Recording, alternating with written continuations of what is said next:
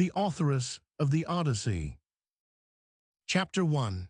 Importance of the Enquirith Steps, whereby I was led to my conclusions. Multitude of early Greek poetesses removes any a priori difficult. Muses and Minerva as heads of literaturemon, rather than woman, the interloper. If the questions whether the Odyssey was written by a man or a woman, and whether or no it is of exclusively Sicilian origin, were pregnant with no larger issues than the determination of the sex and abode of the writer, it might be enough merely to suggest the answers and refer the reader to the work itself. Obviously, however, they have an important bearing on the whole Homeric controversy, for if we find a woman's hand omnipresent throughout the Odyssey, and if we also find so large a number of local details, taken so exclusively and so faithfully from a single Sicilian town as to warrant the belief that the writer must have lived and written there, the presumption seems irresistible that the poem was written by a single person. For there can hardly have been more than one woman in the same place able to write such homogeneous poetry as we find throughout the Odyssey. Many questions will become thus simplified.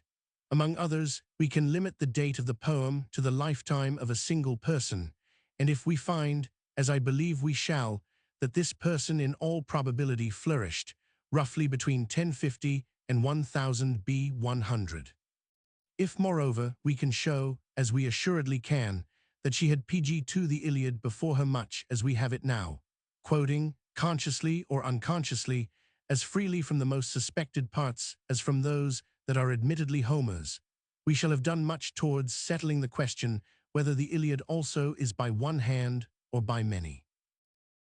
Not that this question ought to want much settling. The theory that the Iliad and Odyssey were written each of them by various hands, and pieced together in various centuries by various editors, is not one which it is easy to treat respectfully.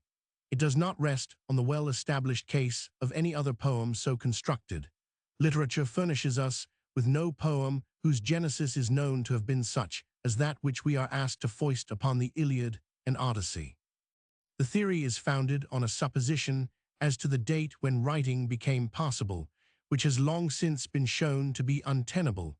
Not only does it rest on no external evidence, but it flies in the face of what little external evidence we have. Based on a base that has been cut from under it, it has been sustained by arguments which have never succeeded in leading two scholars to the same conclusions, and which are of that character which will lead anyone to any conclusion however preposterous, which he may have made up his mind to consider himself as having established. A writer in the Spectator of Jan. 2, 1892, whose name I do not know, concluded an article by saying that the finest poem of the world was created out of the contributions of a multitude of poets revolts all our literary instincts. Of course it does, but the Wolfian heresy, more or less modified, is still so generally accepted both on the continent and in England that it will not be easy to exterminate it. Easy or no, this is a task well worth attempting, for Wolf's theory has been pregnant of harm in more ways than are immediately apparent. Who would have thought of attacking Shakespeare's existence if Shakespeare did not write his plays? He is no longer Shakespeareunless men's minds had been unsettled by Wolf's virtual denial of Homer's. Who would have rescribed picture after picture in half the galleries of Europe, often wantonly, and sometimes in defiance of the pg clearest evidence, if the unsettling of questions concerning authorship had not been found to be an easy road to reputation as a critic? Nor does there appear to be any end to it, for each succeeding generation seems bent on trying to surpass the recklessness of its predecessor. And more than this, the following pages will read a lesson of another kind, which I will leave the reader to guess at, to men whom I will not name, but some of whom he may perhaps know, for there are many of them. Indeed, I have sometimes thought that the sharpness of this lesson may be a more useful service than either the establishment of the points which I have set myself to prove, or the dispelling of the nightmares of Homeric extravagance which German professors have evolved out of their own inner consciousness. Such language may be held to come ill from one who is setting himself to maintain two such seeming paradoxes as the feminine authorship and Sicilian origin of the Odyssey. One such shock would be bad enough, but two, and each so far-reaching, are intolerable. I feel this, and am oppressed by it. When I look back on the record of Iliadic and Odyssean controversy for nearly 2,500 years, and reflect that it is, I may say, dead against me, when I reflect also upon the complexity of academic interests, not to mention the commercial interests vested in well-known school books and so-called education, how can I be other than dismayed at the magnitude, presumption, and indeed utter hopelessness of the task I have undertaken? How can I expect Homeric scholars to tolerate theories so subversive of all that most of them have been insisting on for so many years? It is a matter of Homeric, for my theory affects Iliadic questions nearly as much as it does the Odyssey life and death for them or for myself. If I am right, they have invested their reputation for sagacity in a worthless stock. What becomes, for example, of a great part of Professor Jebb's well-known introduction to Homerto, quote his shorter titleif, the Odyssey was written all of it at Trapani, all of it by one hand, and that hand a woman's. Either my own work is rubbish, in which case it should not be PG-4 hard to prove it so without using discourteous language, or not a little of theirs is not worth the paper on which it is written. They will be more than human, therefore, if they do not handle me somewhat roughly. As for the Odyssey having been written by a woman, they will tell me that I have not even established a prima facie case for my opinion. Of course I have not. It was Bentley who did this, when he said that the Iliad was written for men and the Odyssey for women. The history of literature furnishes us with no case in which a man has written a great masterpiece for women rather than men. If an anonymous book strikes so able a critic as having been written for women, a prima facie case is established for thinking that it was probably written by a woman. I deny, however, that the Odyssey was written for women. It was written for anyone who would listen to it. What Bentley meant was that in the Odyssey, things were looked at from a woman's point of view rather than a man's, and in uttering this obvious truth, I repeat, he established once for all a strong prima facie case for thinking that it was written by a woman. If my opponents can fasten a cavil onto the ninth part of a line of my argument, they will take no heed of, and make no reference to, the 8 parts on which they dared not fasten a misrepresentation, however gross. They will declare it fatal to my theory that there were no Greek-speaking people at Trapani when the Odyssey was written. Having fished up this assertion from the depths of their ignorance of what Thucydides, let alone Virgil, has told us, or if they set these writers on one side, out of their still profounder ignorance of what there was or was not at Trapani in the 11th century, before Christie will refuse to look at the internal evidence furnished by the Odyssey itself. They will ignore the fact that Thucydides tells us that Phocians of those from Troy, which as I will show see chapter 12, can only mean Phocians settled at Mount Eryx, and ask me how I can place Phocians on Mount Eryx when Thucydides says it was PG-5 Phocians who settled there. They will ignore the fact that even though Thucydides had said Phocians without qualifying his words by adding of those from Troy, or of the Trojan branch, he still places Greek-speaking people within 5 miles of Trapani. As for the points of correspondence between both Ithaca and Scheria and Trapani, they will remind me that Captain Fluellen found resemblances between Monmouth and Macedon, as also Bernardino Cami did between Jerusalem and Varallo Sesia. They will say that if mere topographical resemblances are to be considered, the Channel Islands are far more like the Ionian group, as described in the Odyssey, than those off Trapani are, while Balaclava presents us with the whole Scheirian combination so far more plausibly than Trapani as to leave no doubt which site should be preferred. I have not looked at the map of Balaclava to see whether this is so or no, nor yet at other equally promising sites which have been offered me, but am limiting myself to giving examples of criticisms which have been repeatedly passed upon my theory during the last 6 years, and which I do not doubt will be repeatedly passed upon it in the future. On the other hand, I may comfort myself by reflecting that however much I may deserve stoning, there is no one who can stone me with a clear conscience. Those who hold, as most people now do, that the Iliad and Odyssey belong to ages separated from one another by some generations, must be haunted by the reflection that though the diversity of authorship was prominently insisted on by many people more than 2,000 years ago, Not a single Homeric student from those days to the end of the last century could be brought to acknowledge what we now deem self-evident. Professor Jebb, writing of Bentley, says, "He had not felt what is now so generally admitted, that the Odyssey bears the marks of a later time than the Iliad. How came so great a man as Bentley not to see what is so obvious? Truly, as has been said by Mr. Gladstone, if PG6 Homer is old, the systematic and comprehensive study of him is still young."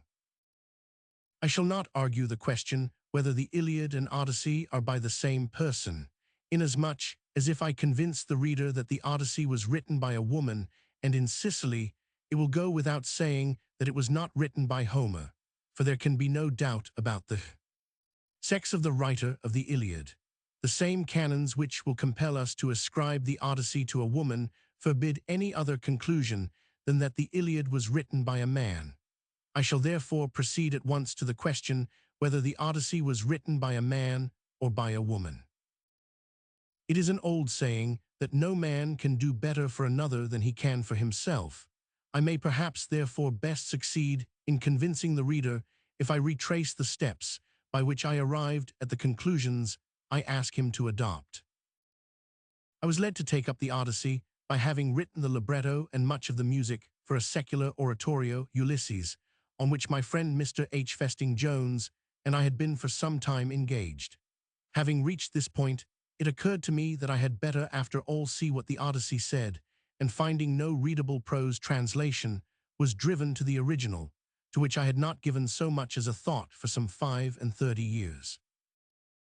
The Greek being easy, I had little difficulty in understanding what I read, and I had the great advantage of coming to the poem with fresh eyes. Also, I read it all through from end to end, as I have since many times done. Fascinated, however, as I at once was by its amazing interest and beauty, I had an ever-present sense of a something wrong, of a something that was eluding me, and of a riddle which I could not read. The more I reflected upon the words, so luminous and so transparent, the more I felt a darkness behind them, that I must pierce before I could see the heart of the writer, and this was what I wanted. For art is only interesting in so far as it reveals an artist. Page 7. In the hope of getting to understand the poem better, I set about translating it into plain prose, with the same benevolent leaning, say, towards Tottenham Court Road, that Messrs. Butcher and Lang have shewn towards Wardour Street. I admit, however, that Wardour Street English has something to say for itself. The Ancient Mariner, for example, would have lost a good deal if it had been called The Old Sailor. But on the whole, I take it that a tale so absolutely without any taint of affectation as the Odyssey will speed best being unaffectedly told. When I came to the Phasian episode, I felt sure that here at any rate the writer was drawing from life, and that Nausicaa, Queen Arete, and Alcinous were real people more or less travestied, and on turning to Colonel Muir's work, I saw that he was of the same opinion. Nevertheless, I found myself continually aghast at the manner in which men were made to speak and act, especially, for example, during the games in honor of Ulysses described in Book 8. Colonel Muir says that the women engross the chief part of the small stock of common sense allotted to the community. So they do, but it never occurred to me to ask myself whether men commonly write brilliant books in which the women are made more sensible than the men. Still dominated by the idea that the writer was a man, I conjectured that he might be some bard, perhaps blind, who lived among the servants much as the chaplain in a great house a couple of 100 years ago among ourselves. Such a bard, even though not blind, would only see great people from a distance, and would not mix with them intimately enough to know how they would speak and act among themselves. It never even crossed my mind that it might have been the commentators who were blind, and that they might have thus come to think that the poet must have been blind too. The view that the writer might have lived more in the steward's room than with the great people of the house served, I say it with shame, to quiet me for a time, but by and by it pg8 struck me that though the men often both said and did things that no man would say or do, the women were always ladies when the writer chose to make them so. How could it be that a servant's whole barge should so often go hopelessly wrong with his men, and yet be so exquisitively right with every single one of his women? But still, I did not catch it. It was not till I got to Circe that it flashed upon me that I was reading the work, not of an old man, but of a young woman and of one who knew not much more about what men can and cannot do than I had found her know about the milking of ewes in the cave of Polyphemus. The more I think of it, the more I wonder at my own stupidity, for I remember that when I was a boy at school, I used to say the Odyssey was the Iliad's wife, and that it was written by a clergyman. But however this may be, as soon as the idea that the writer was a woman and a young one presented itself to me, I felt that here was the reading of the riddle that had so long baffled me. I tried to divest myself of it, but it would not go. As long as I kept to it, everything cohered and was in its right place, and when I set it aside, all was wrong again. I did not seek my conclusion. I did not even know it by sight so as to look for it.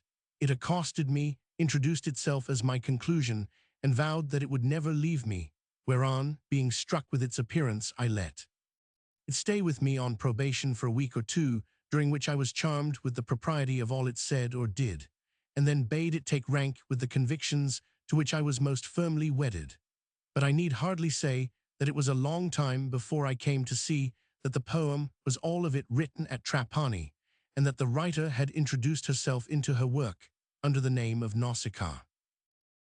I will deal with these points later, but would point out that the moment we refuse to attribute the Odyssey to the writer of the Iliad, whom we should alone call Homer, it becomes an anonymous work. And the first thing that a critic will set himself to do when he considers an anonymous work is to determine the sex of the writer. This, even when women are posing as men, is seldom difficult indeed. It is done almost PG-9, invariably with success as often as an anonymous work is published, and when anyone writes with the frankness and spontaneity which are such an irresistible charm in the Odyssey, it is not only not difficult, but exceedingly easy. Difficulty will only arise if the critic is, as we have all been in this case, dominated by a deeply rooted preconceived opinion, and if also there is some strong a priori improbability in the supposition that the writer was a woman. It may be urged that it is extremely improbable that any woman in any age should write such a masterpiece as the Odyssey, but so it also is that any man should do so. In all the many hundreds of years since the Odyssey was written, no man has been able to write another that will compare with it. It was extremely improbable that the son of a Stratford woolstapler should write Hamlet, or that a Bedfordshire tinker should produce such a masterpiece as Pilgrim's Progress. Phenomenal works imply a phenomenal workman, but there are phenomenal women as well as phenomenal men, and though there is much in the Iliad which no woman, however phenomenal, can be supposed at all likely to have written, there is not a line in the Odyssey which a woman might not perfectly well write, and there is much beauty which a man would be almost certain to neglect. Moreover, there are many mistakes in the Odyssey which a young woman might easily make, but which a man could hardly fall into, for example, making the wind whistle over waves at the end of Book 2. Thinking that a lamb could live on 2 pulls a day at a ewe that was already milked 9, 245, and 308, 309, believing a ship to have a rudder at both ends 9, 540, thinking that dry and well-seasoned timber can be cut from a growing tree 5, making a hawk while still on the wing tear its prey a thing that no hawk can do 15. I see that Messrs. Butcher and Lang omit 9, in which the rudder is placed in the bows of a ship, but it is found in the text, and is the last kind of statement a copyist would be inclined to intercalate. Yet I could have found it in my heart to conceive the text in fault, had I not also found the writer explaining in Book 5 that Ulysses gave his raft a rudder PG-10 in order that he might be able to steer it. People whose ideas about rudders have become well defined will let the fact that a ship is steered by means of its rudder go without saying. Furthermore, not only does she explain that Ulysses would want a rudder to steer with, but later on line 270 she tells us that he actually did use the rudder when he had made it, and moreover that he used it, or skillfully. Young women know that a horse goes before a cart, and being told that the rudder guides the ship, are apt, and I have more than once found them do so to believe that it goes in front of the ship. Probably the writer of the Odyssey forgot for the moment at which end the rudder should be. She thought it all over yesterday and was not going to think it all over again today, so she put the rudder at both ends, intending to remove it from the one that should prove to be the wrong one. Later on she forgot, or did not think it worth while to trouble about so small a detail. So with Calypso's Axe 536. No one who is used to handling an axe would describe it so fully and tell us that it suited Ulysses' hands and was furnished with a handle. I have heard say that a celebrated female authoress was discovered to be a woman by her having spoken of a 2-foot ruler instead of a 2-foot rule, but over minuteness of description is deeper and stronger evidence of unfamiliarity the mistaken nomenclature is. Such mistakes and self-betrayals as those above pointed out enhance, rather than impair the charm of the Odyssey. Granted that the Odyssey is inferior to the Iliad in strength, robustness, and wealth of poetic imagery, I cannot think that it is inferior in its power of fascinating the reader. Indeed, if I had to sacrifice one or the other, I can hardly doubt that I should let the Iliad go rather than the Odyssey, just as if I had to sacrifice either Mont Blanc or Monte Rosa, I should sacrifice Mont Blanc, though I know it to be in many respects the grander mountain of the two. Page 11. It should go, however, without saying that much which is charming in a woman's work would be ridiculous in a man's, and this is eminently exemplified in the Odyssey. If a woman wrote it, it is as lovely as the frontispiece of this volume, and becomes, if less vigorous, yet assuredly more wonderful than the Iliad. If, on the other hand, it is by a man, the half Bayeux tapestry, half Botticelli's Venus rising from the sea, or Primavera, feeling with which it impresses us, gives place to astonishment how any man could have written it. What is a right manner for a woman is a wrong one for a man, and vice versa. Jane Austen's young men, for example, are seldom very interesting, but it is only those who are blind to the exquisite truth and delicacy of Jane Austen's work who will feel any wish to complain of her for not understanding young men as well as she did young women. The writer of a Times leading article, Feb. 4th, 1897, says, "The sex difference is the profoundest and most far-reaching that exists among human beings. Women may or may not be the equals of men in intelligence, but women in the mass will act after the manner of women, which is not and never can be the manner of men. And as they will act, so will they write. This, however, does not make their work any the less charming when it is good of its kind. On the contrary, it makes it more so."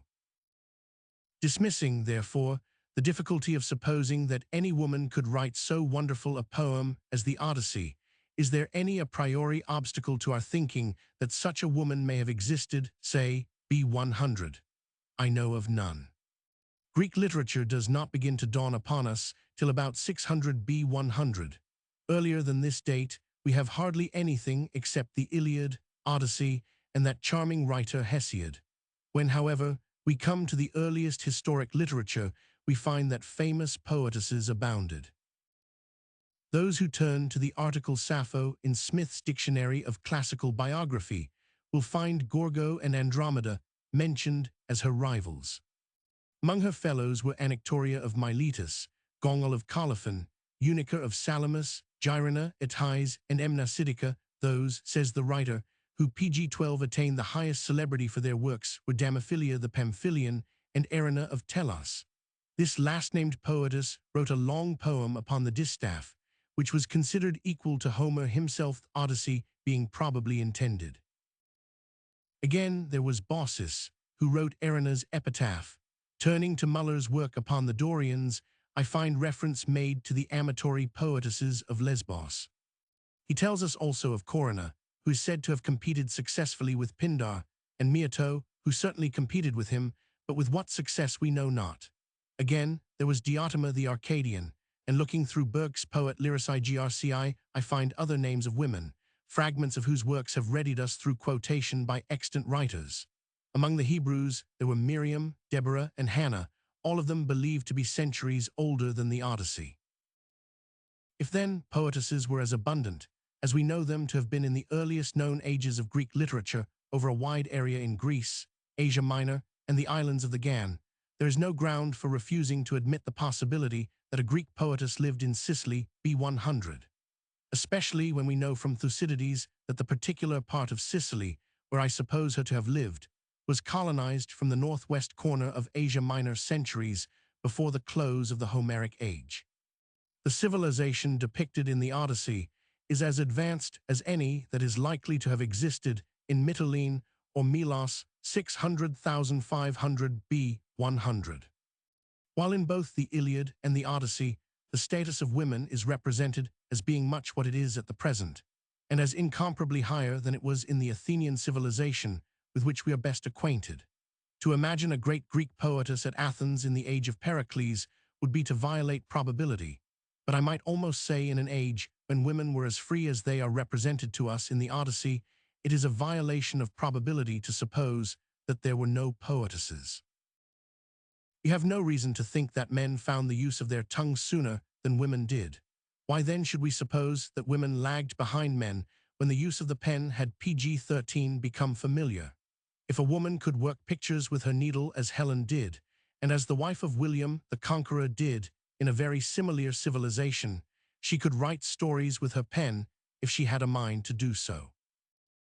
The fact that the recognized heads of literature in the Homeric age were the 9 muses, for it is always these or the muse that is involved, and never Apollo or Minerva, throws back the suggestion of female authorship to a very remote period, when to be an author at all was to be a poet, for prose writing is a comparatively late development. Both Iliad and Odyssey begin with an invocation addressed to a woman, who, as the head of literature, must be supposed to have been an authoress, though none of her works have come down to us.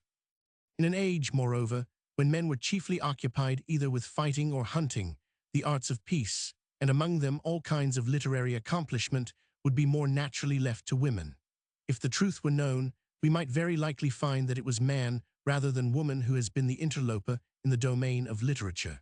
Nausicaa was more probably a survival than an interloper, but most probably of all she was in the height of the fashion. Page 14. Chapter 2. The Story of the Odyssey. It will help the reader to follow the arguments by which I shall sustain the female authorship of the Odyssey, the fact of its being written at Trapani on the west coast of Sicily, and its development in the hands of the writer, if I lay before him an abridgment of the complete translation that I have made, but not yet published. If space permitted, I should print my translation in full, but this is obviously impossible, for what I give here is only about a fourth of the whole poem. I have therefore selected those parts that throw most light upon the subjects above referred to, with just so much connecting matter as may serve to make the whole readable and intelligible. I am aware that the beauty of the poem is thus fatally marred, for it is often the loveliest passages that serve my purpose least. The abridgment, therefore, that I here give is not to be regarded otherwise than as the key sketch which we so often see under an engraving of a picture that contains many portraits. It is intended not as a work of art, but as an elucidatory diagram. As regards its closeness to the text, the references to the poem, which will be found at the beginning of each paragraph, will show where the abridgment has been greatest, and will also enable the reader to verify the fidelity of the rendering either with the Greek or with Messrs. Butcher and Lang's translation. I affirm with confidence that if the reader is good enough to thus verify any passages that may strike him as impossibly modern, he will find that I have adhered as severely to the intention of the original as it was possible for me to do while telling the story in my own words and abridging it.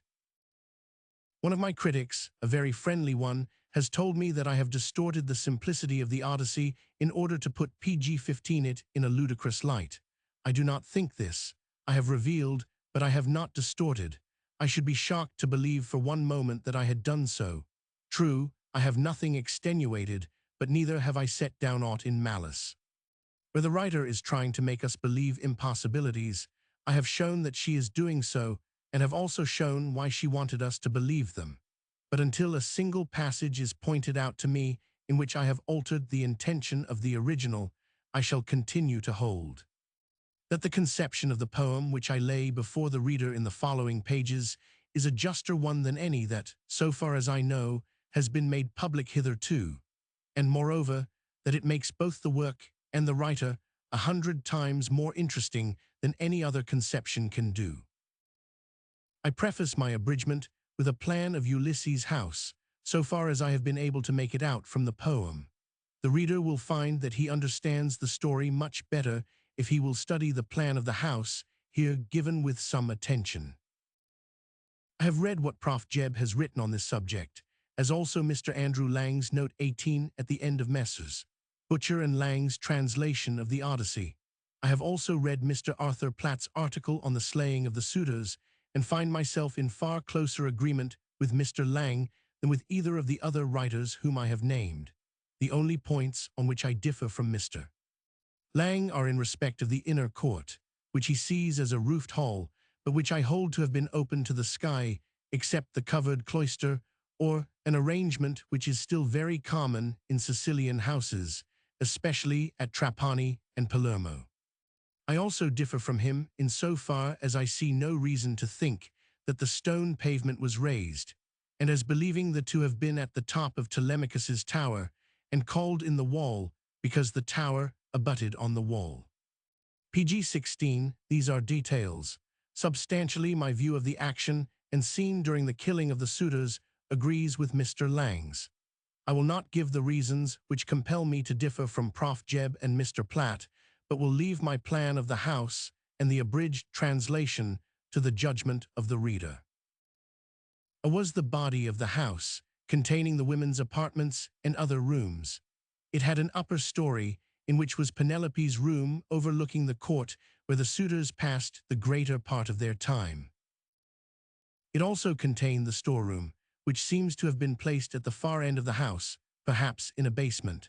The storeroom could be reached by a passage from a doorway A, and also by back passages from a sitting entrance A, which I suppose to have been the back door of the house. The women's apartments opened on to the passage leading from A to the storeroom. B and B were the megaron or megara, that is to say inner court, of which B was a covered cloister with a roof supported by bearing posts with crossbeams and rafters. The open part of the court had no flooring but the natural soil. Animals seemed to have been flayed and dressed here, for Medon, who was certainly in the inner court, while the suitors were being killed, concealed himself under a freshly flayed ox or heifer's hide 22. B was called the or shaded part of the court, to distinguish it from that which was open to the sun. The end nearest the house was paved with stone, while that nearest the outer court, and probably the other two sides, were floored with ash. The part of the cloister that was paved with stone does not appear to have been raised above the level of the rest. At one end of the stone pavement there was a door opening on to a narrow passage. This door, though mentioned immediately after the or trap door 22, which we shall come to presently, has no connection with it. About the middle of the pavement, during the trial of the axes, there was a seat B, from which Ulysses shot through the axes, and from which he sprang when he began to shoot the suitors, PG 17, against one of the bearing posts that supported the roof of the cloister. There was C, a spear stand. The house of Ulysses. All the four sides of the cloisters were filled with small tables at which the suitors dined. A man could hold one of these tables before him as a shield 22, 75. In the cloisters there were also D, an open hearth or fireplace in the wall at right angles to the one which abutted on the house. So at least I read 23. E, the table at which the wine was mixed in the mixing bowl as well, of course, as the other tables above mentioned. F, a door leading into G, the tower in which Telemachus used to sleep, translating 22, not near the, but near towards the. At the top of this tower there was a trapdoor G, through which it was possible to get out on to the roof of the tower and raise an alarm, but which afforded neither ingress nor egress. C was the outer court, or, approached by C, the main entrance, or a covered gateway with a room over it. This covered gateway was the or reverberating portico which we meet within other Odyssean houses and are so familiar within Italian and Sicilian houses at the present day. It was surrounded by sea-covered sheds or barns in which carts, farm implements, and probably some farm produce would be stored. It contained the prodomus, or vestibule in front of the inner court, into which the visitor would pass through. The or inner gateway. The word, however, is used also for the outer gateway, and the tholus or vaulted room, about the exact position of which all we know is that it is described in 22:460 as close up against the wall of the outer court. I suspect, but cannot prove it, that this was the room in which Ulysses built his bed. 23:204. D was the or level ground in front of Ulysses' house, on which the suitors amused themselves playing at quoits and aiming a spear at a mark. 627. Page 18. The only part of the foregoing plan and explanatory notes that forces the text is in respect of the main gateway, which I place too far from the mouth of for one man to be able to keep out all who would bring help to the suitors, but considering how much other impossibility we have to accept, I think this may be allowed to go with the rest. A young woman, such as I suppose the writer of the Odyssey to have been, would not stick at such a trifle as shifting the gates a little nearer if it suited her purpose. In passing, I may say that Agamemnon appears to have been killed odd 531 in much such a cloistered court as above supposed for the house of Ulysses. A banquet seems to have been prepared in the cloister on one side the court, while men were ambuscaded in the one on the opposite side. Lastly, for what it may be worth, I would remind the reader that there is not a hint of windows in the part of Ulysses' house frequented by the suitors. The story of the Odyssey. Book 1, The Council of the Gods Telemachus and the Suitors in the House of Ulysses. Tell me, O Muse, of that ingenious hero who met with many adventures while trying to bring his men home after the sack of Troy. He failed in this, for the men perished through their own sheer folly in eating the cattle of the sun, and he himself, though he was longing to get back to his wife, was now languishing in a lonely island, the abode of the nymph Calypso. Calypso wanted him to marry her and kept him with her for many years, till at last all the gods took pity upon him except Neptune, whose son Polyphemus he had blinded. Now it so fell out that Neptune had gone to pay a visit 21 to the Ethiopians, who lie in two halves, one half looking on to the Atlantic and the other on to the Indian Ocean. The other gods, therefore, held a council, and Jove made them a speech about the folly of Gisthus in 35 wooing Clytemnestra and PG-19 murdering Agamemnon. Finally, yielding to Minerva, he consented that Ulysses should return to Ithaca. In that case, said Minerva, we should send Mercury to aid Calypso to tell her what we have settled. I will also go to Ithaca and embolden Ulysses' son Telemachus to dismiss the suitors of his mother Penelope, who are ruining him by their extravagance. Furthermore, I will send him to Sparta and Pylos to seek news of his father, for this will get him a good name. The goddess then winged her way to the gates of Ulysses' 96 house, disguised as an old family friend, and found the suitors playing draughts in front of the house and lording it in great style. Telemachus, seeing her standing at the gate, went up to her, led her within, placed her spear in the spear stand against a strong bearing post, brought her a seat, and set refreshments before her. Meanwhile the suitors came trooping into the sheltered 114 cloisters that ran round the inner court. Here, according to their wont, they feasted, and when they had done eating they compelled Phemius, a famous bard, to sing to them. On this Telemachus began talking quietly to Minerva. He told her how his father's return seemed now quite hopeless, and concluded by asking her name and country. Minerva said she was Ments, chief of the Taphians, and 178 was on her way to Temesa with a cargo of iron, which she should exchange for copper. She told Telemachus that her ship was lying outside the town, under Mt. 186 Neritum, in the harbor that was called Rethron. Go, she added, and ask old Laertes, who I hear is now 189 living, but poorly in the country, and never comes into the town. He will tell you that I am an old friend of your father's." She then said, "But who are all these people whom I 224 see page 20 behaving so atrociously about your house? What is it all about? Their conduct is enough to disgust any right-minded person." "They are my mother's suitors," answered Telemachus, "and 230 come from the neighboring islands of Dulichium, Same, and Zacynthus, as well as from Ithaca itself.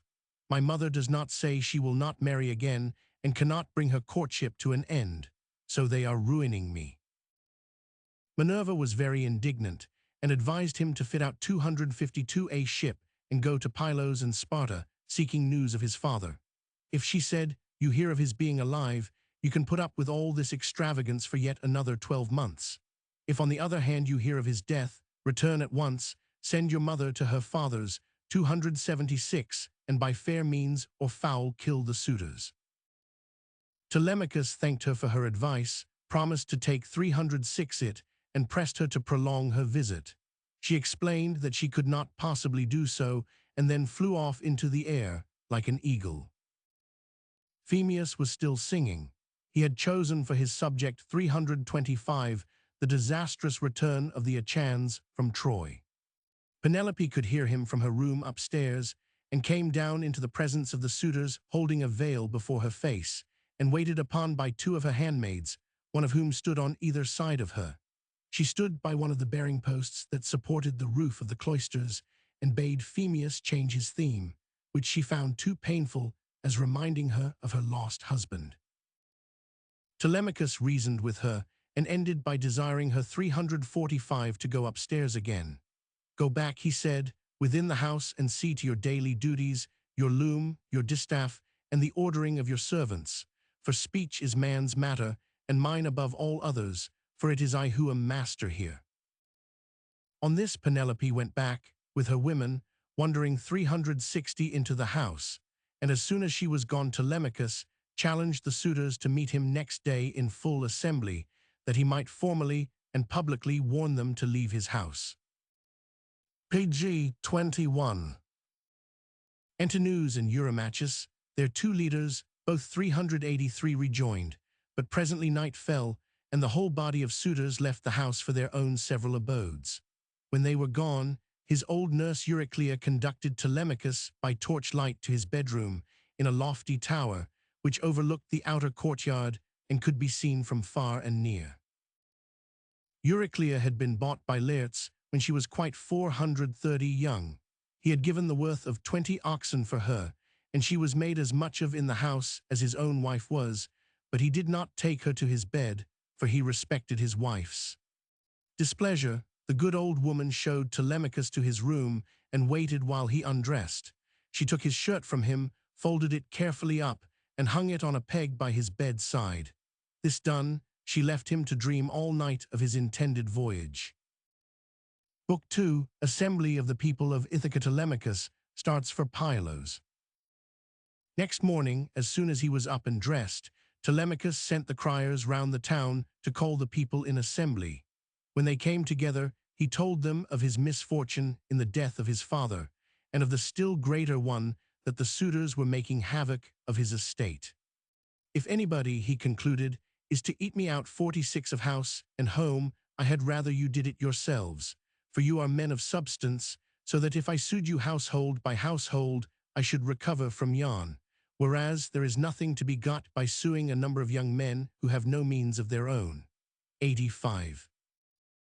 To this Antinous rejoined that it was Penelope's own fault. She had been encouraging the suitors all the time by sending flattering messages to every single one of them. He explained how for nearly 4 years she had tricked them about the web, which she said was to be a pall for Laertes.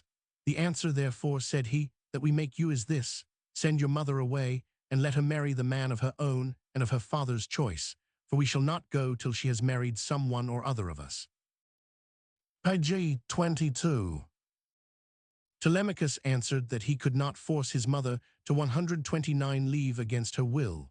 If he did so, he should have to refund to his grandfather Icarius the dowry that Ulysses had received on marrying Penelope, and this would bear hardly on him. Besides, it would not be a creditable thing to do.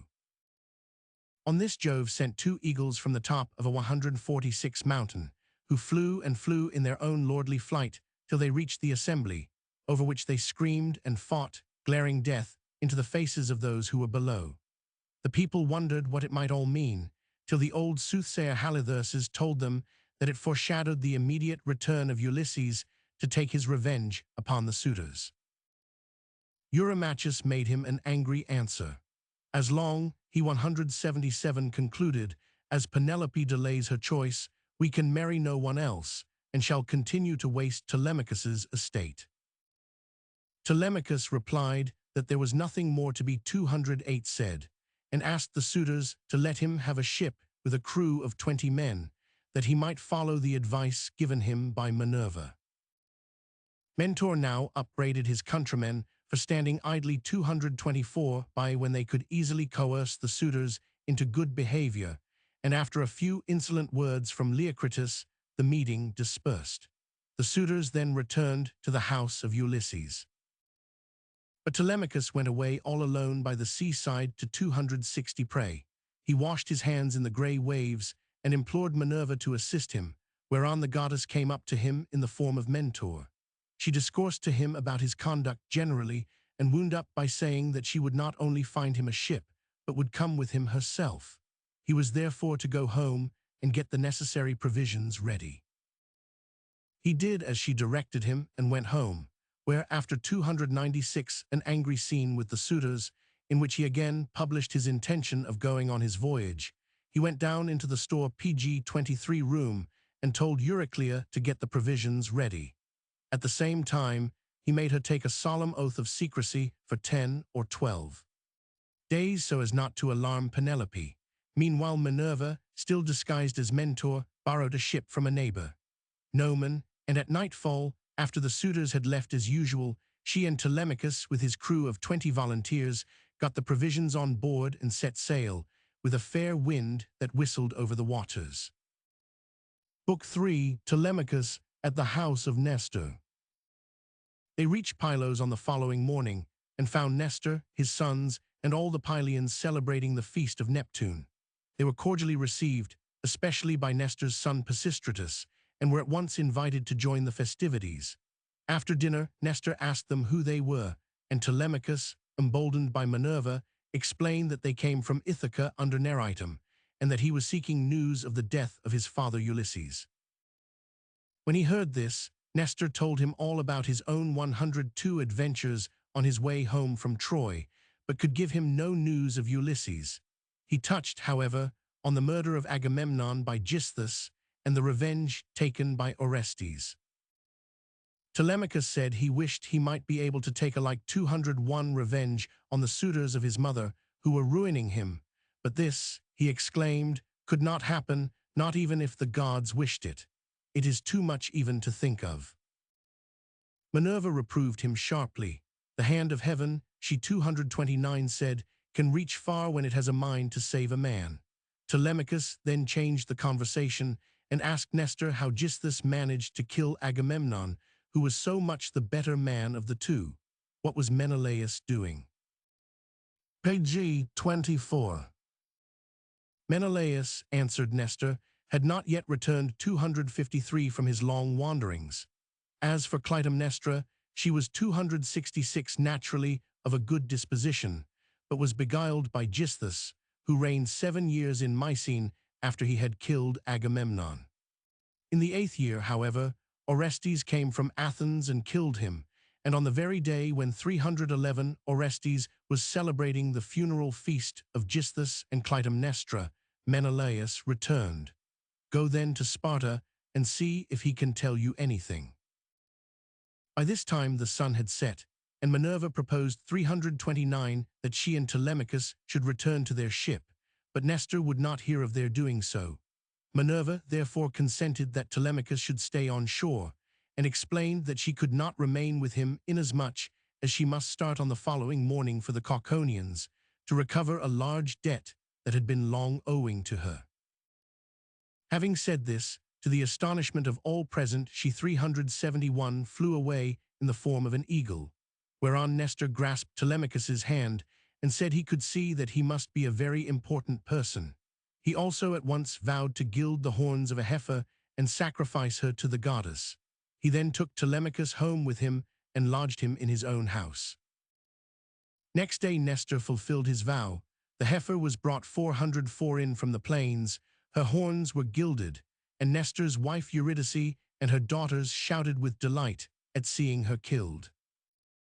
After the banquet that ensued, Nestor sent Telemachus 477 and his son Pisistratus off in a chariot and pair for Lacedaemon, which they reached on the following morning, after passing a night in the house of Diocles at Fur. Book 4, Telemachus at the house of Menelaus. The suitors resolved to lie in wait for him as he returns and murder him. When the two young men reached Lacedaemon, they drove straight to Menelaus's house and found him celebrating PG 25, the double marriage of his daughter Hermione and his son Megapens. Menelaus, after a little demur on the part of his major domo 22 Eteonius, for which he was severely reprimanded by his master, entertained his guests very hospitably, and overhearing Telemachus call his friends' attention to the splendor of the house, he explained to them how much toil and sorrow he had endured, especially through the murder of his brother Agamemnon, the plundering of his house by Paris when he carried off Helen, and the death of so many of his brave comrades at Troy. There is one man, however, he added, of whom I cannot even think without loathing both food and sleep. I mean Ulysses. When Telemachus heard his father thus mentioned, he could not restrain his tears, and while Menelaus was in doubt what to say or not say, Helen came down, dinner being now half through, with her 3 attendant maidens, Adraste, Alcip, and Philo, who set a seat for her and brought her famous work-box, which ran on wheels, that she might begin to spin. And who, pray, said she to her husband, may these 138 gentlemen be who are honoring us with their presence? Shall I guess right or wrong, but I really must say what I think. I never saw such a likeness neither in man nor woman. This young man can only be Telemachus, whom Ulysses left behind him a baby in arms when he set out for Troy. I too, answered Menelaus, have observed the likeness. 147, it is unmistakable.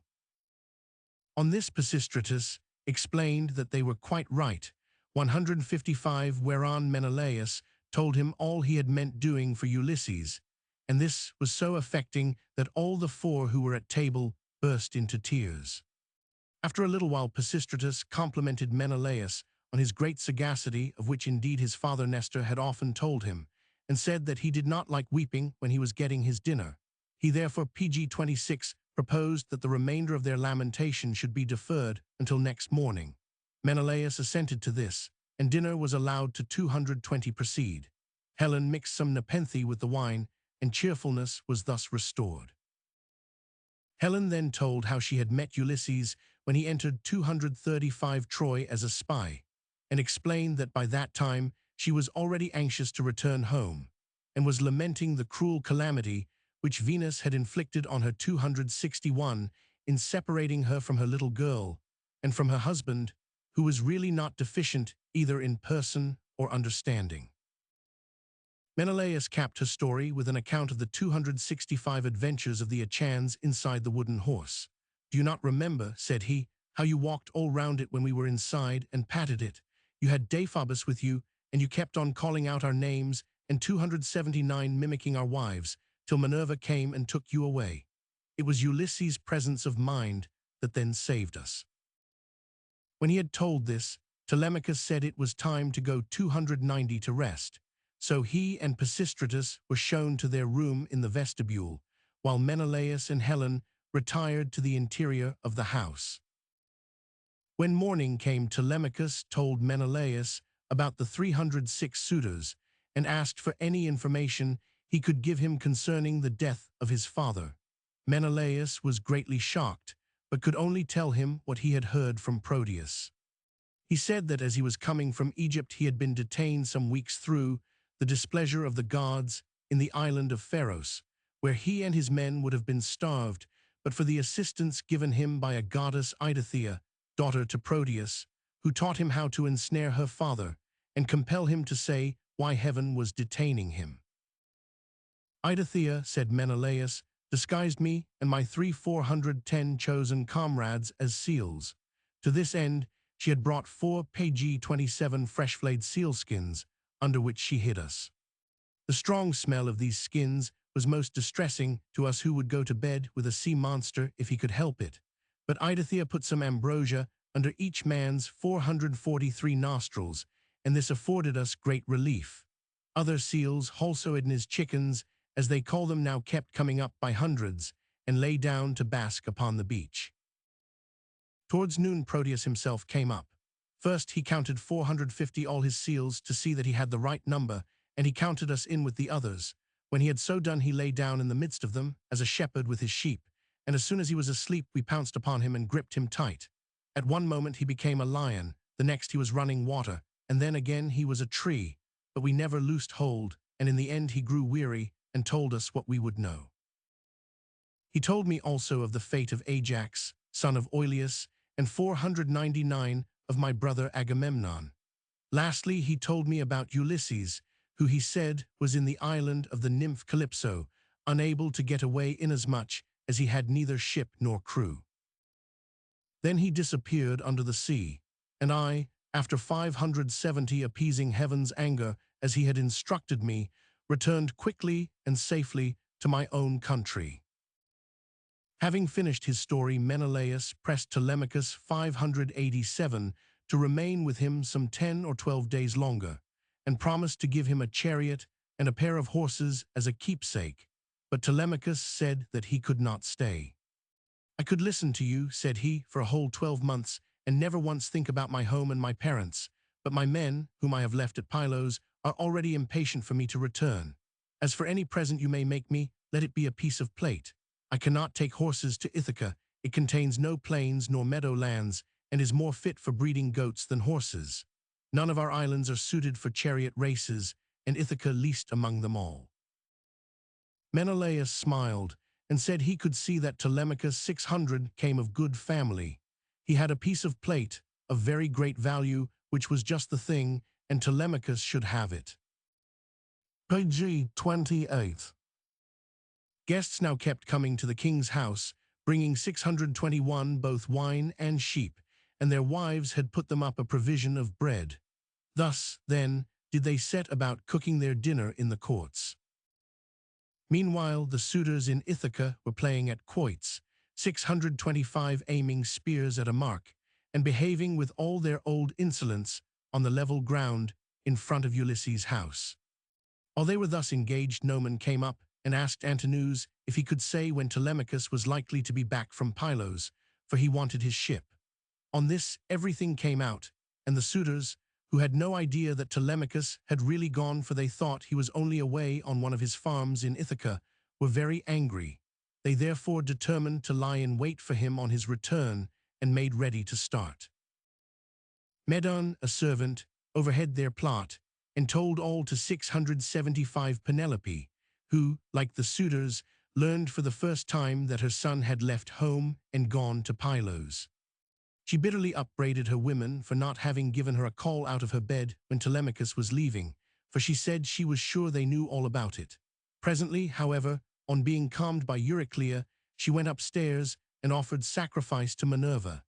After a time she fell into a deep slumber, during which she was comforted by a vision of her sister Iphthyme, which Minerva had sent to her bedside. When night fell, the suitors set sail, intending to 842 waylay Telemachus in the strait between Same and Ithaca. Book 5, Ulysses in the island of Calypso. He leaves the island on a raft, and after great suffering reaches the land of the Phasians. The gods now held a second council, at which Minerva and 28 Jove both spoke. When Jove had done speaking, he sent Mercury to Calypso Pg-29 to tell that Ulysses was to return home, reaching the land of the Phasians in 20 days. The Phasians would load him with presents and send him on to Ithaca. Mercury, therefore, flew over the sea like a cormorant 43 that fishes every hole and corner of the deep. In the course of time, he reached Calypso's cave and told his story. Calypso was very angry, but seeing there was no help for it, promised obedience. As soon as Mercury was gone, she went to look for Ulysses, whom she found weeping as usual and looking out ever sadly upon the sea. She told him to build himself a raft and sail home upon it, but Ulysses was deeply suspicious and would not be reassured till she had sworn a very solemn oath that she meant him no harm and was advising him in all good faith. The pair then returned to Calypso's cave. "I cannot 192 understand," she said, "why you will not stay quietly here with me instead of all the time thinking about this wife of yours. I cannot believe that I am any worse looking than she is. If you only knew how much hardship 206 you will have to undergo before you get back, you would stay where you are and let me make you immortal." "Do not be angry with me," answered Ulysses. "You are 215 infinitely better looking than Penelope. You are a goddess, and she is but a mortal woman. There can be no comparison. Nevertheless, come what may, I have a craving to get back to my own home." The next 4 days were spent in making the raft. Calypso 228 lent him her axe and auger and showed him where the trees grew which would be driest and whose timber would be the 240 best seasoned, and Ulysses cut them down. He made the raft about as broad in the beam as people generally make a good big ship, and he gave it a rudder that he might 255 be able to steer it. Calypso then washed him, gave him clean clothes, and he 264 set out, steering his ship skillfully by means of the 270 rudder. He steered towards the Great Bear, which is also called the Wain, keeping it on his left hand, for so Calypso had advised him. Page 30. All went well with him for 17 days, and on the 278th he caught sight of the faint outlines of the Phasian coast lying long and low upon the horizon. Here, however, Neptune, who was on his way home from the 282 Ethiopians, caught sight of him and saw the march that the other gods had stolen upon him during his absence. He therefore stirred the sea round with his trident and raised a frightful hurricane, so that Ulysses could see nothing more, everything being dark as night. Presently 294 he was washed overboard, but managed to regain his raft. He was giving himself up for lost when Ino, also named 333 Leucothea, took pity on him and flew on to his raft like a sea gull. She reassured him and gave him her veil, at the same time telling him to throw it back into the sea as soon as he reached land, and to turn his face away from the sea as he did so. The storm still raged, and the raft went to pieces under 351 its fury, whereon Ulysses bound Ino's veil under his arms and began to swim. Neptune, on seeing this, was satisfied and went away. As soon as he was gone, Minerva calmed all the winds 369 except the north, which blew strong for 2 days and 2 nights, so that Ulysses was carried to the south again.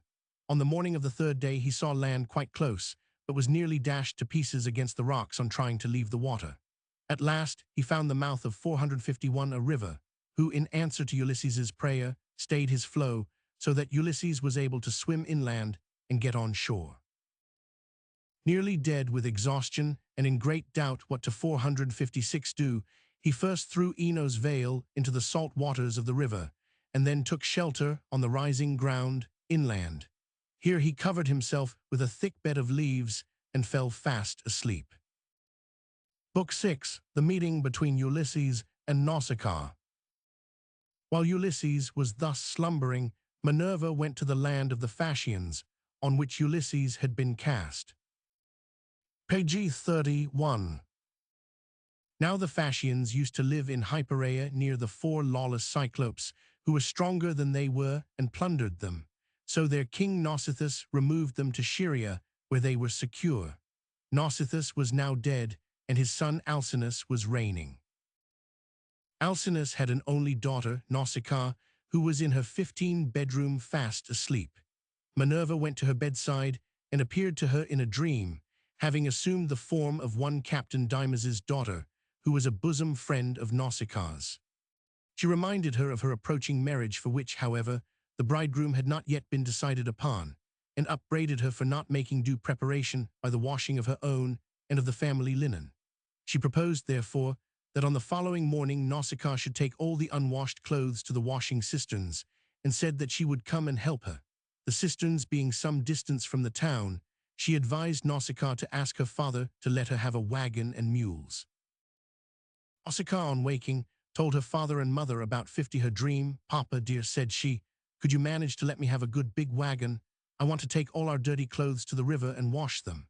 You are the chief man here, so it is only proper that you should have 60 clean shirt when you attend meetings of the council.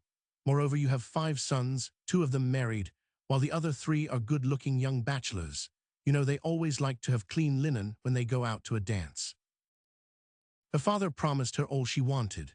The wagon 71 was made ready, her mother put her up a basket of provisions, and Nausicaa drove her maids to the bank of the river, where were the cisterns, through which there flowed enough clear water to wash clothes however dirty they might be.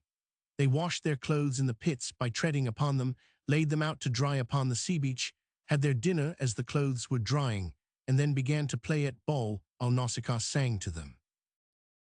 In the course of time, when they were thinking about PG 32-110 starting home, Minerva woke Ulysses, who was in the wood just above them. He sat up, heard the voices and laughter of the women, and wondered where he was.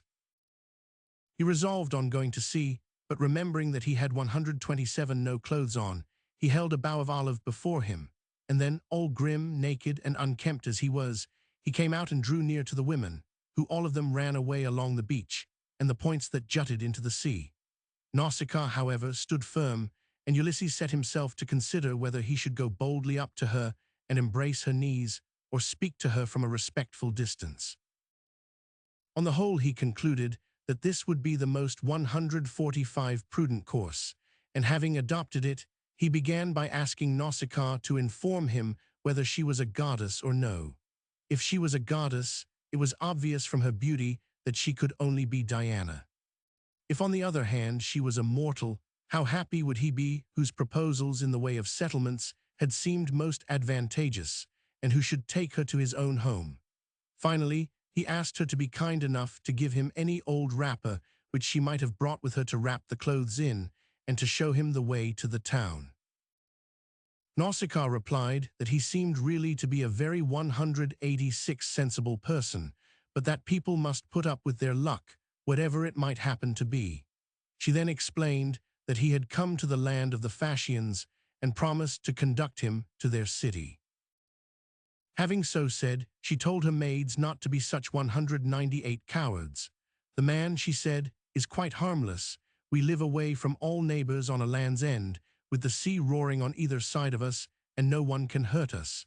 See to this poor fellow, therefore, and give him something to eat." When they heard this, the maids came back and gave 211 Ulysses a shirt and cloak. They also gave him a bottle of oil and told him to go and wash in the river, but he said, "I will not wash myself while you keep standing there. I cannot bring myself to strip before a number of good-looking young women." So they went and told their mistress. Page 33. When Ulysses had done washing, Minerva made him look much 224 grander and more imposing, and gave him a thick head of hair which flowed down in hyacinthine curls about his shoulders. Nausicaa was very much struck with the change in his appearance. At first, she said, "I thought him quite plain, but now he is of godlike beauty. I wish I might have such a man as that for my husband, if he would only stay here. But never mind this. Girls, give him something to eat and drink." The maids then set meat and drink before Ulysses, who was 247 ravenously hungry. While he was eating, Nausicaa got the clothes folded up and put onto the cart, after which she gave him his instructions. "Follow after the cart," she said, "along with the maids, till you get near the houses.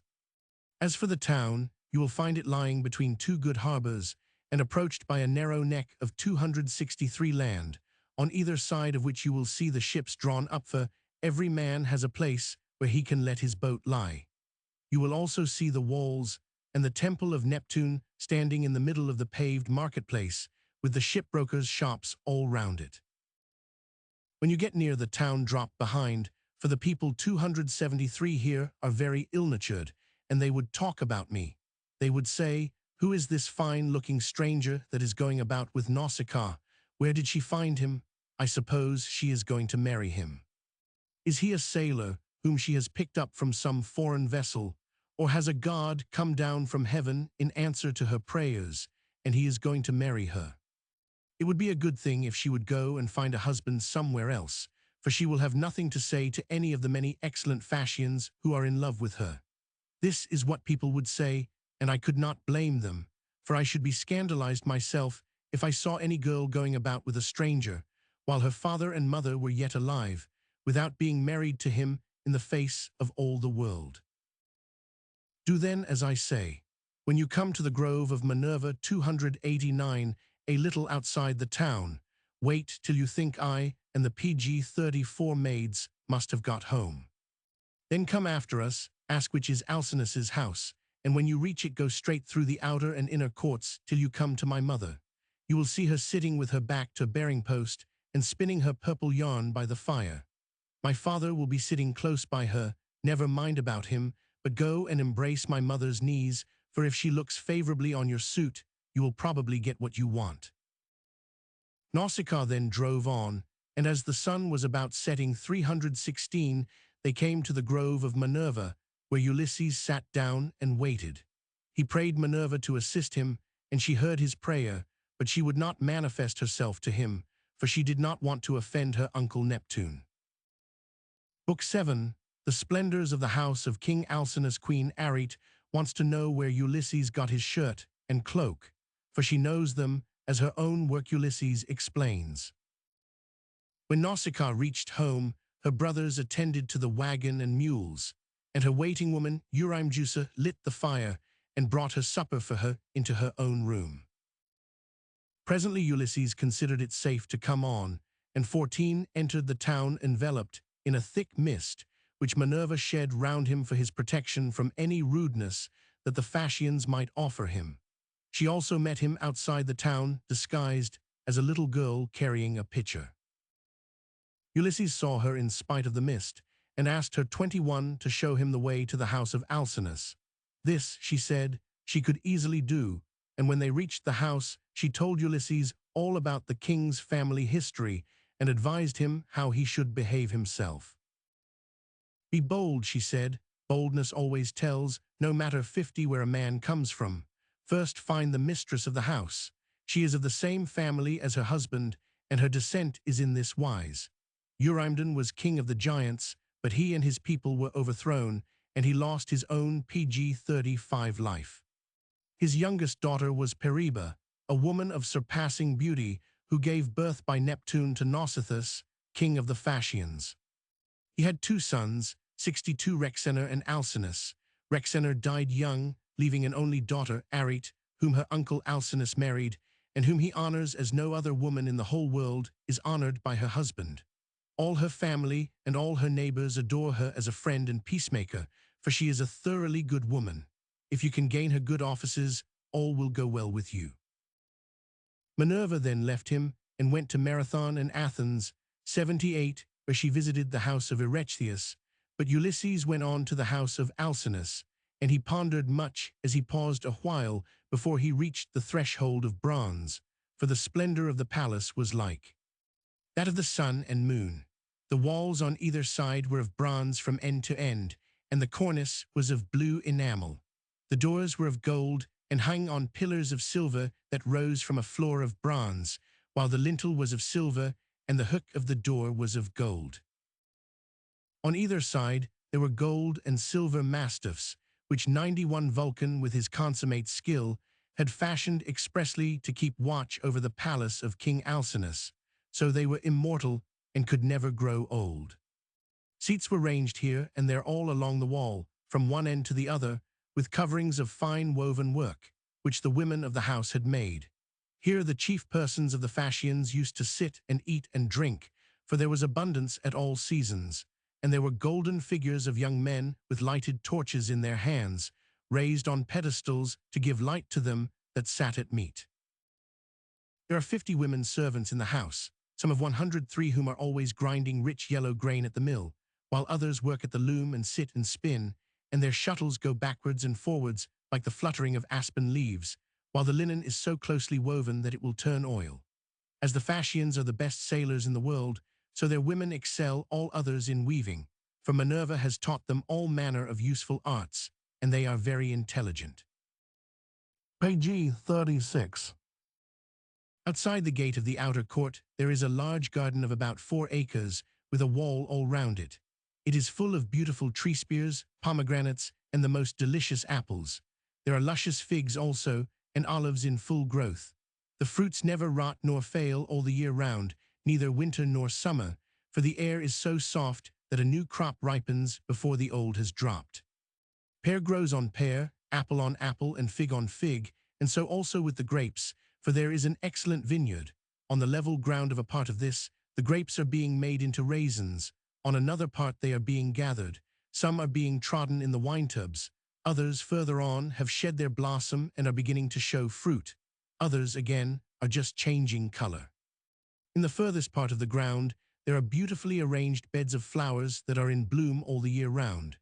2 streams go through it, the one turned in ducts throughout the whole garden, while the other is carried under the ground of the outer court to the house itself, and the townspeople drew water from it. Such, then, were the splendors with which heaven had endowed the house of King Alcinous. So here Ulysses stood for a while and looked about 133 him, but when he had looked long enough, he crossed the threshold and went within the precincts of the house. He passed through the crowd of guests who were nightly visitors at the table of King Alcinous, and who were then making their usual drink offering to Mercury before 137 going for the night. He was still shrouded in the mist of invisibility with which Minerva had invested him, and going up to Arete, he embraced her knees, whereon he suddenly became visible. Everyone was greatly surprised at seeing a man there, but Ulysses paid no attention to this, and at once implored the queen's assistance. He then sat down among the ashes on the hearth. Alcinous did not know what to do or say, nor yet did any 154 one else, till one of the guests at Chenius told him it was not pg 37 creditable to him that a suppliant should be left thus groveling among the ashes. Alcinous ought to give him a seat and set food before him. This was accordingly done, and after Ulysses had finished eating, Alcinous made a speech, in which he proposed that they should have a great banquet next day in their guest's honor, and then provide him an escort to take him to his own home. This was agreed to, and after a while the other guests went home to bed. When they were gone, Ulysses was left alone with Alcinous 230 and Arete sitting over the fire, while the servants were taking the things away after supper. Then Arete said, "Stranger, before we go any further, there is a question I should like to put to you. Who are you, and who gave you those clothes?" For she recognized the shirt and cloak Ulysses was wearing as her own work, and that of her maids. Ulysses did not give his name, but told her how he had 240 come from Calypso's island and been wrecked on the Phasian coast. Next day he said, "I fell in with your daughter, who treated me with much greater kindness than one could have expected from so young a person, for young people are apt to be thoughtless. It was she who gave me the clothes." Alcinous then said he wished the stranger would stay with 308 them for good and all and marry Nausicaa. They would not, however, press this, and if he insisted on going they would send him, no matter where. "Even though it be further than Euba, which they say is further off than any other place, we will send you, and you shall be taken so easily that you may sleep the whole way if you like." To this Ulysses only replied by praying that the king 329 might be as good as his word. A bed was then made for him in the gatehouse, and they all retired for the night. Book 8, The Phasian Games, and Banquet in honor of Ulysses. When morning came, Alcinous called an assembly of the Phasian, and Minerva went about urging everyone to come pg 38 and see the wonderful stranger. She also gave Ulysses a more imposing presence that he might impress the people favorably. When the Phasians were assembled, Alcinous said, "I do not know who this stranger is, nor where he comes 28 from, but he wants us to send him to his own home, and no guest of mine was ever yet able to complain that I did not send him home quickly enough. Let us therefore fit out a new ship with a crew of 52 men and send him. The crew shall come to my house, and I will find them in food which they can cook for themselves. The aldermen and councillors shall be feasted inside the house. I can take no denial, and we will have Demodocus to sing to us." The ship and crew were immediately found, and the sailors 46, with all the male part of the population, swarmed to the house of Alcinous, till the yards and barns and buildings were crowded.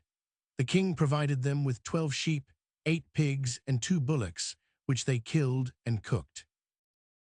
The leading men of the town went inside the inner 62 courtyard. Pontanus, the major domo, conducted the blind bard Demodocus to a seat which he set near one of the bearing posts that supported the roof of the cloisters, hung his lyre on a peg over his head, and showed him how to feel for it with his hands. He also set a table close by him with refreshments on it, to which he could help himself whenever he liked. As soon as the guests had done eating, Demodocus began 72 to sing the quarrel between Ulysses and Achilles before Troy, a lay which at the time was famous. This so affected Ulysses that he kept on weeping as long as the bard sang, and though he was able to conceal his tears from the company generally, Alcinous perceived his distress, and proposed that they should all now adjourn to the athletic sports which were to consist mainly of boxing, wrestling, jumping, and foot racing. Demodocus, therefore, hung the lyre on its peg, and 105 was led out to the place where the sports were to be held. The whole town flocked to see them. Clytoneus won the foot race, Euryalus took the prize for wrestling, Amphialus was the best jumper, and Alcinous' son, Laodamas, the best boxer. Page 39. Laodamas and Euryalus then proposed that Ulysses should 131 enter himself for one of the prizes. Ulysses replied that he was a stranger and a suppliant. Moreover, he had lately gone through great hardships and would rather be excused. Euryalus on this insulted Ulysses and said that he 138 supposed he was some grasping merchant who thought of nothing but his freights. "You have none of the look," said he, "of an athlete about you." Ulysses was furious and told Euryalus that he was a 164 good-looking young fool. He then took up a disc far heavier than those which the Phasians were in the habit of throwing. The disc made a hurtling sound as it passed through the air, and easily surpassed any throw that had been made yet. Thus encouraged, he made another long and very angry speech, in which he said he would compete with any Phasian in any contest they chose to name, except in running, for he was still so much pulled down that he thought they might beat him here. Also, he said, "I will not compete in anything with Laodamas. He is my host's son, and it is a most unwise thing for a guest to challenge any member of his host's family. A man must be an idiot to think of such a thing." "Sir," said Alcinous, "I understand that you are 236 displeased at some remarks that have fallen from one of our athletes, who has thrown doubt upon your prowess in a way that no gentleman would do. I hear that you have also given us a general challenge. I should explain that we are not famous for our skill in boxing or wrestling, but are singularly fleet runners and bold mariners. We are also much given to song and dance, and we like warm baths and frequent changes of linen. So now come forward some of you who are the nimblest dancers, and show the stranger how much we surpass other nations in all graceful accomplishments. Let someone also bring Demodocus's lyre from my house where he has left it." Page 40. The lyre was immediately brought. The dancers began to 256 dance, and Ulysses admired the merry twinkling of their feet. While they were dancing, Demodocus sang the intrigue 266 between Mars and Venus in the house of Vulcan, and told how Vulcan took the pair prisoners. All the gods came to see them, but the goddesses were modest and would not 324 come. Alcinous then made Halius and Laodamas have a game at 370 ball, after which Ulysses expressed the utmost admiration of their skill. Charmed with the compliment Ulysses had paid his sons, the king said that the 12 aldermen with himself, which would make 13, must at once give Ulysses a shirt and cloak and a talent of gold, so that he might eat his supper with a light heart. As for Euryalus, he must not only make a present, but apologize as well, for he had been rude. Euryalus admitted his fault, and gave Ulysses his sword 398 with its scabbard, which was of new ivory. He said Ulysses would find it worth a great deal of money to him. Ulysses thanked him, wished him all manner of good 412 fortune, and said he hoped Euryalus would not feel the want of the sword which he had just given him along with his apology. Night was now falling. They therefore adjourned to the 417 house of Alcinous. Here the presents began to arrive, whereon the king desired Arete to find Ulysses a chest in which to stow them, and to put a shirt and clean cloak in it as his own contribution. He also declared his intention of giving him a gold cup. Meanwhile, he said that Ulysses had better have a warm bath. The bath was made ready. Arete packed all the gold and 423 presents which the Phasian aldermen had sent, as also the shirt and tunic from Alcinous. Arete told Ulysses to see to the fastening, lest someone should rob him while he was asleep on the ship. Ulysses therefore fastened the 445 lid on to PG-41 the chest with a knot which Circe had taught him. He then went into the bath room very gladly, for he had not had a bath since he left Calypso, who as long as he was with her had taken as good care of him as though he had been a god. As he came from the bathroom, Nausicaa was standing by 457, one of the bearing posts that supported the roof of the cloisters, and bade him farewell, reminding him at the same time that it was she who had been the saving of Hema, fact which Ulysses, in a few words, gracefully acknowledged. He then took his seat at table, and after dinner, at his 469 request, Demodocus sang the sack of Troy and the sally of the Achans from the wooden horse. This again so affected him that he could not restrain his tears, which, however, Alcinous again alone perceived. The king, therefore, made a speech in which he said 536 that the stranger ought to tell them his name. He must have one, for people always gave their children names as soon as they were born. He need not be uneasy about his escort. All he had to do was to say where he wanted to go, and the Phasian ships were so clever that they would take him there of their own accord.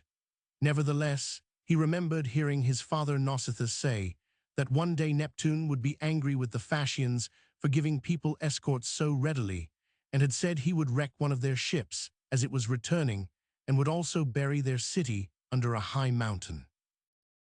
Book 9, The Voyages of Ulysses the Sicans, Lotus Eaters, and the Cyclops Polyphemus.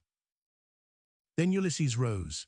King Alcinous, said he, you ask my name, and I will tell you. I am Ulysses, and dwell in Ithaca, an island which contains a high mountain called Neritum. In its neighborhood there are other islands near to one another, Dulichium, Same, and Zacynthus. It lies on the horizon, all highest up in the sea towards the 25 west, while the other islands lie away from it to the east. This is the island which I would reach, for however fine a house a man PG-42 may have in a land where his parents are not, there will still be nothing sweeter to him than his home and his own father and mother. I will now tell you of my adventures.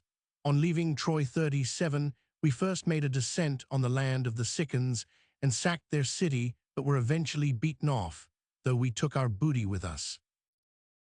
Thence we sailed south with a strong north wind behind 62 us, till we reached the island of Cythera, where we were driven off our course by a continuance of north wind, which prevented my doubling Cape Malea.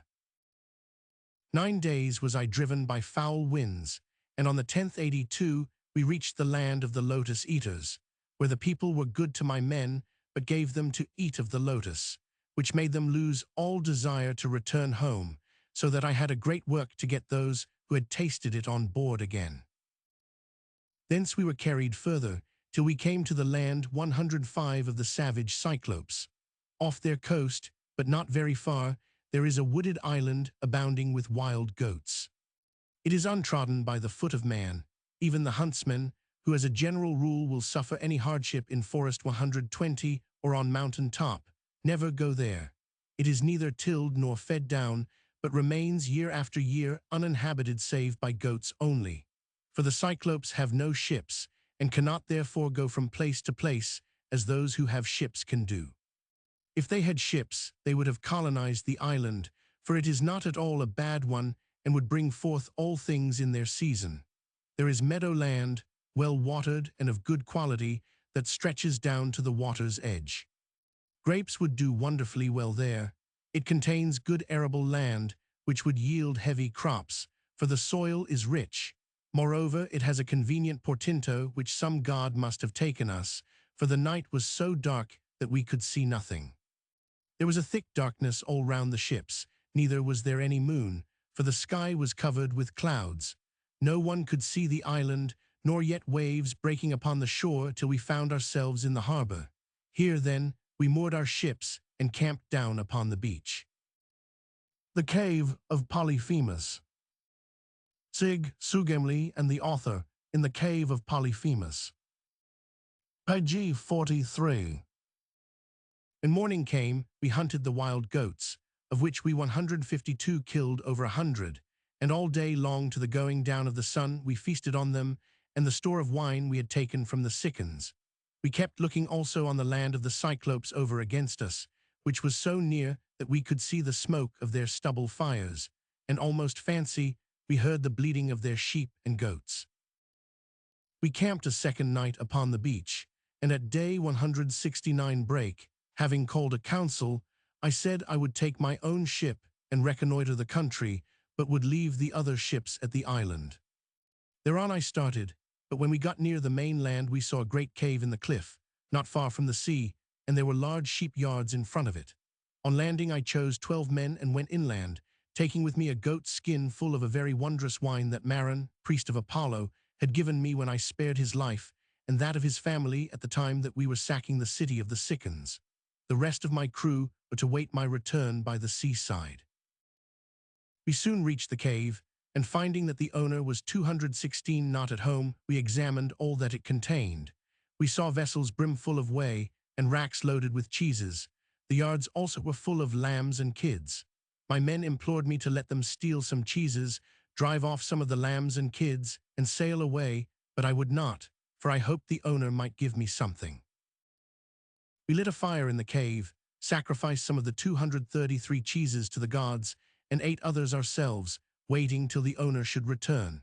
When he came, we found him to be a huge monster, more like a peak, standing out against the sky on PG 40 for some high mountain than a human being.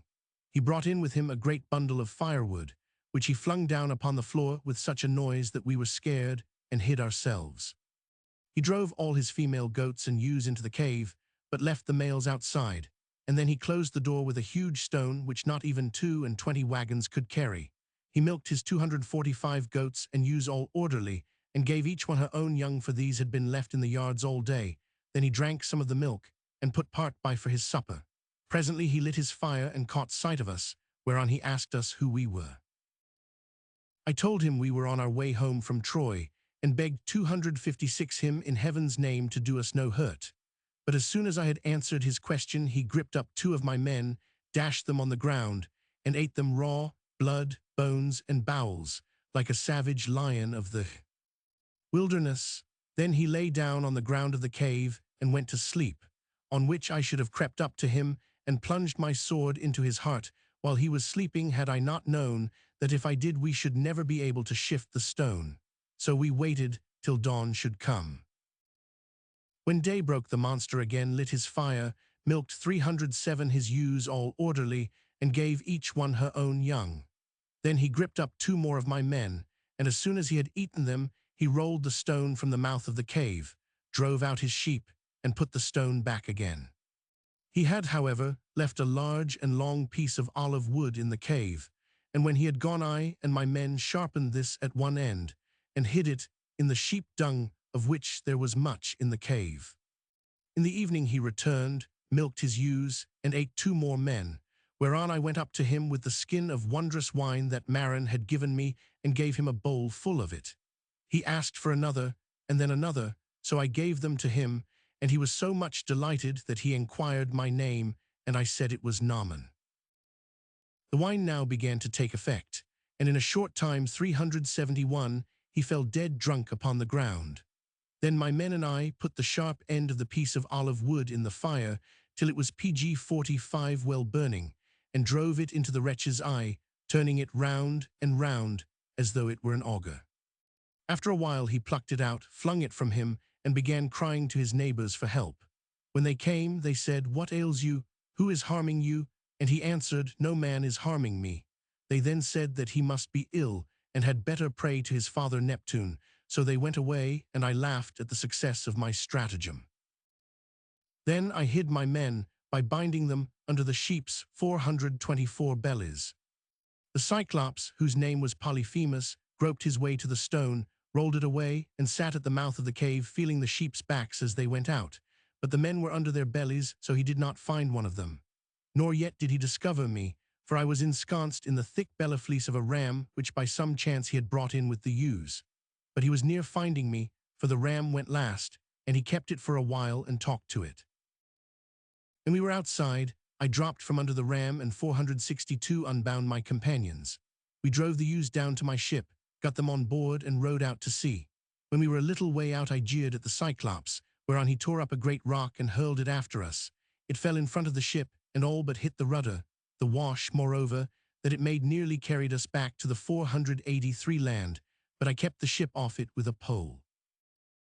When we had got about twice as far off as we were 491 before, I was for speaking to the Cyclops again, and though my men tried to stay me, I shouted out to him, "Cyclops, if you would know who it is that has blinded you, learn that it is I, Ulysses, son of Laertes, who live in Ithaca." "Alas," he cried in answer, "then the old prophecy about 506 me is coming true. I knew that I was to lose my sight by the hand of Ulysses, but I was looking for some man of great stature and noble mien, whereas he has proved to be a mere whippersnapper. Come here, then, Ulysses, that I may offer you gifts of hospitality, and pray my father Neptune, who shall heal my eye, to escort you safely home." "I wish," said I, "that I could be as sure of killing 521 UPG 46 body and soul as I am, that not even Neptune will be able to cure your eye." Then he prayed to Neptune, saying, "Hear me, Neptune, if 526 I am indeed your son, and vouchsafe me that Ulysses, son of Laertes, may never reach his home. Still, if he must do so and get back to his friends, let him lose all his men, and though he get home after all, let it be late, on another man's ship, and let him find trouble in his house." So saying, he tore up a still larger rock, and flung it 527 this time a little behind the ship, but so close that it all but hit the rudder. The wash, however, that it made carried us forward to the island from which we had set out. There we feasted on the sheep that we had taken, and 556 mourned the loss of our comrades whom Polyphemus had eaten. Book 10, Alas, El Strygonian Circe. So we sailed on and reached the island where dwells Aulus with his wife and family of 6 sons and 6 daughters, who lived together amid great and continuous plenty. I stayed with him a whole month, and when I would go, he tied all the winds up, for he was their keeper, in a leather sack, which he gave me, but he left the west wind free, for this was the one I wanted. 9 days did we sail, and on the 10th we could see our 28 native land, with the stubble fires burning thereon. I had never let the rudder out of my hands till then, but being now close in shore, I fell asleep. My men, thinking I had treasure in the sack, opened it to see, on which the winds came howling out and took us straight back to the Aeolian island. So I went to the house of Aulus and prayed him to help me, but he said, "Get you gone, abhorred of heaven. Him whom heaven hates will I in no wise help." So I went full sadly away. 6 days thence did we sail onward, worn out in body 77 and mind, and on the 7th we reached the stronghold of King Lamus, the Elstrygonian city Telepilis, where the shepherd PG-47, who drives his flock into the town, salutes another who is driving them out, and the other returns his salute. A man in that country could earn double wages if he could do without sleep, for they work much the same by night as they do by day. Here we landed, and I climbed a high rock to look round, but could see no signs of men or beast, save only smoke rising from the ground. Then I sent 2 of my crew with an attendant to see 100 what manner of men the people might be, and they met a young woman who was coming down to fetch water from the spring Artatia, whence the people drew their water. This young woman took my men to the house of her father Antiphates, whereon they discovered the people to be giants and ogres like Polyphemus. One of my men was gripped up and eaten, but the other two escaped and reached the ships.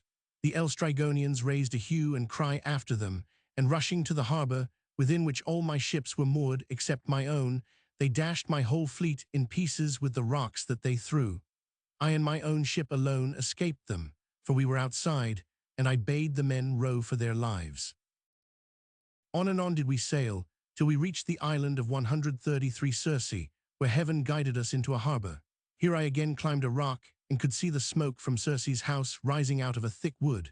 I then went back to the ship, and while on my way had the good fortune to kill a noble stag, which gave us a supply of meat, on which we feasted all the rest of the day. Next morning I held a council, and told my men of the smoke that I had seen.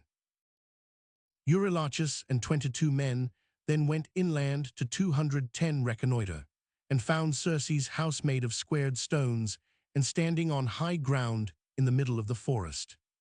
This forest was full of wild beasts, poor dazed creatures whom Circe had bewitched, but they fawned upon my men and did not harm them. When the men got to the door of her house, they could hear her singing inside most beautifully, so they called her down, and when she came she asked them in, gave them a drugged drink, and then turned them into pigsall, except Eurylochus, who had remained outside. Page 48. Eurylochus made all haste back to tell me, and I started 244 for Circe's house. When I was in the wood where the wild beasts were, Mercury met me and gave me an herb called 277 moli, which would protect me from Circe's spells. He also 305 told me how I should treat her. Then I went to her house and called her to come down. She asked me in, and tried to bewitch me as she had the 312 others, but the herb which Mercury had given me protected me, so I rushed at her with my drawn sword. When she saw this, she said she knew I must be Ulysses, and that I must marry her at once. But I said, Circe, you have just turned my men into pigs, and have done your best to bewitch me into the bargain. How can you expect me to be friendly with you? Still, if you will swear to take no unfair advantage of me, I will consent. So she swore, and I consented at once. Then she set the 4 maid servants of her house to wash 348 me and feast me. But I was still moody, and would not eat, till Circe removed her spells from off my men, and brought them back safe and sound in human form. When she had done this, she bade me go back to my ship, and bring the rest of my men, which I presently did, and we stayed with her for a whole 12 months, feasting continually and drinking an untold quantity of wine. At last, however, my men said that if I meant going home at all it was time. I began to think of starting. That night, therefore, when I was in bed with Circe, 480 I told her how my men were murmuring, and asked her to let me go. This she said she would do, but I must first go down into the house of Hades and consult the blind Theban prophet Tiresias, and she directed me what I should do.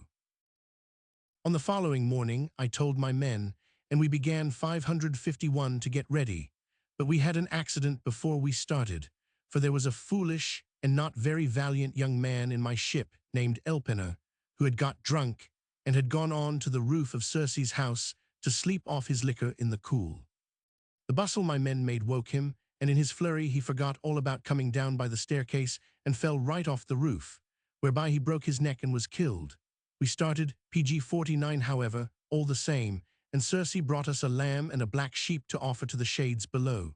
She passed in and out among us, but we could not see her, who indeed can see the gods when they are in no mind to be seen. Book 11, Ulysses in the House of Hades. When we were at the water side, we got the lamb and the ewe on board and put out to sea, running all that day before a fair wind which Circe had sent us, and at nightfall entering the deep waters of the river Oceanus. Here is the land of the Cimmerians, who dwell in darkness which the sun's rays never pierce. We therefore made our ships fast to the shore and came out of her, going along the beach, till we reached the place of which Circe had told us.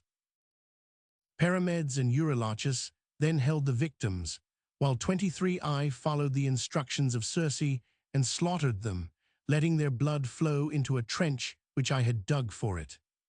On this the ghosts came up in crowds from Erebus, brides, young bachelors, old men, maids who had been crossed in love, and warriors with their armor still smirched with blood.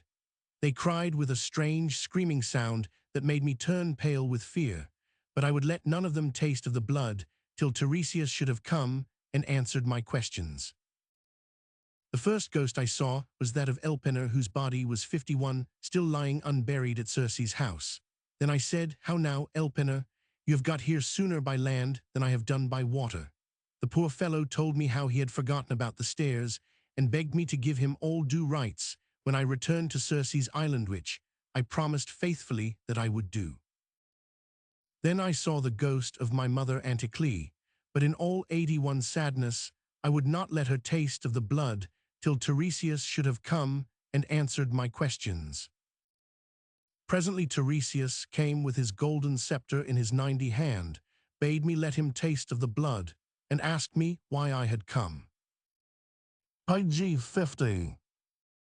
I told him I would learn how I was to get home to 97 Ithaca, and he said I should have much difficulty. Still, he continued, you will reach your home if you can restrain your men when you come to the Thrinacian island, where you will find the cattle of the sun. If you leave these unharmed, after much trouble you will yet reach Ithaca, but if you harm them, you will lose your men, and though you may get home after all, it will be late on another man's ship, and you will find your 115 house full of riotous men who are wasting your substance and wooing your wife. When you have got back, you will indeed kill these men 118 either by treachery or in fair fight, and you must then take an oar, which you must carry till you have reached a people who know nothing about the sea and do not mix salt with their bread. These people have never heard of ships, nor of oars that are the wings with which ships fly. I will tell you how you may know them. You will meet a man by the way who will ask you whether it is a winnowing shovel that you have got upon your shoulder. When you hear this, you must fix your oar in the ground and offer sacrifice to Neptune, a ram, a bull, and a boar. Then go home again and offer hecatombs to the gods that dwell in heaven. As for your own end, death shall come to you very gently from the sea, and shall take you when you are full of years and peace of mind, and your people shall bless you 137. Having thus said, he went back within the house of Hades. 150 Then I let my mother's ghost draw near and taste of the blood, whereon she knew me, and asked me what it was that had brought me, though still alive, into the abode of death. So I told her, and asked her how she had come by her end. Tell me also, I continued, about my father and the son whom I left behind me. Is my property still safe in their hands, or does another hold it who thinks that I shall not return? Of what mind, again, is my wife? 177 Does she still live with her son and keep watch over his estate, or is she already married to the best man among the Achans? Page 51. Your wife, answered my mother, is still at home, 180, but she spends her life in tears both night and day. Telemachus holds your estate and sees much company, for he is a magistrate and all men invite him. Your father lives a poor hard life in the country and never goes near the town. As for me, I died of nothing but sheer grief on your account. And now, return to the upper world as fast as you can, that you may tell all that you have seen to your wife. Then Proserpine sent up the ghosts of the wives and 225 daughters of great kings and heroes of old time, and I made each of them tell me about herself. There were Tyro, Antiope, Alcmena, Epicast, the mother of Dippus, Chloris, Leda, Iphimedea, Phaedra, Procris, Ariadne, and hateful Eriphyle. With all these did I discourse, nor can I tell you with how many more noble women, for it is now late, and time to go to rest. Here Ulysses ceased, and from one end of the covered 333 cloisters to the other, his listeners sat entranced with the charm of his story. Then Arete said, What think you of this man now, 336 fascions, both as regards his personal appearance and his abilities? True, he is my guest, but his presence is an honor to you all. Be not niggardly, therefore, in the presents that you will make him, for heaven has endowed you all with great abundance. Alcinous also spoke, urging Ulysses to tell still more of his adventures, and to say whether he met any of the heroes who had fought together with him at Troy. Thus pressed Ulysses resumed his story. When Proserpine, said he, had dismissed the female 385 ghosts, the ghost of Agamemnon drew near, surrounded by those of the men who had fallen with him in the house of Gisthus. He was weeping bitterly, and I asked him how he met his end, whereon he detailed to me the treachery of Clytemnestra, which he said threw disgrace upon all women, even on the good ones. Be sure, he continued, that you 433 never be too open with your wife. Tell her a part only, and keep the rest to yourself. Not that you need have any fear about Penelope, for she is an admirable woman. You will PG 52 meet your son too, who by this time must be a 449 grown man. Nevertheless, do not let people know when you are coming home, but steal a march upon them. And now give me what news you can about my son Orestes. To which I answered that I could tell him nothing. While we were thus holding sad talk with one another, 465, the ghost of Achilles came up, and asked me for news of his father Peleus and of his son. I said I could tell him nothing about Peleus, but his son Neoptolemus was with me in the wooden horse, and though all the others were trembling in every limb and wiping the tears from their cheeks, Neoptolemus did not even turn pale, nor shed a single tear. Whereon Achilles strode away over a meadow full of asphodel, exulting in the prowess of his son. Other ghosts then came up and spoke with me, but that of 541 Ajax alone held aloof, for he was still brooding over the armor of Achilles, which had been awarded to me and not to him. I spoke to him, but he would not answer. Nevertheless, I should have gone on talking to him till he did, had I not been anxious to see yet other ghosts. I saw Minos with his golden scepter passing sentence on 568 the dead. Orion also, driving before him over a meadow full of asphodel, the ghosts of the wild beasts whom he had slain upon the mountains. I saw Tydeus with the vulture ever digging its beak into his liver, Tantalus also, in a lake whose waters reached his neck, but fled him when he would drink, and Sisyphus rolling his mighty stone uphill till the sweat ran off him and the steam rose from him. Then I saw mighty Hercules. The ghosts were screaming 601 round him like scared birds, flying all whithers. He looked black as night with his bare bow in his hand, and his arrow on the string, glaring round as though ever on the point of taking aim. About his breast there was a wondrous golden belt marvelously enriched with bears, wild boars, and lions with gleaming eyes. There were also war, battle, and death. And I should have seen yet others of the great dead, had 630, not the ghosts come about me in so many thousands, that I feared Proserpine might send up the Gorgon's head. I therefore PG 53 bade my men make all speed back to their ship. So they hastened on board, and we rowed out on to the waters of Oceanus, where before long we fell in with a fair wind. Book 12, The Siren Scylla and Charybdis, the Cattle of the Sun.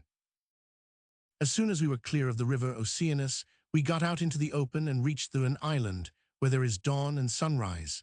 There we landed, camped down upon the beach, and waited till morning came. At daybreak, I sent my men to fetch the body of Elpenor, which we burned and buried. We built a barrow over him, and in it we fixed the oar with which he had been used to row. When Circe heard that we had returned, she came down 16 with her maids, bringing bread and wine. Today, she said, eat and drink, and tomorrow go on your way. Agreed to this, and feasted the livelong day to the 23 going down of the sun, but at nightfall Circe took me aside, and told me of the voyage that was before us. You will first, said she, come to the island of the two sirens, who sit in a field of flowers, and warble all who draw near them to death with the sweetness of their song. Dead men's bones are lying strewn all round them. Still, if you would hear them, you can stop your men's ears with wax, and bid them bind you to a cross-blank on the mast. As regards the next point that you will reach, I can 55 give you no definite instructions as to which of two courses you must take. You must do the best you can. I can only put the alternatives before you. I refer to the cliffs which the gods call the Wanderers, and which close in on anything that would pass through Themeven upon the doves that are bringing ambrosia to Father Jove. The sea, moreover, is strewn with wreckage from ships, which the waves and hurricanes of fire have destroyed. Page 54. Of the two rocks, the one rises in a peak to 73 heaven, and is overhung at all times with a dark cloud that never leaves it. It looks towards the west, and there is a cave in it, higher than an arrow can reach. In this sits Scylla yelping with a squeaky voice like that of a young hound, but she is an awful monster with 6 long necks and 6 heads with 3 rows of teeth in each. Whenever a ship passes, she springs out and snatches up a man in each mouth. The other rock is lower, but they are so close that 101 you can shoot an arrow from the one to the other. On it there is a fig tree in full leaf.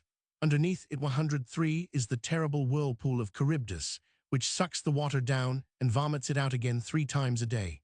If you are there when she is sucking, not even Neptune can save you, so hug the Scylla side, for you had better lose 6 men than your whole crew.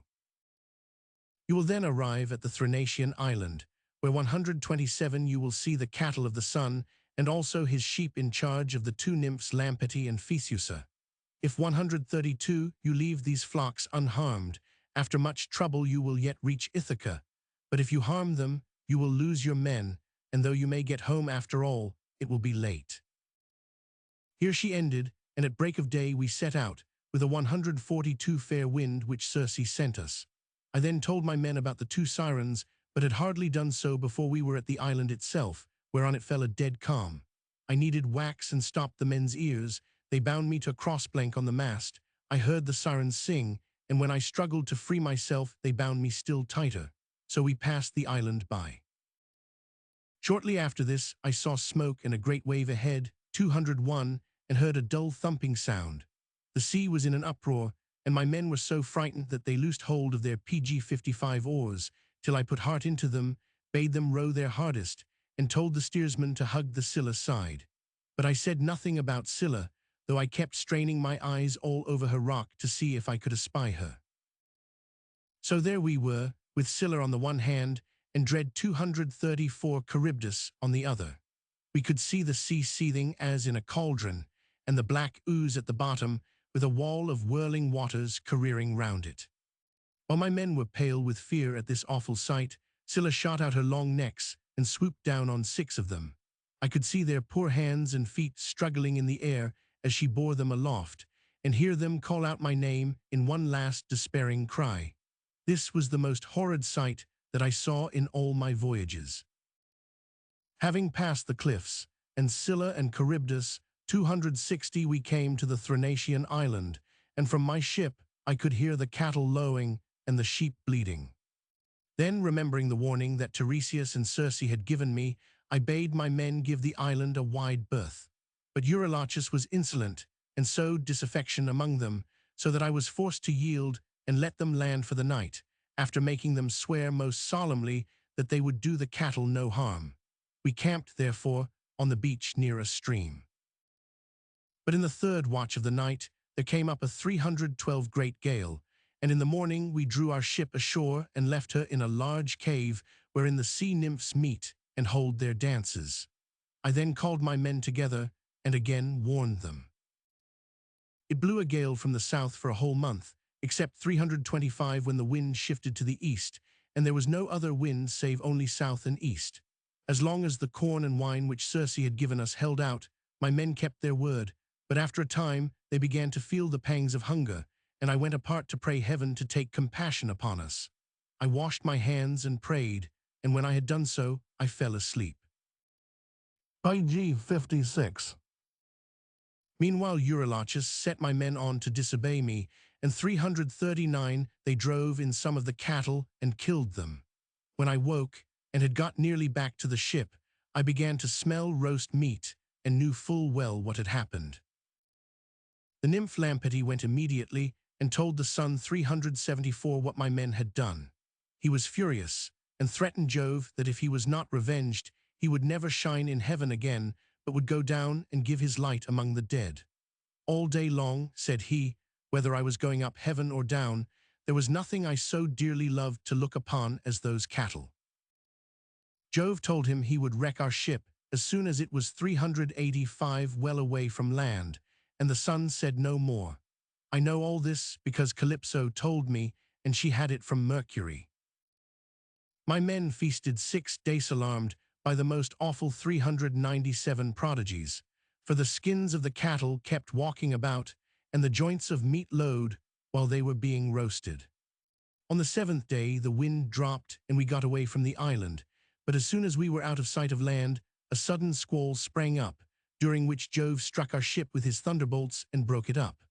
All my men were drowned, and so too should I have been, had I not made myself a raft by lashing the mast, which I found floating about, and the ship's keel together. The wind, which during the squall came from the west, 426 now changed to the south, and blew all night, so that by morning I was back between Scylla and Charybdis again. My raft got carried down the whirlpool, but I clung on to the boughs of the fig tree for a weary while, during which I felt as impatient as a magistrate who is detained in court by troublesome cases when he wants to get home to dinner. But in the course of time, my raft worked its way out again, and when it was underneath me, I dropped onto it and was carried out of the pool. Happily for me, Jove did not let Scylla see me. Thence I was borne along for 9 days in the sea, and 447 was PG 57 taken to the Ogygian island of Calypso. I told you about this yesterday and will not repeat it, for I hate saying the same thing twice over. Book 13. Ulysses is taken back to Ithaca by the Phasians. Thus did Ulysses speak, and Alcinous immediately proposed that they should make him still further presents.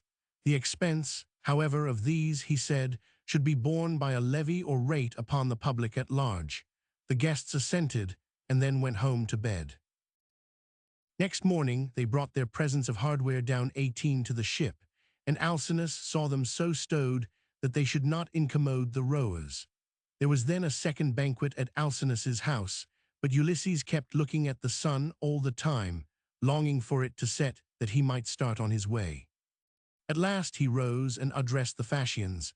After thanking them, he concluded by saying that he hoped he should find his wife on his return living among her friends in peace and quietness, and 43, that the Phasians would continue to give satisfaction to their wives and children. He also bade farewell to Arete, and wished her all happiness with her children, her people, and with King Alcinous. When Ulysses reached the ship, a rug and sail were spread 73 for him, on which he lay down, and immediately fell into a deep sleep so deep as to resemble death itself. The ship sped on her way faster than a falcon's flight, and 80, with the break of day, they reached Ithaca. Now in Ithaca there is a sheltered harbor in which a 96 ship can ride without being even moored. At the head of this there is a large olive tree, near which there is a cave sacred to the Naiads, where you may find their cups and amphor of stone, and the stone looms whereon they weave their robes of Cyperplevry curious. The wild bees, too, build their nests in it. There is water in it all the year round, and it has 2 entrances, one looking north, by which mortals can go down PG 58 into the cave, and the other towards the south, but men cannot enter by it. It is the way taken by gods. The sailors knew this harbor, and took the ship into it. 112, they were rowing so hard that they ran half her length on to the shore, and when they had got out of her, they took Ulysses off, still fast asleep on his rug and sail, and laid him down on the ground. Hard by him they also laid all the presents the Phasians had made him. They left them by the roots of the olive tree, a little out of the path, that no passer-by might steal them, and then went back to Scheria. Neptune now saw what the Phasians had done, and went to 125 consult Jove how he should be revenged. It was arranged that he should go to Scheria, turn the ship into stone just as it was coming into port, and root it in the sea. 163, so he did this, and the Phasians said, Alack, who has rooted the ship in the sea just as it was coming in? We could see all of it a minute ago. Then Alcinous told them how Neptune had long ago, 171, threatened to do this to some Phasian ship on its return from giving an escort, and also to bury their city under a high mountain as a punishment for giving escorts so freely. The Phasians, therefore, made ready great sacrifices to Neptune, that he might have mercy upon them. While they were thus standing round the altar of the god, 185 Ulysses woke in his own land, but he had been away so long that he did not know it. Minerva, too, had shed a thick mist round him so that he might remain unseen, while she told him how things were going on, for she did not want his wife or anyone else to know of his return until he had taken his revenge upon the suitors. Therefore she made everything look strange to him, the long straight paths, the harbors with their shipping, the steep precipices, and the trees. Ulysses now stood up and wondered where he was. He did 197 not believe he was in Ithaca, and complained bitterly of the Phasians for having brought him wrong. Then he counted all the tripods, cauldrons, gold, and raiment that they had given him to see if he had been robbed. But everything was there, and he was in dismay as to what he should do with them. PG 59, as he was thus in doubt, Minerva came up to him disguised as a young shepherd. So he asked her what country he was in, and she answered that he was in Ithaca. Ulysses said he had heard that there was such a place. He 256 told Minerva a long-lying story as to how he had come to be where she saw him, and on this the goddess assumed the form of a woman, fair, stately, and wise, and laughed at him for not knowing her. Ulysses answered that she was not an easy person to recognize, for she was continually changing her appearance. Moreover, though she had been very good to him at Troy, she had left him in the lurch ever since, until she had taken him into the city of the Phasians. "Do not," he said, "deceive me any further, but tell me whether or no this is really Ithaca." "You are always cunning and suspicious," replied the 329 goddess, "and that is why I cannot find it in my heart to leave you. Anyone else, on returning from a long voyage, would at once have gone up to his house to see his wife and children, but you do not seem to care about knowing anything about them, and only think of testing your wife's fidelity. As for my having left you in the lurch, 339, I knew all the time that you would get home safely in the end, and I did not want to quarrel with my uncle Neptune. I will now prove to you that you are in Ithaca. Here is the harbor of the old merman Phorcys, with the large 345 olive tree at the head of it. Near it is the cave, which is sacred to the Naiads. Here, again, is the overarching 347 cavern, in which you have sacrificed many a hecatomb to 349 the nymphs. And this is the wooded mountain of Neritum." The goddess then dispersed the mist, and let the prospect 352 be seen. Ulysses was thus convinced, and Minerva helped him to hide the treasure which the Phasians had given him, by concealing it in the cave. Having done this, she bade Ulysses consider how he should kill the wicked suitors. "They have been lording it," she said, "in your house this 3 years, PG 60 paying court to your wife and making her gifts of wooing, while she, poor woman, 380 though she flatters them, and holds out hopes to every man of them by sending him messages, is really plunged in the deepest grief on your account, and does not mean a word of what she says." "Great heavens," replied Ulysses, "what a narrow escape I 382 have had from meeting the fate of Agamemnon. Stand by me, goddess, and advise me how I shall be revenged." "I will disguise you," said Minerva, "as a miserable old 397 beggar, so that no one shall know you. When I have done so, go to your swineherd, who has been always loyal to you and yours. You will find him with his pigs by the fountain Arethusa, near the rock that is called Raven. Meantime, I will go to Sparta and fetch Telemachus, who is gone thither to try and get news of you." "But why," Ulysses answered, "did you not tell him? For 416 you knew all about it." "Do not be uneasy about him," she answered. "He is in the 420 midst of great abundance. I sent him that he might get himself a good name by having gone." Minerva then disguised Ulysses beyond all possible 429 recognition, and the two separate going to Sparta, and Ulysses to the abode of his swineherd. Book 14, Ulysses in the hut of Eumus. Ulysses followed a steep path that led from the harbor through the forest and over the top of the mountain, till he reached the hut of Eumus, who was the most thrifty servant he had, and had built a number of fine yards and pigsties during his master's absence. Ulysses found him sitting at the door of his hut, which 5 had been built high up in a place that could be seen from far. He had his 4 fierce dogs about him, and was cutting himself out a pair of sandal shoes. The dogs flew at Ulysses, and it was all Eumus could do 29 to check them. "They were like," said he, "to have made an PG 61 end of you, which would have got me into a scrape, and I am in sorrow enough already through the loss, which I deplore without ceasing, of the best of masters. But come in, have something to eat, and then tell me your story." On this he brought him inside, threw some brushwood on 48 the floor, and spread a goat's skin over it for Ulysses to lie on. "I cannot do much for you," he said. "Servants go in fear when they have young lords over them, as I now have, for my good old master went to Troy with Agamemnon, and I shall never see him again."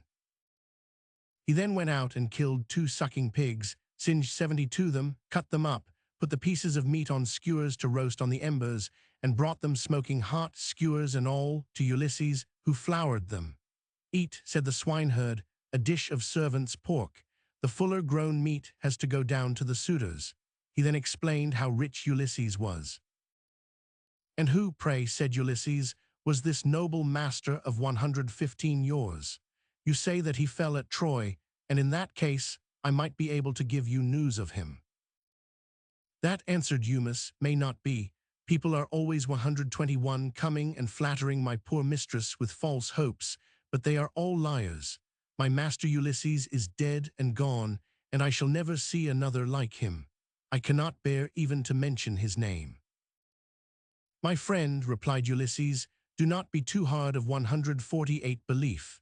I swear by this hearth to which I am now come, that Ulysses will return before the present month is over. If he comes, you shall give me a shirt and cloak, but I will take nothing till then." "My friend," said Eumaeus, "say not another word. You 165 will never get your shirt and cloak. Now, moreover, I am as anxious about his son Telemachus as I have been about Ulysses himself, for he is gone to Pylos, and the suitors are lying in wait for him on his return. Let us, however, say no more about him now. Tell me, rather, about yourself, who you are, and how you came here."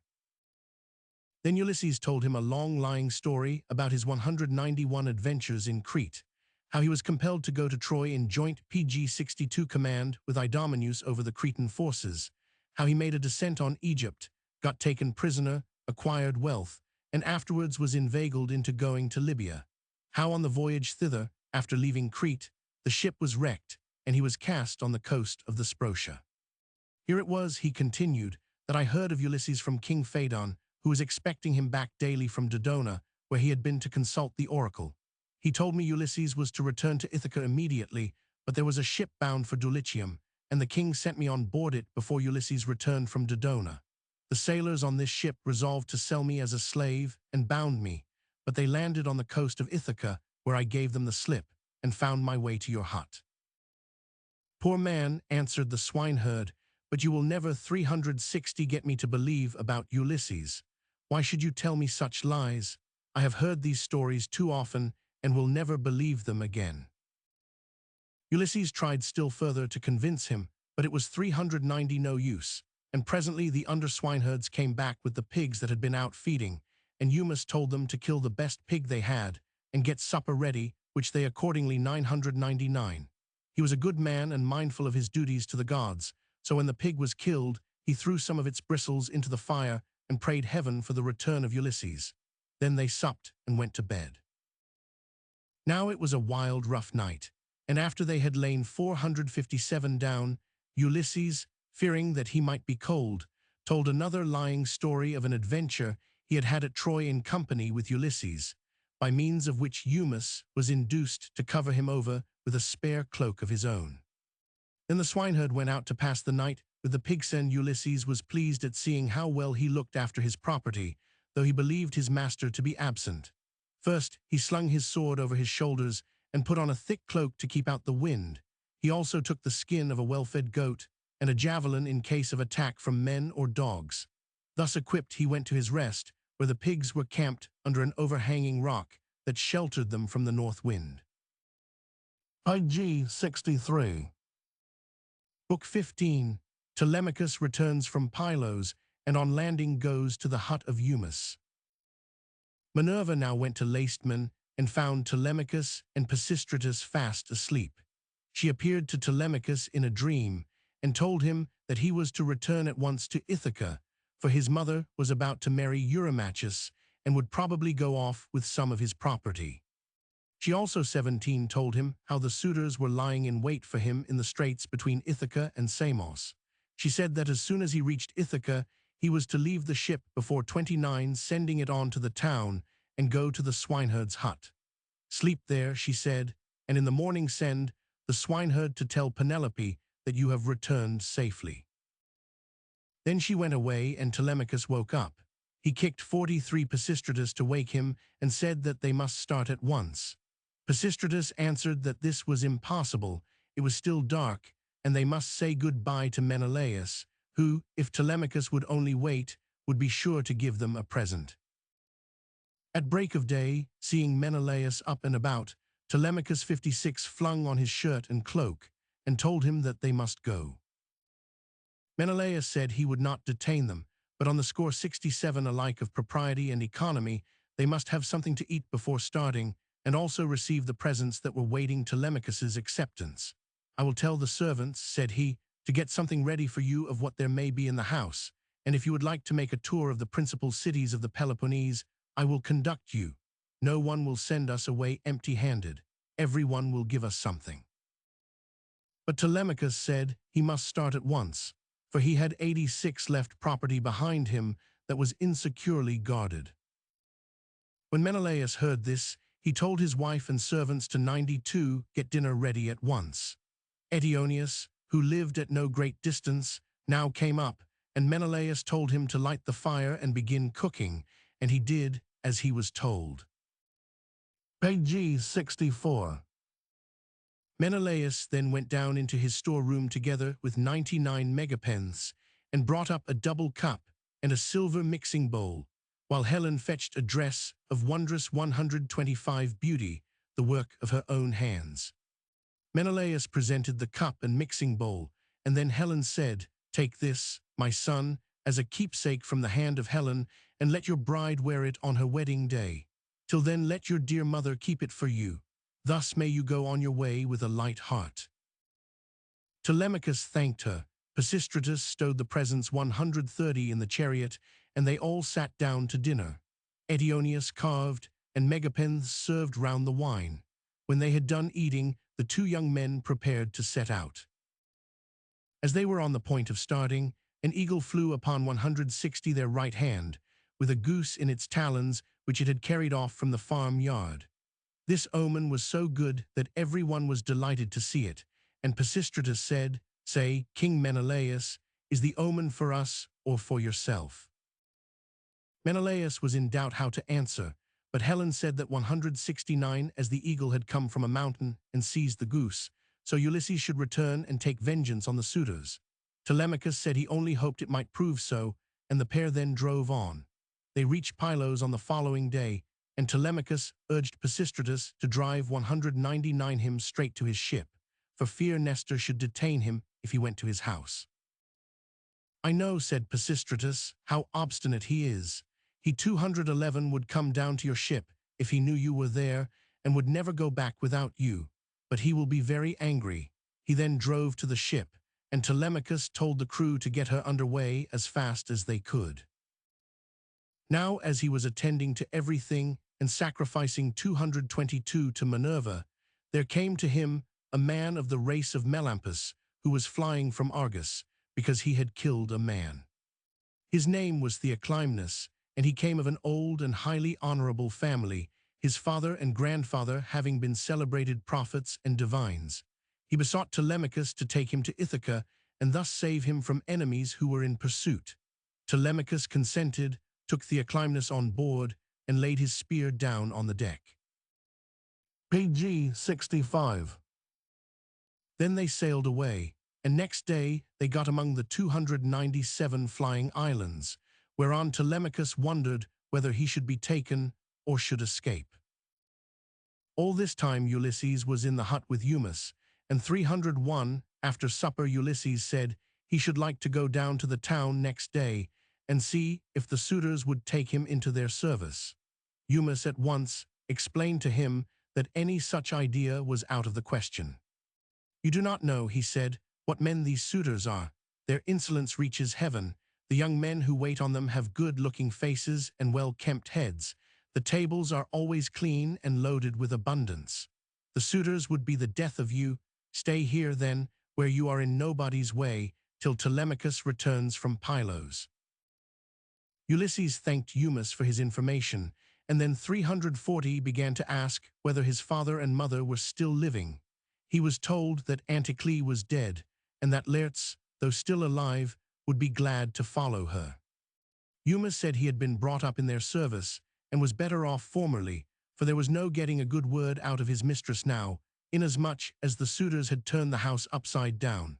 Servants, he said, like to have a talk with their mistress and hear things from her own lips. They like being told to eat and drink, and being allowed to take something back with them into the country.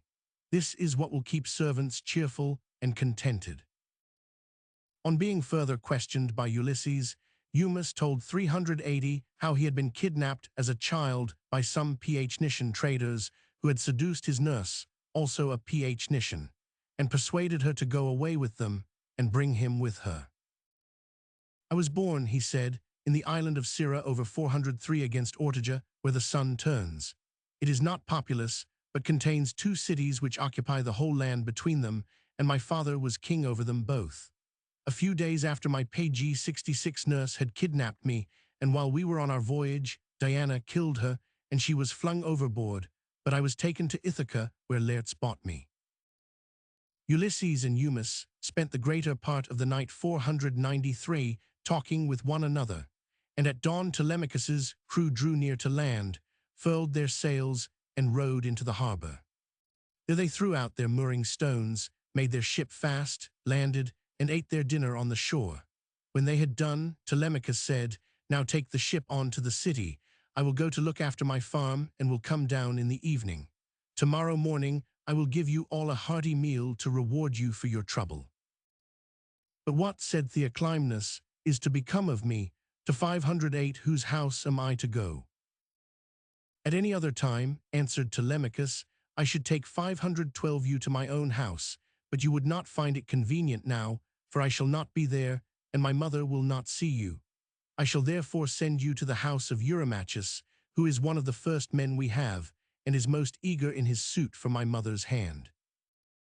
As he spoke, a hawk flew on Telemachus's right hand, with 525 a dove, whose feathers it was plucking while it flew. Theoclymenus assured Telemachus that this was an omen which boded most happily for the prosperity of his house. It was then settled that Theoclymenus should go to the house of Pyrrhus, the son of Clytius. The crew now loosed the ship from her moorings and went 547 on, as they had been told to do, while Telemachus wended his way in all haste to the pig farm where Eumaeus lived. Book 16. Ulysses and Telemachus become known to one another. Ulysses and Eumaeus prepared their meal at daybreak. When Telemachus was reaching the hut, Ulysses observed that the dogs did not bark, though he heard footsteps, and inquired whether the visitor was some acquaintance 30 of the pg 67 swineherds. He had hardly done speaking when Telemachus entered and was welcomed by Eumaeus. "Is my mother still at the house?" said he, "or has she 33 left it with another husband, and the bed of Ulysses is festooned with cobwebs?" "She is still there," answered Eumaeus, "spending her time 36 in tears both night and day." Eumaeus set refreshments before him, and when he had done 49 eating, he asked who the stranger might be. When Telemachus heard that Ulysses was a shipwrecked 68 suppliant, he was much displeased. "I am as yet too young," he said, "to be able to hold my own in the house. What sufficient support, then, can I give this man? Still, as he has come to you, I will send him clothes and all necessary food, and let him stay with you. I will not have him go near the suitors, for harm would be sure to come of it." Ulysses expressed his surprise and indignation about the 90 suitors, whereon Telemachus explained still further, and wound up by telling Eumaeus to go at once and inform Penelope of his return. Eumaeus asked if he should turn a little out of his way and tell Laertes, but Telemachus said he was not to do so. Penelope would send him word all in due course. As soon as Eumaeus was gone, Minerva came to the hut. 157 Ulysses knew her, and so did the dogs, for they went whining away to the other end of the yards, but Telemachus did not see her. She made a sign to Ulysses that he was to come outside, and when he had done so, she told him he was to reveal himself to his son, wherein she struck him with her wand, endowed him with a noble presence, and clothed him in goodly raiment. Then he went back into the hut and told his son who he 178 was, but for a long while Telemachus would not believe.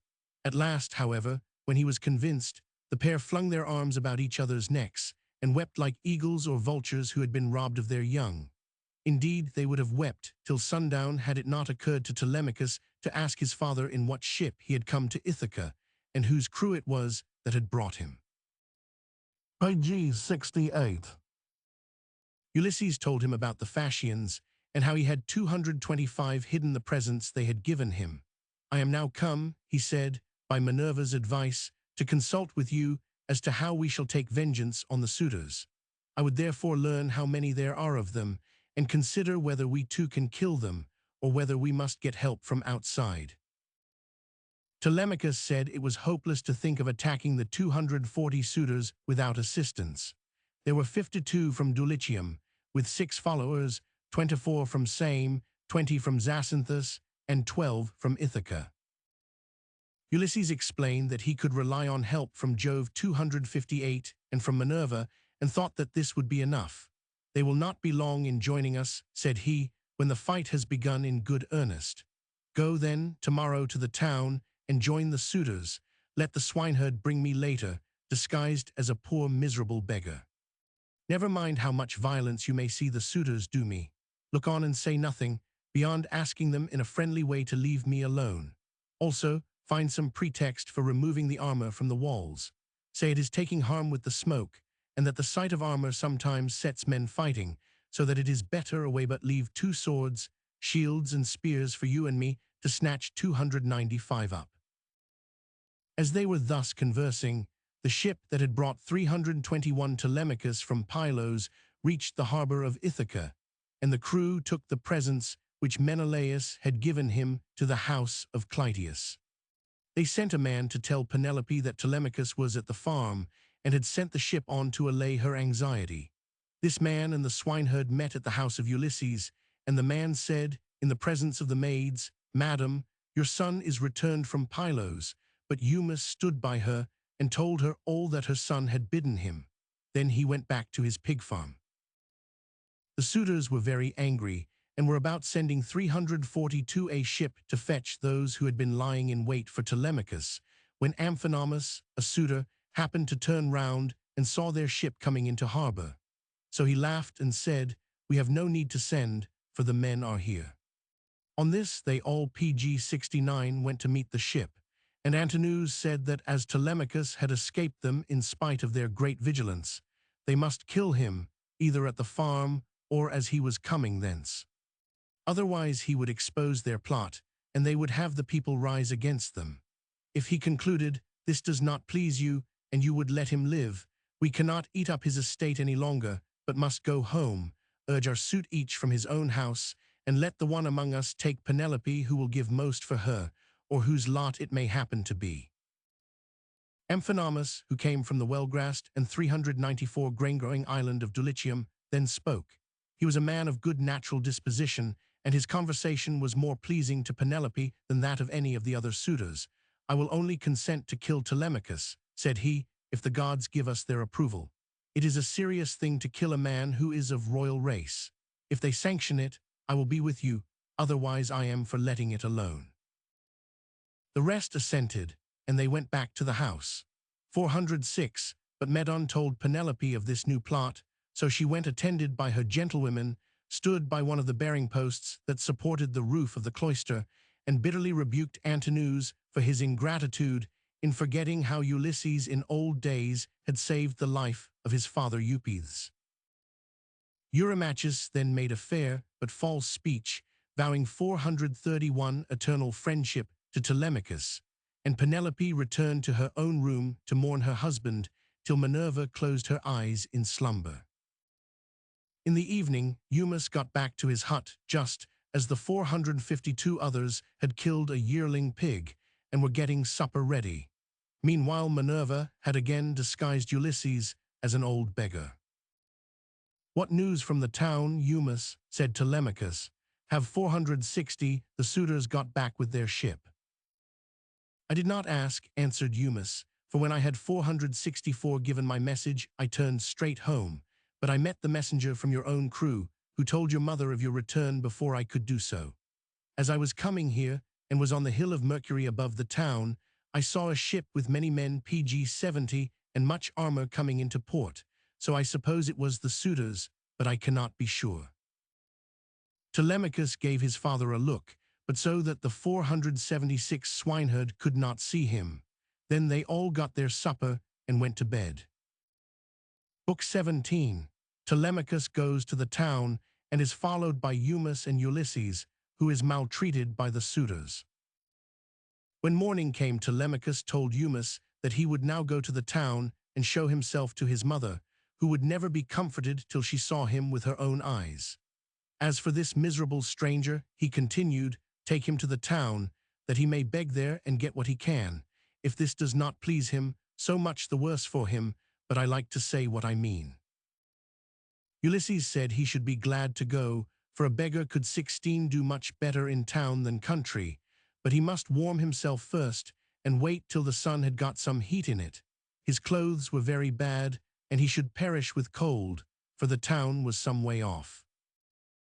Telemachus then left, and when he reached the house, he 26 set his spear against a strong bearing post, crossed the stone pavement, and went inside. He found Euryclea putting the sheepskins onto the seats. She and all the other maids ran up to him as soon as they saw him and kissed him on the head and shoulders. Then Penelope came weeping from her room, embraced him, and told him to tell her all that he had seen. Telemachus bade her go back to her room and pray to 45 Minerva that they might be revenged on the suitors. I must go, said he, to the place of assembly to look after a guest whom I have brought with me and whom I have left with Pyrrhus. Penelope did as her son had said, while Telemachus went 61 to the place of assembly and his 2 dogs with him. The suitors, who had not yet gone to the house of Ulysses for the day, gathered round him and made him fair speeches, but PG-71 he knew their falsehood and went to sit with his old friends Mentor, Antiphus, and Halitherses.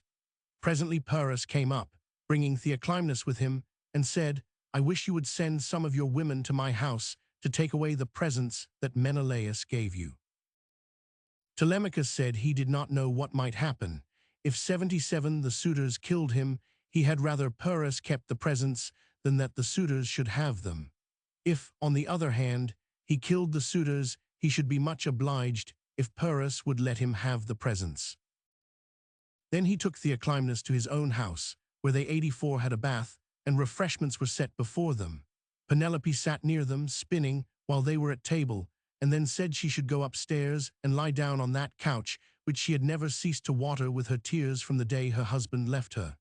But you had not the patience, she added, to tell me, before the suitors came, whether you had been able to hear anything about your father.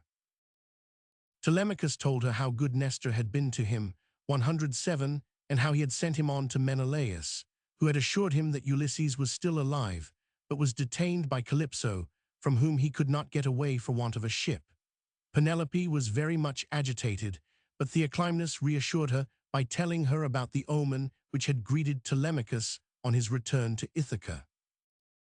While they were thus conversing, the suitors were 166 playing at quoits and aiming javelins at a mark on the level ground in front of Ulysses' house. But when it was near dinner time, and the flocks were coming in from all the country round with their shepherds as usual to be milked, Medon, who was a great favorite with the suitors, called them to come in and set about getting their dinner ready. They therefore came in and began to butcher some sheep, goats, pigs, and a heifer. Meanwhile Eumaeus told Ulysses that it was time to make 182 start, for the day was well up, and if he waited till afternoon, he would find the cold more severe. At any rate, said Ulysses, let me have a staff if you have one, for the path is rugged. Eumaeus gave him one, and they set out along the PG-72 steep path leading to the town. When they were nearly there, they came to the fountain which Ithacus, Neritus, and Polyctor had made, and from which the people drew their water.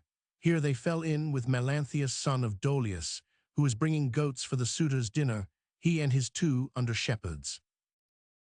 Melanthius heaped all kinds of insult on Ulysses and 215 Eumaeus, and tried to kick Ulysses off the path, but could not do so. Ulysses restrained himself and prayed to the nymphs, whereon Melanthius said he would put him on board ship and sell him in some foreign country. He then hurried on, leaving the swineherd and his master to follow at their own pace. When they got near the house, they could hear the sound of 260 Phemius's lyre and his voice as he sang to the suitors. They could also smell the savor of roast meats. Eumaeus said that he would go in first, but that Ulysses had better follow him soon, for if he was seen standing about in the outer court, people might throw things at him. As they were thus talking, the old hound Argus, who was 290 lying on the dunghill, very full of fleas, caught sight of Ulysses, recognized him, wagged his tail and tried to come to him, but could not do so. Thereon Ulysses wiped a tear from his eyes and asked Eumaeus whether the dog was of any use, or whether he was kept only for his good looks. Eumaeus said what a noble hound Argus had been, but the dog, having seen his master, died just as Eumaeus went inside the house. Telemachus saw him enter and beckoned him to a seat 328 at his own table. Ulysses followed him shortly and sat down on the floor of ash wood inside the doorway, leaning against a bearing post of well-squared cypress wood. Telemachus noted him and said to Eumaeus, "Take the stranger this handful of bread and meat. Tell him also to go round and beg from the others, for a beggar must not be shamefaced." Eumaeus gave him both the message and the bread and meat. Then Ulysses began to go round begging, for he wanted to 360 exploit the suitors. He went from left to right, and some took pg 73 compassion on him, while others begun asking who he might be. Melanthius then said that he had come with the swineherd.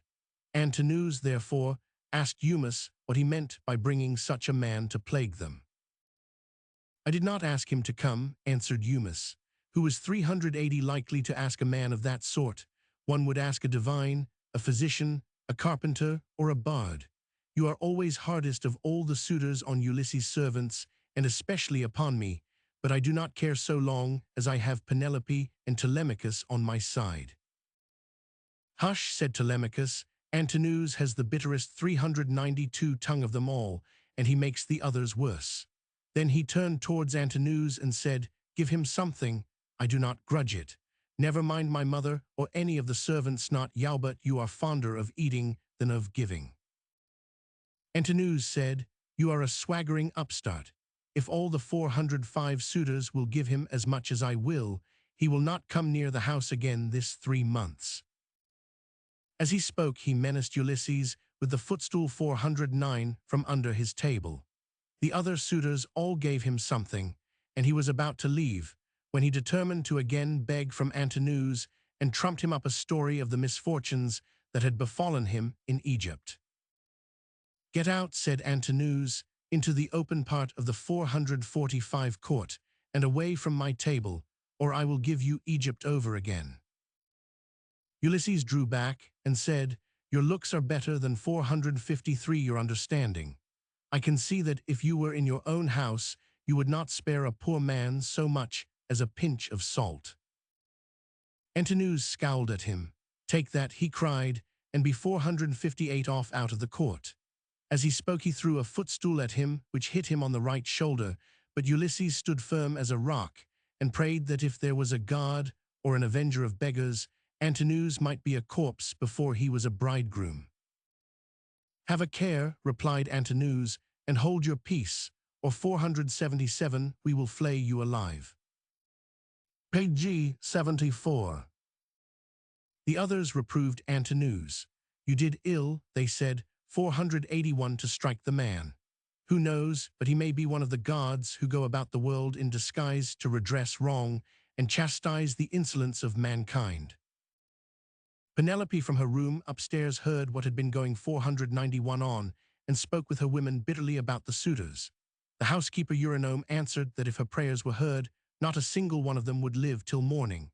"Nurse," replied Penelope, "I hate them all, but Antinous is the worst." Then she sent for Eumaeus and said, "Tell the stranger that I want to see him.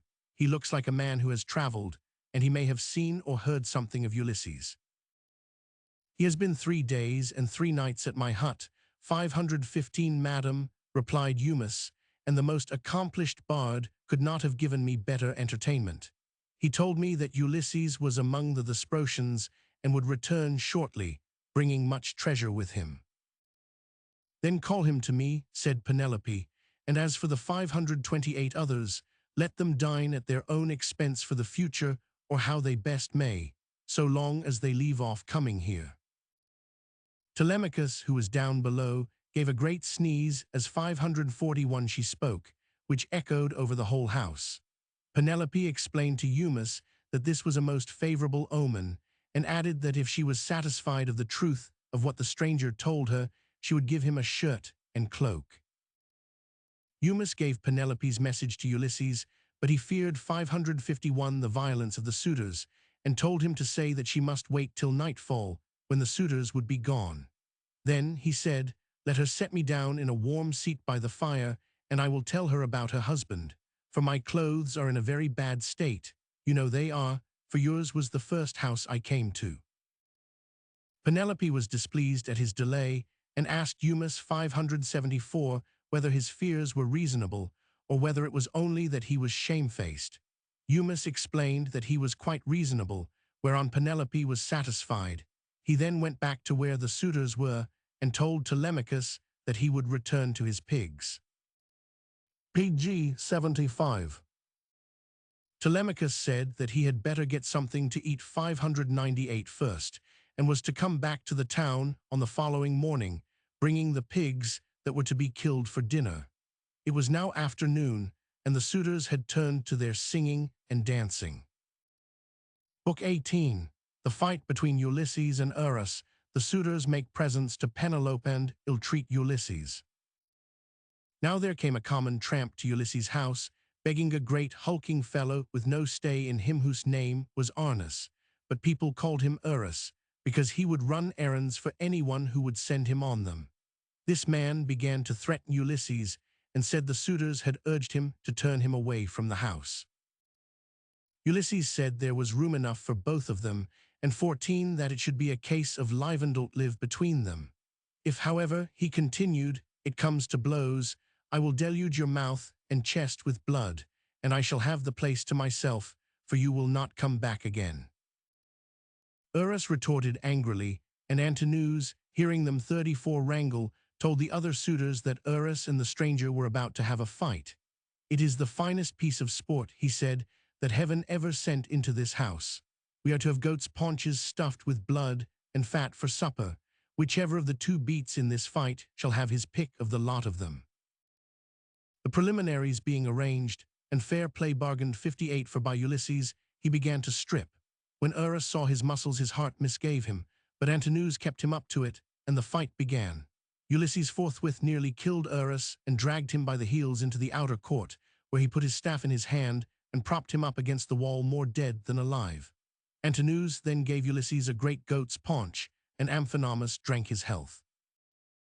PG 76. Ulysses made Amphinomus a very grave and impressive 124 speech, warning him to leave the house, inasmuch as Ulysses would return shortly. You seem, said he, to be a man of good understanding, as indeed you may well be, seeing whose son you are. I have heard your father well spoken of. He is Nisus of Dulichium, a man both brave and wealthy. They tell me you are his son, and you seem to be a considerable person. Listen, therefore, and take heed to what I am saying. Man is the vainest of all creatures that live and move upon the earth. As long as heaven vouchsafes him health and strength, he thinks that he shall come to no harm hereafter, and even when the blessed gods bring sorrow upon him, he bears it as he needs must, and makes the best of it, for God Almighty gives men their daily minds day by day. I know all about it, for I was a rich man once, and did much wrong in the stubbornness of my pride, and in the confidence that my father and my brothers would support me. Therefore let a man fear God in all things always, and take the good that heaven may see fit to send him without vainglory. But Amphinomus, though his heart boded ill, would not be persuaded. Minerva then put it in Penelope's mind to get some 158 presents out of the suitors. I hate them, said she to Eurynome, but still for once in a way I will see them. I want to warn my son against them. Certainly, my dear child, answered Eurynome, but you 169 must wash your face first. You cannot be seen with the stain of tears upon your cheeks. Eurynome, replied her mistress, do not try to persuade 177 me. Heaven robbed me of all my beauty on the day when my husband sailed for Troy, but send Autono and Hippodamia to attend me, for I cannot think of seeing the suitors unattended." The old woman then went through the house to fetch the women, and as soon as she was gone, Minerva sent Penelope into a deep sleep, during which she endowed her with the most dazzling beauty, washing her face with the ambrosial loveliness which Venus wears when she goes out, dancing with the Graces and giving her a statelier and more imposing presence. When the two maids came, the noise of their page 77 coming woke her. "What a delicious sleep," she exclaimed, "has overshadowed me. Would that it had been the sleep of death, which had thus ended all my sorrows."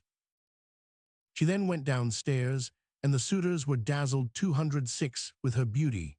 She began by upbraiding Telemachus for having allowed the fight to take place.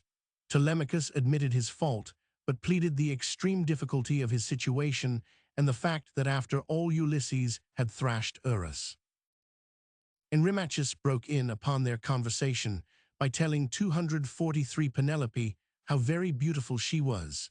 And Penelope answered that heaven had robbed her of all her beauty on the day when her husband sailed for Troy. Moreover, she added, "I have another great sorrow. You suitors are not wooing me in the usual way. When men are suing for the hand of one who they think will make them a good wife, they generally bring oxen and sheep for her relations to feast upon, and make rich presents to the lady herself, instead of sponging upon other people's property." When Ulysses heard her say this, he was delighted at 281 seeing his wife trying to get presents out of the suitors and hoodwinking them. Then Antinous said, "Penelope, take all the presents 284 you can get, but we will not go till you have married the best man among us." On this, they all made Penelope magnificent presents, and she went back to her own room, followed by the women who carried the presents for her. The suitors now turned to singing and dancing, lighted 304 by large braziers that were placed in the court, 307, and also by torches, which the maids held up by turns. Ulysses after a while told them to go inside, saying that he would hold the torches himself. The maids laughed at 317 this, and Melantho, who was one of them, began to jibe at him. She was daughter to Dolius, but Penelope had brought her up from childhood and used to give her toys. She showed no consideration, however, for Penelope's sorrows, but misconducted herself with Eurymachus. "Are you drunk?" she said to Ulysses, "or are you always like this?" Page 78. Ulysses scowled at her and said he would tell 337 Telemachus, who would have her cut up into mincemeat. The women, therefore, were frightened and went away, so Ulysses was left holding up the flaming torches, looking upon all the suitors and brooding over his revenge. Presently Eurymachus began to jeer at him and taunt 346 him by saying he preferred begging to working. Ulysses answered, "If you and I, Eurymachus, were matched one against the other in early summer, when the days are at their longest, give us each a good scythe, and see whether you or I will mow the stronger or fast the longer, from dawn till dark when the mowing grass is about. Or let us be in a 4-acre field with a couple of tawny full-fed oxen each, and see which of us can drive the straighter furrow. Again, let war break out this day, give me armor, and you will find me fighting among the foremost. You are insolent and cruel, and think yourself a great man because you live in a little world, and that a bad one." Eurymachus was furious and seized a stool, but Ulysses 394 sat down by the knees of Amphinomus of Dulichium, for he was afraid. The stool hit the cupbearer and knocked him down, whereon there was a general uproar, amid which Telemachus said that he would compel no man, but he thought it would be better if they would all go home to bed. To this they assented, and shortly afterwards left the house. Book 19. Ulysses converses with Penelope and is recognized by Euryclea. Ulysses and Telemachus were left alone in the cloister, and Ulysses said, "We must take the armor down from the walls. If the suitors are surprised, say what I told you when we were in Eumus's hut." Telemachus called Euryclea and bade her shut the women 15 up in their room, for he was going to take the armor down into the storeroom. "Who," asked Euryclea, "will show you page 79 a light if the women are all shut up?"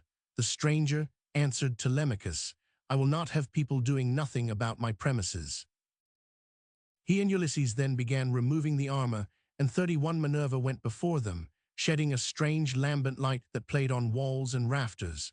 Telemachus was lost in wonder, but Ulysses said, "Hush, this is the manner of the gods. Get you to bed, and leave me to talk with your mother and the maids." So Telemachus crossed the court and went to the room in which he always slept, leaving Ulysses in the cloister. Penelope now came down, and they set a seat for her by 53 the fire. The maids also were let out, and came to take away the meats on which the suitors had been feasting, and to heap fresh wood upon the braziers after they had emptied the ashes onto the ground. Melantho again began scolding at Ulysses for stopping in the house to spy on the women. Penelope heard her and said, "Bold hussy, I hear you, and you shall smart for it. I have already told you that I wish to see the stranger and inquire from him about my husband. Eurynome, bring a seat for him and spread a fleece on it."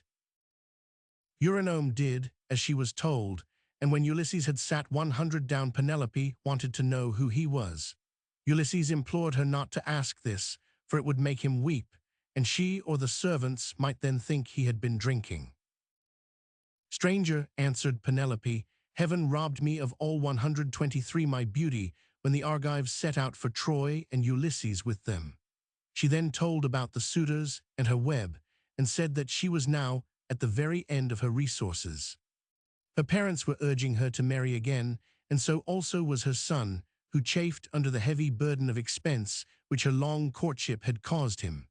In spite of all this, however, she continued, "I want to know who you are, for you cannot be the son of a rock or of an oak." Thus pressed, Ulysses said that his name was Thon, and PG 80-164, that he came from Crete, where he had entertained Ulysses and his men for many days when they were on their way to Troy. Penelope wept bitterly as she listened, and it was all Ulysses could do to restrain his own tears, but he succeeded. "I will now prove you," said she. "Tell me how my husband was dressed. Tell me also what manner of man he was, and about the men who were with him." "I will tell you," replied Ulysses, "as nearly as I can 220 remember after so long a time. He wore a mantle of purple wool, double-lined, and it was fastened by a gold brooch with 2 catches for the pin. On the face of this there was a device that showed a dog holding a spotted fawn between its 4 paws and watching it as it lay panting on the ground. Every one marveled at the way in which these things had been done in gold, dog looking at the fawn and strangling it, while the fawn was struggling 231 convulsively to escape. As for his shirt, it fitted him like the skin of an onion and glistened in the sunlight to the admiration of all the women who beheld it. He had a servant with him, a little older than himself, whose 246 shoulders were hunched. He was dark and had thick curly hair. His name was Eurybates. Penelope was deeply moved. "You shall want for nothing, 249, said she. "It was I who gave him the clothes and the brooch you speak of, but I shall never see him again." "Be not too dejected, madam," answered Ulysses. "When I 261 was with the Thesprotians, I heard for certain that he was alive and well. Indeed, he would have been here ere now, had he not deemed it better to amass great wealth before returning. Before this month is out, I swear most solemnly that he will be here." "If you say truly," replied Penelope, "you shall indeed 308 be rewarded richly, but he will not come. Still, you women, take the stranger and wash him, make him a comfortable bed, and in the morning wash him again and anoint him, that he may sit at the same table with Telemachus. If any of the suitors molests him, he shall 322 rue it, for fume as he may, he shall have no more to do in this house. How indeed, sir, can you know how much I surpass all other women in goodness and discretion, unless I see that you are well clothed and fed?" Pg 81. "Make me no bed, madam," said Ulysses. "I will lie on the 336 bare ground, as I am wont to do. Nor do I like having my feet washed. I will not allow any of your serving women to touch my feet, but if you have any respectable old woman who has gone through as much as I have, I will let her wash them." "Stranger," answered Penelope, "your sense of propriety 349 exceeds that of any foreigner who has ever come here. I have exactly the kind of person you describe. She was Ulysses' nurse from the day of his birth, and is now very old and feeble, but she shall wash your feet. Euryclea, come and wash the stranger's feet. He is about the same age as your master would be." Euryclea spoke compassionately to Ulysses and ended by 361, saying that he was very like her master, to which Ulysses replied that many other people had observed the likeness. Then the old woman got a large foot bath and put some 386 cold water into it, adding hot water until it was the right heat. As soon, however, as she got Ulysses' leg in her hands, she recognized a scar on it as one which her master had got from being ripped by a boar when he was hunting on Mt. Parnassus with his mother's father 394 Autolycus, whom Mercury had endowed with the gift of being the most accomplished thief and perjurer in the whole world, for he was very fond of him. She immediately dropped the leg, which made a loud noise against the side 468 of the bath and upset all the water. Her eyes filled with tears, and she caught Ulysses by the beard and told him that she knew him. She looked towards Penelope to tell her, but Minerva had 476 directed Penelope's attention elsewhere, so that she had observed nothing of what had been going on. Ulysses gripped Euryclea's throat and swore he would kill her, nurse to him though she had been, unless she kept his return secret, which she promised to do. She also said that if heaven delivered the suitors into his hands, she would give him a list of all the women in the house who had misconducted themselves. "You have no need," said Ulysses. "I shall find that out 499 for myself. See that you keep my counsel and leave the rest to heaven." Page 82. Euryclea now went to fetch some more water, for the 503 first had been all spilt. When she had brought it and had washed Ulysses, he turned his seat round to the fire to dry himself and drew his rags over the scar that Penelope might not see it. Then Penelope detailed her sorrows to Ulysses. Others, 508, she said, could sleep, but she could not do so neither night nor day. She could not rest for thinking what her duty might be. Ought she to stay where she was and stand guard over her son's estate, or ought she to marry one of the suitors and go elsewhere? Her son, while he was 530 a boy, would not hear of her doing this, but now that he was grown up and realized the havoc that the suitors were making of his property, he was continually urging her to go. Besides, she had had a strange dream about 538, an eagle that had come from a mountain and swooped down on her favorite geese as they were eating mash out of a tub, and had killed them all. Then the eagle came back and told her he was Ulysses, while the geese were the suitors, but when she woke, the geese were still feeding at the mash tub. Now, what did all this mean? Ulysses said it could only mean the immediate return of 554, her husband, and his revenge upon the suitors. But Penelope would not believe him. "Dreams," she said, 559 are very curious things. They come through two gates, one of horn and the other of ivory. Those that come through the gate of ivory have no significance. It is the others that alone are true, and my dream came through the gate of ivory. Tomorrow, therefore, I shall set Ulysses' bow before the suitors, and I will leave this house with him who can draw it most easily and send an arrow through the 12 holes, whereby 12 axe heads are fitted into their handles. "You need not defer this competition," said Ulysses. "For 582, your husband will be here before any one of them can draw the bow and shoot through the axes." "Stranger," replied Penelope, "I could stay talking with 588 you the whole night through, but there is a time for everything, PG 83, and I will now go to lie down upon that couch, which I have never ceased to water with my tears from the day my husband set out for the city with an illumined name. You can sleep within the house, either on the ground or on a bedstead, whichever you may prefer." Then she went upstairs and mourned her dear husband till 600 Minerva shed sweet sleep over her eyes. Book 20, Ulysses converses with Eumus, and with his herdsman Philtius, the suitors again maltreat him. Theoclymenus foretells their doom and leaves the house. Ulysses made himself a bed of an untanned ox hide in the vestibule and covered himself with sheep skins. Then Eurynome threw a cloak over him. He saw the women who misbehaved themselves with the suitors go giggling out of the house, and was sorely tempted to kill them then and six there, but he restrained himself. He kept turning round and round, as a man turns a paunch full of blood and fat before a hot fire to cook it, and could get no rest till Minerva came to him and comforted him by reminding him that he was now in Ithaca. "That is all very well," replied Ulysses, "but suppose I 36 do kill these suitors, pray consider what is to become of me then. Where am I to fly to from the revenge their friends will take upon me?" "One would think," answered Minerva, "that you might 44 trust even a feebler aid than mine. Go to sleep, your troubles shall end shortly."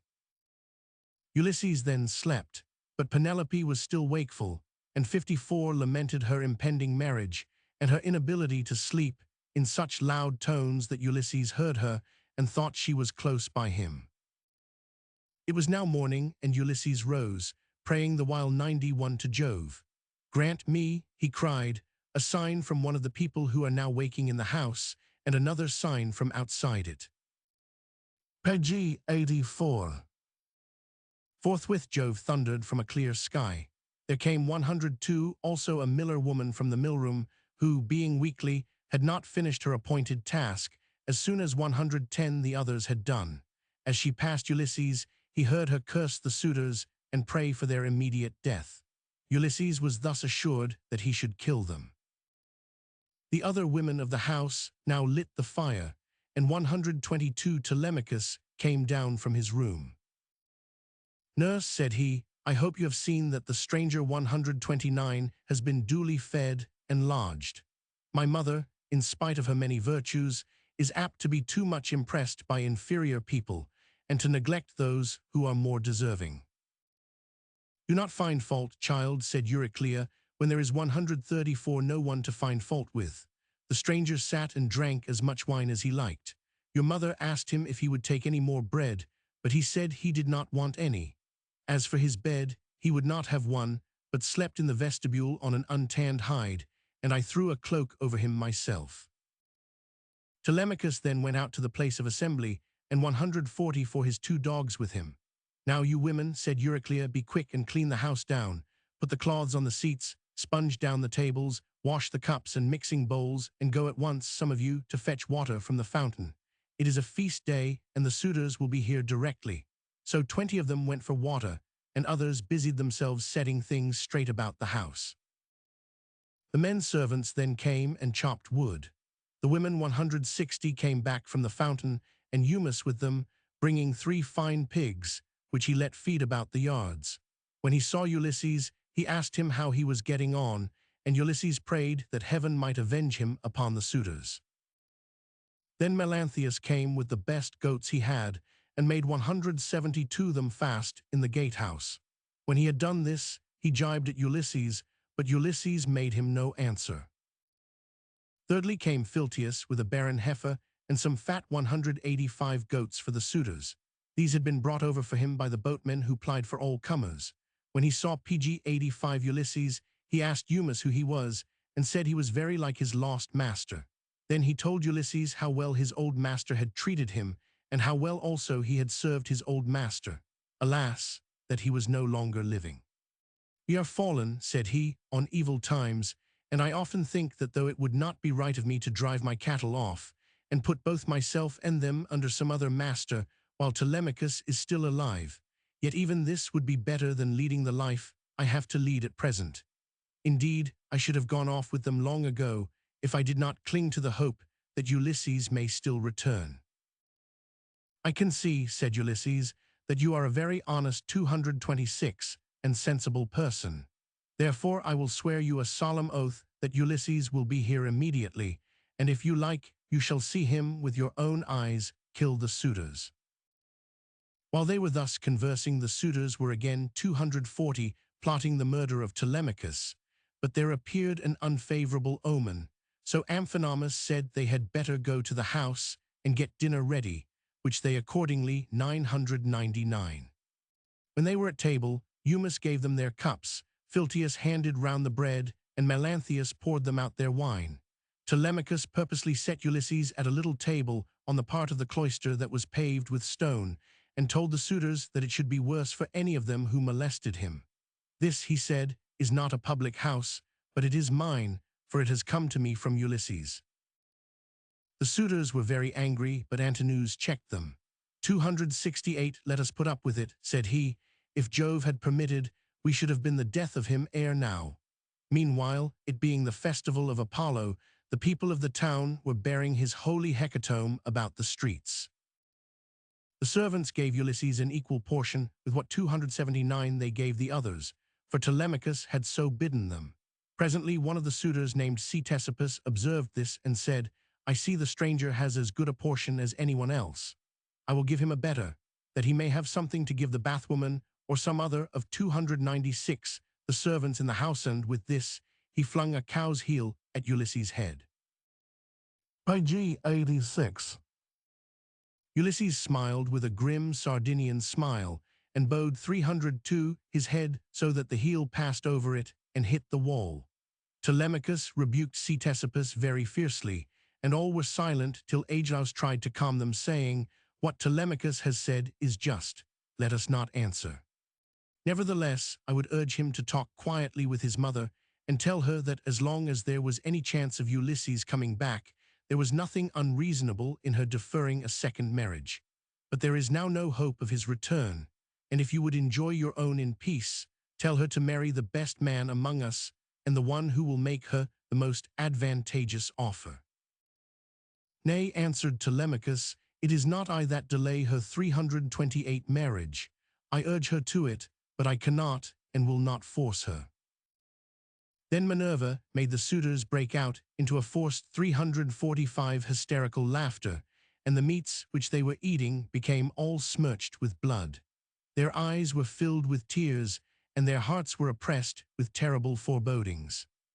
Theoclymenus saw that all was wrong and said, "Unhappy men, what is it that ails you? There is a shroud of darkness drawn over you from head to foot. Your cheeks are wet with tears.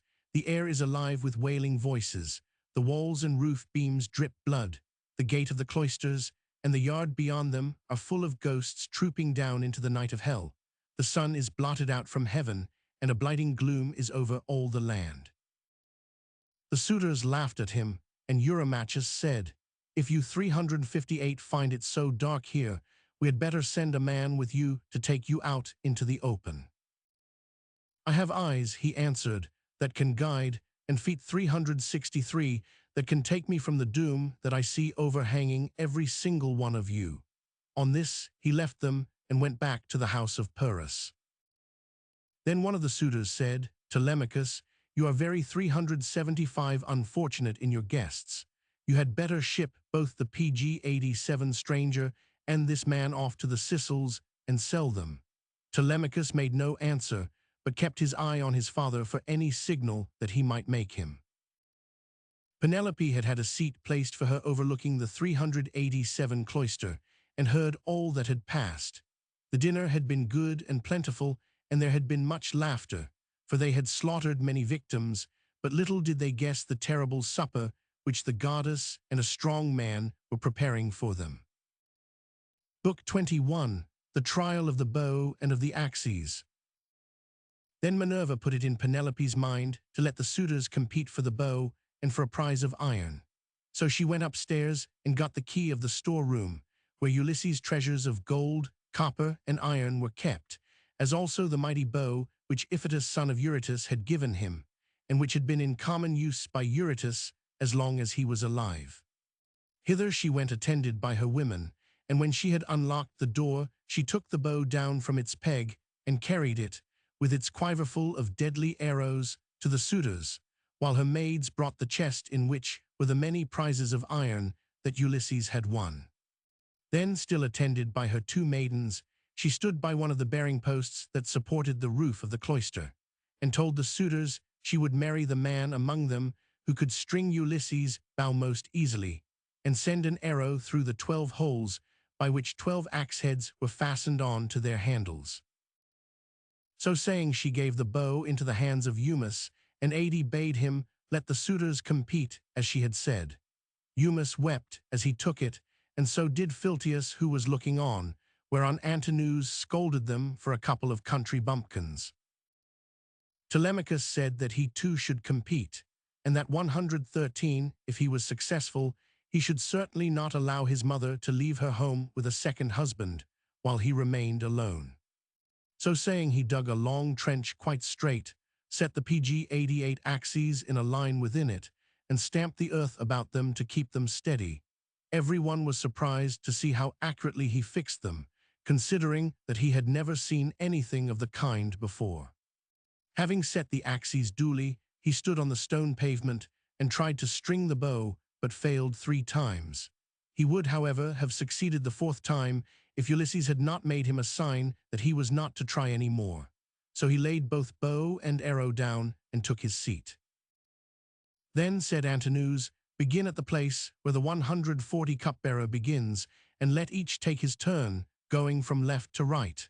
On this Laodes came forward.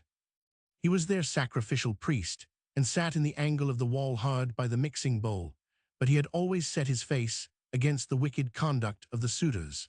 When he had failed to string the bow, he said it was so hard to string that it would rob many a man among them of life and heartfur, which saying Antinous rebuked him bitterly. "Bring some fire, Melanthius, and a wheel of fat from 175 inside the house," said he to Melanthius, "sick that we may warm the bow and grease it." So they did this, but though many tried, they could none of them string it.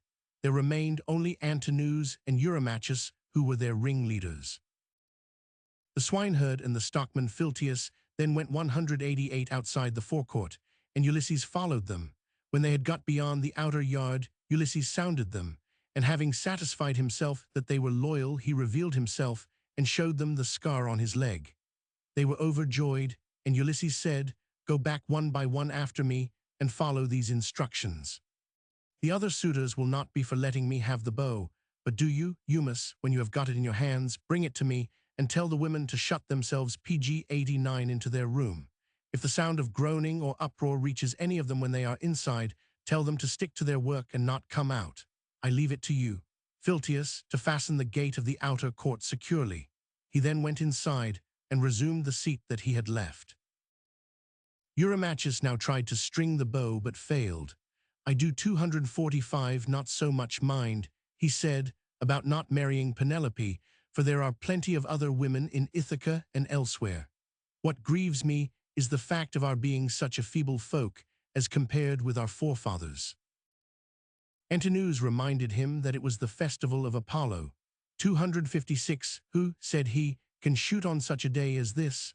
Let us leave the axes where they arena one will take them. Let us also sacrifice to Apollo the best goats Melanthius can bring us, and resume the contest tomorrow." Ulysses then cunningly urged that he might be allowed 274 to try whether he was as strong a man as he used to be, and that the bow should be placed in his hands for this purpose. The suitors were very angry, but Penelope insisted that Ulysses should have the bow. If he succeeded in stringing it, she said it was absurd to suppose that she would marry him, but she would give him a shirt and cloak, a javelin, sword, and a pair of sandals, and she would send him wherever he might want to go. "The bow, mother, is mine," said Telemachus, "and if I 343 choose to give it this man out and out, I shall give it him. Go within the house and mind your own proper duties." Penelope went back, with her women, wandering into the 354 house, and going upstairs into her room she wept for her dear husband, till Minerva shed sweet sleep over her eyes. Eumus was about to take the bow to Ulysses, but the 359 suitors frightened him, and he was for putting it down, till Telemachus threatened to stone him back to his farm if he did not bring it on at once. He therefore gave the bow to Ulysses. Then he called Euryclea aside and told her to shut the women up, and not to let them out if they heard any groans or uproar. She therefore shut them up. At this point Philtius slipped out and secured the main PG-90 388 gate of the outer court with a ship's cable of bibelous fiber that happened to be lying beside it. This done, he returned to his seat and kept his eye on Ulysses, who was examining the bow with great care to see whether it was sound in all its parts. "This man," said the suitors, "is some old bowfancier. 397, perhaps he has got one like it at home, or wants to make one, so cunningly does the old rascal handle it." Ulysses, having finished his scrutiny, strung the bow as 404 easily as a bard puts a new string on to his lyre. He tried the string, and it sang under his hand like the cry of a swallow. He took an arrow that was lying out of its quiver by his table, placed the notch on the string, and from his seat sent the arrow through the handle holes of all the axes and outside into the yard. "Telemachus," said he, "your guest has not disgraced you. 424, it is now time for the suitors to have their supper and to take their pleasure afterwards with song and playing on the lyre." So saying, he made a sign to Telemachus, who girded on his sword, grasped his spear, and stood armed beside his father's seat. Book 22, The Killing of the Suitors. Ulysses tore off his rags and sprang on the broad pavement with his bow and his quiver full of arrows. He shed the arrows onto the ground at his feet and said, "The contest is at an end. I will now see whether Apollo will vouchsafe me to hit another mark which no man has yet aimed at." He took aim at Antinous as he spoke. The arrow ate him in the throat, so that he fell over, and a thick stream of blood gushed from his nostrils. He kicked his table from him and upset the things on it, whereby the bread and meats were PG-91 all soiled as they fell over onto the ground. The suitors were instantly in an uproar and looked towards the walls for armor, but there was none. "Stranger," they cried, "you shall pay dearly for shooting people down in this way. You are a doomed man."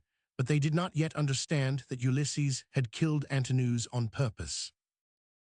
Ulysses glared at them and said, "Dogs, did you think 34 that I should not return from Troy?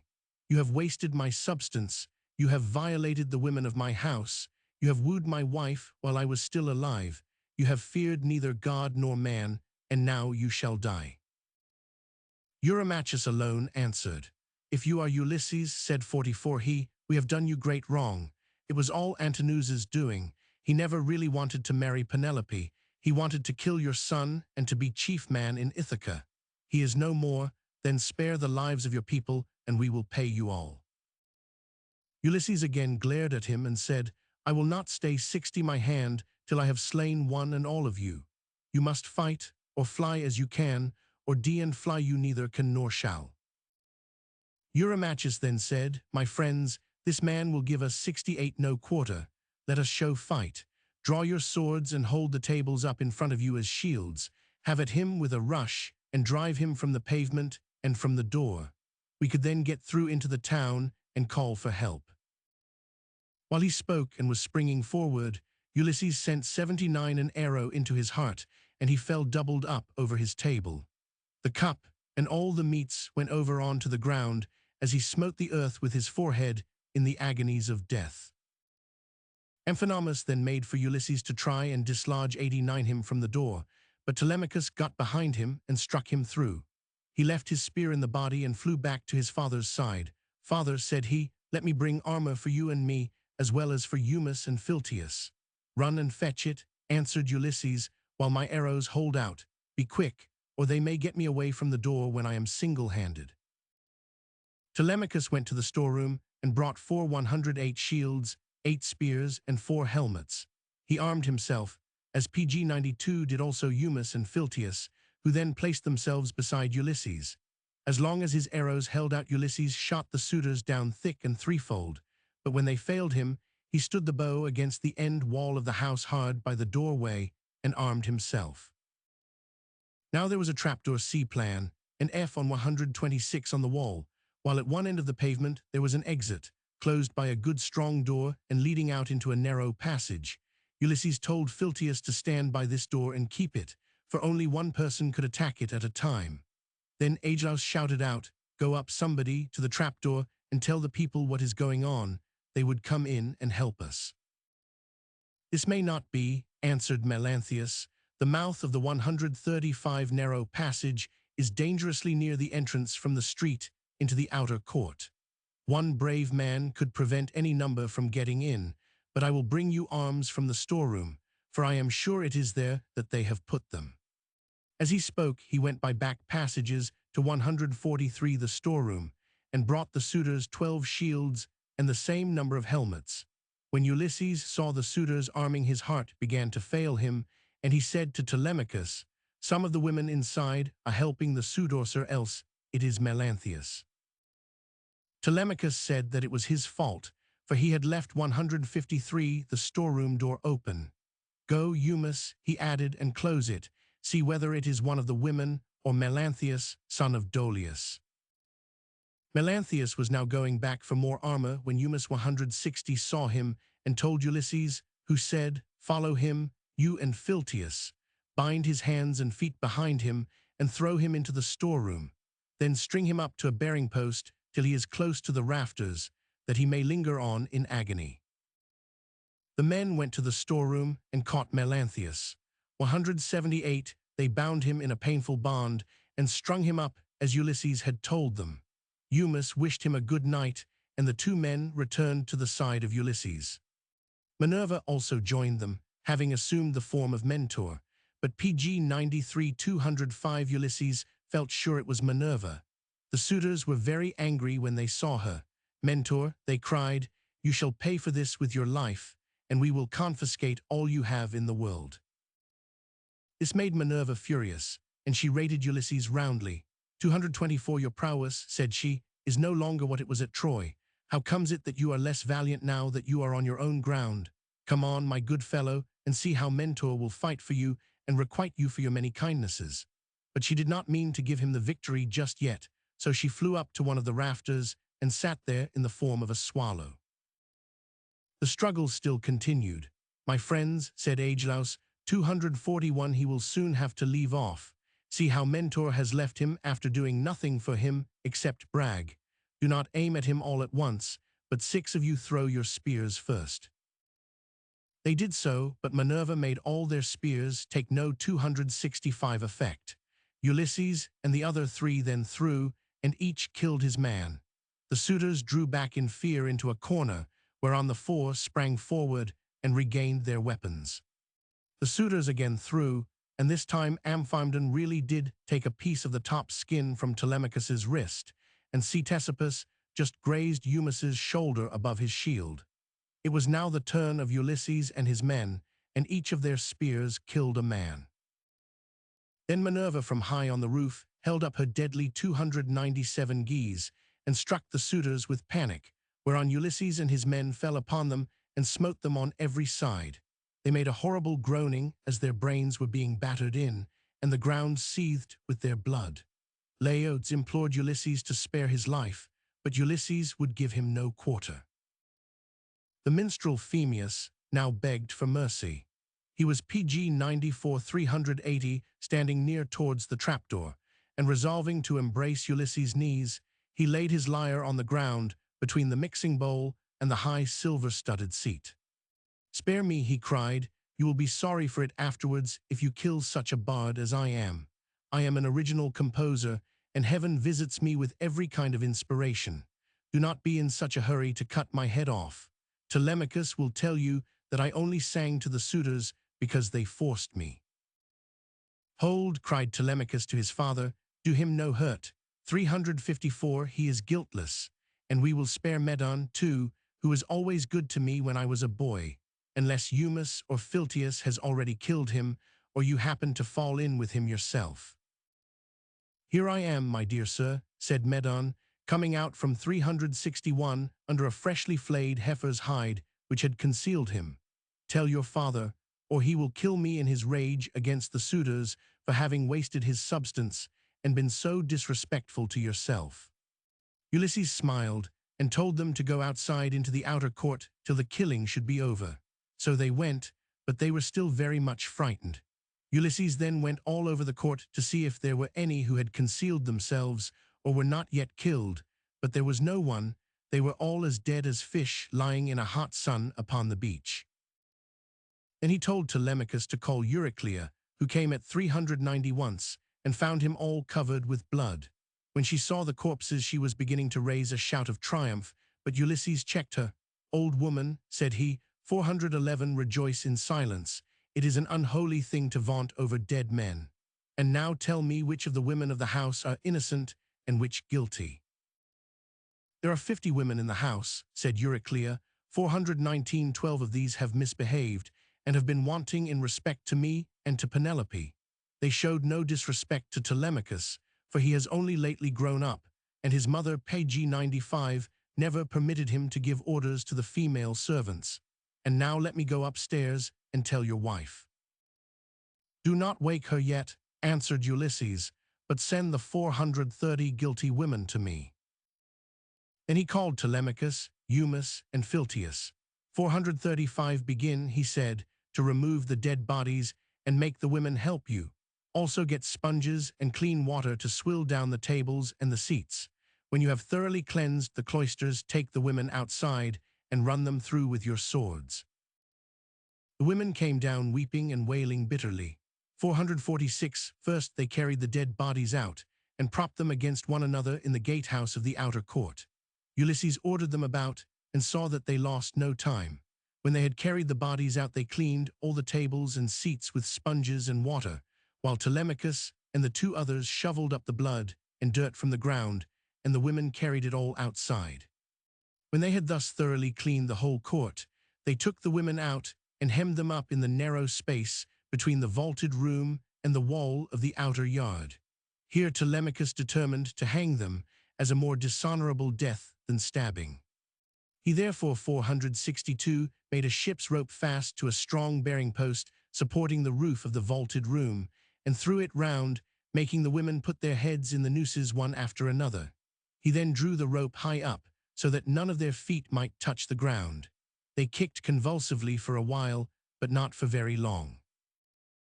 As for Melanthius, they took him through the cloisters 474 into the outer court. There they cut off his nose and ears. They drew out his vitals and gave them to the dogs, raw. Then they cut off his hands and feet. When they had done this, they washed their hands and feet and went back into the house.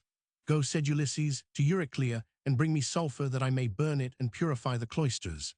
Go, moreover, and bid Penelope come here with her gentlewomen and the women of the house." "Let me first bring you a clean shirt and cloak," said PG 96 485 Euryclea.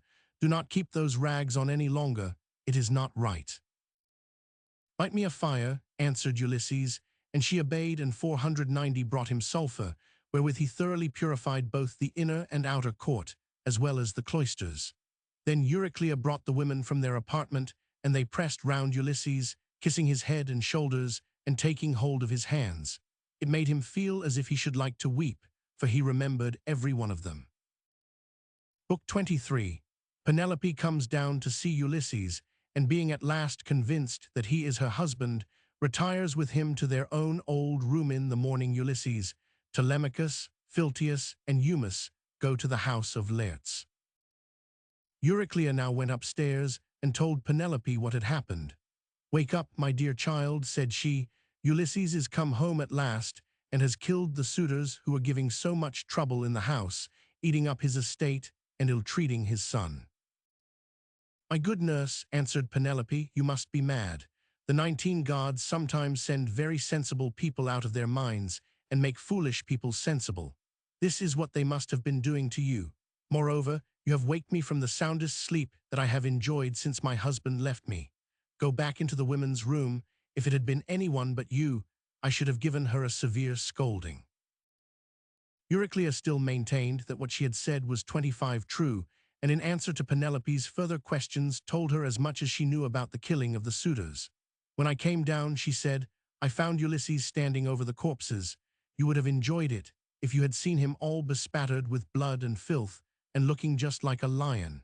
But the corpses are now piled up in the gatehouse, and he has sent me to bring you to him." Page 97. Penelope said that it could not be Ulysses, but must be 58 some god who had resolved to punish the suitors for their great wickedness. Then Euryclea told her about the scar. "My dear nurse," answered Penelope, "however wise you may be, you can hardly fathom the counsels of the gods. Still, I will go and find my son, that I may see the corpses of the suitors and the man who has killed them." On this she came down into the cloister and took her 85 seat opposite Ulysses, in the firelight, by the wall at right angles to that by which she had entered, while her husband sat by one of the bearing posts of the cloister, looking down and waiting to hear what she would say. For a long time she sat as one lost in amazement and said nothing, till Telemachus upbraided her for her coldness. Your heart, he said, was always hard as a stone. My son, said his mother, I am stupefied. Nevertheless, 104, if this man is really Ulysses, I shall find it out, for there are tokens which we two alone know of. Ulysses smiled at this, and said to Telemachus, let your 114 mother prove me as she will make up her mind about it presently. Meanwhile let us think what we shall do, for we have been killing all the picked youth of Ithaca.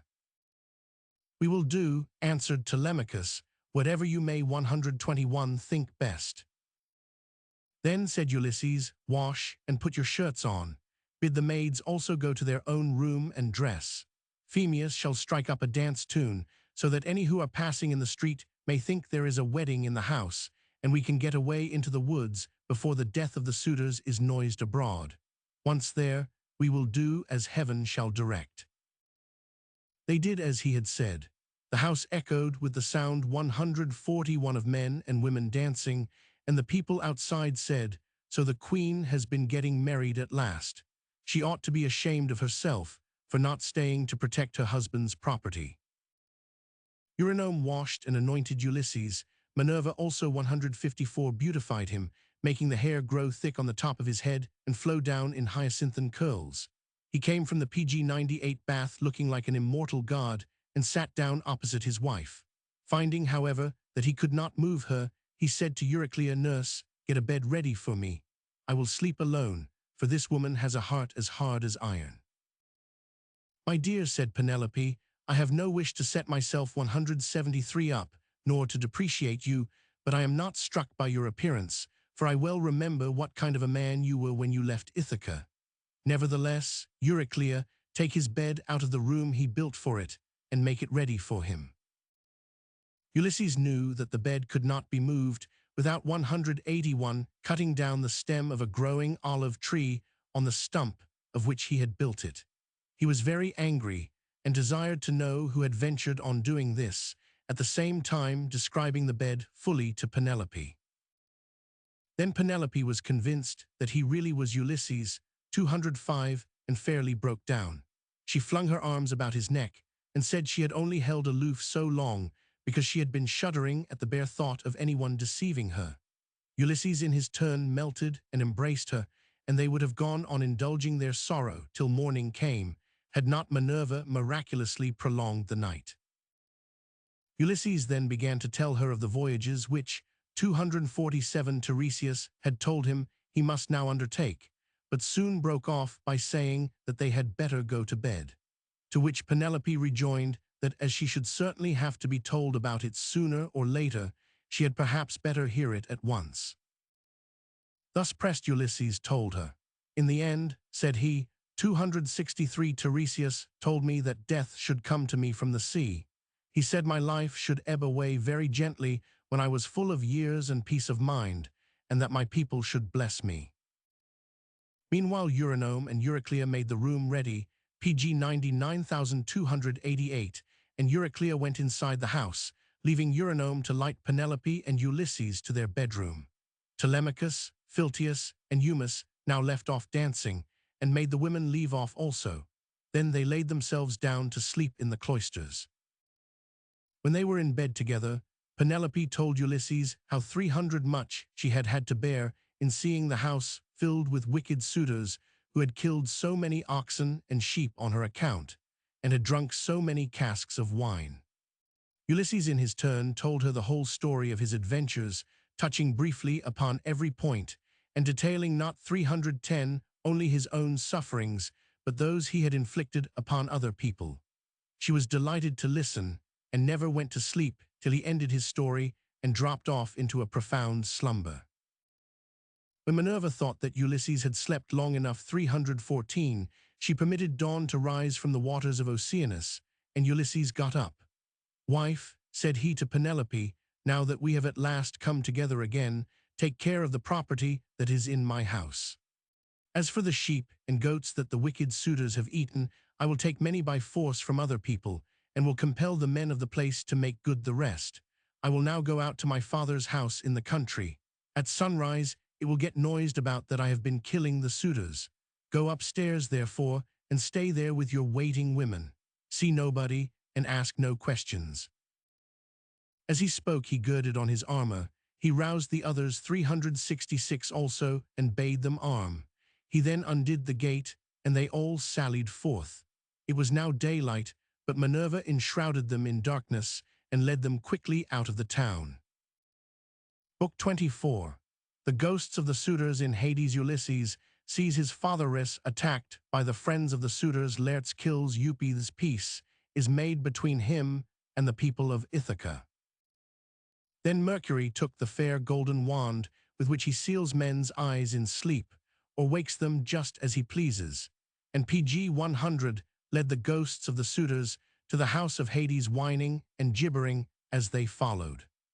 As bats fly squealing about the hollow of a great cave, when one of them has fallen from the cluster in which they handgiven, so did they whine and squeal as Mercury, the healer of sorrow, led them down into the dark abode of death. When they had passed the waters of Oceanus and the rock Leucas, they came to the gates of the sun and the land of dreams, whereon they reached the meadow of Asphodel, where dwell the souls and shadows of men that can labor no more. Here they came upon the ghosts of Achilles, Patroclus, 15 Antilochus, and Ajax, and that of Agamemnon joined them. As these were conversing, Mercury came up with the ghosts of the suitors, and Agamemnon's ghost recognized that of Amphiamedon, who had been his host when he was in Ithaca. So he asked him what this sudden arrival of fine young men all of an age too might mean, and Amphiamedon told him the whole story from first to last. Thus did they converse in the house of Hades, deep within 203 the bowels of the earth. Meanwhile Ulysses and the others passed out of the city, and soon reached the farm of Laertes, which he had reclaimed with infinite labor. Here was his house with a linto running all round it, where the slaves who worked for him ate and slept, while inside the house there was an old Sicel woman, who looked after him in this his country farm. "Go," said Ulysses to the others, "to the house, and kill 214, the best pig you have for dinner. I wish to make trial of my father, and see whether he will know me." So saying, he gave his armor to Eumus and Philtius, 219, and turned off into the vineyard, where he found his father alone, hoeing a vine. He had on a dirty old shirt, patched and very shabby. His legs were bound round with thongs of oxhide to keep out the brambles, and he wore sleeves of leather against the thorns. He had a goatskin cap on his head, and was looking very woebegone. When Ulysses saw him so worn, so old and full of sorrow, 232, he stood still under a tall pear tree and began to weep. He PG 101 doubted whether to embrace him, kiss him, and tell him all about his having come home, or whether he should first question him and see what he would say. On the whole, he decided that he would be crafty with him, so he went up to his father, who was bending down and digging about a plant. "I see, sir," said Ulysses, "that you are an excellent 244 gardener. What pains you take with it, to be sure. There is not a single plant, not a fig tree, vine, olive, pear, nor flower bed, but bears the traces of your attention. I trust, however, that you will not be offended if I say that you take better care of your garden than of yourself. You are old, unsavory, and very meanly clad. It cannot be because you are idle that your master takes such poor care of you. Indeed, your face and figure have nothing of the slave about them, but proclaim you of noble birth. I should have said you were one of those who should wash well, eat well, and lie soft at night, as old men have a right to do. But tell me, and tell me true, whose bondsman are you, and in whose garden are you working? Tell me also about another matter. Is this place that I have come to really Ithaca?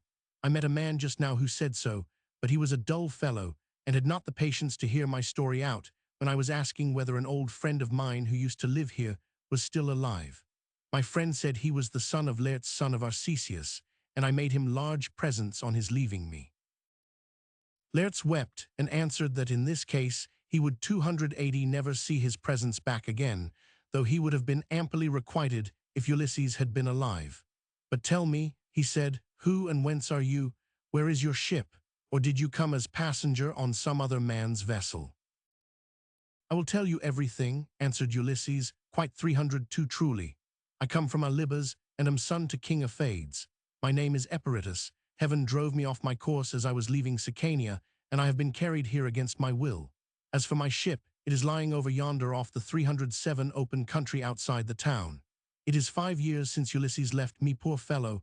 We had every hope that we 308 should meet again and exchange presents. Page 102.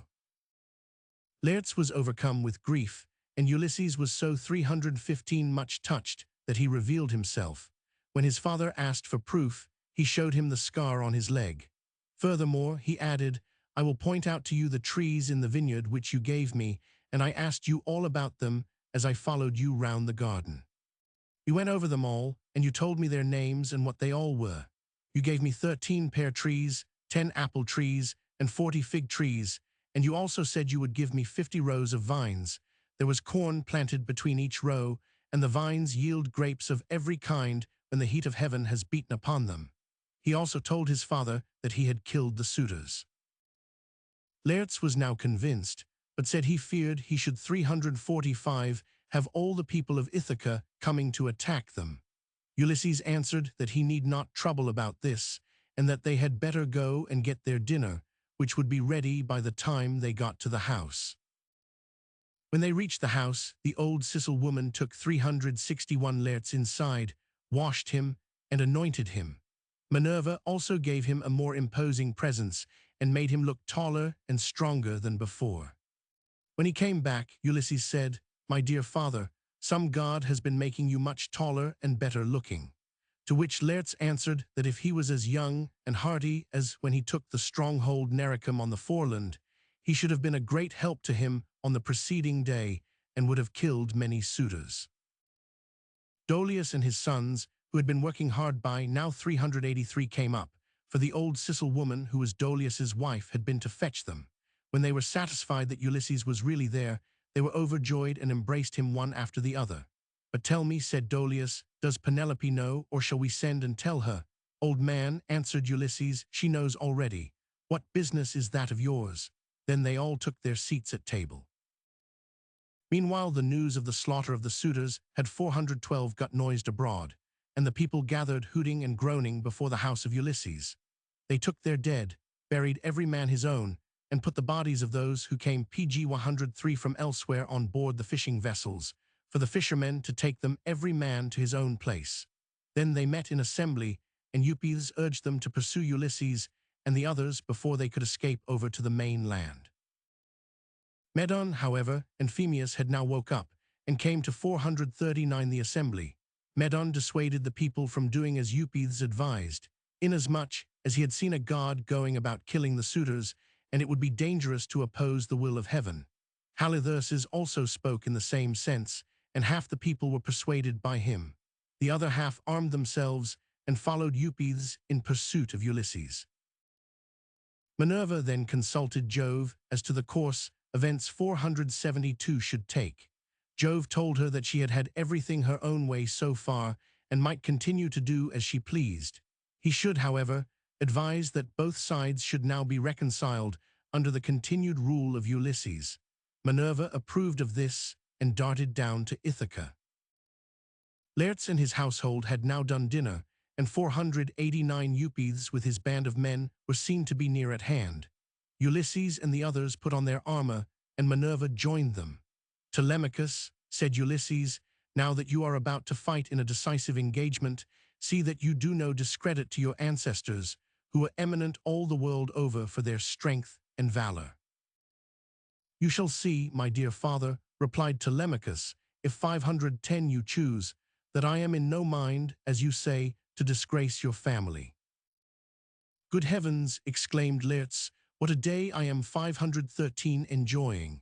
My son and grandson are vying with one another in the matter of valor. Minerva then came up to him and bade him pray to her. She infused fresh vigor into him, and when he had prayed to her, he aimed his spear at Eupeithes and killed him. Ulysses and his men fell upon the others, routed them, and would have killed one and all of them had not Minerva raised her voice and made every one pause.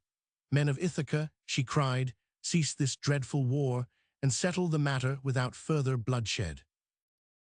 On this they turned pale with fear, dropped their armor, pg 104,533, and fled every man towards the city. Ulysses was swooping down upon them like an eagle, but Jove sent a thunderbolt of fire that fell just in front of Minerva, whereon she said, "Ulysses, stay this strife, or Jove will be angry with you." Ulysses obeyed her gladly. Minerva then assumed the voice 545 and form of mentor, and presently made a covenant of peace between the two contending parties. PG 105. Chapter 3. The Preponderance of Woman in the Odyssey. Having in my first chapter met the only a priori objections to my views concerning the sex of the writer which have yet been presented to me, I now turn to the evidence of female authorship, which is furnished by the story which I have just laid before the reader. What, let me ask, is the most unerring test of female authorship? Surely a preponderance of female interest and a fuller knowledge of those things which a woman generally has to deal with, than of those that fall more commonly within the province of man. People always write by preference of what they know best, and they know best what they most are and have most to do with. This extends to ways of thought and to character even more than to action. If man thinks the noblest study for mankind to be man, woman not less certainly believes it to be woman. Hence, if in any work the women are found to be well and sympathetically drawn, while the men are mechanical and by comparison perfunctorily treated, it is, I imagine, safe to infer that the writer is a woman, and the converse holds good with man.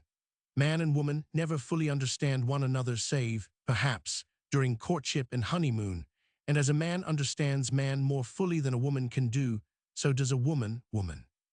Granted, it is the delight of either sex to understand the other as fully as it can, and those who succeed most in this respect are the best and happiest, whether men or women. But do what we may, the barriers can never be broken down completely, and each sex will dwell mainly, though not, of course, exclusively, within its own separate world.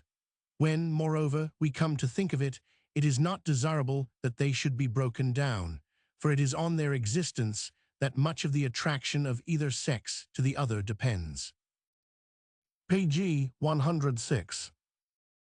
Men seem unable to draw women at all without either laughing at them or caricaturing them, and so, perhaps, a woman never draws a man so felicitously as when she is making him ridiculous. If she means to make him so, she is certain to succeed. If she does not mean it, she will succeed more surely still. Either sex, in fact, can caricature the other delightfully, and certainly no writer has ever shown more completely than the writer of the Odyssey has done that, next to the glorification of woman, she considers man's little ways and weaknesses to be the fittest theme on which her genius can be displayed. But I doubt whether any writer in the whole range of literature excepting, I suppose, Shakespeare has succeeded in drawing a full-length, life-sized, serious portrait of a member of the sex opposite to the writer's own. It is admitted on all hands that the preponderance of interest in the Iliad is on the side of man, and in the Odyssey on that of woman. Women in the Iliad are few in number and rarely occupy the stage. True, the goddesses play important parts, but they are never taken seriously. Shelley again, speaking of the perpetually increasing magnificence of the last 7 books of the Iliad, says, "The Odyssey is sweet, but there is nothing like this. The writer of the Odyssey is fierce as a tigress at times, but the feeling of the poem is on the whole exactly what Shelley says it is.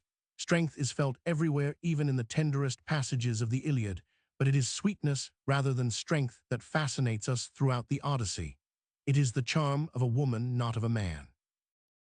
So again, to quote a more recent authority, Mr. Gladstone in his work on Homer, already referred to, says, "It is rarely in the Iliad that grandeur or force give way to allow the exhibition of domestic affection.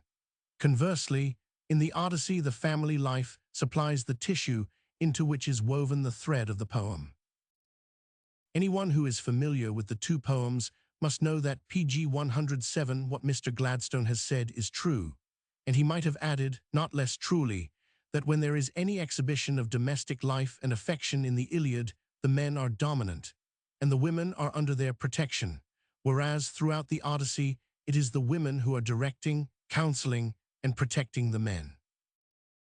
Who are the women in the Odyssey? There is Minerva, omnipresent at the elbows of Ulysses and Telemachus to keep them straight and alternately scold and flatter them. In the Iliad she is a great warrior, but she is no woman. In the Odyssey she is a great woman, but no warrior. We have, of course, Penelope masterful nearly to the last, and tossed off to the wings almost from the moment that she has ceased to be so. Euryclea, the old servant, is quite a match for Telemachus. Do not find fault, child, she says to him, when there is no one to find fault with 20. Who can doubt that Helen is master in the house of Menelaus, whom all she can say in praise is that he is not deficient either in person or understanding? 4.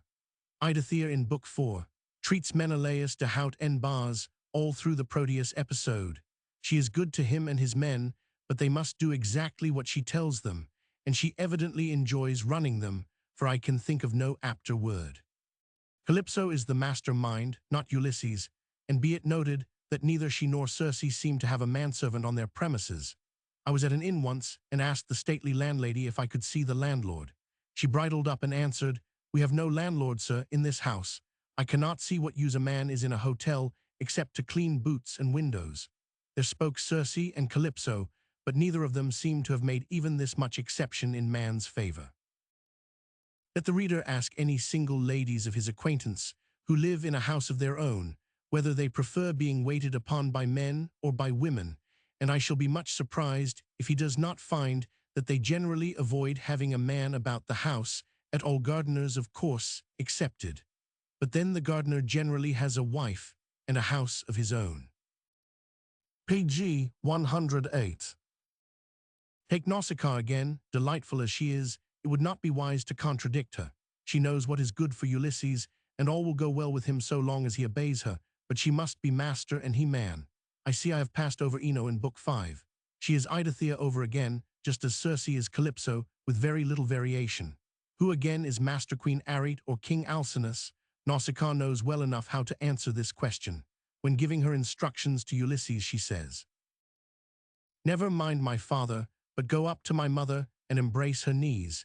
If she is well disposed towards you, there is some chance of your getting home to see your friends again." 6. 315. Throughout the Phasian episode, Arete, whose name, by the way, I take to be one of the writer's tolerably transparent disguises, and to be intended to suggest Arete, or goodness, is a more important person than Alcinous. I do not believe in her myself. I believe Penelope would have been made more amiable if Arete had been as nice a person as the writer says she was. Leaving her, however, on one side, so much more important are wives than husbands in the eyes of the author of the Odyssey, that when Ulysses makes his farewell speech to the Phasians, she makes him say that he hopes they may continue to give satisfaction to their wives. In Children 13:45, instead of hoping that their wives and children will continue to give satisfaction to them. A little lower down he wishes Queen Arete all happiness with her children, her people, and lastly with King Alcinous. As for King Alcinous, it does not matter whether he is happy or no, provided he gives satisfaction to Queen Arete, but he was bound to be happy as the husband of such an admirable woman. So when the Duke of York was being married, I heard women over and over again say they hoped the Princess May would be very happy with him, but I never heard one say that she hoped the Duke would be very happy with the Princess May. Men said they hoped the pair would be very happy, without naming one more than the other. I have touched briefly on all the more prominent female PG 109 characters of the Odyssey.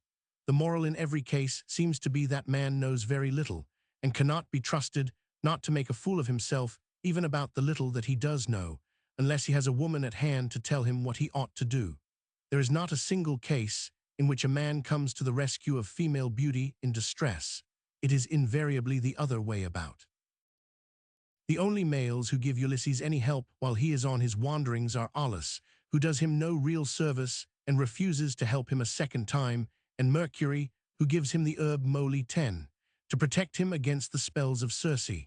In this last case, however, I do not doubt that the writer was tempted by the lovely passage of 49:24, where Mercury meets Priam to conduct him to the Achan camp. One pretty line, indeed, and rather more, of the Iliadic passage above referred to is taken bodily by the writer of the Odyssey to describe the youth and beauty of the god. With these exceptions, throughout the poem Andromeda rescues Perseus, not Perseus. Andromeda Christiana is guide and guardian to Mr. Greatheart, not Mr. Greatheart to Christiana. The case of Penelope may seem to be an exception. It may be urged that Ulysses came to her rescue and that the whole poem turns on his doing so, but this is not true. Ulysses kills the suitors firstly, because they had wasted his substance ethers from the first to last is the main grievance. Secondly, because they had violated the female servants of his house. And only thirdly, because they had offered marriage to his wife while he was still alive 22, 38. Never yet was woman better able to hold her own when she chose, and I will show at full length shortly that when she did not hold it, it was because she preferred not to do so. I have dealt so far with the writer's attitude towards women when in the world of the living. Let us now see what her instinct prompts her to consider most interesting in the kingdom of the dead. When Ulysses has reached the abode of Hades, the first ghost he meets is that of his comrade PG 110 Elpenor, who had got drunk and fallen off the roof of Circe's house just as Ulysses and his men were about to set sail. We are expressly told that he was a person of no importance, being remarkable neither for sense nor courage, so that it does not matter about killing him, and it is transparent that the accident is only allowed to happen in order to enable Ulysses to make his little joke when he greets the ghost in Hades to the effect that Elpenor has got there more quickly by land than Ulysses had done by water. Elpenor, therefore, does not count. The order, however, in which the crowd of ghosts approach Ulysses is noticeable. After the blood of the victims sacrificed by Ulysses had flowed into the trench which he had dug to receive it, the writer says, "The ghosts came trooping up from Erebus brides, young bachelors, old men worn out with toil, maids who had been crossed in love, and brave men who had been killed in battle, with their armor still smirched with blood. They came from every quarter and flitted round the trench with a strange kind of screaming sound that made me turn pale with fear. 11:43. I do not think a male writer would have put the brides first, nor yet the young bachelors second. He would have begun with kings or great warriors or poets, nor do I believe he would make Ulysses turn pale with fear merely because the ghosts screamed a little. They would have had to menace him more seriously. What does Bunyan do? When Christian tells Pliable what kind of company he will meet in paradise, he says, "There we shall see elders with their golden crowns. There we shall see holy virgins with their golden harps. There we shall see men that by the world were cut in pieces, burnt in flames, eaten of beasts, drowned in the seas, for the love they bore to the Lord of that place, all well and clothed with immortality as with a garment." Men present themselves to him instinctively in the first instance, and though he quits them for a moment, he returns to them immediately without even recognizing the existence of women among the martyrs. PG 111. Moreover, when Christian and hopeful have passed through the river of death and readied the eternal city, it is none but men who greet them. True, after having taken Christian to the eternal city, Bunyan conducts Christiana also and her children in his second part. But surely, if he had been an inspired woman and not an inspired man, and if this woman had been writing as it was borne in upon her by her own instinct, neither aping man nor fearing him, she would have taken Christiana first, and Christian, if she took him at all, in her appendix. Next to Elpenor, the first ghost that Ulysses sees is that of his mother Anticlea, and he is sorely grieved that he may not, by Circe's instructions, speak to her till he has heard what the Theban prophet Tiresias had got to tell him. As soon as he has heard this, he inquires how he can make his mother recognize him and converse with him.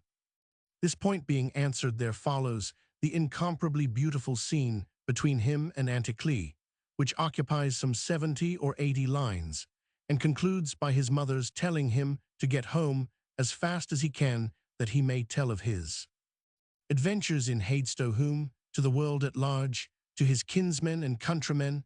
No, it is to his wife that he is to recount them, and apparently to nobody else. 11:224.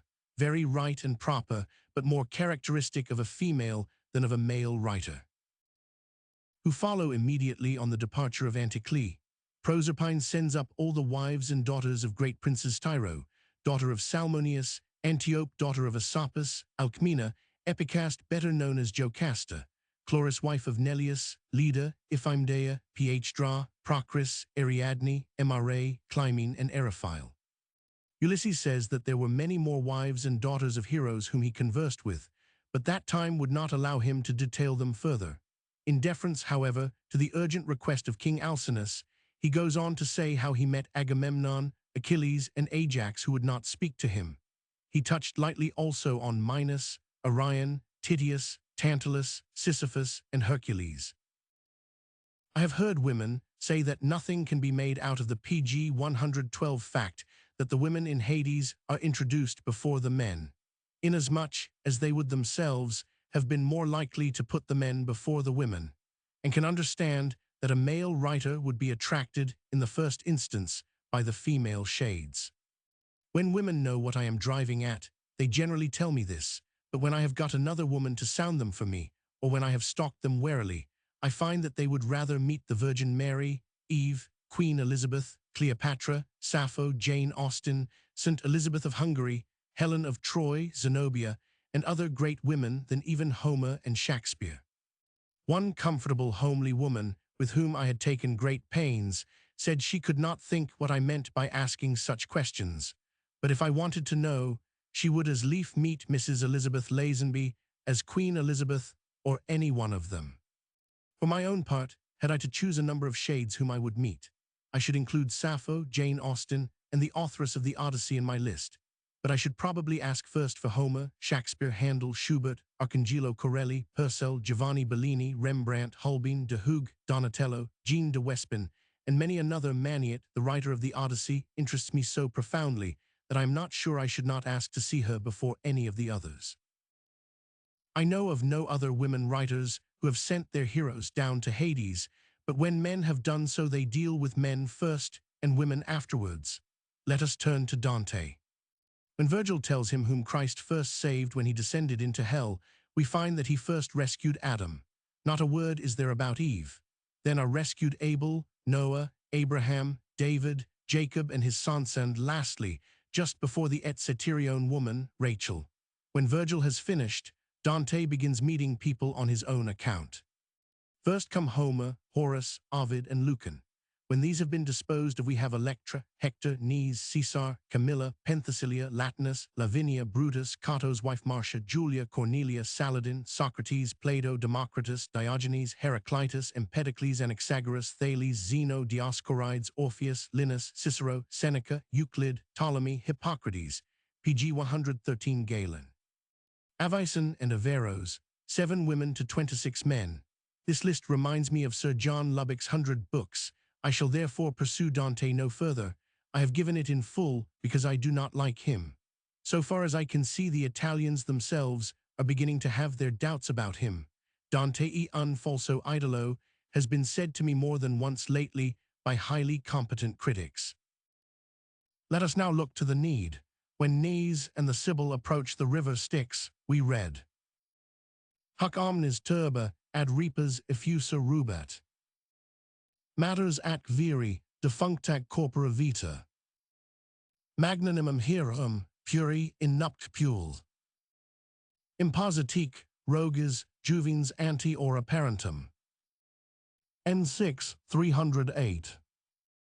The women indeed come first, but the I in viri being short, Virgil could not help himself, and the first persons whom he recognizes as individuals are men, namely 2 of his captains who had been drowned, Leucaspes and Orontes and Palinurus.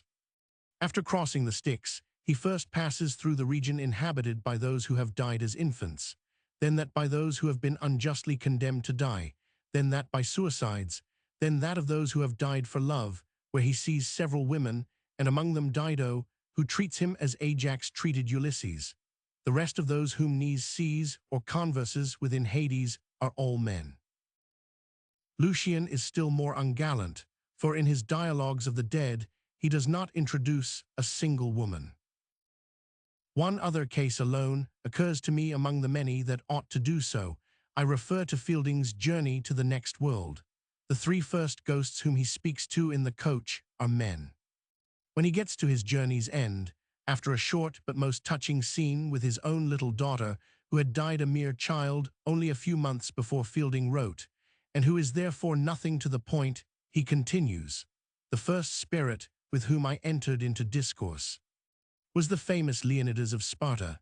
Of course, soldier will greet soldier first. In the next paragraph, one line is given to PG 114 Sappho, who we are told was singing to the accompaniment of Orpheus. Then we go on to Homer, Virgil, Addison, Shakespeare, Betterton, Booth, and Milton. Defoe, again, being an elderly married man and wanting to comfort Robinson Crusoe, can think of nothing better for him than the companionship of another man, whereon he sends him Friday. A woman would have sent him an amiable and good-looking white girl whom the cannibals had taken prisoner from some shipwrecked vessel. This she would have held as likely to be far more useful to him. So much to show that the mind of man, unless when he is young and lovesick, turns more instinctively to man than to woman. And I am convinced, as indeed everyone else is whether he or she knows it or no, that with the above exception, woman is more interested in woman. This is how the Virgin Mary has come to be Queen of Heaven, and practically of more importance than the Trinity itself, in the eyes of the common people in Roman Catholic countries, for the women support the theologians more than the men do. The male Jews, again, so I am told, have a prayer in which the men thank God that they were not born women, and the women that they were not born men. Each sex believes most firmly in itself, nor till we have done away with individualism altogether can we find the smallest reason to complain of this arrangement. A woman, if she attempts an epic, is almost compelled to have a man for her central figure, but she will minimize him and will maximize his wife and daughters, drawing them with subtler hand. That the writer of the Odyssey has done this is obvious, and this fact alone should make us incline strongly towards thinking that we are in the hands not of a man, but of a woman. Page 115. Chapter 4, Jealousy, for the honor and dignity of woman's severity against those who have disgraced their sex love, of small religious observances of preaching of white lies, and small play acting of having things both ways end of money. Not only does the writer show a markedly greater both interest and knowledge when dealing with women, but she makes it plain that she is exceedingly jealous for the honor of her sex, and by consequence inexorable in her severity against those women who have disgraced it.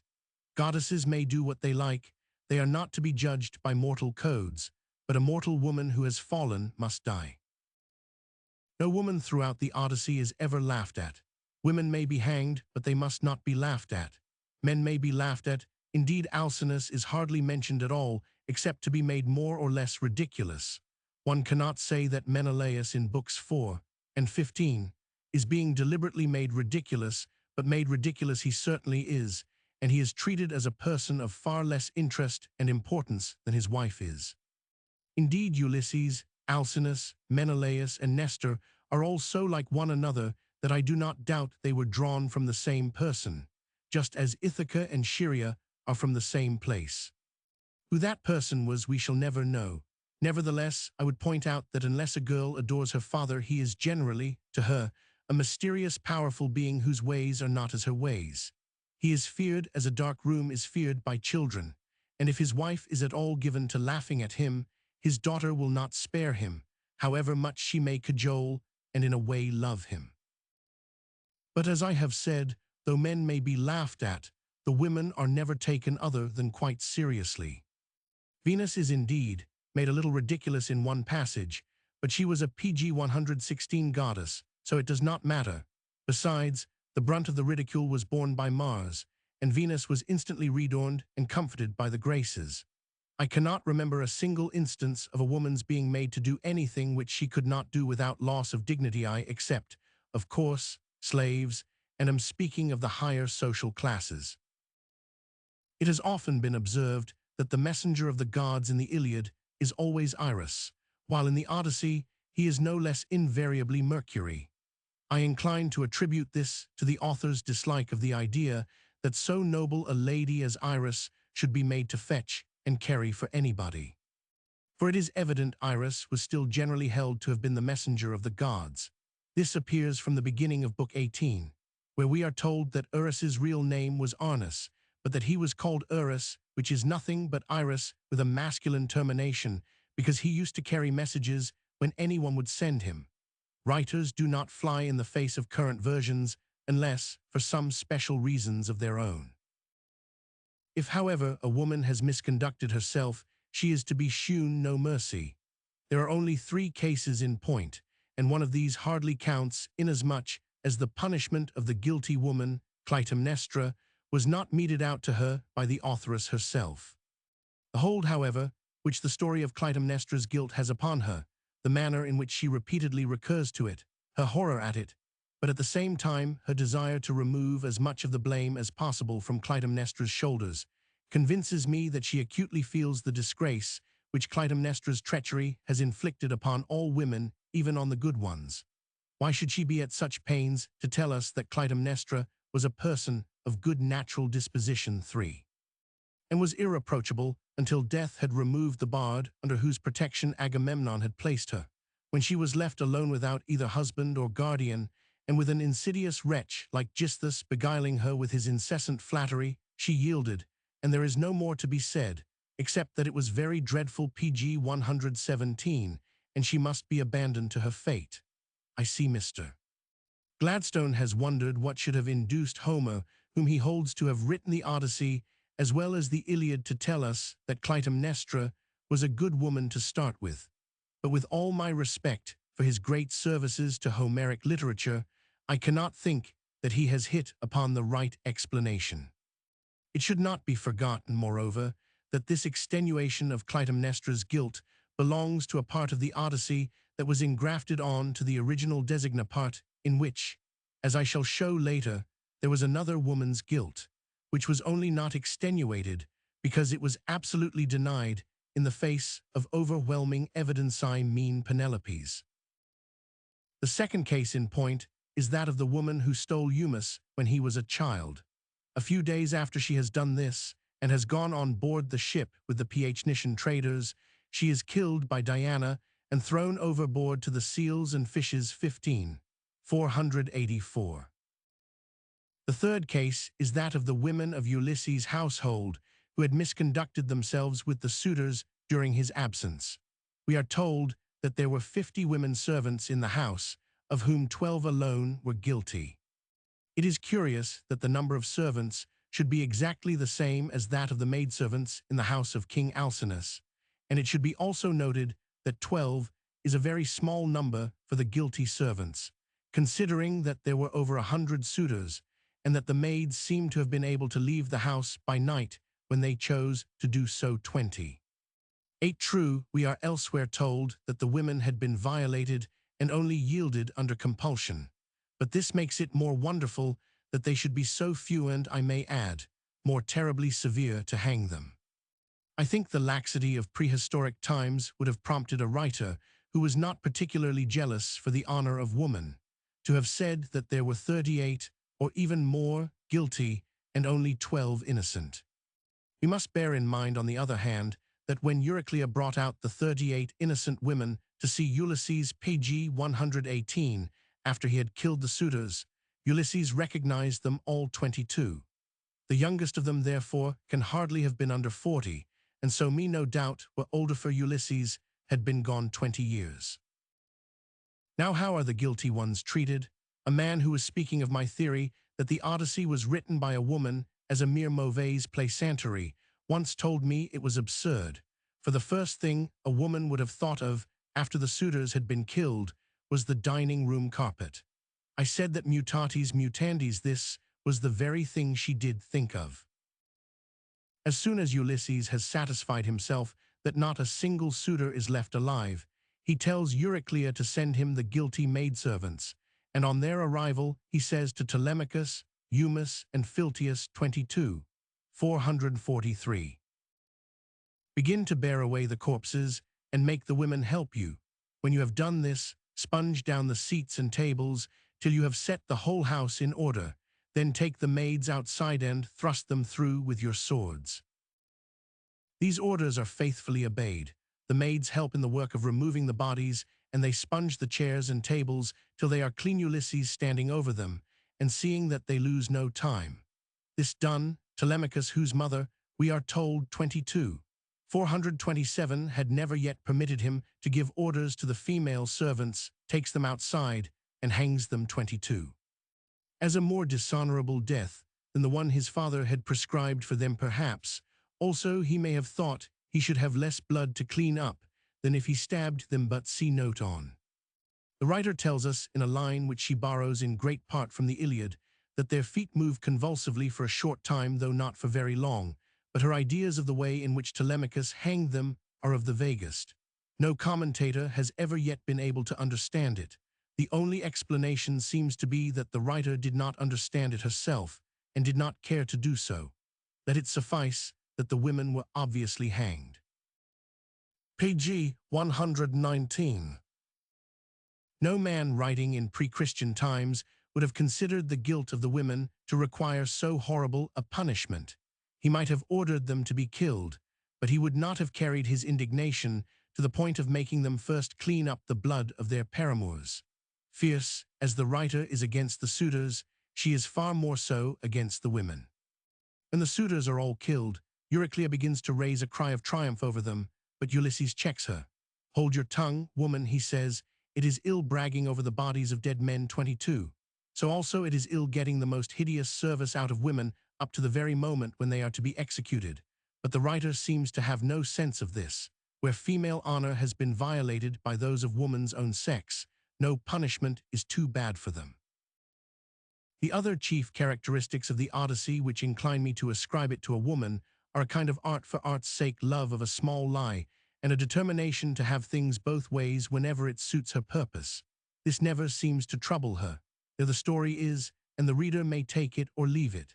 She loves flimsy disguises and mystifications that stultify themselves and mystify nobody, to go no further than books 1 and 3.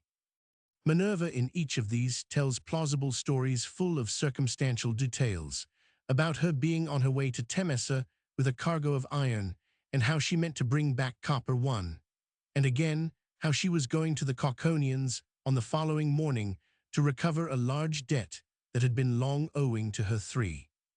And then, before the lies she had been at such pains to concoct are well out of her mouth, she reveals herself by flying into the air in the form of an eagle. This, by the way, she could not well do in either case if she was in a roofed hole, but might be conceived as doing if, as I suppose her to have been in both cases, she was in a roofed cloister that ran round an open court.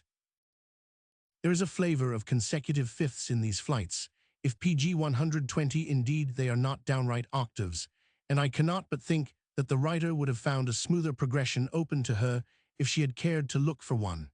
But letting this pass, the way in which white lies occur from the first book to the last, the punctiliousness, omnipresent, with which small religious observances are insisted upon, coupled with not a little unscrupulousness when these have been attended to, the respect for gods and omens, and for the convenances generaliole, these seem to me to be more characteristic of a woman's writing than a man's.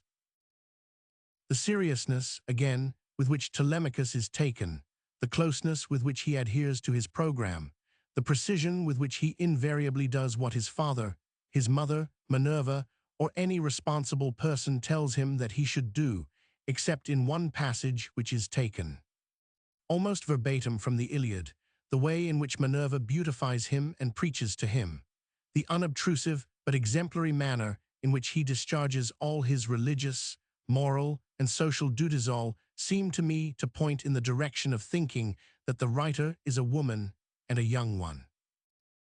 How does Minerva preach to him?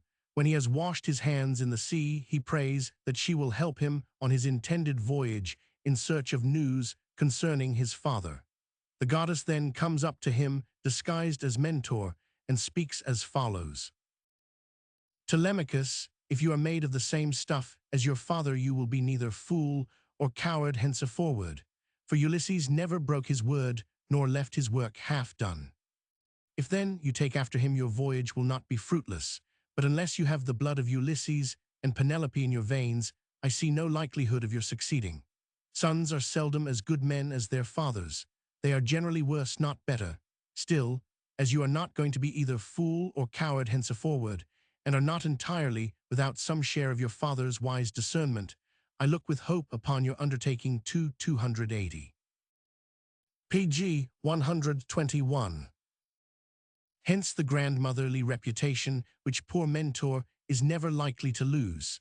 It was not Mentor, but Minerva. The writer does not make Minerva say that daughters were rarely as good women as their mothers were. I had a very dear kind old aunt who, when I was a boy, used to talk to me just in this way. Unstable as water, she would say, "Thou shalt not excel." I almost heard her saying it, and more to the same effect, when I was translating the passage above given. My uncles did not talk to me at all in the same way. I may add parenthetically here, but will deal with the subject more fully in a later chapter, that all the time Minerva was lecturing Telemachus, she must have known that his going would be worse than useless, inasmuch as Ulysses was, by her own arrangements, on the very eve of his return, and indeed he was back again in Ithaca before Telemachus got home. See again the manner in which Penelope scolds him in Book 18:100 for having let Ulysses and Authoress fight. She says, "Telemachus, I fear you are no longer so discreet and well conducted as you used to be. When you were younger, you had a greater sense of propriety. Now, however, that you are grown up, though a stranger to look at you would take you for the son of a well-to-do father as far as size and good looks go, your conduct is by no means what it should have been. What is all this disturbance that has been going on, and how came you to allow a stranger to be so disgracefully ill-treated? What would have happened if he had suffered serious injury while a suppliant in our house? Surely this would have been very discreditable to you. I do not believe any man could make a mother rebuke her son so femininely." Again, the fidelity with which people go on crying incessantly for a son who has been lost to them for 20 years, though they have still 3 sons left, or for a brother whom they have never even seen, is part and parcel of that jealousy for the sanctity of domestic life, in respect of which women are apt to be more exacting than men. pg 122. And yet, in spite of all this, the writer makes Telemachus take no pains to hide the fact that his grievance is not so much the alleged ill-treatment of his mother, nor yet the death of his father, as the hole which the extravagance of the suitors is making in his own pocket. When demanding assistance from his fellow countrymen, he says, of the 2 great evils that have fallen upon his house. The first of these is the loss of my excellent father, who was chief among all you here present, and was like a father to every one of you. The second is much more serious, and ere long will be the utter ruin of my estate. The sons of all the chief men among you are pestering my mother to marry them against her will. They are afraid to go to her father Icarius, asking him to choose the one he likes best, and to provide marriage gifts for his daughter, but day after day they keep hanging about my father's house, sacrificing our oxen, sheep, and fat goats for their banquets, and never giving so much as a thought to the quantity of wine they drink. No estate can stand such recklessness too. 48. Moreover, it is clear throughout Books 3 and 4, in which Telemachus is trying to get news of his father, that what he really wants is evidence of his death, not of his being alive, though this may only be because he despairs of the second alternative. The indignation of Telemachus on the score of the extravagance of the suitors is noticeably shared by the writer all through the poem. She is furious about it, perhaps by reason of the waste she saw going on in her father's house. Under all she says on this head, we seem to feel the rankling of a private grievance, and it often crosses my mind that in the suitors she also saw the neighbors who night after night came sponging on the reckless good nature of Alcinous, to the probable eventual ruin of his house. Woman, religion, and money are the 3 dominant ideas in the mind of the writer of the Odyssey. In the Iliad, the belly causer is a woman, money is a detail, and man is most in evidence. In the Odyssey, the belly causer is mainly money, and woman is most in evidence often when she does not appear to be sawdust, as in the books of the Iliad, in which the PG 123 Trojans are supposed to be most triumphant over the Achans. It is the Trojans all the time whose slaughter is most dwelt upon. It is strange that the Odyssey, in which money is so constantly present to the mind of the writer, should show not even the faintest signs of having been written from a business point of view, whereas the Iliad, in which money appears but little, abounds with evidence of its having been written to take with a certain audience, whom the writer both disliked and despised, and hence of having been written with an eye to money. I will now proceed to the question whether Penelope is being, if I may say so, whitewashed. Is the version of her conduct that is given us in the Odyssey the then current one, or is the writer manipulating a very different story and putting another face on it, as all poets are apt to do with any story that they are retelling? Tennyson, not to mention many earlier writers, has done this with the Arthurian legends, the original form of which takes us into a moral atmosphere as different as can well be conceived from the one we meet with in the Idylls of the King. There is no improbability, for other instances will occur to the reader so readily that I need not quote them, in the supposition that the writer of the Odyssey might choose to recast a story which she deemed insulting to her sex, as well as disgusting in itself. The question is, has she done so or not? Do traces of an earlier picture show up through the one she has painted over it, so distinctly as to make it obvious what the original picture represented? If they do not, I will give up my case, but if they do, I shall hold it highly improbable that a man in the Homeric age would undertake the impossible task of making Penelope at the same time plausible and virtuous. I think he would be likely to make her out blacker than the last poet who had treated the subject, rather than be at any pains to whiten her. Least of all would Homer himself have been prompted to make Penelope out better than report says she was. He would not have cared whether she was better or worse. He is fond of PG 124 women, but he is also fond of teasing them, and he shows not the slightest signs of any jealousy for female honor, or of a desire to exalt women generally. He shows no more sign of this than he does of the ferocity with which punishment is inflicted on the women of Ulysses' household, of ferocity, which is in itself sufficient to make it inconceivable that the Iliad and the Odyssey should be by the same person. PG 125. Chapter 5. On the question whether or no Penelope is being whitewashed. It is known that scandalous versions of Penelope's conduct were current among the ancients.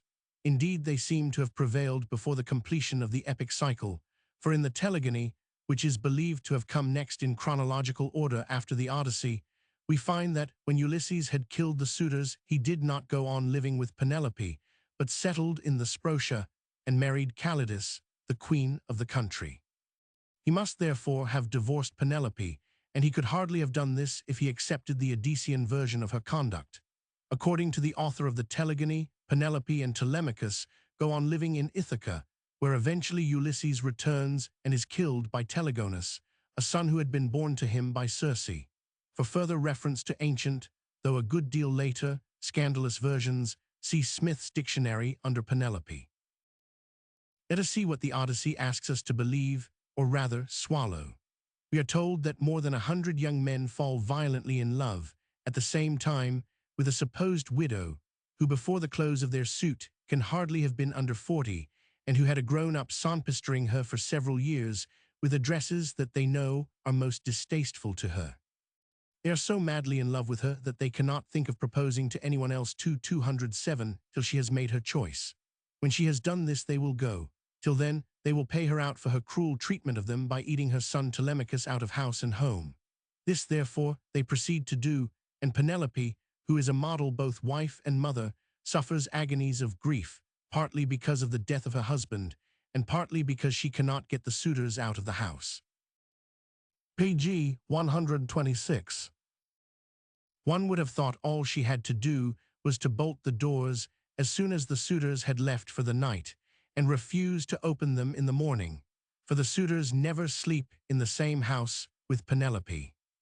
They sleep at various places in the town, in the middle of which Ulysses' house evidently stands, and if they were meek enough to let themselves be turned out, they would be meek enough to let themselves be kept out, if those inside showed anything of a firm front.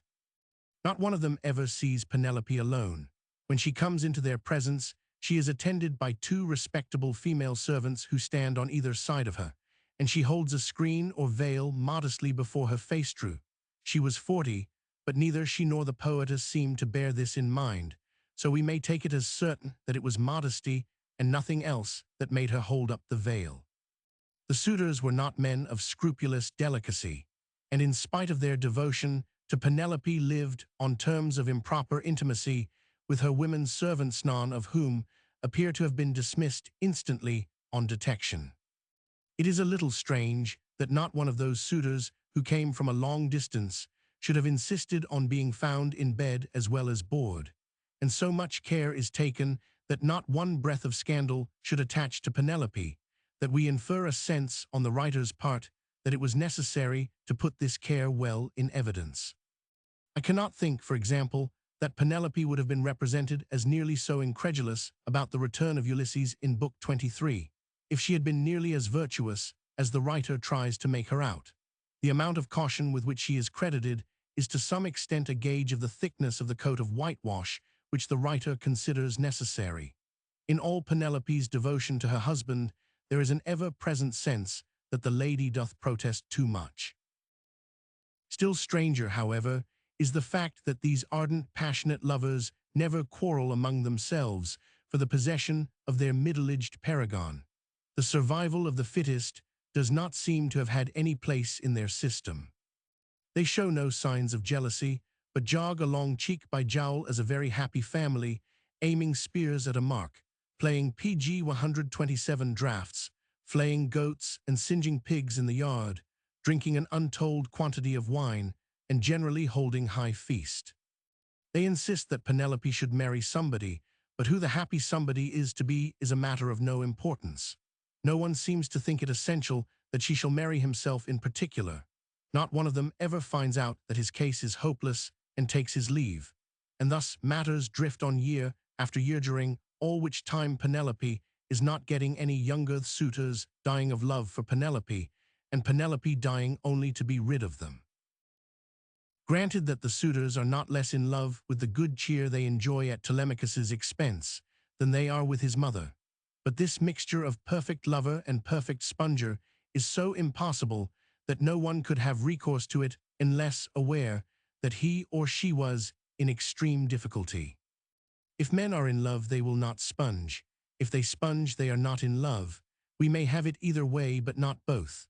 When, therefore, the writer of the Odyssey not only attributes such impossible conduct to the suitors, but asks us also to believe that a clever woman could not keep at any rate some few of her 100 lovers out of the house, although their presence had been for many years in a high degree distasteful to her, we may know that we are being hoodwinked as far as the writer can hoodwink us, and shall be very inclinable to believe that the suitors were not so black, nor Penelope so white, as we are being given to understand. As for her being overawed by the suitors, she talks very plainly to them at times, as for example in 18:280 and again in 19, where she speaks as though she were perfectly able to get rid of any suitor who was obnoxious to her.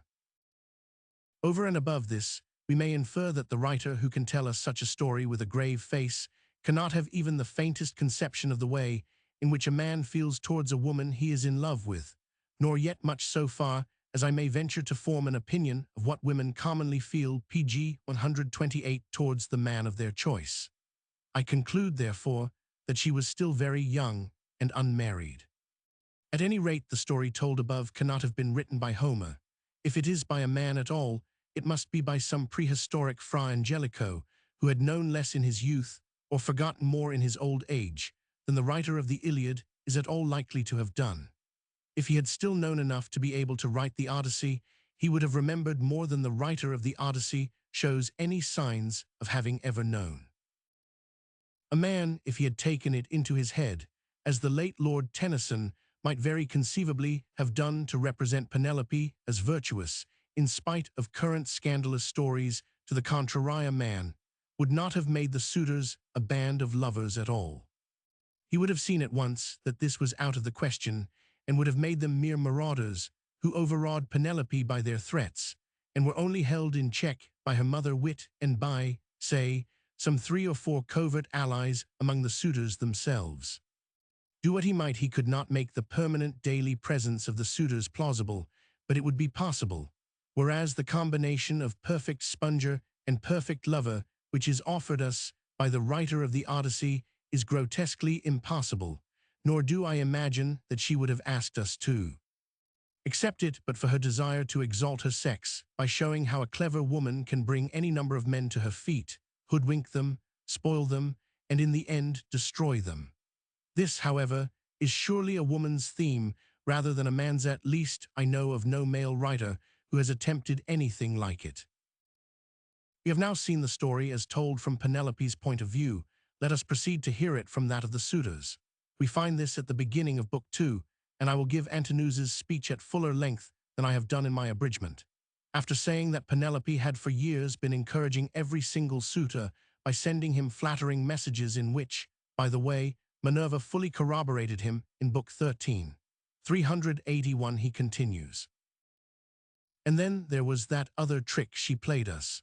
She set up a great tambour frame in her room and began to work on an PG 129 enormous piece of fine needlework. Sweethearts, said she, Ulysses is indeed dead still. Do not press me to marry again immediately. Wait, for I would not have my skill in needlework perish unrecorded till I have completed a pall for the hero Laertes, to be ready against the time when death shall take him. He is very rich, and the women of the place will talk if he is laid out without a pall. This was what she said, and we assented, whereon we could see her working on her great web all day, but at night she would unpick the stitches again by torchlight.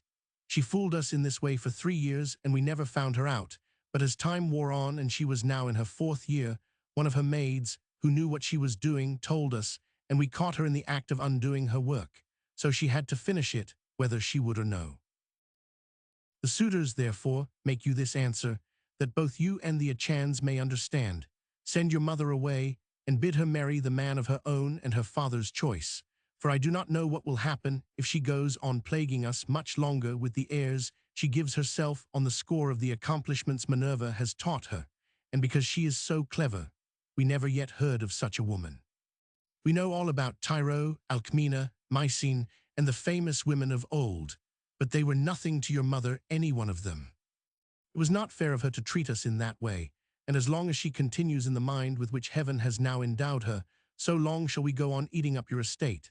And I do not see why she should change, for it is she who gets the honor and glory, and it is you, not she, who lose all this substance. We, however, will not go about our business, nor anywhere else, till she has made her choice and married some one or other of us. 128. Roughly, then, the authoress's version is that Penelope is an injured innocent, and the suitors, that she is an artful, heartless flirt who prefers having 100 admirers rather than one husband. Which comes nearest, not to the truth, for we may be sure the suitors could have said a great deal more than the writer chooses to say they said, but to the original story, which she was sophisticating and retelling in a way that was more to her liking. The reader will have noted that on this occasion the suitors seem to have been in the house after nightfall. Page 130. We cannot forget that, when Telemachus first told Miranda about the suitors, he admitted that his mother had not point-blank said that she would not marry again. She does not, he says, refuse the hateful marriage, nor yet does she bring matters to an end. 250. Apparently not. But if not, why not? Not to refuse at once is to court courtship, and if she had not meant to court it, she seems to have been adept enough in the art of hoodwinking men to have found some means of bringing the matter to an end. Sending pretty little messages to her admirers was not exactly the way to get rid of them. Did she ever try snubbing? Nothing of the kind is placed on record. Did she ever say, well, Antineus, whoever else I may marry, you may make your mind easy that it will not be you?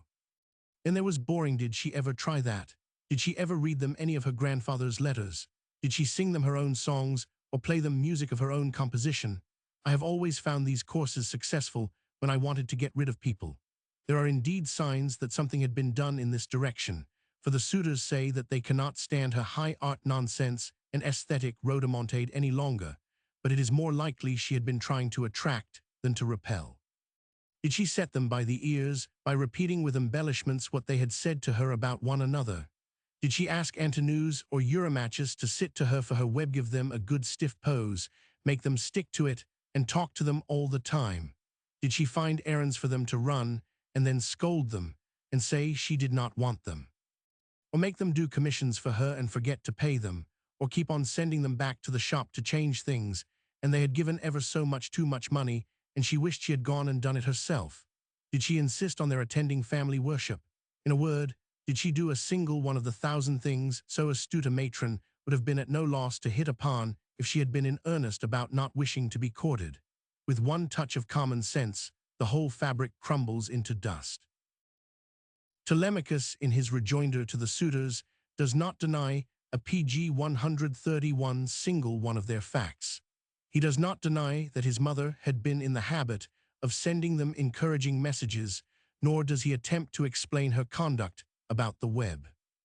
This then being admitted, and it being also transparent that Penelope had used no due diligence in sending her lovers to the right about, can we avoid suspecting that there is a screw loose somewhere, and that a story of very different character is being manipulated to meet the exigencies of the writer?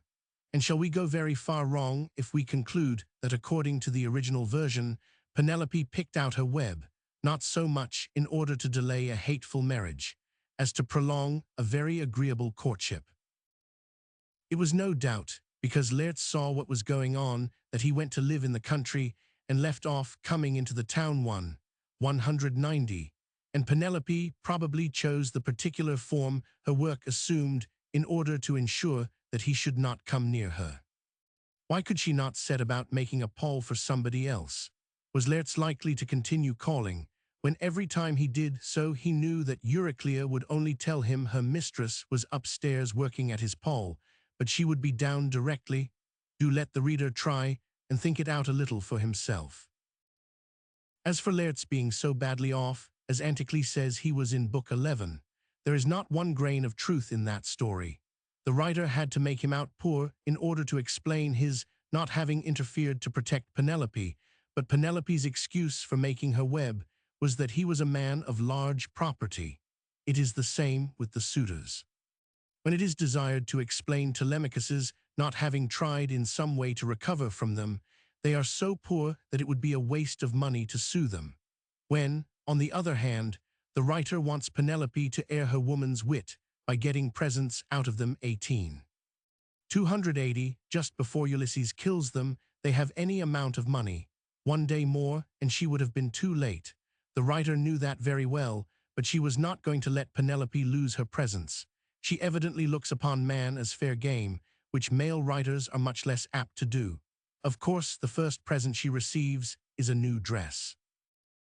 Page 132. Returning to Laertes, he must have had money, or how could Ulysses be so rich? Where did Ulysses' money come from?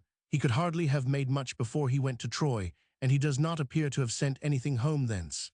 Nothing has been heard from him, and in Book 10, he appears to be bringing back his share of the plunder with Hymen, which case it was lost in the shipwreck off the coast of the Thrinacian island. He seems to have had a dowry of some kind with Penelope, for Telemachus says that if he sends his mother away, he shall have to refund it to his grandfather Icarius, and urges this fact as one of the reasons for not sending her to 133. The greater part, however, of Ulysses' enormous wealth must have come to him from Laertes, who we may be sure kept more for himself than he gave to his son. What then had become of all this money? For Laertes seems to have been a man of very frugal habits. The answer is that it was still in Laertes' hands, and the reason for his never coming to town now was partly, no doubt, the Paul, partly the scandalous life which his daughter was leading, but mainly the writer's inability to explain his non-interference unless she got him out of the way. The account, again, which Ulysses' mother gives him in Hades 11, 100, of what is going on in Ithaca shows a sense that there is something to conceal. She says not one word about the suitors. All she says is that Telemachus has to see a good deal of company, which is only reasonable seeing that he is a magistrate and is asked out everywhere himself. 187. Nothing can be more coldly euphemistic, nor show a fuller sense that there was a good deal more going on than the speaker chose to say. If Anticlea had believed her daughter-in-law to be innocent, she would have laid the whole situation before Ulysses. It may be maintained that the suitors were not yet come to Ithaca in force, for the visit to Hades occurs early in the wanderings of Ulysses, and before his 7 years' sojourn with Calypso, so that Anticlea may really have known nothing. Pg 133 about the suitors. But the writer has forgotten this, and has represented Telemachus as already arrived at man's estate. In truth, at this point Telemachus was at the utmost only 12 or 13 years old, and a children's party was all the entertainment he need either receive or give.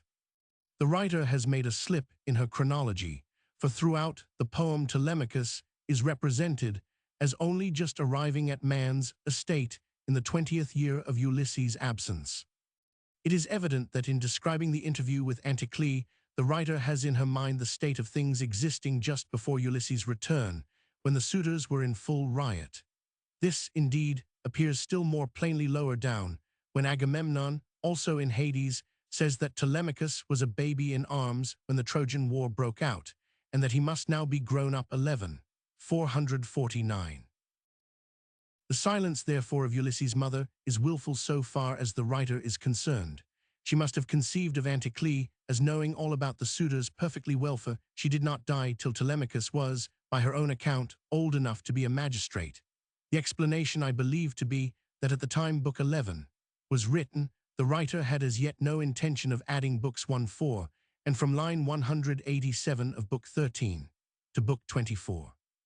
But proposed to ignore the current scandalous stories about Penelope and to say as little as possible about her. I will deal with this more fully when I come to the genesis and development of the poem, but may as well say at once that the difficulty above pointed out will have to remain unexplained, except as a slip in chronology on the part of a young writer who is piecing new work on to old. Anyone but the writer herself would have seen it and avoided it. Indeed, it is quite possible that she came to see it and did not think it worth her while to be at the trouble of altering it. If this is so, I, for one, shall think none the worse of her. Page 134. Chapter 6. Further considerations regarding the character of Penelope's journey of Telemachus to Lacedaemon.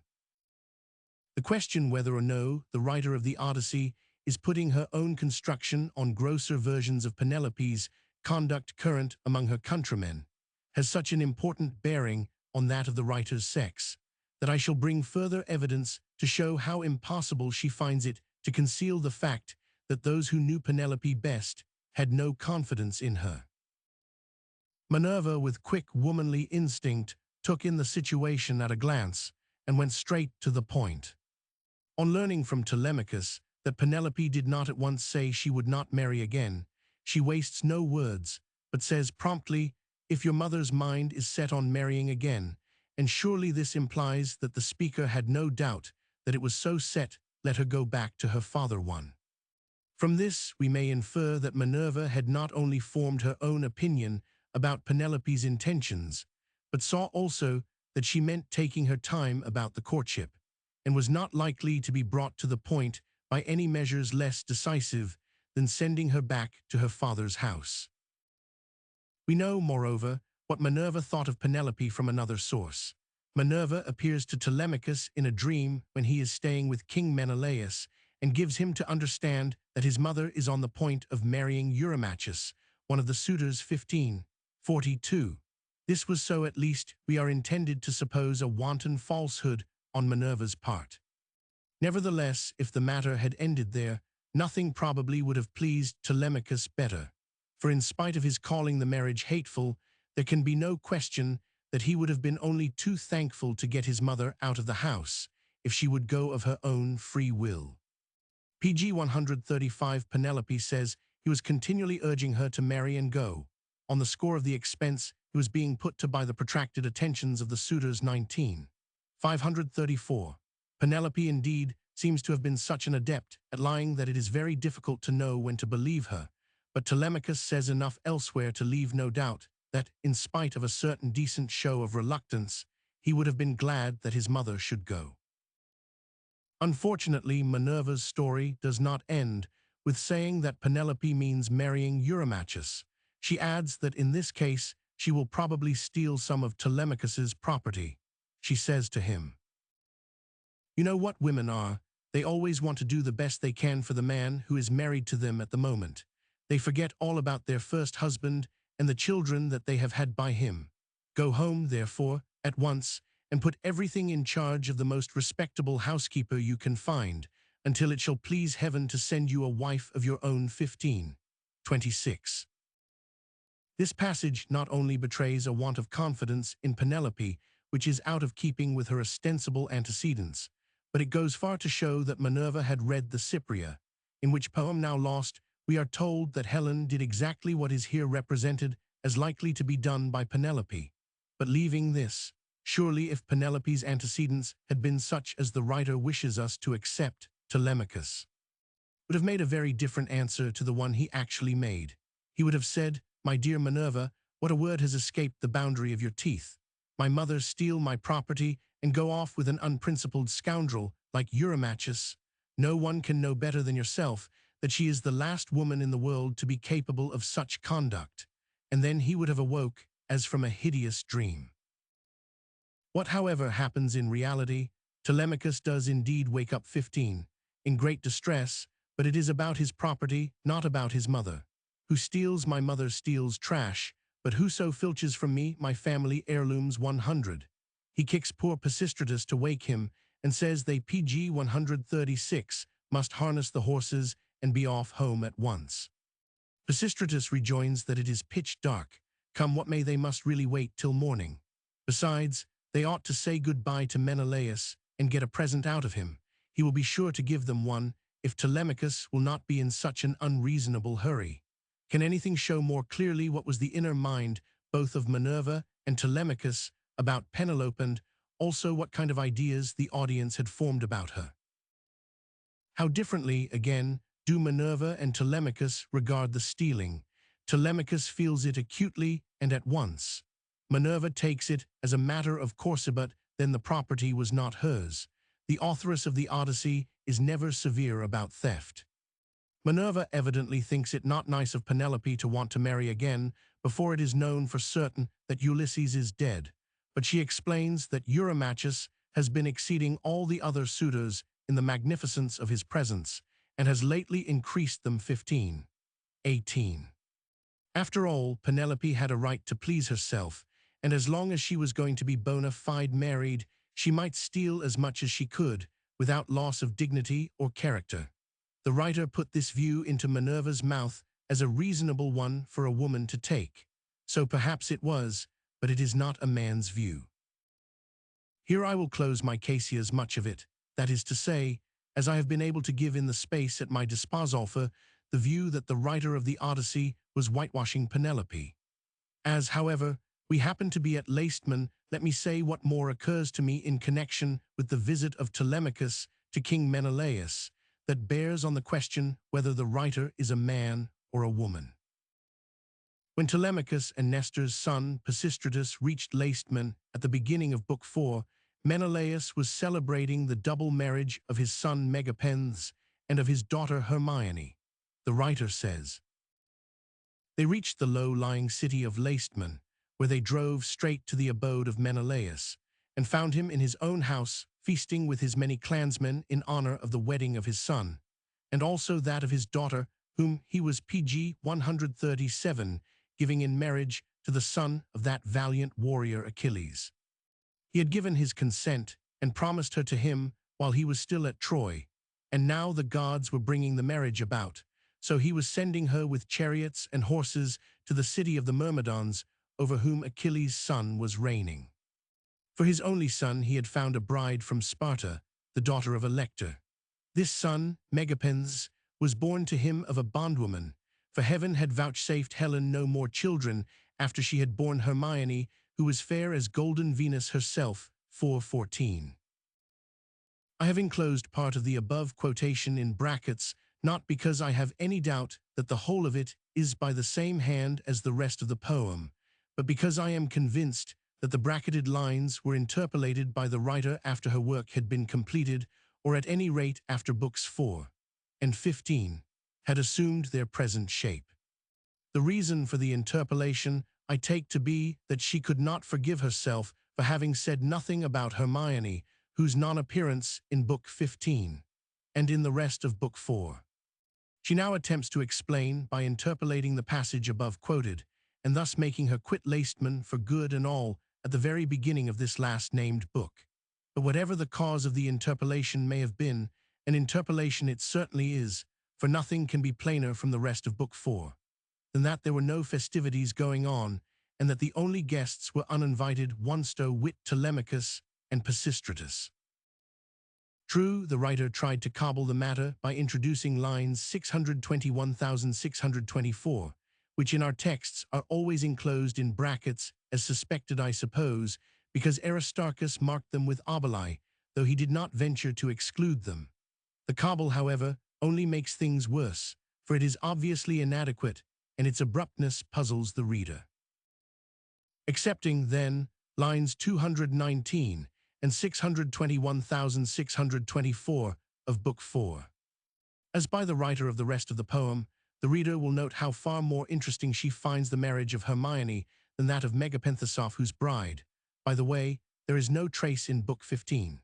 The marriage of the son is indeed mentioned in the first instance before that of the daughter, but surely this is only because lends itself more readily to PG 130 a hexameter verse than any transposition of the nouns would do. Having mentioned that both son and daughter are to be married, the writer at once turns to Hermione and appears only to marry Megapenthes because, as his sister is being married, he may as well be married too. A male writer would have married Megapenthes first and Hermione afterwards, nor would he have thought it worthwhile to make a very awkward interpolation in his poem merely in order to bring Hermione into it, for by this time she must have been over 30, and it would have been easy to suppose that she had been married years ago during Menelaus's absence. As regards the second and shorter interpolation 4, 624, it refers to the day after the pretended marriages and runs as follows. Thus did they converse, and guests kept coming to the king's house. They brought sheep and wine, while their wives had put up bread for them to take with them, so they were busy cooking their dinners in the courts. Passing over the fact that on such a great occasion as the marriage of his son and daughter, Menelaus would hardly expect his guests to bring their own provisions with them, though he might expect them, as Alcinous did, to do their own cooking, I would ask the reader to note that the writer cannot keep the women out even from a mere cobble. A man might have told us that the guests brought meat and wine and bread, but his mind would not instinctively turn to the guests' wives putting up the bread for them. I say nothing about the discrepancy between the chronology of Telemachus's visit to Sparta and of Ulysses' journey from the island of Calypso to Ithaca, where he arrives one day before Telemachus does. The reader will find it dwelt on in Colonel Muir's Language and Literature of Ancient Greece, Vol. 1, pp. 439-440. I regard it as nothing more than a slip on the part of a writer who felt that such slips are matters of very PG 139 small importance, but I will call attention to the manner in which the gorgeousness of Menelaus's establishment, as described in Book 4, has collapsed by the time we reach Book 15, though as far as I can determine the length of Telemachus's stay with Menelaus, the interval between the two books should not exceed 1 entire day. When Telemachus has informed Menelaus that he must go home at once, Menelaus presses his guests to stay and have something to eat before they start. This, he tells them, will be not only more proper and more comfortable for them, but also cheaper. We know from 49:475 that Menelaus used to sell wine when he was before Troy, as also did Agamemnon, but there is a frank burgesy about this invitation which a male writer would have avoided.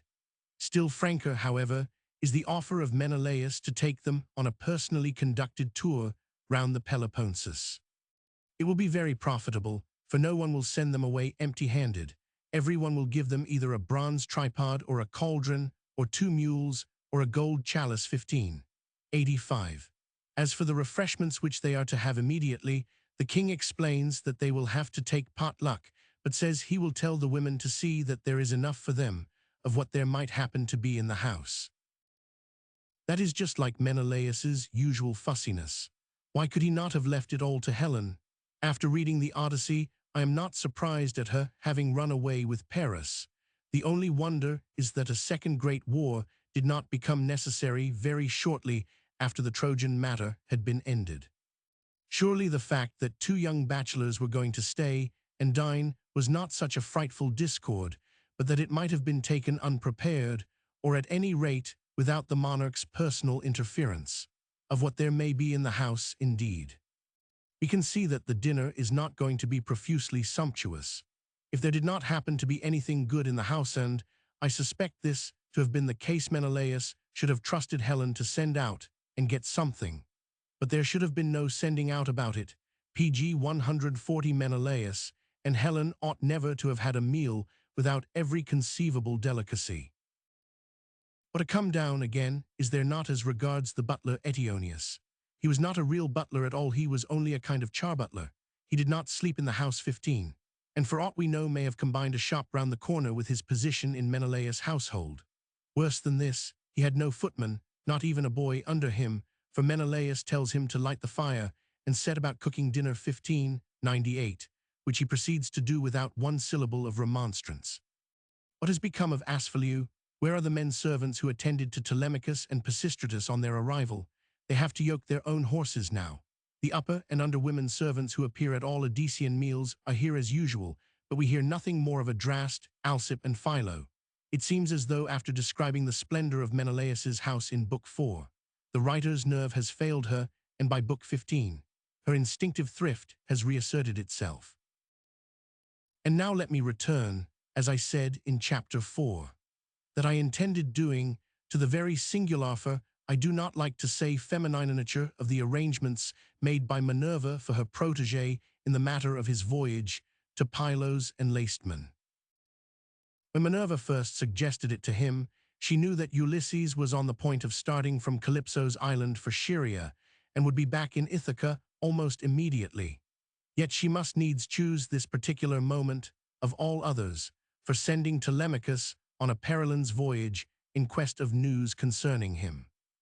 We have seen how she preached to him, but surely if Telemachus had known that she was all the time doing her very utmost to make his voyage useless, he might have retorted with some justice that whether he was going to be a fool henceforward or no, he should not make such a fool of any young friend of his own as she was now making of himself.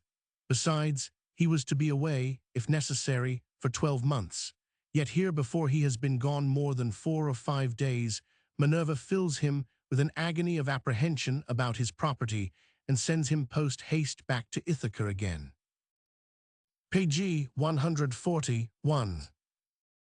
The authoress seems to have felt the force of this, for in 419, she makes Ulysses remonstrate with Minerva in this very sense, and ask, "Why did you not tell him, for you know all about it? Did you want him, too, to go sailing about amid all kinds of hardships when others were eating up his estate?" Minerva answered, "Do not trouble yourself about him. I sent him that he might be well spoken about for having gone. He is in no sort of difficulty, but is staying comfortably with Menelaus, and is surrounded with abundance of every kind.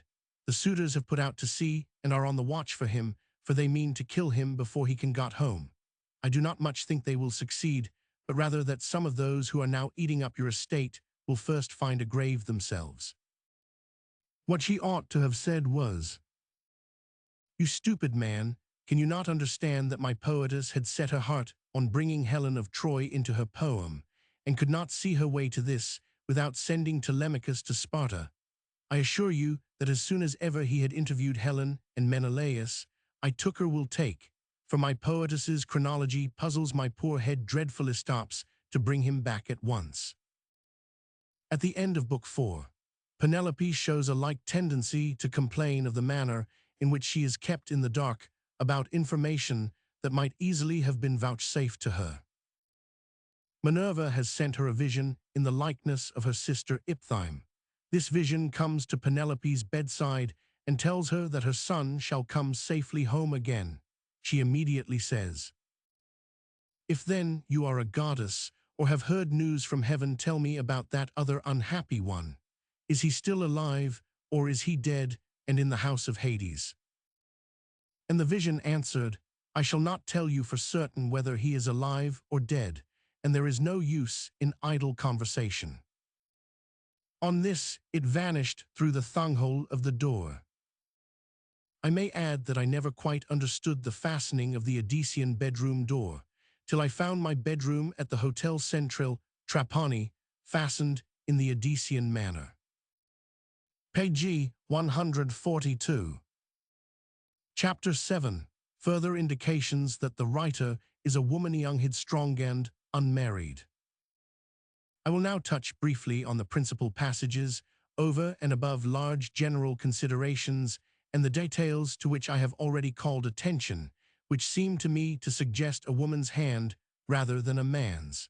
I shall omit countless more doubtful instances, many of which the reader will have noted or easily discover. At the very outset of the poem 1, the writer represents Ulysses as longing to get back to his wife. He had stayed a whole year with Circe, and but for the remonstrances of his men, would have stayed no one can say how much longer. He had stayed 7 years with Calypso, and seems to have remained on excellent terms with her until the exigencies of the poem made it necessary to send him back to Ithaca. Surely a man of his sagacity might have subtracted Calypso's axe and auger, cut down the trees at the far end of the island, and made his raft years ago without her finding out anything about it, for she can hardly have wanted either axe or auger very often. As for the provisions, if Ulysses was not capable of accumulating a private hoard, his cunning has been much overrated. If he had seriously wanted to get back to Penelope, his little cunning that is put in evidence would have been exercised in this direction. I am convinced, therefore, that though the authoress chooses to pretend that Ulysses was dying to get back to Penelope, she knew perfectly well that he was in no great hurry to do so.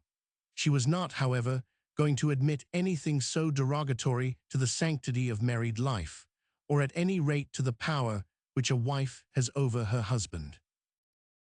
Page 143. An older woman might have been at less pains to conceal the fact that Penelope's hold on Ulysses was in reality very slight, but the writer of the Odyssey is nothing if she is not young, self-willed, and unmarried. No matron would set herself down to write the Odyssey at all. She would have too much sense and too little daring. She would have gained too much and lost too greatly in the gaining. The poem is such a tour de force as none but a high-spirited, headstrong girl who had been accustomed to have her own way would have attempted, much less carried to such a brilliantly successful conclusion. I cannot, therefore, conceive the writer as older than the original of the frontispiece at the beginning of this book, if, indeed, she was so old. The very beautiful lines in which the old nurse Euryclea lights Telemachus to bed and folds up his clothes for him, 442, suggest a woman's hand rather than a man's. So also does the emphasizing Laird's respect for his wife's feelings, 433. This jealousy for a wife's rights suggests a writer who was bent on purifying her age and upholding a higher ideal as regards the relations between husband and wife than a man in the Homeric age would be likely to insist on. The price paid for Euryclea 1 is, I do not doubt, a rejoinder to the Iliadic insults of 264, in which a woman and a tripod are put up in one lot as a prize, and also of 705, in which a tripod is represented as worth 12 oxen, and a good serviceable maid of all work only 4 oxen. A matron would have let Homer's passage severely alone, and a man would not have resented it so strongly as to make him write at it by declaring Euryclea to have been bought for 20 oxen. An Iliadic passage of some length is interrupted 455 for the purpose of bringing in Nestor's wife and daughters, and describing their delight at seeing a heifer killed. The Iliadic passage is then resumed. A man or older woman, once PG 144 launched on an Iliadic passage, would have stuck to it till it failed them. They would not have cared whether the ladies of Nestor's household liked seeing the heifer killed or no. When Helen mixes Nepenthe with the wine which was to be handed round to Menelaus, Telemachus, and Pisistratus, we learn its virtues to be so powerful that a man could not weep during all the day on which he had drunk it, not even though he had lost both his father and his mother, or had seen a brother or a son cut to pieces before his eyes. 226. From the order in which these relationships present themselves to the writer's mind, I opine that her father and mother were the most important persons in her world, and hence that she was still young and unmarried. A little lower we find Helen more or less penitent for having run away with Paris. Helen was Jove's own daughter, and therefore had a right to do pretty much as she chose. Still, it was held better to redeem her as far as possible by making her more or less contrite. The contrition, however, is of a very curious kind. It was Venus, it seems, who ought to be penitent for having done Helen so great a wrong. It is the wrong that has been done to her that she laments, rather than any misdoing of her own. Is a man, or matron, likely to have conceived the idea of making Helen walk round the wooden horse, pat it, call out the names of the heroes who were inside, and mimic the voices of their wives? 279. Ulysses must have told her that the horse was coming and what it would contain when he entered Troy in disguise and talked with her. A man might have made Helen walk round the horse, pat it, and even call out the names of the heroes, but he would never have thought of making her mimic their wives. The writer finds the smell of fish intolerable and thinks it necessary to relieve Menelaus and his 3 men from a distressing situation by getting Eidothea to put some scent under PG 145 each man's nostrils. 446. There is, however, an arrière-pensée here to which I will call attention later. See chapter 12. Near the end, very daughterly also is the pleasure which Eidothea evidently feels in playing a trick upon her father. Fathers are fair game at all events for young goddesses. The whole of 4847 is strongly suggestive of a woman's writing, but I cannot expect anyone to admit this without reading either the original or some complete translation. Calypso's jealousy of Penelope 100 is too prettily done for a man would be sure to overdo it. Book 6 is perhaps the loveliest in the whole poem, but I can hardly doubt that if it were given to a Times critic of today as an anonymous work, and he was told to determine the sex of the writer, he would ascribe it to a young unmarried woman without a moment's hesitation. Let the reader note how Nausicaa has to keep her father up to having a clean shirt on when he ought to have one 6, whereas her younger brothers appear to keep her up to having one for them when they want one. These little touches suggest drawing from life by a female member of Alcinous's own family who knew his little ways from behind the scenes. Take, again, the scene in which Ulysses first meets Nausicaa. A girl, such a girl as Nausicaa herself, young, unmarried, unattached, and without knowledge of what men commonly feel on such points, having by a cruel freak of fortune got her hero into such an awkward predicament, might conceivably imagine that he would argue as the writer of the Odyssey has made Ulysses do, but no man, except such a woman's tailor as could never have written the Odyssey, would have got his hero into such an undignified position at all, much less have made him talk, as Ulysses is made to talk.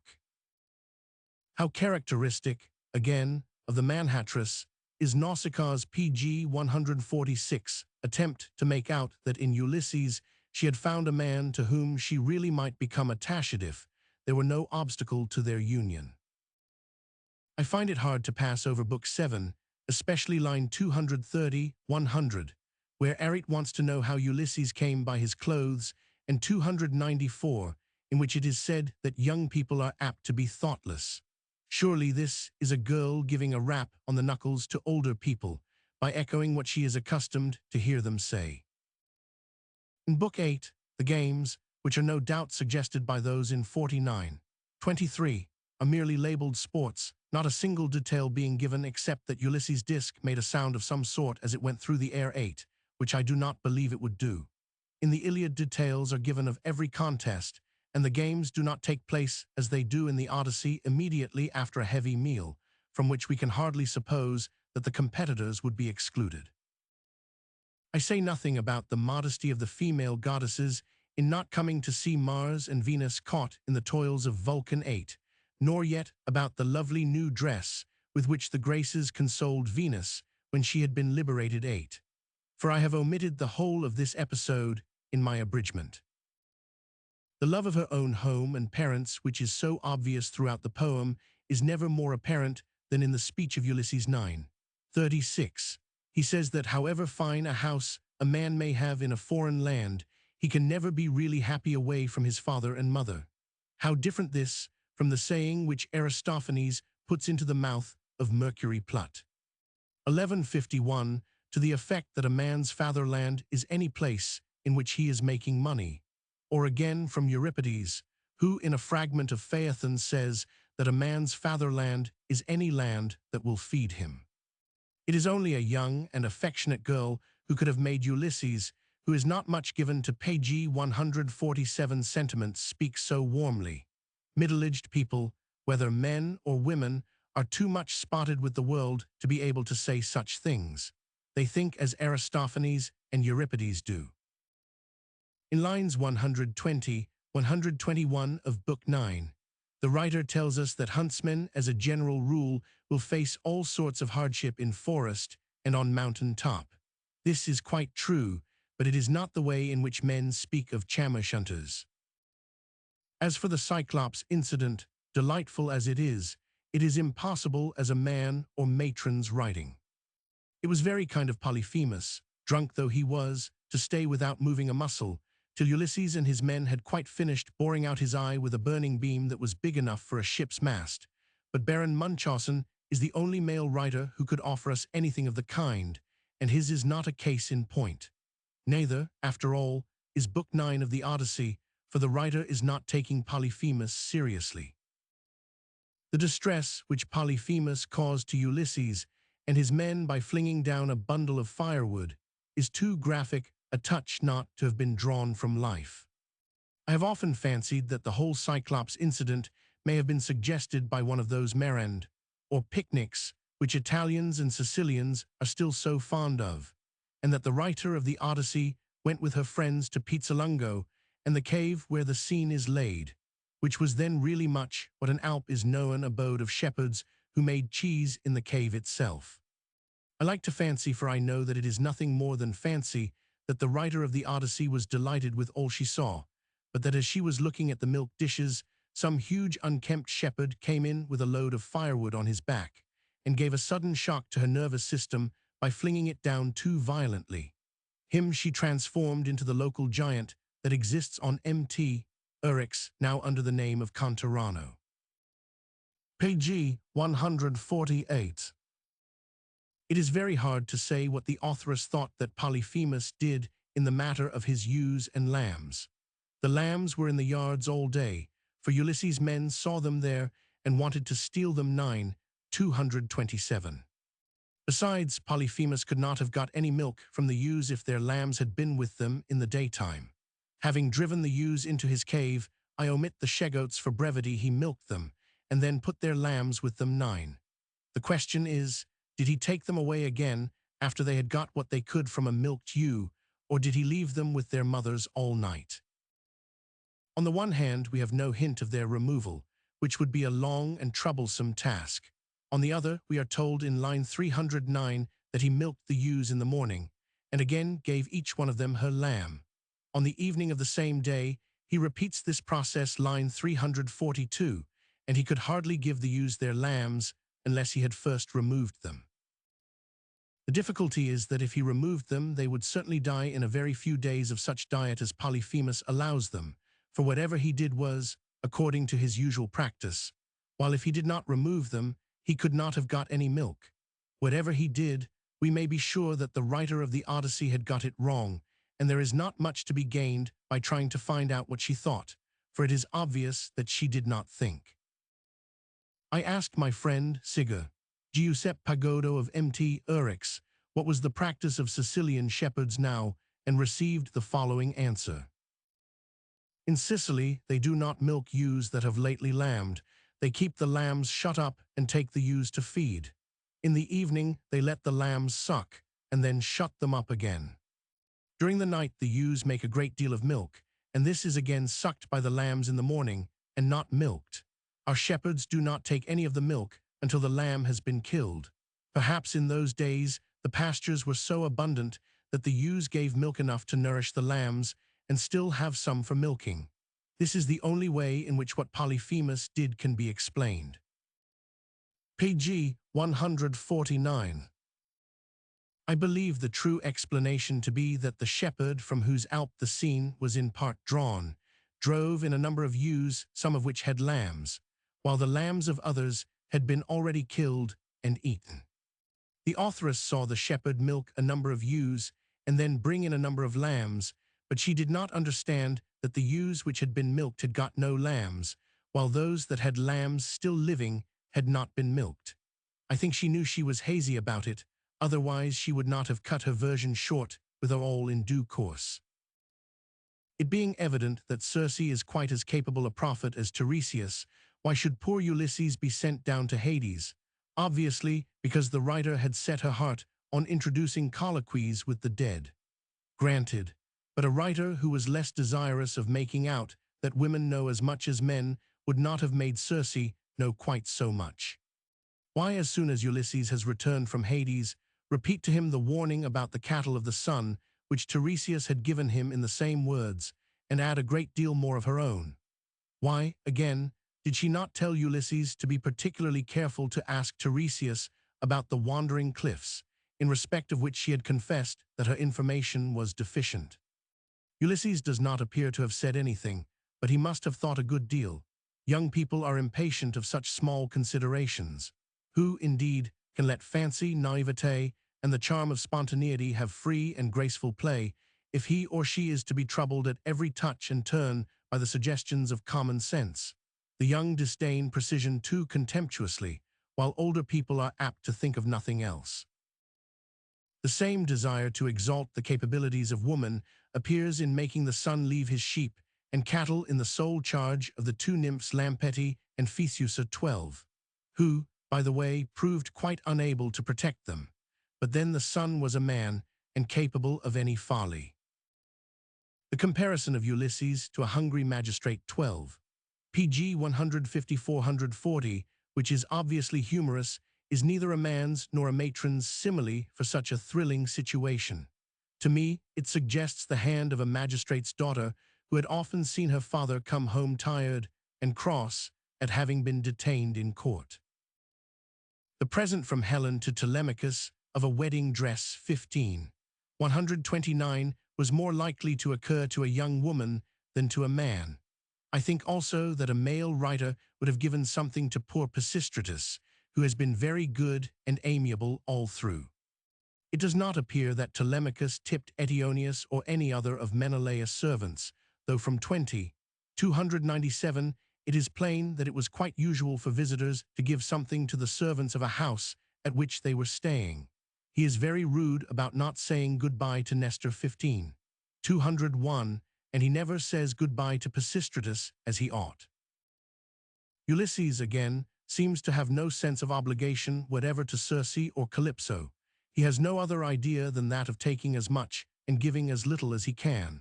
So, in Hades, he does not begin by asking how Penelope is, but how she is behaving and whether she is protecting his estate 100. In Book 17, the old nurse and housekeeper, who has hitherto always been Euryclea, suddenly becomes Eurynome, a name which we have not yet had.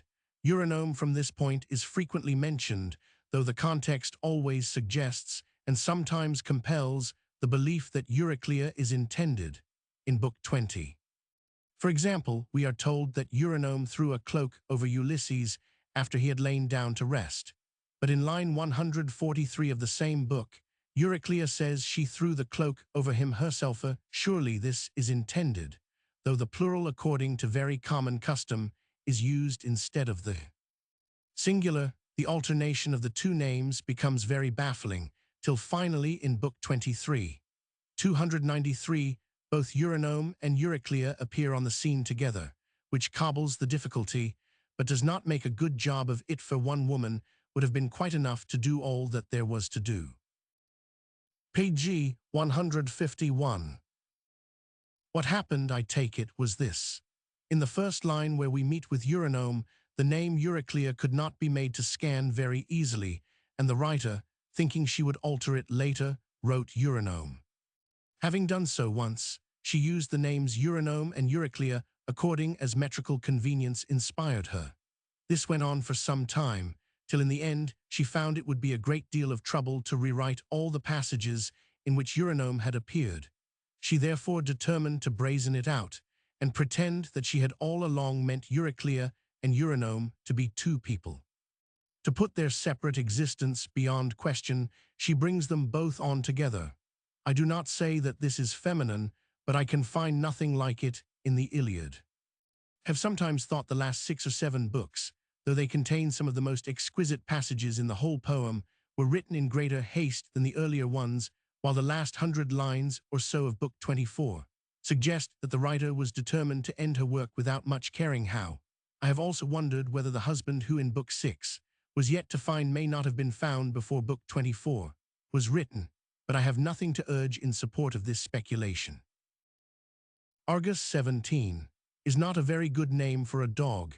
It is the stock epithet for hounds in both Iliad and Odyssey, and means fleet. The whole scene between Ulysses and Argus is perhaps the most disappointing in the Odyssey.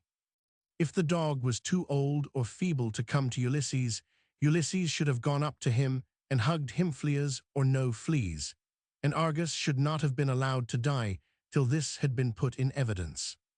True, Ulysses does wipe away one tear, but he should have broken utterly down and then to ask Eumaeus whether Argus was any use, or whether he was only a show dog. Thighs will not do even as acting. The scene is well conceived, but badly executed. It betrays the harder side of the writer's nature, and has little of the pathos which Homer would have infused into it.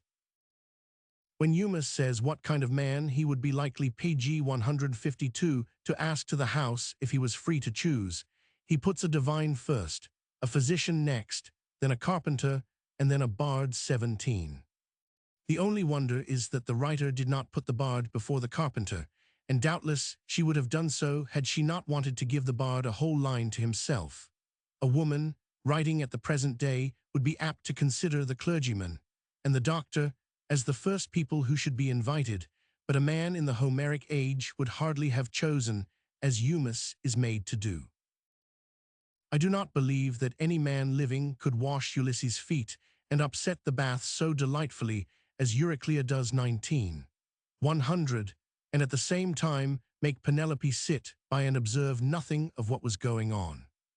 He could not rise to the audacity of saying that Minerva had directed Penelope's attention elsewhere, notwithstanding the noise which Ulysses' leg made, and the upsetting of a bath full of water, which must have run over all that part of the cloister.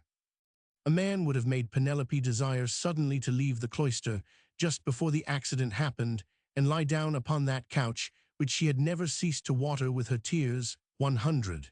She could then have come back, remembering that she had forgotten something after the footbath had been refilled and the mess cleaned up, but he could not have done it at all. It will be observed that the stronger the indications become that Ulysses is on the point of returning, the more imperative Penelope finds it to marry one of the suitors without a day's delay. She has heard about the hawk tearing the dove. She has heard Telemachus sneeze. She has been assured that Ulysses was among the Thesprotians, quite near, and would be in Ithaca immediately. She has had a dream which would have made anyone wait, say, for at least a week longer, unless determined to take the gloomiest possible view of the situation. But no, on the following day she must marry and leave the house. Her words seem to me like those of a woman gloating over the luxury of woe, as drawn by another woman who has never known real trouble. Nothing can better show the PG 153 hollowness of Penelope's distress from first to last. A woman who felt herself really drowning would have clutched at any one of the straws above mentioned and made it buoy her up for weeks or months, and any writer who had known real sorrow would also know how certain she would be to do this.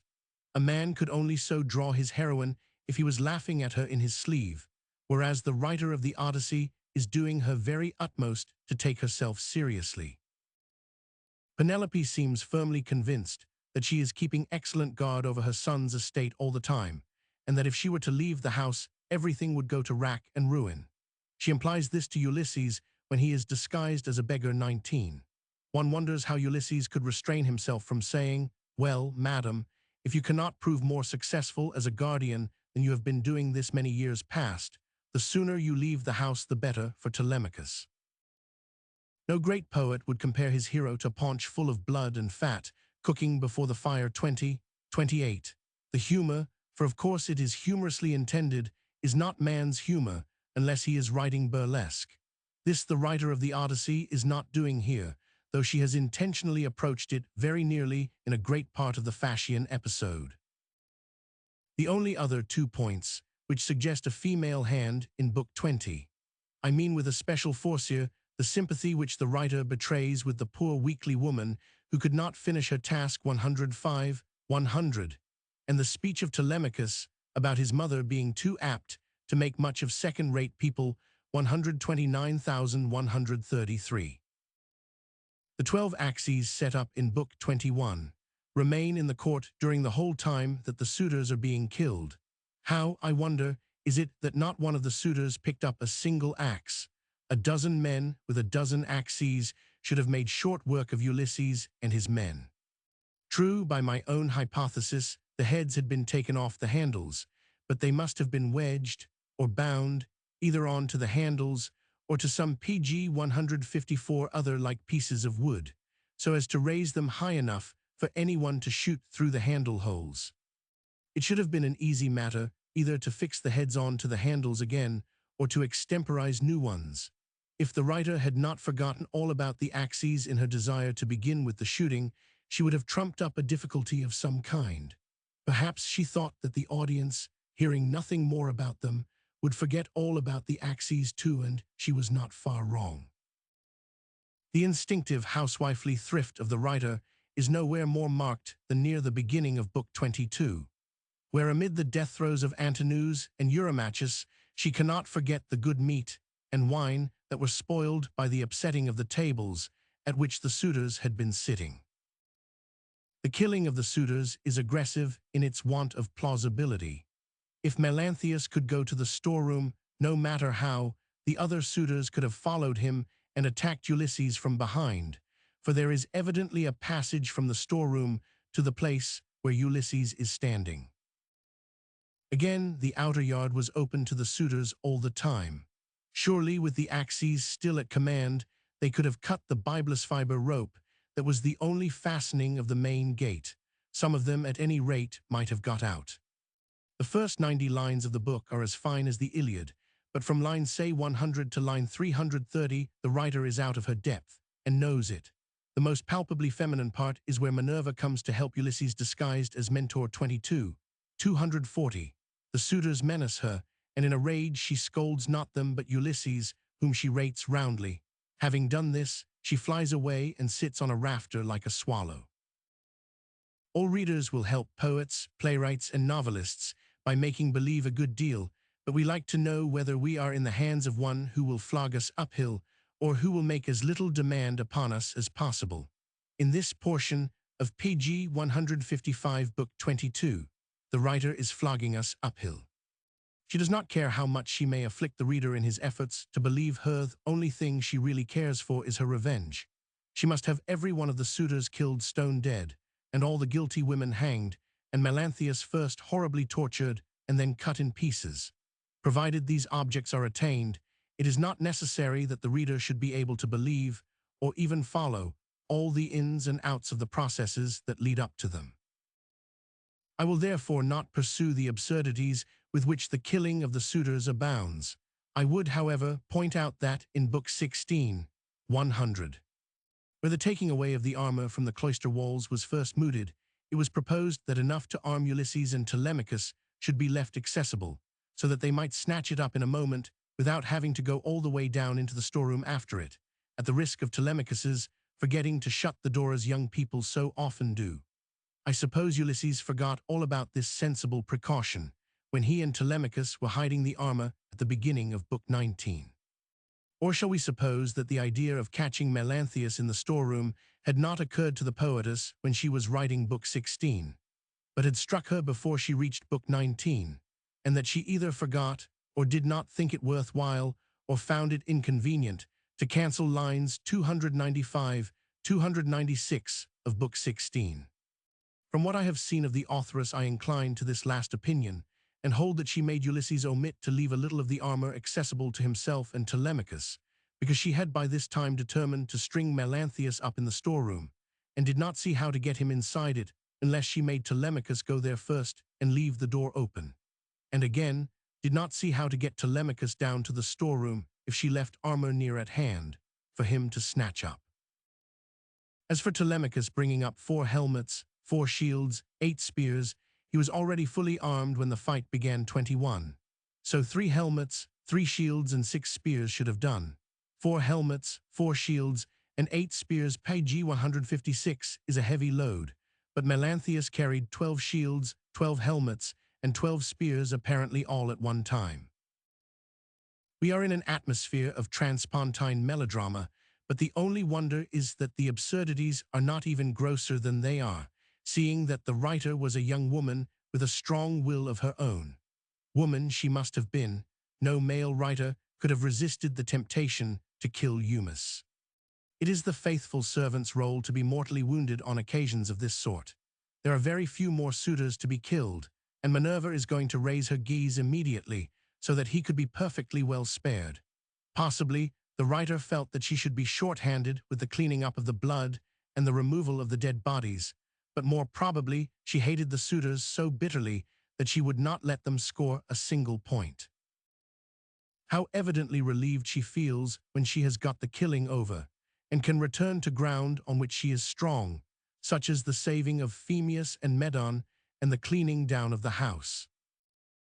What are we to say of making Penelope, whose room looked out upon the cloister, sleep soundly all through the killing of the suitors? What of her remarks to Euryclea when she has been waked? What again of her interview with Ulysses and the dance which Ulysses presently advises? What indeed of the whole book?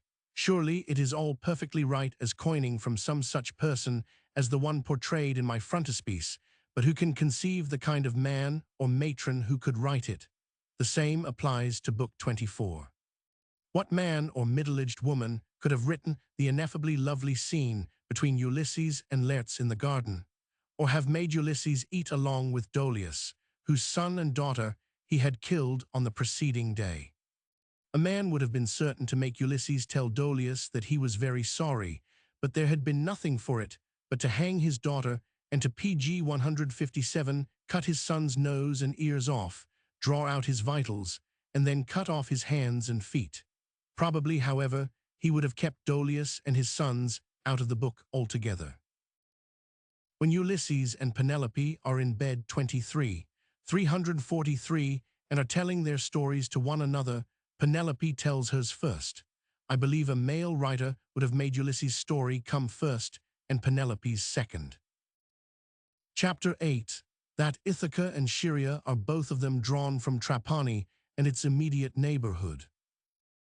I have now given, though far more briefly than the subject requires, some of my reasons for believing that from the first book of the Odyssey to the last we are in the hands of a young woman. Who then was she? Where did she live and write? She was of flesh and blood, lived in time and place, looked on sea and sky, came and went somewhither and someone but where, and when, and above all who.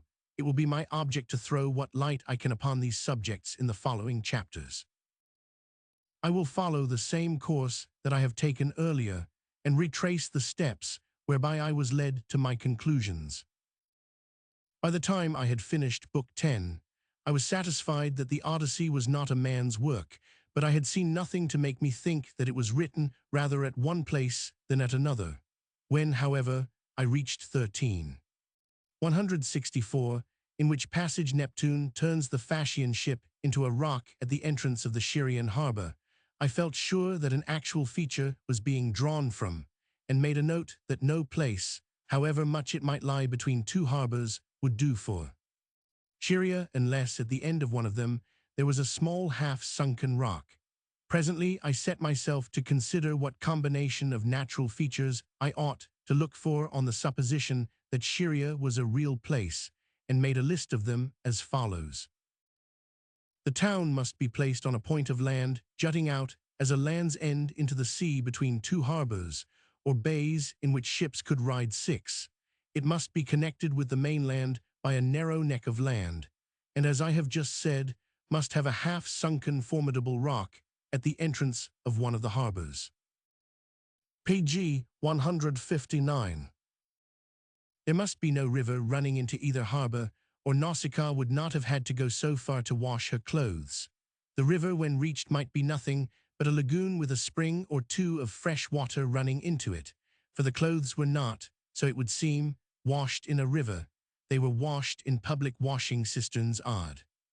686, 92, which a small spring would keep full enough of water to wash clothes even though they were very dirty. The scene is laid close on the sea-shore, for the clothes are put out to dry on a high bank of shingle which the sea had raised, and Nausicaa's maidens fly from Ulysses along the beach and spits that run into the sea. There must be a notable mountain at no great distance from the town so as to give point to Neptune's threat that he would bury it under a high mountain. Furthermore, the whole combination above described must lie greatly further west of Euba than Ithaca was, and hence greatly west of Ithaca 7. Surely, if a real place is being drawn from, these indications are ample to ensure its being easily found. Men of science, so far as I have observed them, are apt in their fear of jumping to a conclusion to forget that there is such a thing as jumping away from one, and Homeric scholars seem to have taken a leaf out of their book in this respect. How many striking points of correspondence, I wonder, between an actual place and one described in a novel would be enough to create a reasonable assurance that the place in which they were combined was the one that was drawn from. I should say 4 well-marked ones would be sufficient to make it extremely improbable that a like combination could be found elsewhere. Make it 5, and unless we find something to outweigh the considerations which so close a correspondence between the actual place and the one described in the novel would suggest, or unless by some strange coincidence the same combination in all its details can be shown to occur in some other and more probable locality, we may be sure that the novel was drawn from the place. For every fresh detail in the combination required decreases the probability of error in geometrical ratio if it be duly complied with. Page 160. Let us suppose that a policeman is told to look out for an elderly gentleman of about 60. He is a foreigner, speaks a little English but not much, is lame in his left foot, has blue eyes, a bottle nose, and is about 5 ft, 10 in high. How many of these features will the policeman require before he feels pretty sure that he has found his man? If he sees any foreigner, he will look at him. If he sees one who is about 5 ft, 10 in high, he will note his age, if this proves to be about 60 years, and further, if the man limps on his left foot, he will probably feel safe in stopping him. If, as he is sure to do, he finds he has a bottle nose, he will leave the blue eyes and broken English alone, and will bring the man before the magistrate. If it is then found that the man's eyes are hazel, and that he either speaks English fluently or does not speak it at alleys, the magistrate likely to discharge the prisoner on account of these small discrepancies between him and the description given of him, when so many other of the required characteristics are found present. Will he not rather require the prisoner to bring forward very convincing proof that it is a case of mistaken identity? Or to take another illustration, which is perhaps more strictly to the point, as involving comparison between an actual place and one described in a novel. Here is an extract from a novel. Grammerton, like other fair cities, was built on a hill. The highest point was the fine old Elizabethan school, then and now of European reputation. Opposite it was the old shattered and ruined castle. Overlooking the bubbling and boiling shallows of the broad and rapid river Sabre from the hill, the town sloped rapidly down on every side towards the river, which made it a peninsula studded with habitations. The Butlers, Father and Son, by Charles Clark, Chapman and Hall. Vol. Roman 1. Is there any man of ordinary intelligence, and acquainted with Shrewsbury, who will doubt that Shrewsbury was the place that Mr. Clark was drawing from? When I have urged the much more numerous and weightier points of agreement between Scheria as described in the Odyssey, and Trapani as it still exists, eminent Homeric PG 161 scholars have told me, not once nor twice and not meekly, but with an air as though they were crushing method, my case rests in the main on geographical features that are not unknown to other parts of the coast, and upon legends which also belong to other places. Grammerton, the Argito returned to my illustration must not be held as Shrewsbury, for at Harrow, as well as Shrewsbury, the school is on the highest part of the town. There is a river, again, at Eton, so that Eton may very well have been the place intended. It is highly fanciful to suppose that the name Sabre may have been a mere literary travesty of Sabrina. At Nottingham, there is a castle which was in ruins but a few years since, and from which one can see the Trent.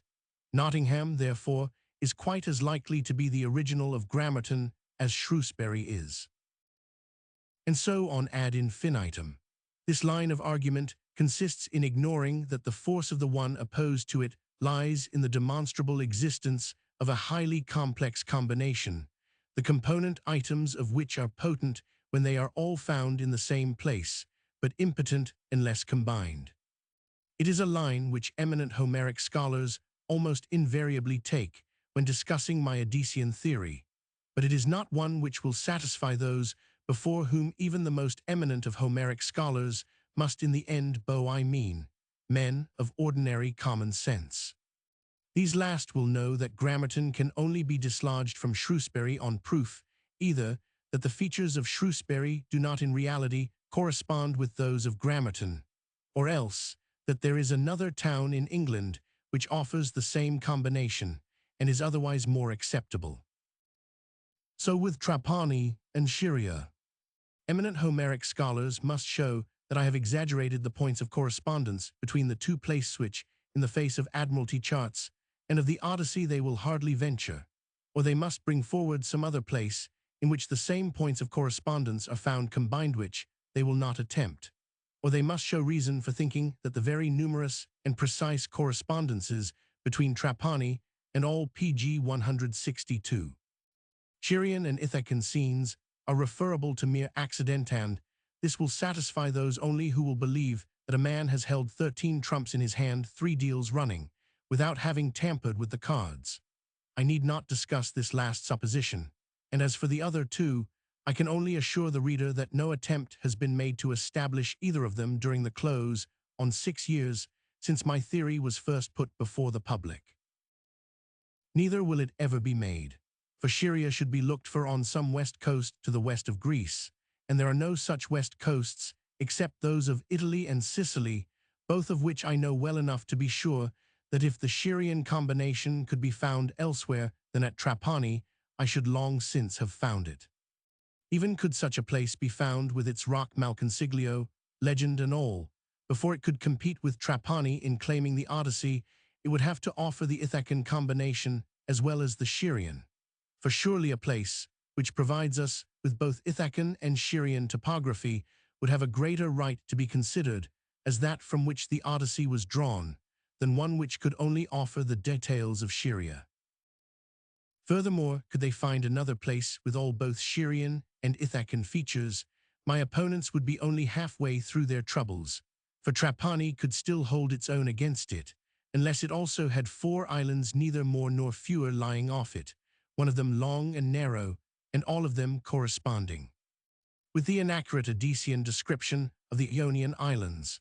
Nor would it even then begin to be on equal terms with Trapani, till it was shown that the effective part of the voyages of Ulysses begins and ends with it. When all this has been done, but not before, it will be time to weigh the comparative claims of the two sites. For I rest my case on the harmonious concurrence of 4 lines of argument, each requiring the fulfillment of many and very rigorous conditions, and each by itself sufficient to raise a strong presumption that Trapani was the place which was most prominent in the mind of the writer of the Odyssey. They are: page 163. That Scheria is drawn from Trapani. This I will substantiate by bringing forward a much stronger combination of correspondences than exists between Grammerton and Shrewsbury. That Ithaca also is drawn from Trapani and its immediate neighborhood. My case for this will be found even stronger, if possible, than that by which I established that Scheria was Trapani. That the Ionian Islands, as described in the Odyssey, cannot have been drawn from the actual Ionian Islands, nor from any others but those off Trapani, and that the writer sinned against her own knowledge in order to force these islands into her narrative. That the voyages of Ulysses practically resolve themselves into a voyage from Troy to the neighborhood of Sicily, and thenceforward into a sail round Sicily, beginning with Trapani and ending with the same place. It will be necessary that no argument adduced in support of any of these propositions should clash with those in support of any other, but all the 4 lines of argument must corroborate each other, so that they fit into one another as the pieces of a child's puzzle. It is inconceivable that anything but a true theory should comply with conditions so exacting. I will now proceed to show that Scheria is Trapani, and will return to the steps by which I arrived at this conclusion. Armed with the list of points I had to find in combination, as given at the beginning of this chapter, I went down to the map room of the British Museum, intending to search the Mediterranean from the Troad to Gibraltar if necessary, but remembering that I ought to look for reasons already given some distance west of Greece, and also that the writer of the Odyssey appeared to have lived on a coast that looked west, not east, I resolved to search the west coasts first. I knew that Colonel Muir and a respectable weight of ancient testimony had placed the Cyclopes on Mt. Eryx, and it seemed to me that the island where Ulysses hunted the goats, and the whole Cyclopes incident suggested drawing from life more vividly than any other part of the voyages. I knew, moreover, that pg 164 the writer was a young woman who was little likely to have traveled, and hence felt sure that if one place could be found, none of the others would be long in finding. I asked, therefore, for the map of the Lilyban promontory, as the west coast west of Greece that offered the greatest prospect of success, and hardly had I got it in my hand before I found the combination. Wanted for Scheria lying right under Mt. Eryx. The Land's End jutting into the sea, 2 harbors, one on either side of it, the narrow entrance between 2 marshes, high mountain hard by the rock. At the entrance of one of the harbors, the absence of any river will be found in the map here given, which Messrs. Walker Boutell have made for me from the Italian government survey and from our own Admiralty chart. Trapani and Mt. Eryx, Walker Boutell SC. But this was not all. Not only was the rock of the right height, and so turned as to give the idea of a ship coming into pg 165 port, but it bore the strange name of Malconsiglio, or Evil Counsel. I was so much struck with this that I wrote to Trapani inquiring whether there existed any local tradition in connection with the rock, and was told that there were 2, one absurd, and the other to the effect that the rock had been a ship of Turkish pirates who were coming to attack Trapani, but were turned into stone at the entrance of the harbor by the Madonna di Trapani.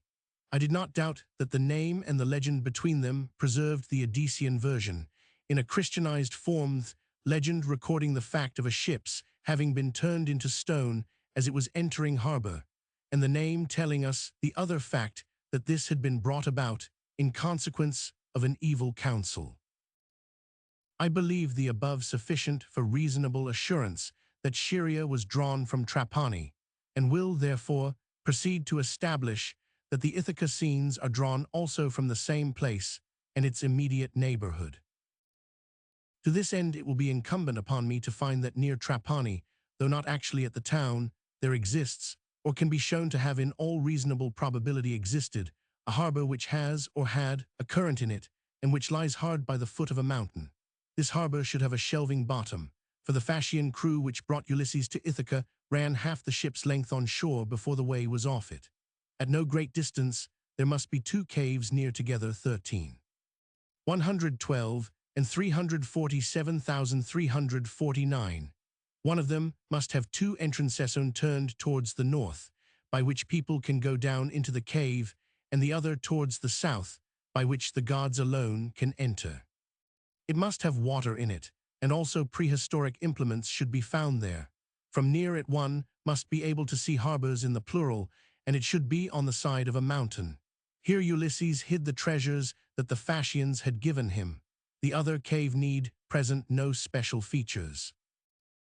A man ascending the mountain from these caves, and keeping along the top of it, should come to a place on ground commanding an extensive prospect, where there is a spring and a rock that is called Raven. This site must be bitterly PG 166 cold in winter, and must be about 2 hours' walk from Trapani. The path to the town must be so rugged that a man in ordinary vigor would not like to take it without having a stick. And lastly, it must pass a notable mound, or hill much nearer Trapani than the high ground above alluded to, and commanding a full view of the city and harbor. The reader who turns to the abridgment of books 13, 14, 15, 16, and 17, given in this work, will find that all these points are necessary. They all of them exist at this day, even to the calling of the rock Raven, except one, I mean the mouth of the harbor where the Phasians entered. This is now silted up, like the harbor of Selinunt, which I might almost call on the same coast. The inner part of the harbor is still full of sea water, but has been converted into salt works, which are slightly below the level of the sea. The bed of the old exit is clearly seen, and there are still rushes in it, though it is quite dry. It is very narrow, is often full in winter, and is marked with dotted lines in the Italian ordnance map, but not so in our Admiralty chart. The existence of this bed was pointed out to me by Signor Sugamli of Trapani. He assured me that till 1848, when the salt works were made, the whole space covered by them was an open mere where his father used to go to shoot wild ducks. One great difficulty in making the salt works was the abundance of fresh water springs, which made it necessary to cement the salt pans in order to keep the fresh water from mixing with the salt. It was perhaps from some of these springs that the washing cisterns of 6 were supplied, unless, indeed, Nausicaa washed the clothes in sea water, as I have seen women in the island of Pantelleria still do. The harbor Rethron, now salt works of Escusumano. Mouth of the harbor Rethron, now silted up. Given a mass of water, nearly a mile long and a quarter of a mile broad, with a narrow exit, and the tide, which here has a rise and fall of from 2 to 3 feet, would cause a current that at times would be strong, and justify its being described PG 167 as a river and also as a harbor with a current in it, returning for a moment to Scheria.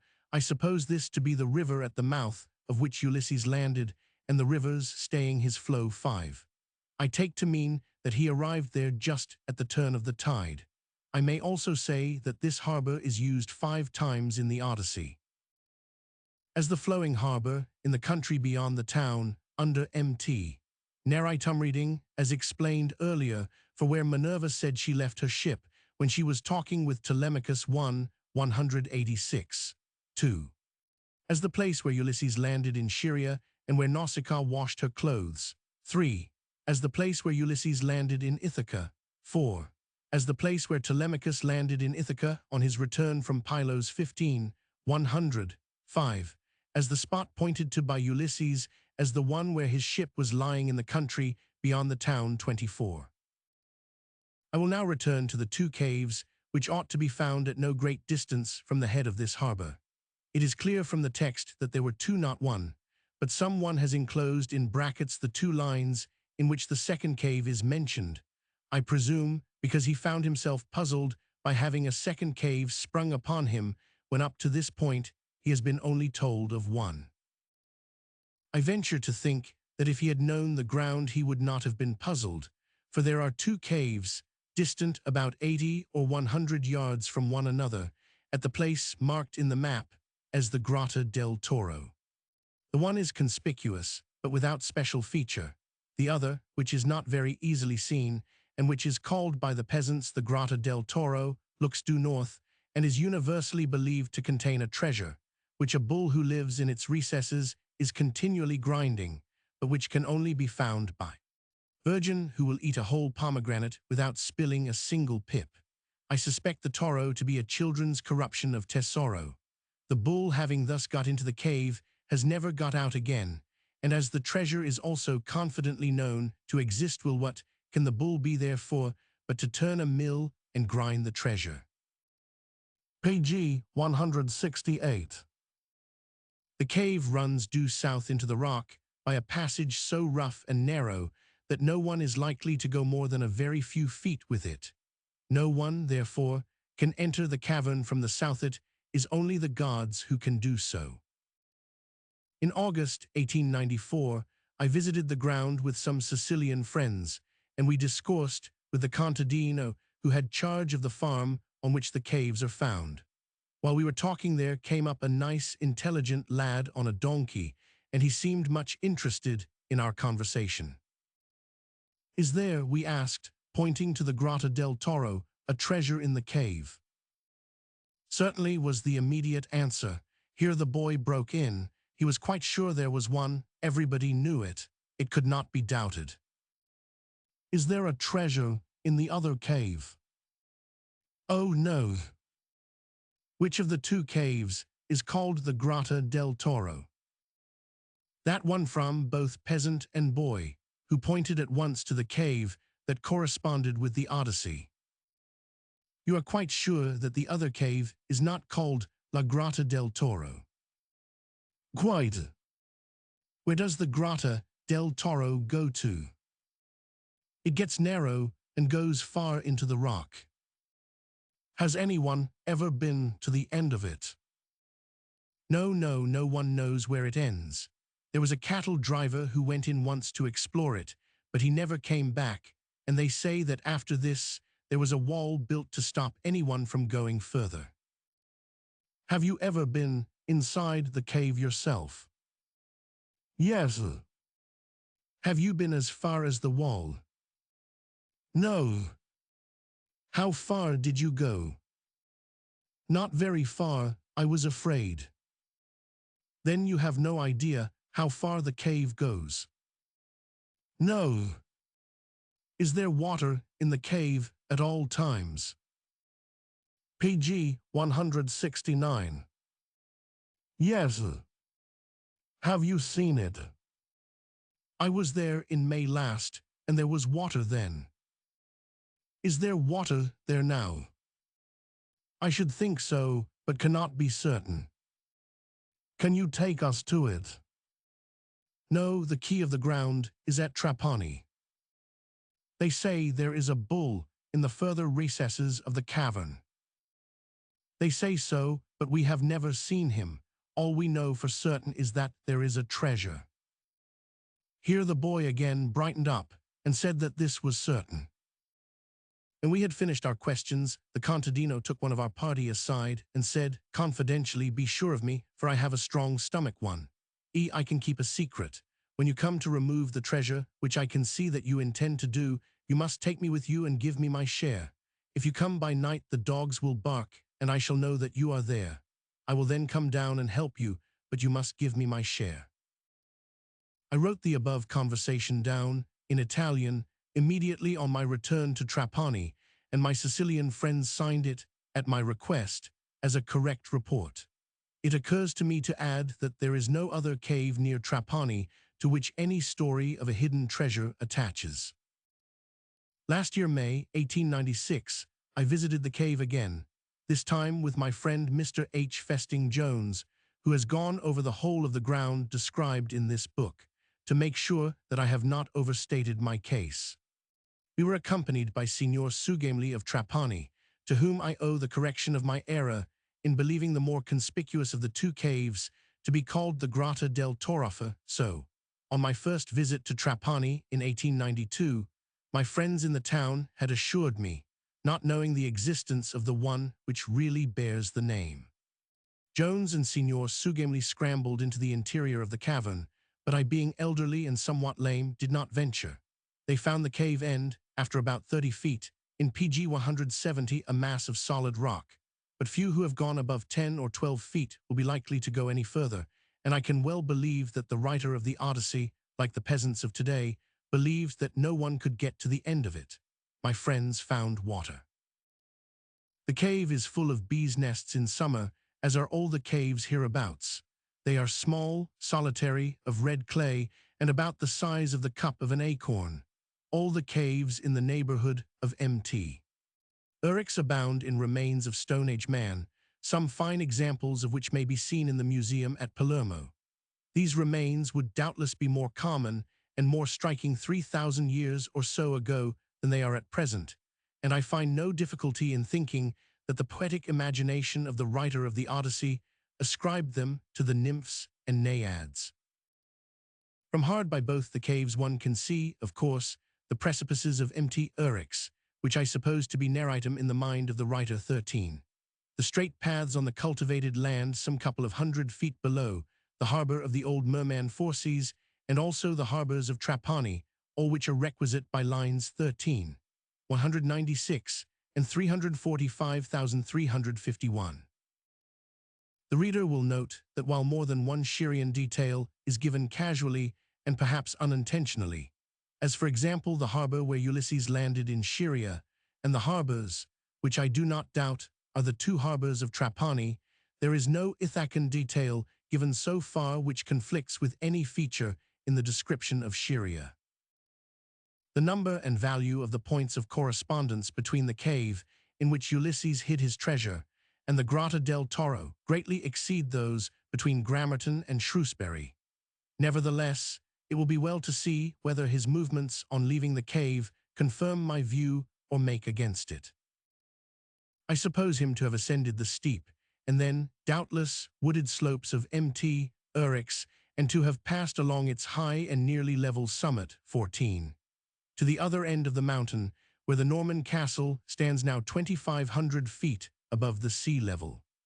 Here he descended some 2 or PG 171 300 feet to the spot now called Irunzi, where there is a spring near a precipice which is still called Il Rakazu dei Corvi, 1, either Rock of the Ravens, it being on this part of the mountain that these birds breed most freely. This walk would take him about 2 hours, more or less. The site is seen from far and wide. It is bitterly cold in winter, and is connected with Trapani by a rough mountain path, which Ulysses may well have been afraid to travel without a stick 17. The path passes close to the round-topped Col di Sta Anna, which answers perfectly to the of Roman 16.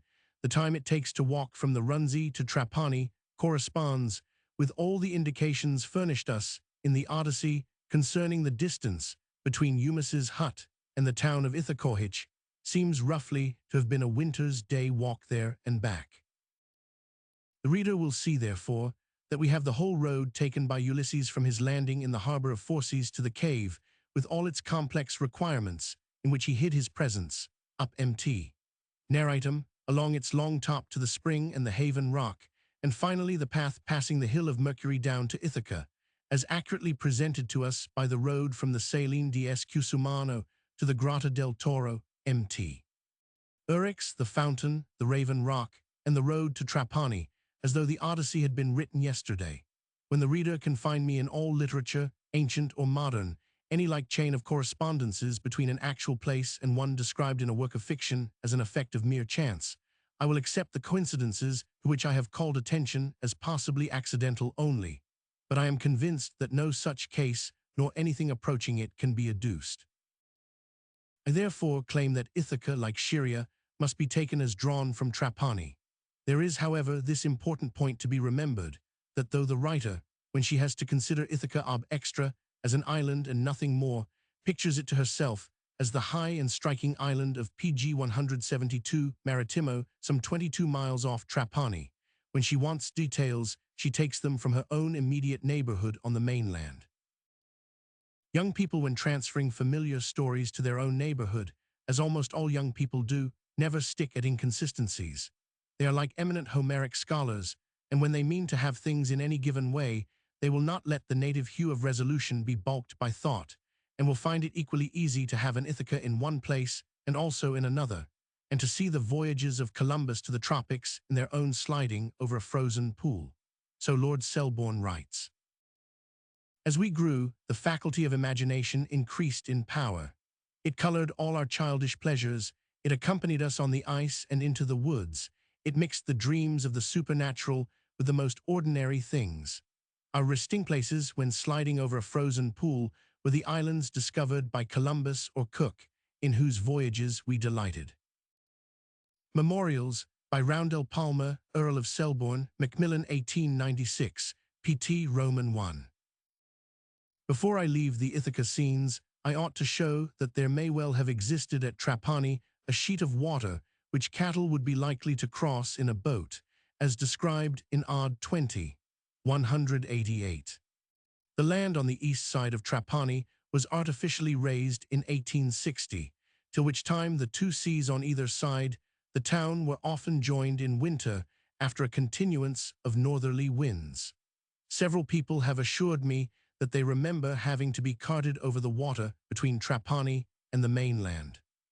I was at first tempted to believe that Philtius had come to the town when the narrow entrance to it was flooded, but a few lines above we find that Eumus had also come to the town with 3 pigs, and Melanthius with some goats.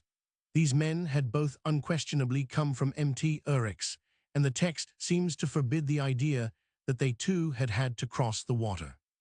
There is nothing, however, to imply that Philtius had come from Mt. Eryx. Indeed, it is more likely that his cattle would feed on the flat land south of the harbor, which he had crossed by boat to save the long PG 173 detour which would have been otherwise necessary. If the water had been that of any such river as is to be found in Asia Minor, Greece, or Sicily, one man would probably have been enough, whereas there seem to have been several plying for hire, as in a port or harbor. The fact that Scheria and Ithaca would be perfectly well known by the audience as drawn from their own neighborhood explains another difficulty. How some hypercritical listener might ask, could so sagacious and experienced a mariner as Ulysses have failed to note that he was only traveling 2 miles, or even less, from Scheria to Ithaca? And how again could he fail to recognize the place at which he landed as the one where he had met Nausicaa a few days previously? The writer of the Odyssey admits with some naivete that the Phasian mariners were already acquainted with the harbor in which they left Ulysses. They probably would be, but how prevent Ulysses from remonstrating both during the voyage and on being landed? It is not easy to see what better course the writer could take than the one she actually did take. 1. Put Ulysses to sleep as soon as ever he was on board, and not wake him till after the sailors were gone. A sleep, therefore, is prepared for him 7 and 8. And he falls into it apparently before even leaving the harbor. It is so profound that it is more like death than sleep. 13. Nothing, not even the men lifting him off the ship next morning, laying all his treasures hard by him and going away, can disturb him till the Phasian sailors are beyond all reach of question. Then, of course, the sooner he wakes up the better. As for the other difficulty of his not seeing that he was only at the spot where he had met Nausicaa 2 days earlier, this was got over by making it a misty morning, and muddling Ulysses generally so that he does not even recognize the place as Ithaca, much less as Scheria, till Minerva meets him and has a long talk with him, in the course of which the audience slides into the situation and accepts the neighborhood of Trapani for that of Ithaca without more demur. Page 174. Chapter 9. The Ionian and the Gadian Islands. Voyages of Ulysses shown to be practically a sail round Sicily from Trapani to Trapani. In a later chapter 1, proposed to show that the writer of the Odyssey had the Iliad before her in the state in which we have it now, unimportant copyists' errors alone excepted. I shall show that those books on which most doubt has been cast by eminent Homeric scholars both on the continent and in England are just as fully and freely quoted from as those that are admitted to have been by Homer. I have seen no sufficient reason alleged for doubting that the catalogues of 49, 877 formed part of the poem as Homer left it, though it is quite likely that he may have got someone with greater knowledge of Greece to help him. I intend returning to this question, but for the present will ask the reader to accept my assumption that the writer of the Odyssey knew the catalogues above referred to. The group of the Aeaeans and the Ionian Islands are described as follows in the catalogue of the Achaean forces. And they of Dulichium, with the sacred Aeaean Islands, who dwelt beyond the sea off Ilystheus, were led by Meges, peer of Mars, the son of Phyleus, who had erewhile migrated to Dulichium in consequence of a quarrel with his father. And with him there came 40 ships. Ulysses led the brave Cephalenians, who held Ithaca, wooded Neritum, Crossalia, rugged Gylips, Samos, and Zacynthus, with the mainland also that is over against the islands. These were led by Ulysses, peer of gods in council, and with him came 12 ships, 49 to 637. pg 175. The reader will note that Dulichium, which means Long Island, does not belong to the Ionian Islands, but to the neighboring group of the Aeaeans. Let us now see how the islands in the neighborhood of Ithaca are described in the Odyssey. Ulysses says 9:26. I dwell in Ithaca, an island which contains a high mountain called Neritum. In its neighborhood there are other islands near to one another, Dulichium, Same, and Zacynthus. It lies on the horizon all highest up in the sea towards the west, while the other islands lie away from it to the east. Map of the Ionian Islands, Walker Boutell. In the Odyssey, there are never more than 3 islands besides Ithaca. When mentioned all together, they are always named in the order given above, probably for reasons of scansion, but Dulichium is the most important in the eyes of the writer, being more frequently mentioned separately, and sending 52 suitors as against 24 from Same, 20 from Zacynthus, and 12 from Ithaca itself, 16. 251. A glance at the map given above will show that there is no pg 176 island in the neighborhood of Ithaca, which can with poetical propriety be held to have sent nearly as many suitors as the other 3 put together. Least of all could Dulichium be so held.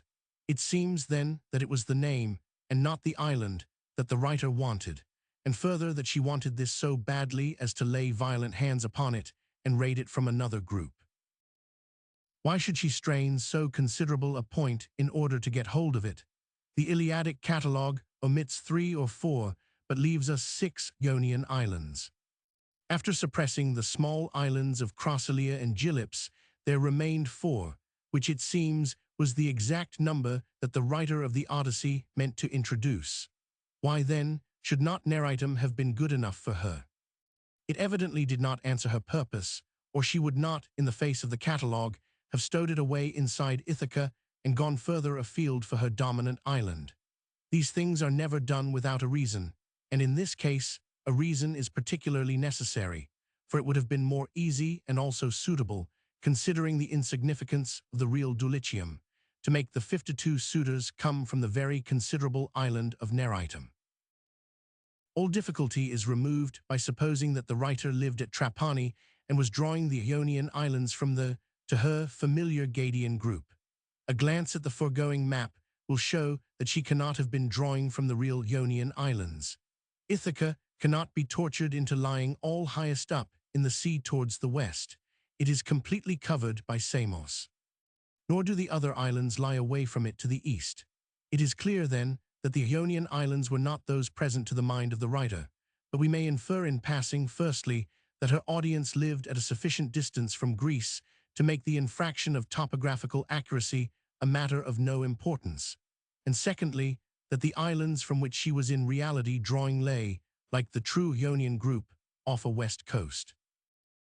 I will now give a map of the islands off Trapani. I see that Professor Freeman, in his map of the west coast of Sicily, as he supposes it to have been in ancient times, has joined the pg 177 Isola Grand to the neighboring mainland, but he gives no authority for doing so. I can find none in ancient writers, and having examined the ground see nothing to indicate any change in the distribution of land and water as having taken place within measurable distance of our own times. Map of the Gadian Islands.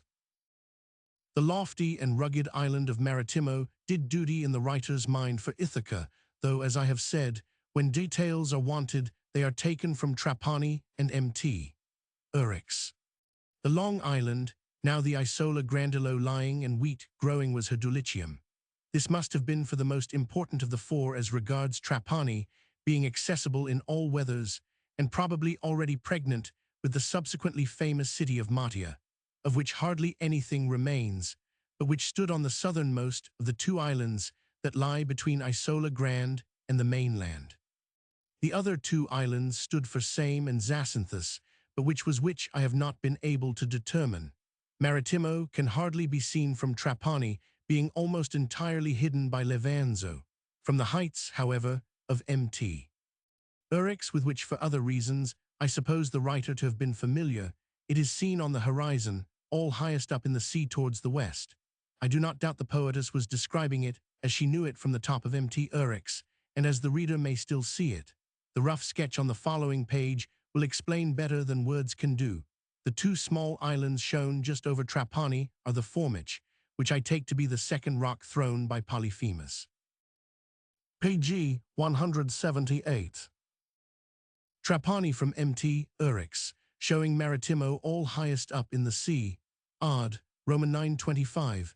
The Isola Grand Dulichium could not be got into the picture. Page 179. If what I have said above is not enough to satisfy the reader that the writer of the Odyssey was drawing the Ionian Islands from the Gadian, nothing that I can add is likely to convince him. I will therefore now go on to my fourth point, namely, that the voyages of Ulysses are, as nearly as the writer could make them, a voyage round Sicily, from Trapani by the north coast, through the Straits of Messina to the island of Pantelleria, and so back to Trapani, beyond which we need not go, for Ithaca and Scheria are, both of them, Trapani, as I have already shown. The main episodes of the voyage occur in the following order. 1. The Sicans. 2. The Latusiators, arrived at after passing the island of Cythera. 3. The island where Ulysses and his men hunted the goats, and the adventure with Polyphemus. 4. The island of Aulis, and a 10 days' sail towards the east with a fair wind all the time, till Ithaca is well in sight, followed by an immediate return to the island from which Ulysses had started. This sail to Ithaca over the toe of Italy and the island of Samos has no topographical significance except as showing that the writer conceived of the island of Aulis as lying a long way west of Ithaca. The episode is introduced merely for the purpose of bringing the cup close to Ulysses' lips and then dashing it from them. 5. The Elstrygonians. 6. The island of Circe and the journey to Hades, which last is again without topographical significance, being nothing but a peg on which to hang colloquies with the dead, and bringing us back to the island of Circe. 7. The Sirens. 8. Scylla and Charybdis. 9. The cattle of the sun. 10. The island of Calypso. 11. Scheria and Ithaca. There is no difference of opinion among scholars as to the sites of the Sicans, the island of Cythera, and the Latusiators. The reader will, therefore, see that we are taken without waste of time to a point at no great distance from Sicily contrary winds off Cape Malea 9, being apparently raised on purpose to take us away from Greece. It is not quite easy to see why the Sicans were introduced, unless it was that Ulysses might become possessed of the wondrous wine of Pg 180 Ismarus, with which lie intoxicated Polyphemus. The wine of this neighborhood was famous many centuries after the Odyssey was written, and presumably was so in the time of the Odyssey itself. A gasconading story of this wine may well have existed among the people of Trapani, which might prompt the reader to introduce it, poke fun at it, and make Polyphemus drunk with it.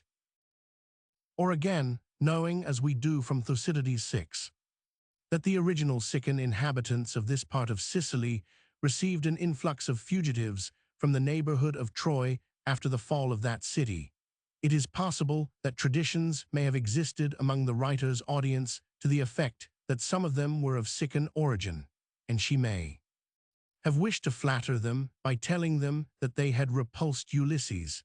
Nothing can be said with any confidence upon this head. All we may note is that the country is quite featureless, and hence does not suggest drawing from personal knowledge, any more than does the land of the Lautusiators.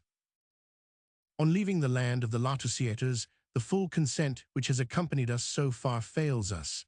Nevertheless, a considerable weight of authority, ancient, medieval, and modern, carries us to the island of Faivignana, anciently called Gusa or Goat Island, as the one on which Ulysses and his men hunted the goats. Indeed, this incident seems introduced as though purposely to suggest the Gadian or Goat Islands to the audience, as also does the line 4, in which Ithacathet is to say, in reality, the island of Maritimoi, said to be an island fit for goats. A very considerable consent accompanies us also to Mt. Eryx as the site of the adventure with Polyphemus. Here, and with the island on which the goats were hunted, the local color is stronger than anywhere else in Ulysses' voyages, as indeed might be reasonably expected from a writer whom I have shown to have been so intimately acquainted with the neighborhood of Trapani. The Voyages of Ulysses, omitting pg 181. Even partial consent, however, now fails us. The island of Aulis and the country of the Elstrygonians have been placed in almost as many sites as there have been writers upon the Odyssey.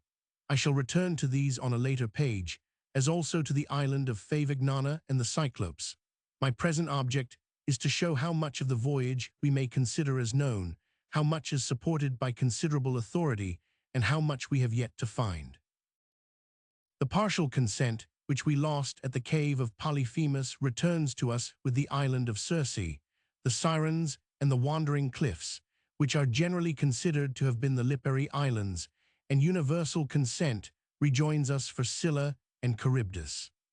I can hardly say that consent is universal for placing the cattle of the sun on the west coast of Sicily, somewhere about Tauromnium, now Taormina, but it is very general, and is so obviously well-founded that I shall claim this point as certain, for the name of the island sufficiently indicates Sicily. The winds that detain Ulysses show him to have been on a west coast, and the south wind that blew him back to Charybdis in a night shows that he was supposed to be at no great distance south of the Straits of Messina. The island of Calypso has been generally held to be Malta, but on no foundation either internal or external to the Odyssey. I shall therefore consider Calypso's island as yet to find. I have no consent for Scheria being Trapani, but after what I have written above, shall claim this point too as certain.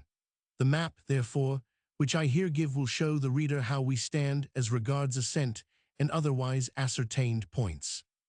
I have used strong lines for the parts of the voyage that may be claimed as certain, interrupted lines for the parts that are backed by considerable authority, and dotted lines for those which I would supply.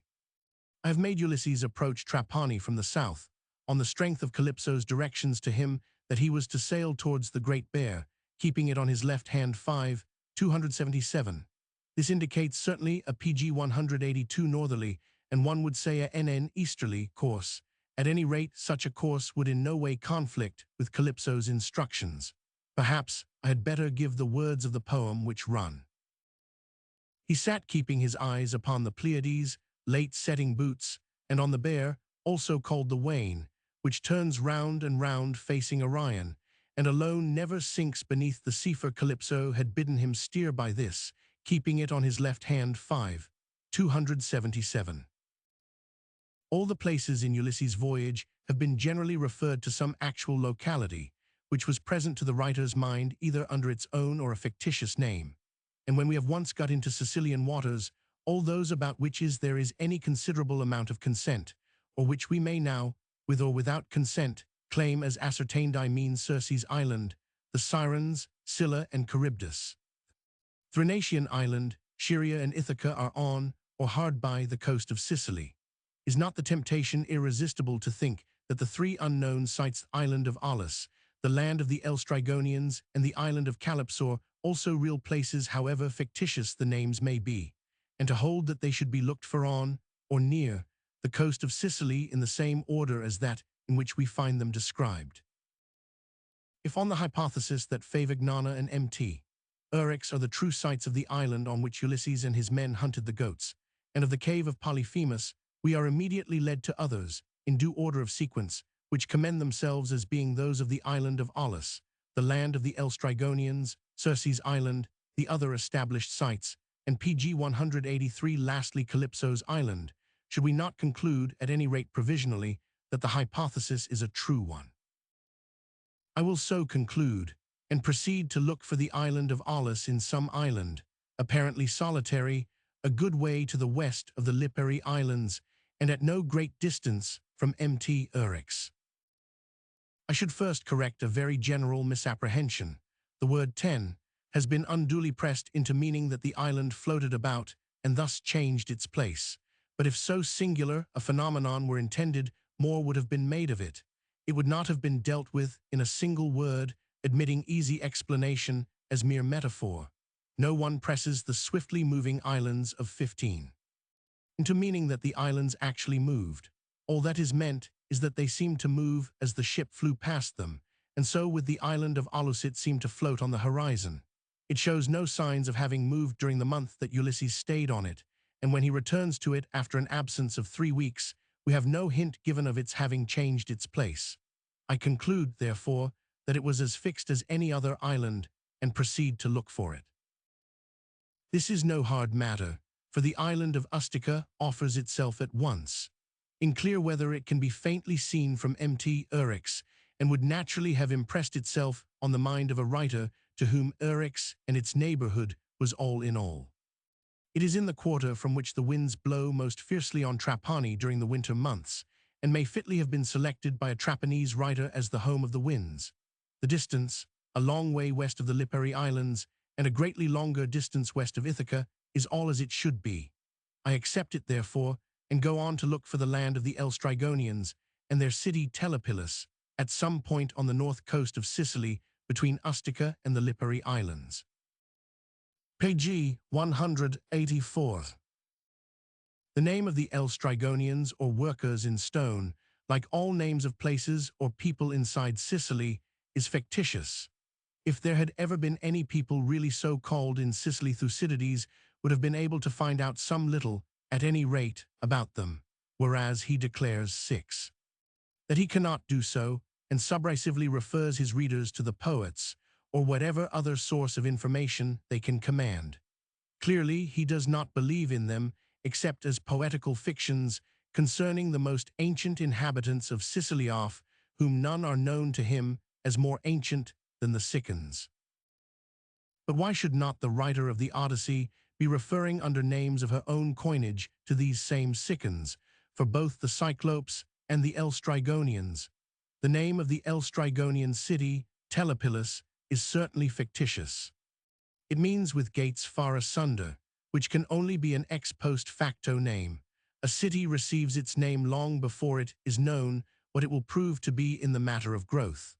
All that we can gather from the name is that the writer of the Odyssey intended her audience to understand that the city was large.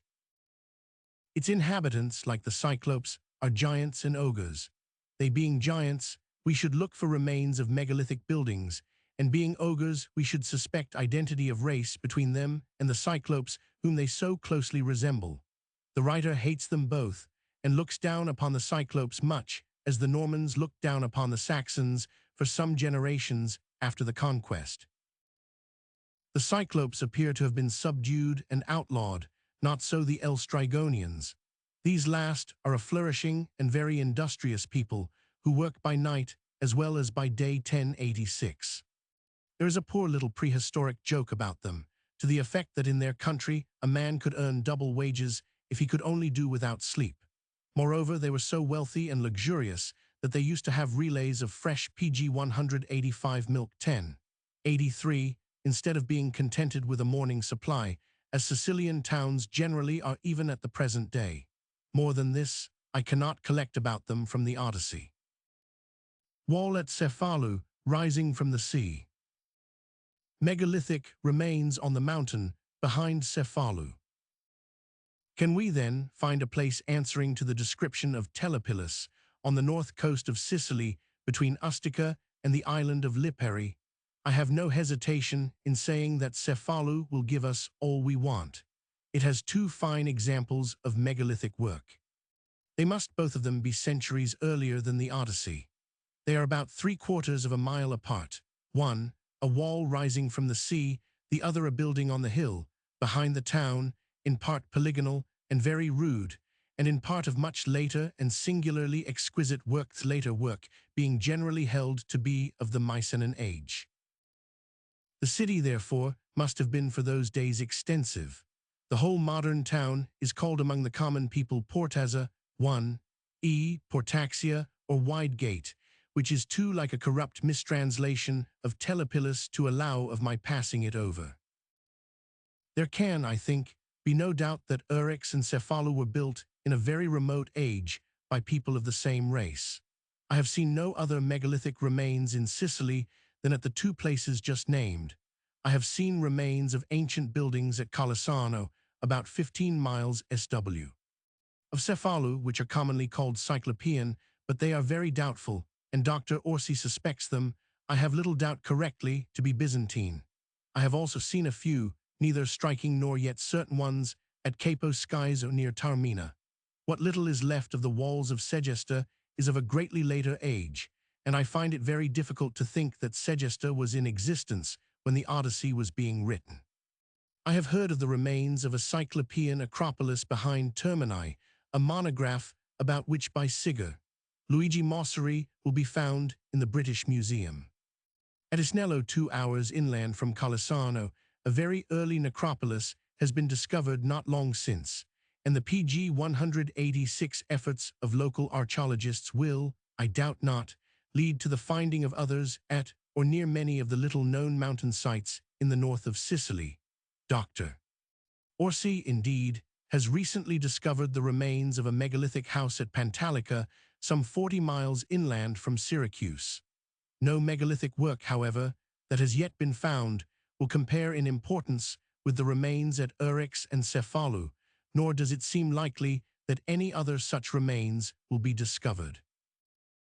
Bearing in mind, then, the situation of Cephalu both as regards Ustica and Lipari, the affinity between its founders and those of Eryx, as evidenced by existing remains, its great extent, and the name it still bears among the common people, I do not hesitate to accept it as the city of the Strygonians, nor does it affect me that the details of the harbor as given in the Odyssey have no correspondence with the place itself. I may mention that when my friend, Mr. H.F. Jones, and myself were at Cephalu in the spring of 1896, we met a flock of goats coming into the town to be milked about 5 in the afternoon, and on our return from a walk, we met another flock coming out after having been just milked. These two flocks must have met, and the shepherds must have saluted one another as in 1083, but unfortunately we did not happen to be at their point of meeting. On inquiry, we found that relays of fresh milk come into the town from 6 till 8 in the morning, and from 5 till 7 in the afternoon, and were told that there was no other town known to our informant which had more than a morning's supply. At Trapani, a town with 30,000 inhabitants, there is no evening supply, and though I have no doubt that fresh milk can be had in the evening at Palermo, Catania, and Syracuse, it is not easily procurable even in these large towns, while in smaller ones, so far as I know them, it is not to be had at all. At Rome, I asked the landlord of my hotel whether the goats came to be milked in the evening as in the morning, and he said it would be only in exceptional cases that they would do so.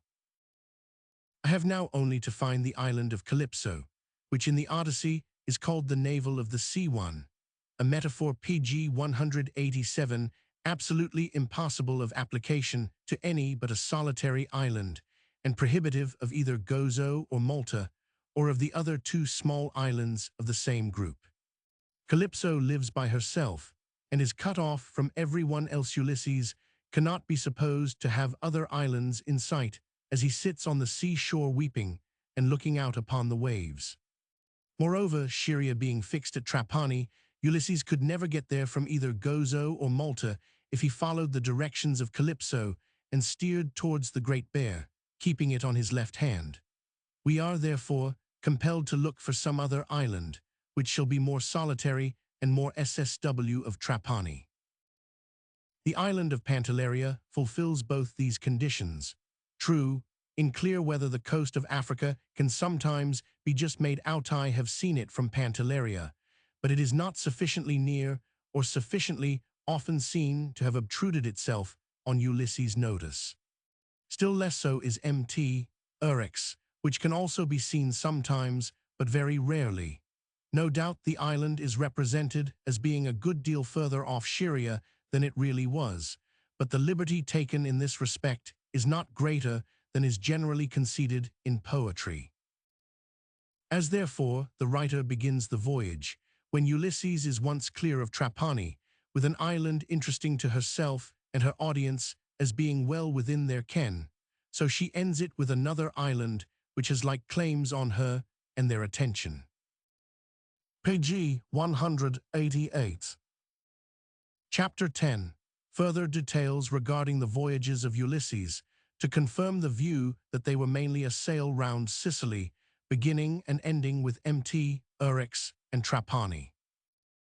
What I have said in the preceding chapter should be enough to establish that the course taken by Ulysses was the one indicated in my map, but I have remarks to make on the Cyclopes, the wall round the island of Aulis, the Sirens, the wandering cliffs, and other matters connected with the voyages which I have reserved in order to keep the general view more broad and simple. The habitat of the Cyclopes on Mt. Eryx is the point which it is most incumbent on me to establish, for if this be conceded, and both Scylla and Charybdis and Scheria be taken as found, all the other places fall so spontaneously on to the sites I have marked for them, that I fear no dispute concerning them. Let us turn, then, to Favignauna, and accept it for the moment as the island on which Ulysses hunted the goats. Why, I wonder, was the author so careful to invoke a thick darkness, so pompous and circumstantial, and to pilot Ulysses into the harbor of this island by divine assistance, rather than permit him to look about him and see the land, which was not very far off? The answer is not very far to seek. If Ulysses had seen the mainland of Sicily as he approached it from that of the Laotiators, he would have been sure to have followed it up, and in this case he would have been taken straight into Trapani harbor. Now, though the writer, as all the audience would know, had already dealt with Trapani as the last point in all Ulysses' voyages, Ulysses himself ought not to know anything about it till he comes to it in due course. The cave of Polyphemus, still called among the peasants La Grotta di Polyphemus, some 6 or 7 miles north of PG 189 Trapani. Ulysses had got to be taken there, and if possible, without unsettling either his own mind or that of the audience, by showing him a city which 8 years later he was to know as Scheria. He could, with the help of a little mist, be just supposed to go from the island of Favignauna to the promontory of Pizzalungo and the cave of Polyphemus, without seeing the city of the Phasians if he did not look particularly hard in that direction. But even Ulysses would have been compelled to take note of Scheria if he had been allowed to go on till he reached its harbor. It was better, therefore, that some god should take him to the island without letting him see any other land at all, and hence the intense darkness which the writer has been so careful to describe. We shall see that later on as regards the supposed time, though earlier in the structure of her poem she invokes a darkness, which makes it impossible for Ulysses to form any idea of his whereabouts, in exactly the same place, and for the same reasons. 294. For here, too, it is necessary to get Ulysses from a point south of Trapani to another on the north side of it without seeing the town. My map of the Gadian Islands, combined with that of Trapani and Mt. Eryx, will show the course Ulysses would make from Favignauna to the Grotta di Polyphemus, is by far the largest cave near Trapani, and is still used as a place in which to keep a large flock of sheep by night. The 2 rocks which Polyphemus threw should be seen, the first as the Asinelli, and the second as the 2 small islands called Formich, which, being close together, are taken as one. I find, therefore, in the care taken to prevent Ulysses from seeing Trapani, a considerable argument for the belief that Favignauna was the island where Ulysses hunted the goats, and that the cave of Polyphemus was on Mt. Eryx. Another indication, though one of no great strength, seems to suggest that the Cyclopes were still near neighbors of the Phasians. Page 190. At the beginning of Book 6, we learn that the Phasians used to live at a place called Hypereia near the lawless Cyclopes, but had of late years been moved to Scheria, which, as I have said, means Jutland. In a passage which I have not given in my abridgment, Alcinous says casually 206 that the Phasians are as closely related to the gods as the Cyclopes and the giants are, passing over the fact that Alcinous, being grandson to Neptune, was half-nephew to Polyphemus.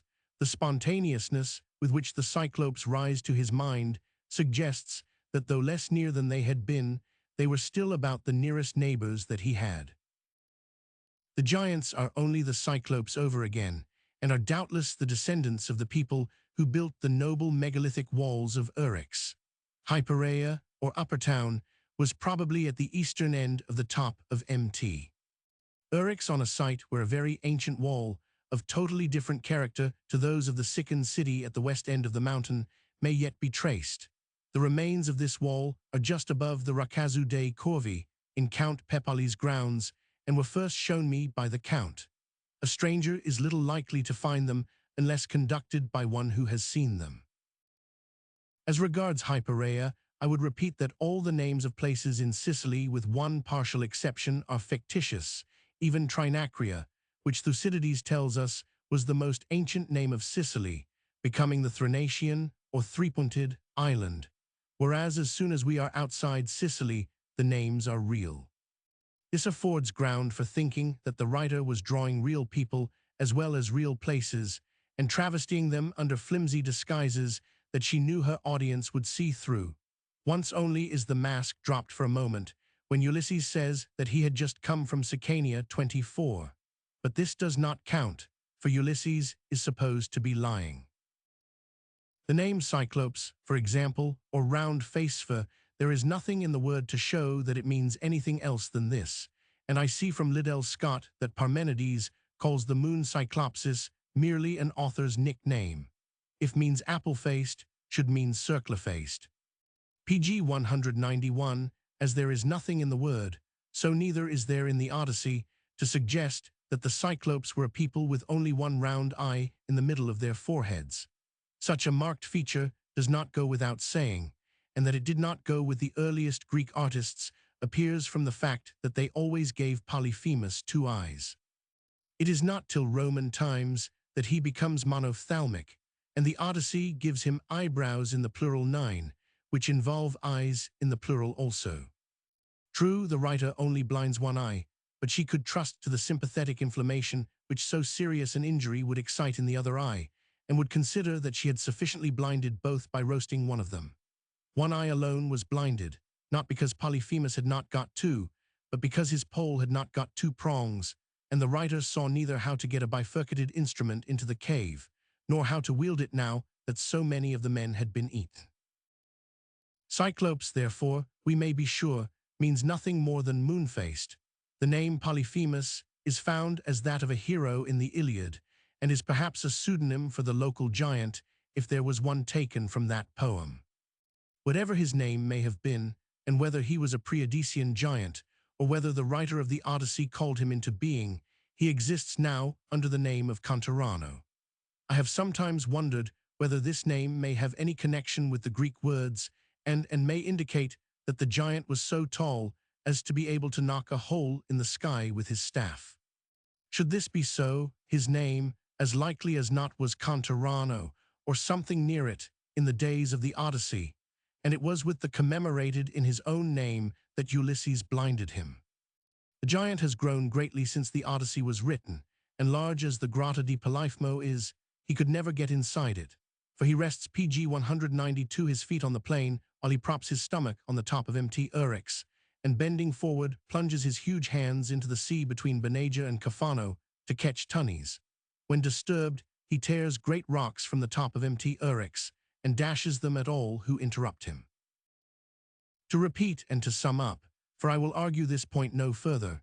I take the Cyclopes to be the conquered remnant of the old Siccan inhabitants of Mt. Eryx. They owe their gigantic stature to the huge size of the stones with which the walls of their city on Mt. Eryx were built. These stones show few or no signs of having been worked with a tool of hardened bronze or iron, save in so far as the Phoenicians may have trimmed them here and there when they rebuilt the walls, in part, de novo, with stones, some of which bear quaramen's marks in Phoenician characters. The old Siccan work, a good deal of which has been allowed to stand, belongs to the true megalithic age, when it was cheaper to carry than to cut. Later generations, failing to consider the revolution which the introduction of improved methods of cutting had effected, argued that the men who built with such large stones must have been large men, whereas in reality they were only economical men. As soon as it became cheaper to cut than to carry, the huge unwieldy blocks that we see at Eryx, at Cefalu, and at Segni, Arpino, Alatri, and many another city in southern Italy became obsolete. But it was still long before all irregularity in the courses was abandoned for that perfect regularity which we find at Syracuse, Selinunt, the Temple of Segesta, and nearly all the Greek and Roman architecture of historic times.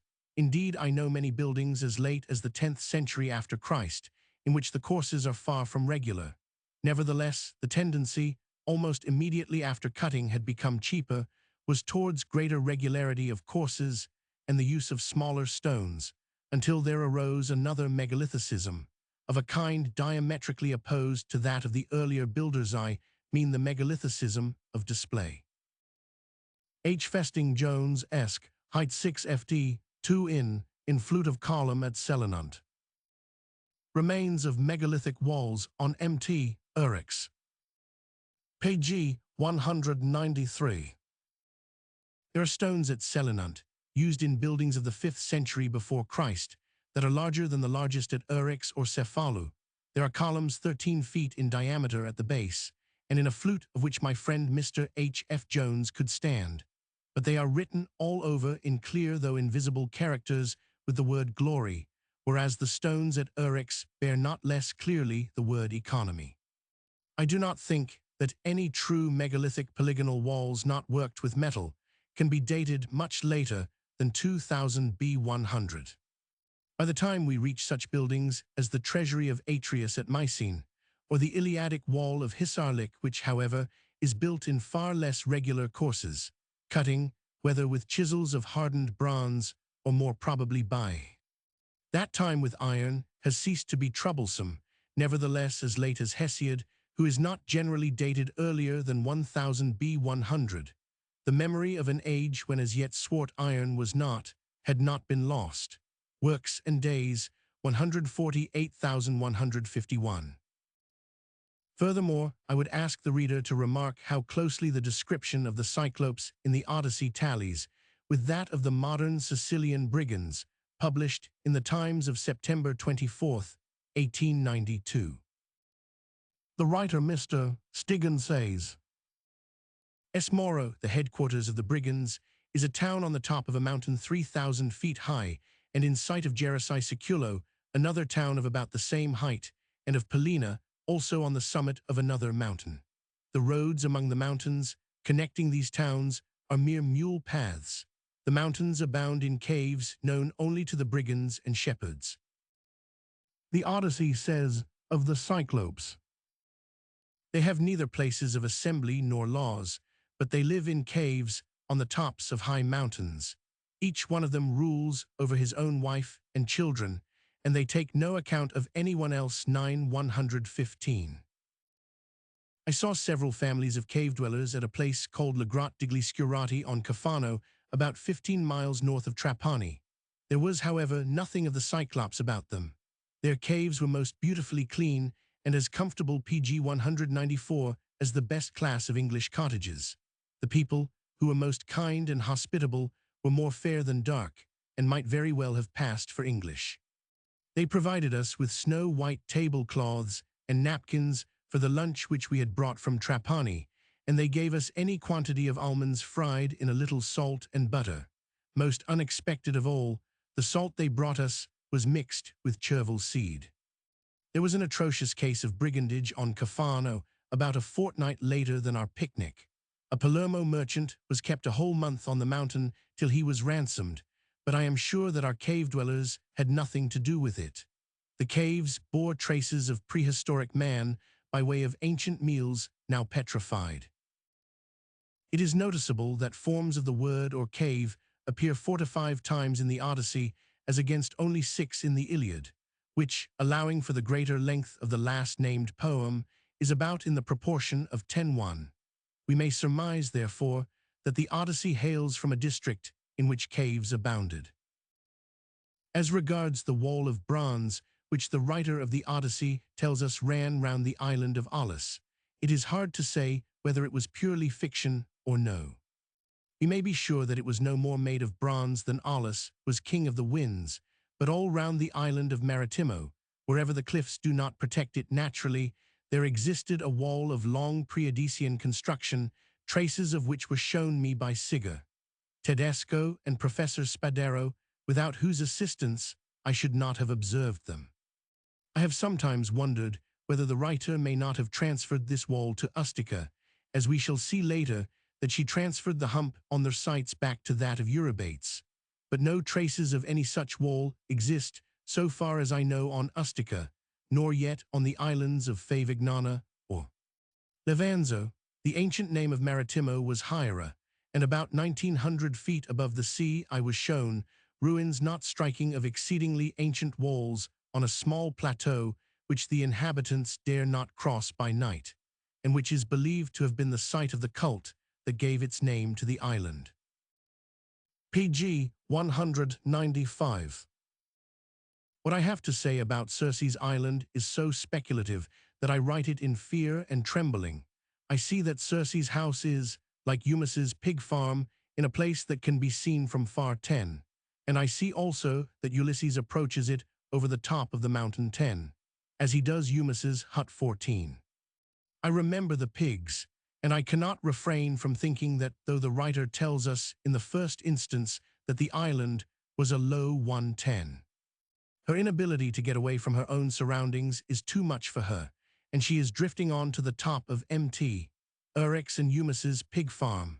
She does not mean to have pigs at first. The men whom Circe bewitched on previous occasions were turned into wolves and lions, but the force of association is too strong for her, and Ulysses' men are turned into pigs after all.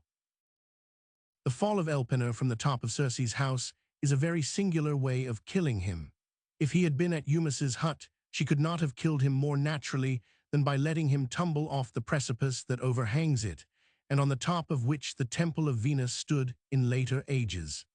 I suspect, not without shame, that the wall of Circe's house is made to do duty for this precipice.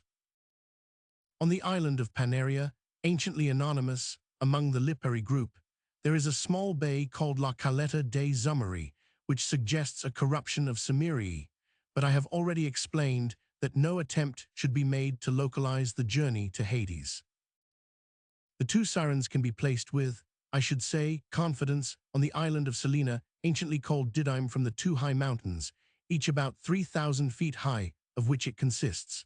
Sudden catspaws of very violent wind descend at times from all high points near the sea in this part of the Mediterranean, as from Cafano near Trapani, where there is a saying among the fishermen where Cafano, my friend, Signor E. Biagini, whose loss I have to deplore within the last 12 months, and who has furnished me over and over again with local details, told me that he once was all but capsized by a gust from Cafano that came down on his boat in perfectly calm weather and lasted hardly more than a few seconds. I take it pg 196 that the two sirens who are always winged in the earlier Greek representations of them were, as indeed their name suggests, the whistling gusts or avalanches of air that descended without the slightest warning from the two mountains of Didyme. The story turned from poetry into prose means, woe to him who draws near the two treacherous mountains of Didyme. The coast is strewn with wreckage, and if he hears the wind from off them shriek in his rigging, his bones will whiten the shore. The reader will remember that the Sirens' Island is very near Circe's. Speaking of the Aeolian Islands, Admiral Smythe says, "Whether from the heat of the water by volcanic springs, the steam of Vulcanella, the incessant hot injections from Stromboli, or all of them added to the general temperature, it is certain that there are more frequent changes in this group than in the neighborhood the Mediterranean." Parker's, 1854.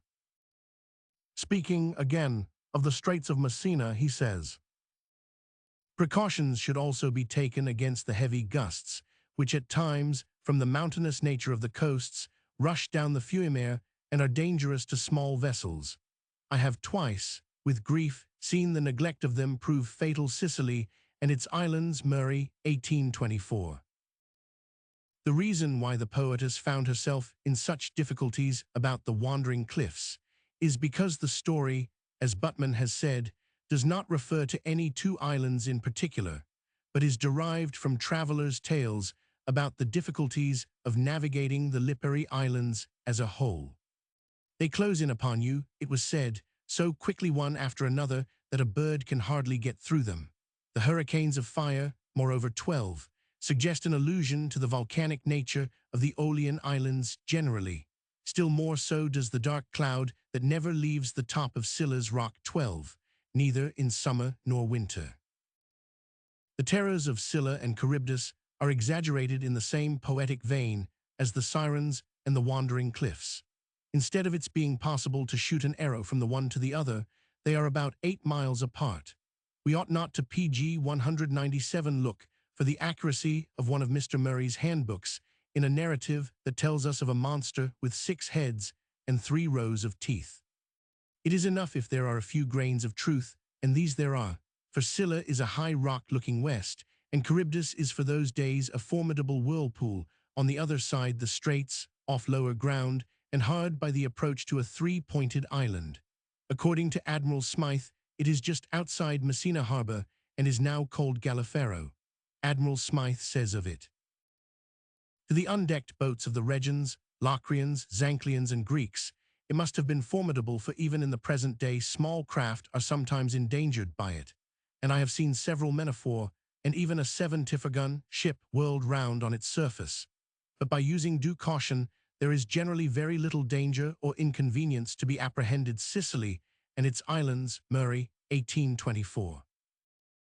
I do not doubt that the Gallifero is the nucleus round which the story of Charybdis gathered, but I have seen considerable disturbance in the sea all through the Straits of Messina.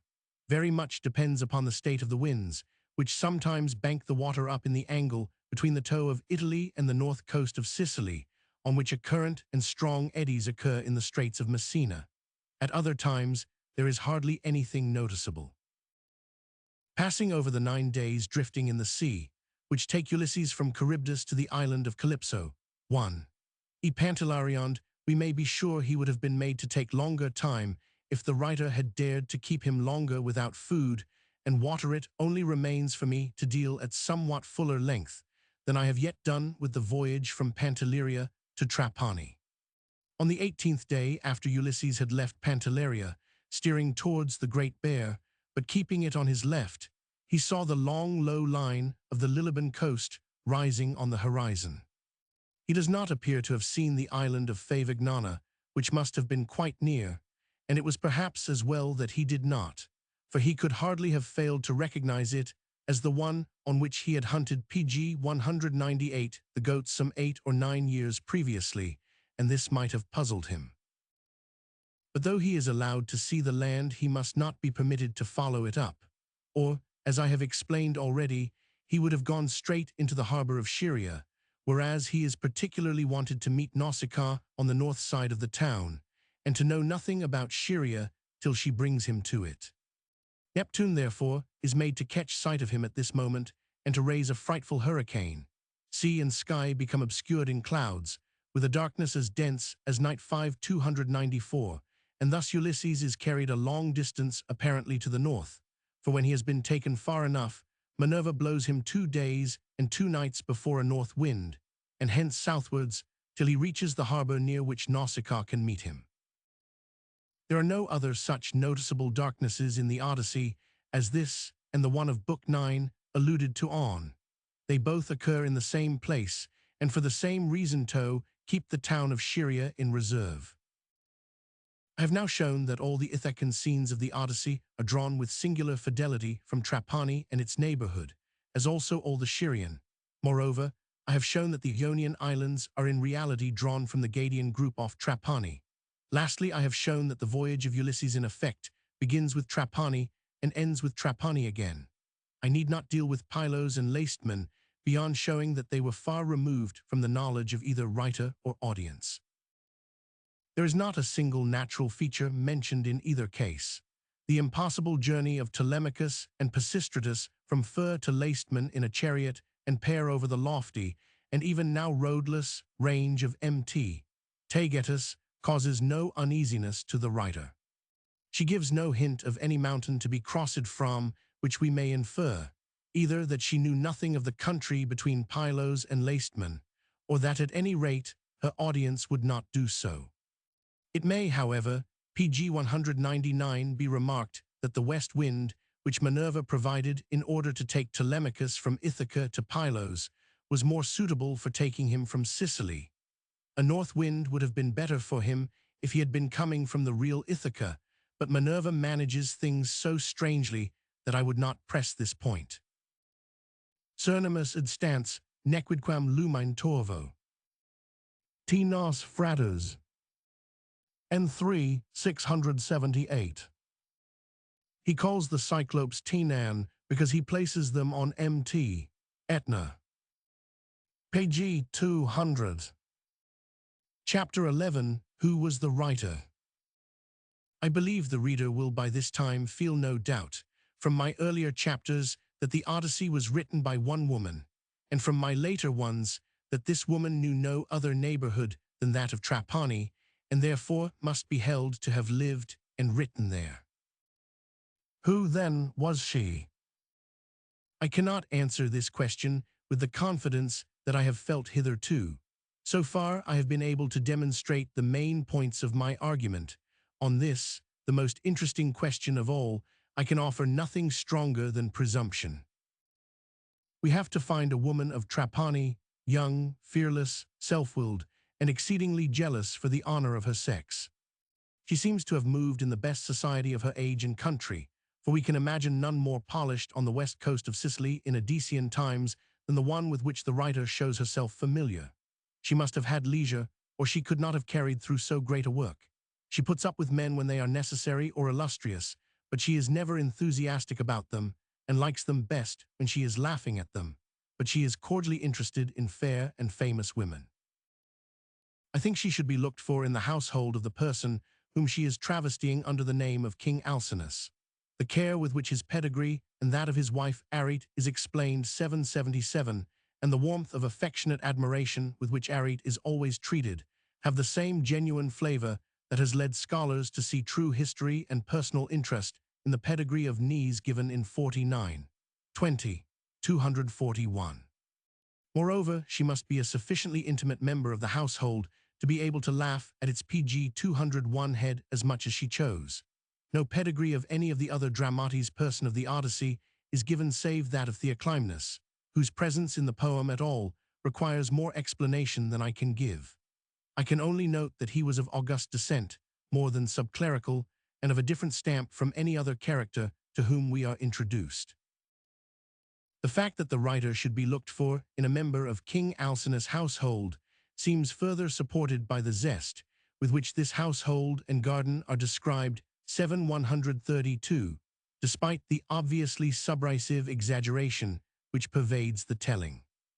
There is no such zest in the description of any other household, and the evident pleasure which the writer takes in it is more like that of a person drawing her own home than either describing someone else's or creating an imaginary scene. See how, having begun in the past tense, she slides involuntarily into the present as soon as she comes to the women of the house and to the garden. She never does this in any other of her descriptions. Lastly, she must be looked for in one to whom the girl described as Nausicaa was all in all.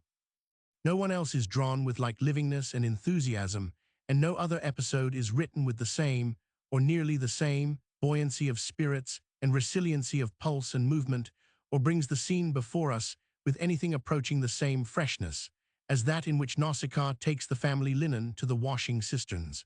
The whole of Book 6 can only have been written by one who was throwing herself into it heart and soul.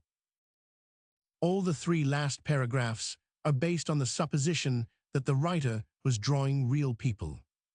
That she was drawing a real place, lived at that place, and knew no other, does not admit of further question. We can pin the writer down here by reason of the closeness with which she has kept to natural features that remain much as they were when she portrayed them, but no traces of Alcinous's house and garden, nor of the inmates of his household will be even looked for by any sane person. It is open, therefore, to an objector to contend that though the writer does indeed appear to have drawn permanent features from life, we have no evidence that pg 202 she drew houses and gardens and men and women from anything but her own imagination. Granted, but surely, in the first place, if we find her keeping to her own neighborhood as closely as she can whenever the permanency of the features described enables us to be certain of what she did, there is a presumption that she was doing the same thing in cases where the evidence has been too fleeting to allow of our bringing her to book. And secondly, we have abundant evidence that the writer did not like inventing. Richly endowed with that highest kind of imagination which consists in wise selection and judicious application of materials derived from life, she fails, as she was sure to do, when cut off from a base of operation in her own surroundings. This appears most plainly in the three books which tell of the adventures of Ulysses after he has left Mt. Eryx and the Cyclopes. There is no local detail in the places described, nothing, in fact, but a general itinerary such as she could easily get from the mariners of her native town. With this she manages to rub along, helping herself out with fragments taken from nearer home, but there is no approach to such plausible invention as we find in Gulliver's Travels, Robinson Crusoe, or Pilgrim's Progress, and when she puts a description of the land of Hades into the mouth of Circe 10:515, which she is aware must be something unlike anything she had ever witnessed, breaks down and gives us a scene which carries no conviction. Fortunately, not much detail is necessary here. In Ithaca, however, a great deal is wanted, and feeling invention beyond her strength, she does not even attempt it, but has recourse with the utmost frankness to places with which she is familiar. Not only does she shirk invention as much as possible in respect of natural features, but she does so also as regards incident. She can vilipend her neighbors on Mt. Eryx, as the people at Trapani continue doing to this day, for there is no love lost between the men of Trapani and those of Mt. Giuliano, as Eryx is now called. She knows Ustica, the wind comes thence, and she can make something out of that. Then there is the other great sickened city of Cephalua Point, can be pg 203 made here, but with the Lipari Islands her material is running short. She has 10 years to kill, for which, however, 8 or 8.5 may be made to pass. She cannot have killed more than 3 months before she lands her hero on Circe's island. Here, then, in pity's name let him stay for at any rate 12 months, which he accordingly does. She soon runs through her resources for the Sirens' Island, and Scylla and Charybdis. She knows that there is nothing to interest her on the west coast of Sicily, below Taormina. Syracuse, to which I will return, was still a small pre-Corinthian settlement, while on the south coast we have no reason to believe that there was any pre-Hellenic city. What she asked herself, could she do but shut Ulysses up in the most lonely island she could think of, one from which he would have the least chance of escaping for the remainder of his term? She chose, therefore, the island which the modern Italian government has chosen, for exactly the same reasons as the one in which to confine those who cannot be left at Largeth Island of Pantelleria. But she was not going to burden Calypso for 7 long years with all Ulysses' men, so his ship had better be wrecked. This way out of the difficulty does not indicate a writer of fecund or mature invention. She knew the existence of Sardinia, for Ulysses smiles a grim Sardinian smile 20. Why not send him there and describe it with details taken not from the north side of Trapani, but from the south? Or she need not have given details at all. She might have sent him very long journeys, extending over ever so many years in half a page. If she had been of an inventive turn, there were abundant means of keeping him occupied without having recourse to the cheap and undignified expedient of shutting him up first for a year in one island, and then for 7 in another. Having made herself so noble a peg on which to hang more travel and adventure, she would have hung more upon it, had either strength or inclination pointed in that direction. It is one of the commonplaces of Homeric scholars to speak of the voyages of Ulysses as a story of adventurous travel. So in a way PG 204 they are, but one can see all through that the writer is trying to reduce the adventurous travel to a minimum. See how hard put to it she is when she is away from her own actual surroundings. She does not repeat her incidents so long as she is at home, for she has plenty of material to draw from. When she is away from home, do what she may, she cannot realize things so easily and has a tendency to fall back on something she has already done. Thus, at Pylos, she repeats the miraculous flight of Minerva 3, which she had used Roman 1 on reaching the land of the Elstrygonians. Ulysses climbs a high rock to reconnoiter, and sees no sign of inhabitants save only smoke rising from the ground. At the very next place he comes to, he again climbs a high rock to reconnoiter, and apparently sees no sign of inhabitants, but only the smoke of Circe's house rising from the middle of a wood. He is conducted to the house of Alcinous by a girl who had come out of the town to fetch a pitcher of water. 7. This is repeated 10. When Ulysses' men are conducted to the house of the Elstrygonian Antiphates by a girl who had come out of the town to fetch a pitcher of water. The writer has invented a sleep to ruin Ulysses just as he was well in sight of Ithaca. 10, 100. This is not good invention, for such a moment is the very last in which Ulysses would be likely to feel sleepy, but the effort of inventing something else to ruin him when his men are hankering after the cattle of the sun is quite too much for her, and she repeats 12. The sleep which had proved so effectual already. So, as I have said above, she repeats the darkness on each occasion when Ulysses seems likely to stumble upon Trapani. Calypso, having been invented once, must do duty again as Circe, or vice versa, for Book 10, was probably written before Book 5. Such frequent examples, what I can only call consecutive octaves, indicate a writer to whom invention does not come easily, and who is not likely to have recourse to it more than she can help. Having shown this as regards both places and incidents, it only remains to point out that the writer's dislike of invention extends to the invention of people as well as places. The principal characters in the Odyssey are of all of them PG 205 Chiron. Nestor, Ulysses, Menelaus, and Alcinous are every one of them the same person playing other parts, and the greater zest with which Alcinous is drawn suggests, as I have said in an earlier chapter, that the original from whom they are all taken was better known to the writer in the part of Alcinous than in that of any of the other 3. Penelope, Helen, and Arete are only one person, and I always suspect Penelope to be truer to the original than either of the other 2. Eidothea and Ino are both of them Nausicaa, so also are Circe and Calypso, only made up a little older, and doing as the writer thinks Nausicaa would do if she were a goddess and had an establishment of her own. I am more doubtful about these 2 last, for they both seem somewhat more free from that man-hatred which Nausicaa hardly attempts to conceal. Still, Nausicaa contemplates marrying as soon as she can find the right person, and as we have seen, neither Circe nor Calypso had a single manservant of their own, while Circe was in the habit of turning all men who came near her into pigs or wild beasts. Calypso, moreover, is only made a little angry by being compelled to send Ulysses away. She does not seem to have been broken-hearted about it. Neither of them, therefore, must be held to be more fond of men than the convenience of the poem dictated. Even the common people of Ithaca are Chirians, and make exactly the same fault-finding ill-natured remarks about Penelope 23, 151, as the Phasians did about Nausicaa in Book 6, 288.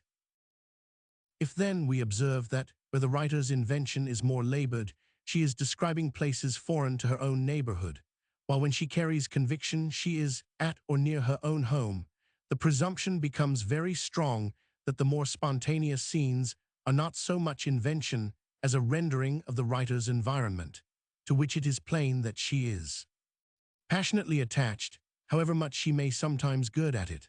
I therefore dismiss the supposition of my supposed objector that the writer was not drawing Alcina's household and garden from life, and am confirmed in this opinion by remembering that the house of Ulysses corresponds pg 206 perfectly with that of Alcinau 7 to the number of the women servants kept in each establishment.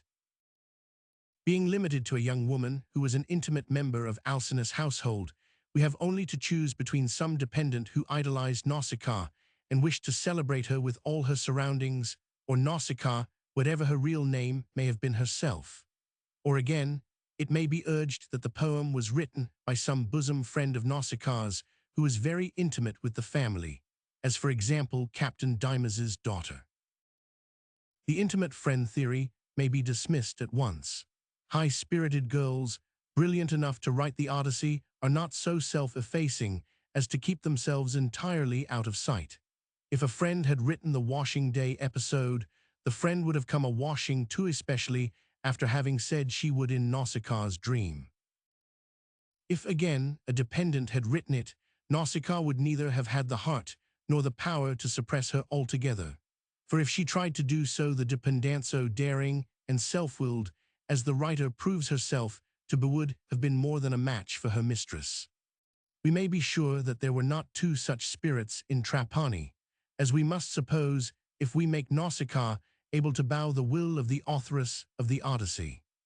The fact that in the washing day episode, so far as possible, we find Nausicaa, all Nausicaa, and nothing but Nausicaa among the female dramatis person indicates that she was herself the young woman of Trapani, a member of the household of King Alcinous, whom we have got to find, and that she was giving herself the little niche in her work which a girl who was writing such a work was sure to give herself. A dependent would not have dared to laugh at Alcinous with such playful malice as the writer has done. Again, she would have made more of Nausicaa herself in the scenes that follow.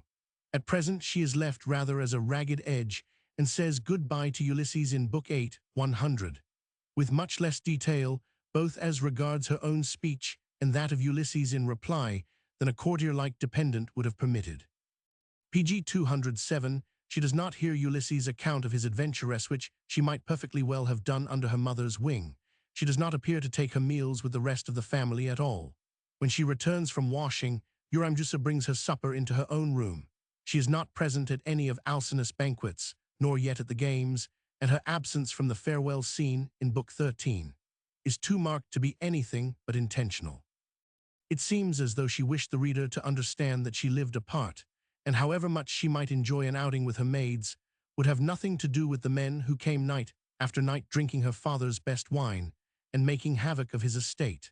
She almost calls these people scoundrels to their faces by saying that they always made the final drink offering of the evening not to Jove, but to Mercury, the god of thieves. 7. In passing, I may say that the strangeness of the manner in which Nausicaa says goodbye to Ulysses is one of the many things which convince me that the Odyssey has never been recast by a later hand. A person recasting the work would have been tolerably sure to have transferred the leave-taking to Book 13. Nausicaa, again, would have been more than human if she had permitted anyone but herself to put into her month the ill-natured talk about her which she alleges to pass current among the Phasians. She would not mind saying it herself when her audience, private or public, would know that she was doing so, but a dependent would have been requested to be less pungent.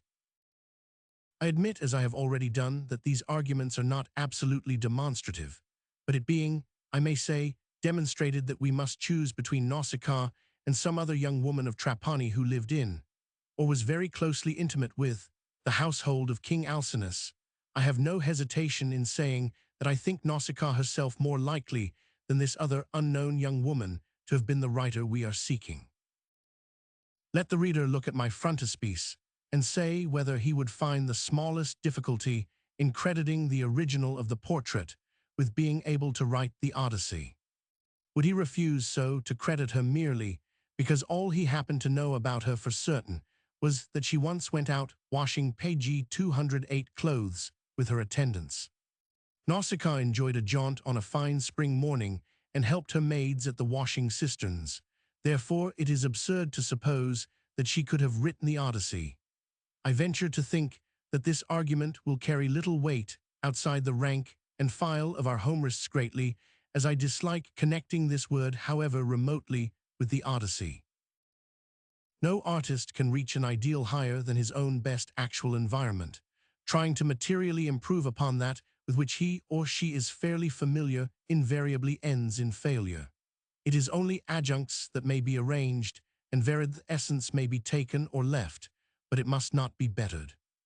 The attempt to take nature and be content with her save, in respect of details which after all are unimportant, leads to Donatello, Giovanni Bellini, Holbein, Rembrandt, and de Hooghed, attempt to improve upon her leads straight to Michelangelo and the Barocco, to Turner and the modern drop scene. There is not a trace of the Barocco in my frontispiece. We may be confident, therefore, that such women, though doubtless comparatively rare, yet existed, as they exist in Italy now, in considerable numbers. Is it a very great stretch of imagination to suppose that one among them may have shown to equal advantage whether as driver, washerwoman, or poetess? At the same time, I think it highly probable that the writer of the Odyssey was both short and plain, and was laughing at herself, and intending to make her audience laugh also, by describing herself as tall and beautiful. She may have been either plain or beautiful without its affecting the argument. I wish I could find someone who would give me any serious reason why Nausicaa should not have written the Odyssey. For the last 5 years, I have pestered every scholar with whom I have been able to scrape acquaintance, by asking him to explain why the Odyssey should not have been written by a young woman. One or two have said that they could see none whatever, but should not like to commit themselves to a definite opinion without looking at the work again. One well-known and very able writer said that when he had first heard of the question as being mooted, he had supposed it to be some PG 209 paradox of my own. But on taking up the Odyssey, he had hardly read 100 lines before he found himself saying why of course it is. The greater number, however, gave me to understand that they should not find it a difficult matter to expose the absurdity of my contention if they were not otherwise employed, but that for the present they must wish me a very good morning. They gave me nothing, but to do them justice, before I had talked with them for 5 minutes, I saw that they had nothing to give with which I was not already familiar. The Odyssey is far too easy, simple, and straightforward for the understanding of scholars, I said, in my life of Dr. Butler of Shrewsbury. If it had been harder to understand, it would have been sooner understood, and yet I do not know. The Iliad is indeed much harder to understand, but scholars seem to have been very sufficiently able to misunderstand it. Every scholar has read a book or two of the Odyssey here and there.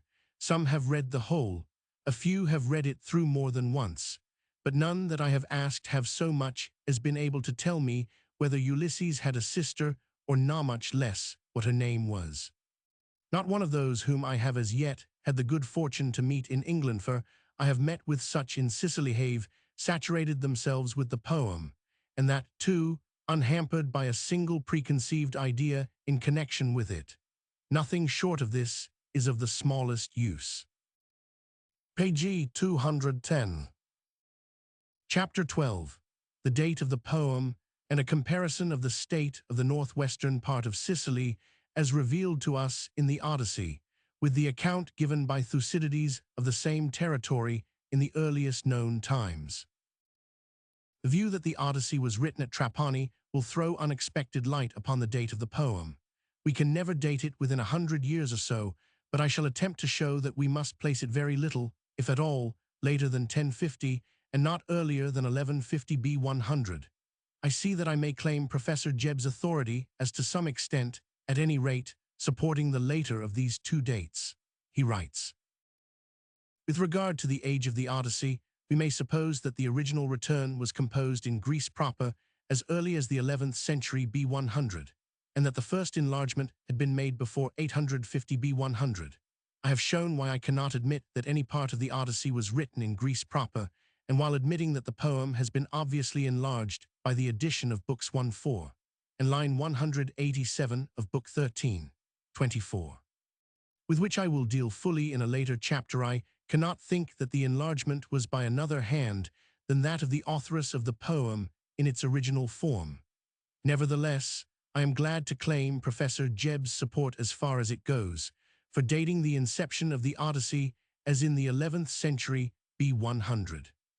I will begin by giving my reasons for thinking that the Odyssey must at any rate be earlier than 734 B100, when Eumaeus is telling the story of his childhood to Ulysses 15:100.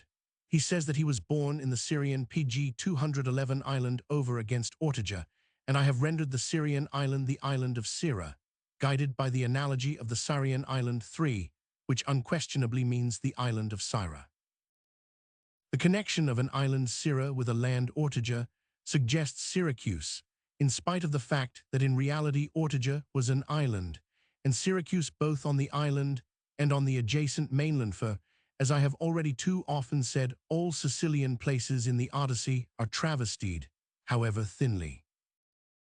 The impression that Syracuse is being alluded to is deepened by our going on to read that the turnings of the sun are there which, I presume, may be extended so as to mean thereabouts. Now what are the turnings of the sun? I looked in Liddell and Scott, for whose work no one can feel a more cordial admiration nor deeper sense of gratitude, and found that the turnings of the sun are the solstices or tropics 1e, the turning points of midsummer and midwinter. This may do very well as regards time, but not as regards place. In reference to the Odyssean passage, I read that the turning of the sun denotes a point in the heavens, probably to the westward. But we want the sun to turn not at a point in the heavens, but in the neighborhood of Syra and Ortygia, and to do so here in a way that he does not do elsewhere. The simplest way of attaining this end will be to suppose that the writer of the Odyssey was adopting a form of speech which we often use on a railway journey, when we say that the sun has turned and is coming in at the other window, meaning that the line has taken a sharp turn, and that we are going in a new direction. Surely I am not wrong in thinking that the author meant nothing more recondite than that near the two places named the land turns sharply round, so that sailors who follow it will find the sun on the other side of their ship from what it has hitherto been. A glance at the map will show that the site which the combination of Syra and Ortygia has suggested is confirmed PG 212 by the fact that shortly south of it, the coast of Sicily turns abruptly round and continues thenceforward in a new direction. Indeed, it begins to turn sharply with the promontory of Plemmyrium itself.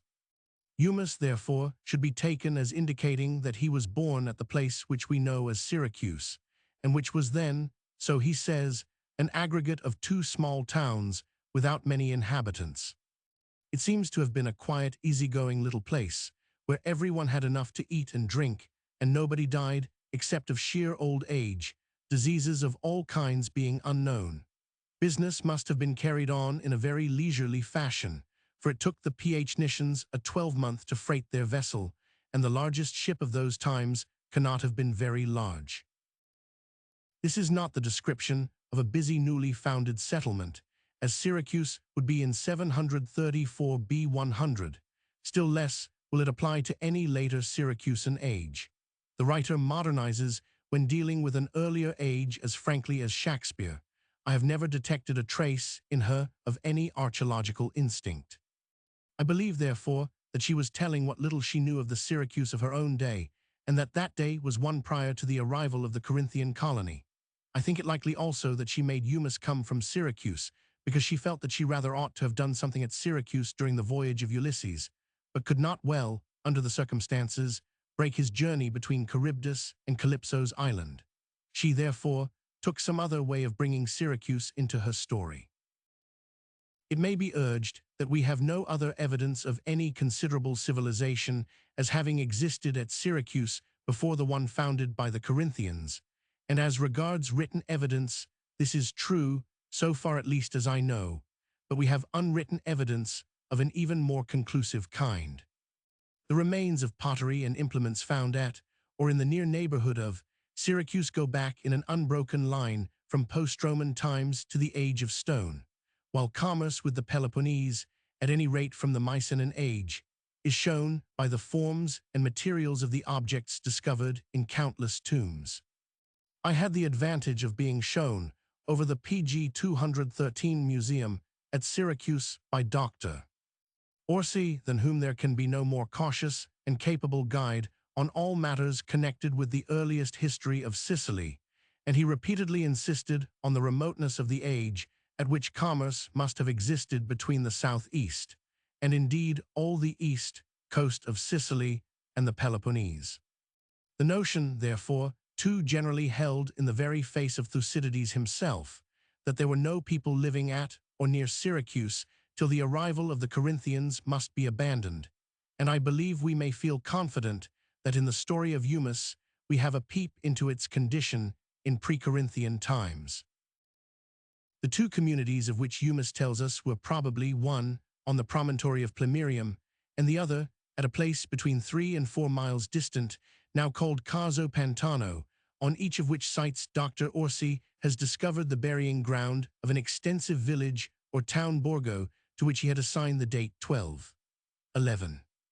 Centuries B100, before his attention had been called to the existence of a reference to prehistoric Syracuse in the Odyssey. Many examples of implements found on these two sites may be seen in the museum at Syracuse. I did not gather that any other prehistoric burying grounds had been found at or in close proximity to Syracuse. Whether the people whose burying grounds have been found at the above-named places were Greeks, who were displaced later by Sicels, as the Sicels in their turn were displaced by the Corinthians, or whether they were Sicels of an earlier unrecorded immigration, I must leave Dr. Odyssey and others to determine, but the name of the sea which washes the east coast of Sicily points to the existence at one time of extensive Ionian settlements on East Sicilian shores. The name, again, Assai, which is found in Assai Real, Assai Casello, and Assai Trezza, and which among the common people is now always sounded Iasai, suggests a remote Ionian origin, for we may assume that there was no Ionian migration later than 734 B100, of sufficient importance to give the name Ionian to Sicilian waters, towns, and islands. The reader will be reminded in the following chapter that means Ionian. Page 214. Eumus was so young when he was carried off that even though Greek was not his native language, he would have become Grecized in a few years.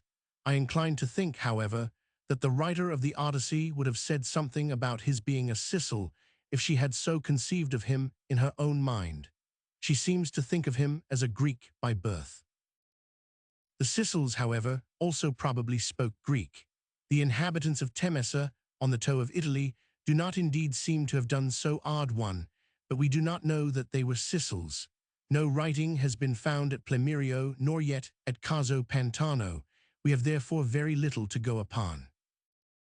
But postulating that we may accept Thucydides, whose accuracy as regards Syracusan details proves that even though he had not been at Syracuse himself, he had at any rate means of informing himself on Sicilian history, who is evidently taking pains, and whose reputation is surpassed by that of no other historian, postulating that we may accept his statement 6, that the great eruption of Sicels, which changed the name of the country from Sicania to Sicilia, took place about 300 years before B100.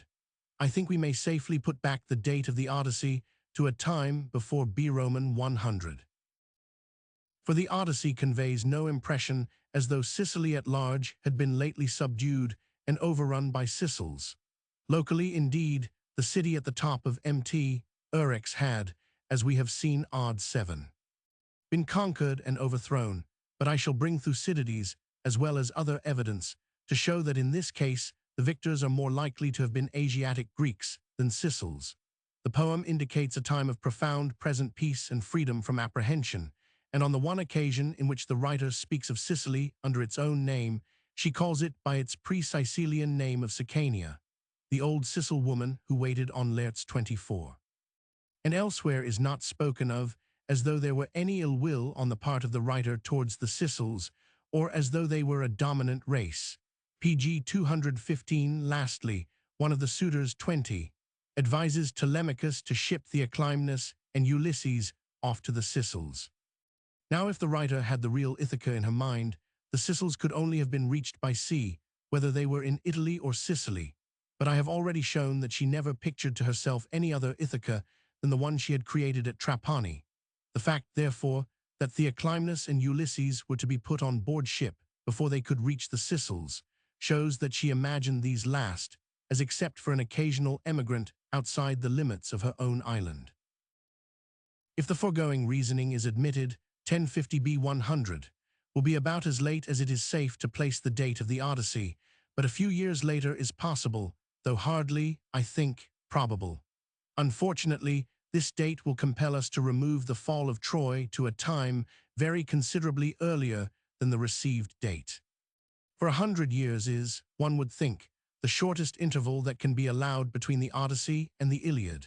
The development of myth and of the epic cycle, of which we find abundant traces in the Odyssey, is too considerable to render any shorter period probable. I therefore conclude that 1150 B 100 is the latest date to which we should assign the Iliad. The usually received date for the fall of Troy is 1184 B 100. This is arrived at from a passage in Thucydides 1, which says that 60 years after the fall of Troy, the Boeotians were driven from Arne and settled in what was originally called Cadmes, but subsequently Boeotia. 20 years later, he tells us, the Dorians and the Heraclid became masters of the Peloponnese, but as he does not fix this last date, probably because he could not, so neither does he fix that of the fall of Troy. The date commonly accepted for the return of the Heraclid and their conquest of the Peloponnese is 1104, but those who turn to Muller's History of the Doric Race, Vol. 1, will see that there is no authority for this date, which is worth a moment's consideration. And with the failure of authority pg 216 here, we are left absolutely without authority for 1184 B 100 as the date of the fall of Troy. Admitting for the moment 1150 B 100 as the latest date to which we should assign the Iliad, the question arises, how much later than the fall of Troy did Homer write? Mr. Gladstone has argued very ably in support of the view that he wrote only some 40 or 50 years after the events he is recording, in which case it would seem that he must date the Iliad hardly at all later than the latest date to which I would assign it, for he does not appear to dispute the received date for the fall of Troy, though he does not say that he accepts it. I should be only too glad to find that I can claim Mr. Gladstone's support so far, but farther I cannot expect to do so, for the impression left upon me by the Iliad is that Homer was writing of a time that was to him much what the Middle Ages are to ourselves. If he had lived as near the Trojan War as Mr. Gladstone supposes, he would surely have given us some hint of the manner in which Troy fell, whereas he shows no signs of knowing more than the bare fact that the city had fallen. He repeatedly tells us this much, but always more curtly and dryly than we should expect him to do, and his absolute silence as to the way in which the capture of the city was effected goes far to prove either that all record of the modus in quo had perished, which would point to a very considerable lapse of time, or else to suggest a fact which, though I have often thought it possible, I hardly dare to write. I mean that Troy never fell at all, or at any rate that it did not fall with the close of the Trojan War, and that Homer knew this perfectly well. The infinite subtlety of the Iliad is almost as unfathomable as the simplicity of the Odyssey has so far proved itself to be, and its author, writing for a Greek audience whom he obviously despised, and whom he was fooling to the top of their bent, though always sailing far enough off the wind to avoid disaster, would take very good care to tell them that if, I may be allowed the anachronism, Napoleon won the Battle of Waterloo, though he very well knew that it was won by Wellington. It is certain that no even tolerably plausible account of the fall pg 217 of Troy existed among the Greeks themselves. All plausibility ends with their burning their tents and sailing away baffled. Odd 8, 501. See also the epitome of the Little Iliad, given in the fragment of Proclus. The wild story of the wooden horse only emphasizes the fact that nothing more reasonable was known. Wall at Hisarlik, showing contrast between weathered and protected courses. The Iliadic wall. But let us suppose that Troy fell, and that Homer's silence was dictated by the loss of all record as to the manner of its falling. In this case, one would think that 2 or even 300 years must have passed between the fall of Troy and the writing of the Iliad. Let us make it the same distance of time as that between the parliamentary wars and the present day. This would throw back the Trojan War to about 1400 B100. And if we accept Homer's statement that the wall of Troy won, that which Dr. Dorpfeld excavated in 1893, for that this is the Iliadic wall may be taken as certain was built in the time of Priam's father Laomedon, we should date the wall roughly as 1450 B100. I may add that it seems to me to be of somewhat earlier date than the so-called treasury of Atreus at Mycene, and hence still earlier than that which bears the name of Clytemnestra. I see by the latest work on the subject that Dr. Dorpfeld dates it as between 1500 and 1000 B100. I know how perilous it is to date a wall by the analogy of other walls in distant countries, which walls are themselves undateable with anything like precision, but having seen the Iliadic wall as also those of Turin's and Mycene, as well as most of those that remain in the Latin and Volscian cities, I should say that the wall of Troy was much later than those of the megalithic ages, but still not by any means free from the traditions of megalithic builders. I should date it roughly at not later than 1300 B100, and hardly earlier than 1500 B100, pg 218.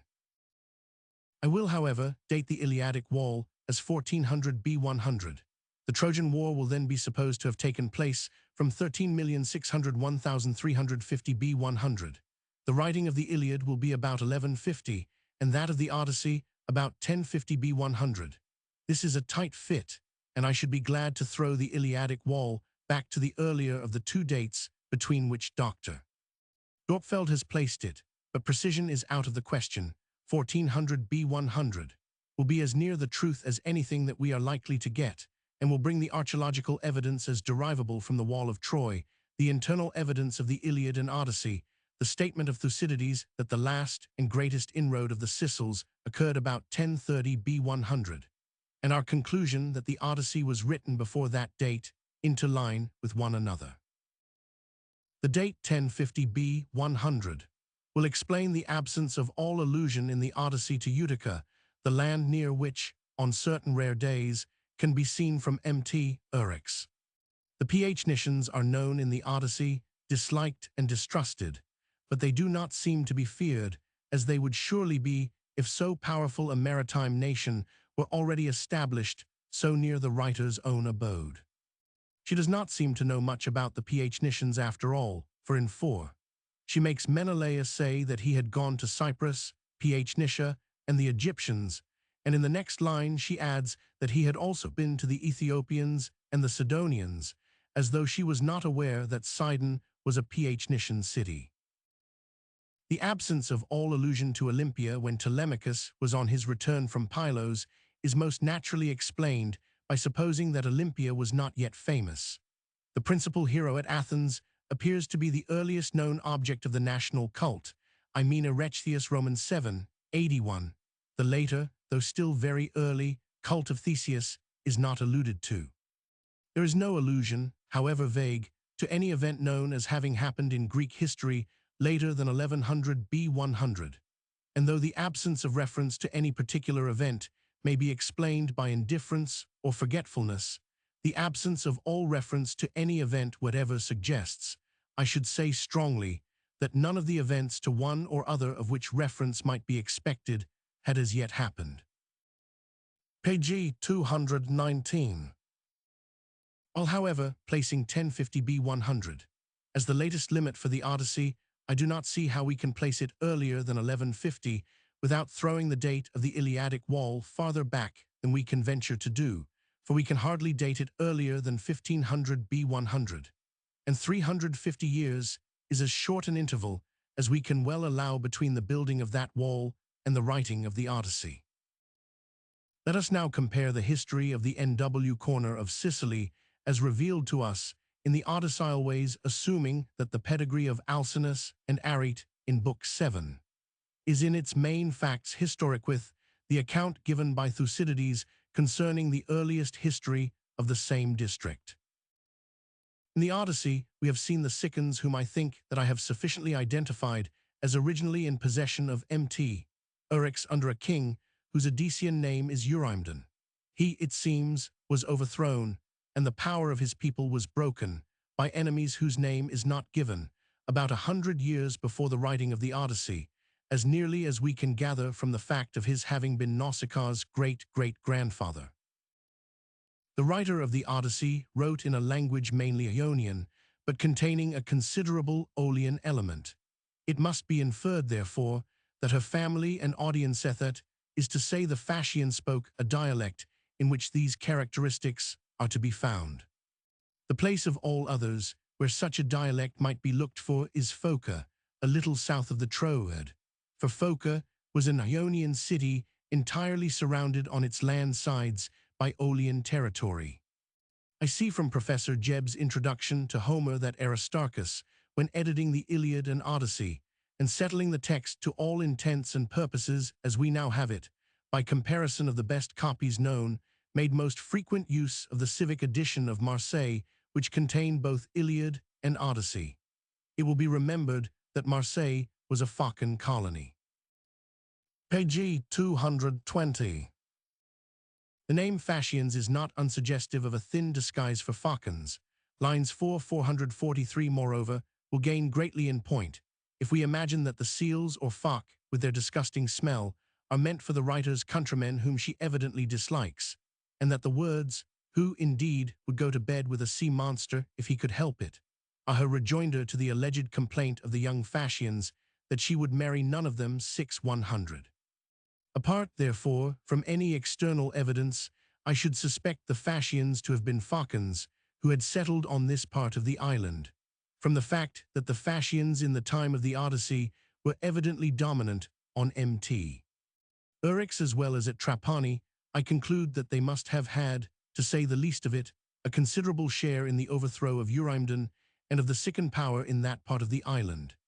If they had allies with them, these allies seem to have gone on to other sites on which Elamite cities are known to have existed, for we find no reference in the Odyssey to any other people as sharing Hypereia and Scheria with the Phasians. Though the power of the Sicans at Eryx was broken, and the Phasians were established at Hypereia, also on the top of Mt. Eryx, and less than a mile from the Sican city, the Sicans were still troublesome neighbors. There seems, however, to have been a marriage between some chief man among the Phasians and Periba, youngest daughter of the old king Eurymedon, and this no doubt would lead to some approach to fusion between the two peoples. The offspring of this marriage, Nausicaa, is said in the poem to have been by Neptune, from which I infer that the marriage may have been of a more or less irregular kind, but there can be no doubt that Nausicaa came of a Phasian father and would speak the Phasian dialect, which the Sicans, though in all probability a Greek-speaking PG 221 race, cannot be supposed to have done.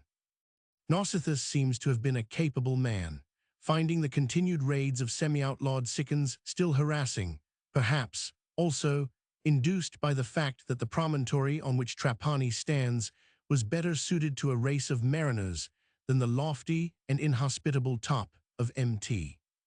Eryx, he moved his people down to the seaside and founded the city that now bears the name of Trapani. However, the site of Hypereia as his own property on which his pigs and goats would feed, and to which also his family would resort, as the people of Trapani still do during the excessive heat of summer. The reader will have noted that Eumus, who we must never forget, is drawn not from Ithaca, but from Mt. Eryx, when watching over his pigs by night thought it necessary to be fully armed 14. He seems also from 16. To have had neighbors, from which we may infer that the old Sican city of Eryx was not yet entirely abandoned. Nevertheless, Eumus would not be there at all unless the fusion between the Sicans and the Phocans had been fairly complete. The Sicans appear in the Odyssey under the names of Cyclopes and Elstrygonians, and the Sicels are not yet come. This is all that we can collect from the Odyssey. You will now see what support the sketch given above will derive from Thucydides 6. According to him, the Elstrygonians and the Cyclopes, mentioned as the earliest inhabitants of Sicily, are mere poetical fictions. This, however, does not preclude their having had their prototype in some real Sicilian people who bore another name, and at any rate, however fictitious they may be, he locates them in Sicily. He continues that the oldest historic inhabitants of the island were the Sicans, who, by their own account, had been there from time immemorial. This he denies, for he says they were Iberians, and he says it as though he had satisfied himself after due inquiry, but since he gives no hint as to the date of their arrival, he does not impugn their statement that their settlement in the island dated from a remote time. It is most likely that he is right about the Sicans having come from Spain, and indeed at Tarragona, some 50 or 60 miles PG 222 north of the mouth of the river Iberus, there are megalithic walls that bear, so far as I can judge from photographs, a very considerable analogy with those of Eryx. In Thucydides' own times, there were still Sicans in the western part of Sicily. He then goes on to say that after the fall of Troy, but he does not say how much after, some of the Trojans who had escaped the Greeks migrated to Sicily. They settled in the neighborhood of the Sicans and were altogether called Elymi, their cities being Eryx and Segesta. They were also settled with them, but whether at the same date, or earlier or later, and if so, how much, Thucydides does not say. Certain Phocians of the Trojan branch. 1. Phocans Phoca having been founded by Phocians from the Gulf of Corinth under the leadership of the Athenian chiefs Philogene and Damon Strab. 14. 633, Pauson. 7. 5 cf. Herod. 1. These Phocans had been carried first by a tempest to Libya, and thence to Sicily. We need not follow him to the arrival of the Sicels, for I have already, I hope, satisfied the reader that the Odyssey belongs to a pre-Sicilian age, and I am only dealing with the period which the Odyssey and Thucydides cover in common. I should perhaps put it beyond doubt that Thucydides means Phocans and not Phocians. In the first place, it is difficult to understand how Phocians, who were on the Achan side 49, 2, should amalgamate with Trojans, and in the next Thucydides' words, cannot be made to bear the meaning that is generally put upon them, as though the Phocians in question were on their way back from Troy to Phocis. His words are, and this cannot be construed as though he had said. If is to imply motion from, it should have a verb or participle involving motion before it. Without this, it is a common way of expressing residence in a place. For example, 3 means Orstes PG 223 came from Athens, whereas would mean Orestes the Athenian or quasi-Athenian, as means the Lacedaemonians who live at Sparta. Neither of these last two passages can be made to bear the meaning Orestes, who was on his way from Athens, or the Lacedaemonians, who were on their way from Sparta. The reader who looks out in Liddell Scott will find plenty of examples.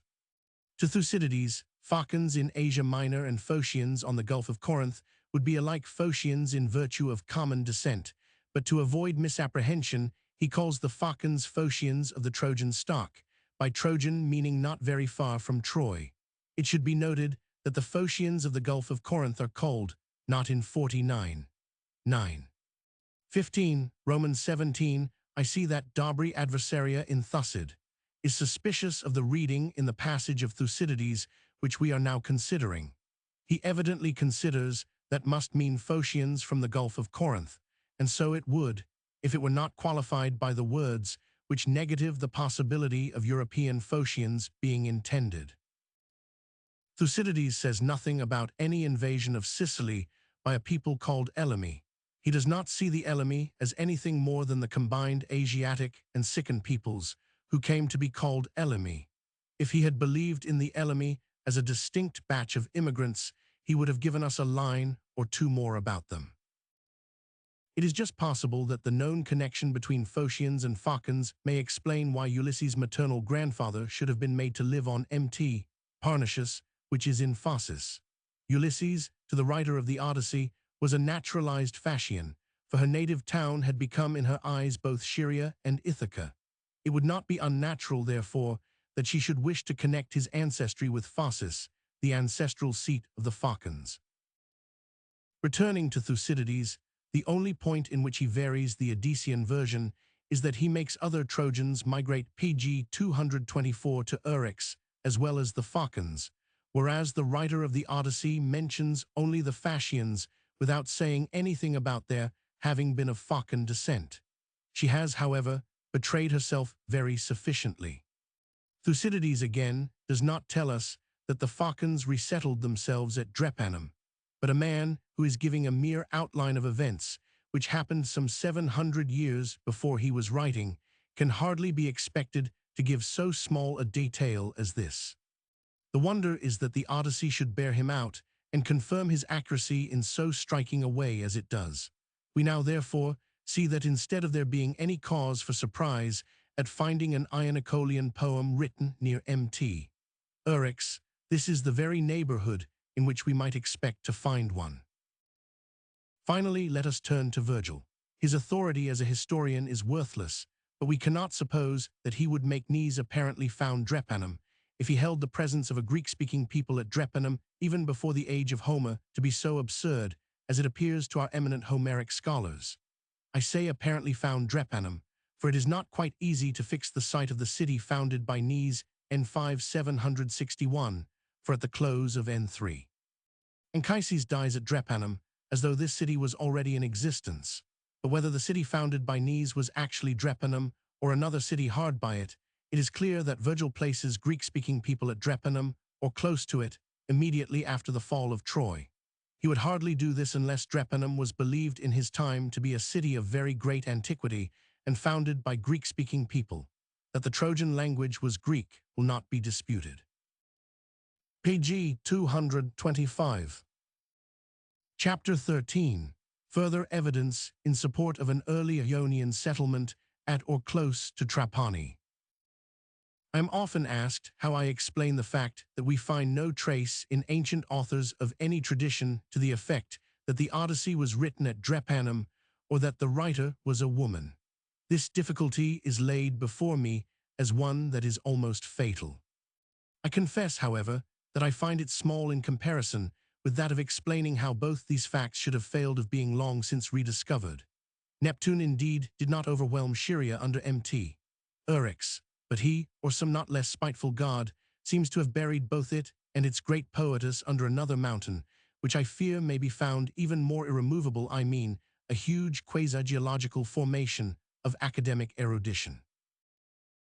The objection is without sufficient foundation in its implied facts, for that the Phocians were a real people who lived at a place bearing the name of Drepane, which is near enough to Drepanum for all practical purposes, has never been lost sight of at all except by those who find it convenient to lose sight of it. Thucydides 1. tells us that the inhabitants of Corfu were the descendants of the Phocians, and the rock into which their ship was turned as it was entering the harbor after having escorted Ulysses to Ithaca is still shown at Corfu as an island 58 feet high with a monastery on the top of it. But the older name of Corfu was Drepane, and when the Carthaginians had established themselves at the Sicilian Drepanum, it would be an easy matter for the inhabitants of the Corfu Drepane to claim Phocian descent, and as they Pg 226 proceeded to Dodo call their island Scheria, in spite of its offering no single point of correspondence with the description given in the Odyssey. I grant that no explicit tradition exists to the effect that the Odyssey as a whole was written at or in Corfu, but the Phocian episode is the eye of the poem. I submit, then, that tradition both long has, and still does, by implication connect it with a place of which the earliest known name was to all intents and purposes the same as that of the town where I contend that it was written. The Athenian writers, Thucydides included, would be biased in favor of any site which brought Homer, as they ignorantly called the writer of the Odyssey, nearer their own doors. The people, moreover, of Eryx and Segesta, and hence also of Drepanum, were held to be barbarians, and are so called by Thucydides himself. 6. In his eyes, it would be little less than sacrilege to hesitate between the Corfu Drepane and the Sicilian Drepanum, did any tradition, however vague, support Corfu. But it is not likely that Thucydides was unaware of the Sicilian claim not only to the Phocian episode, but to the entire poem, for as late as 430 B. 100, only a little before the date of his own work, there were still people on or near Mt. Eryx who present every appearance of having claimed it, as I will almost immediately show. As for losing sight of its having been written by a woman, the people who could lose sight of the impossibility of its having been written by Homer could lose sight of anything. A people who could not only do this, but who could effectually snuff out those who pointed out their error, were not likely to know more about the difference underlying the two poems than the average English layman does about those between the Synoptic Gospels and that of St. John. I will now return to my assertion that in the time of Thucydides there seem to have been not a few who knew of, and shared in, the claim of Drepanum to the authorship of the Odyssey. The British Museum possesses a unique example of a small bronze coin, which is classed with full confidence among those PG 227 of Eryx and Segesta. It is of the very finest period of the numismatic art, and is dated by the museum authorities as about 430 B100.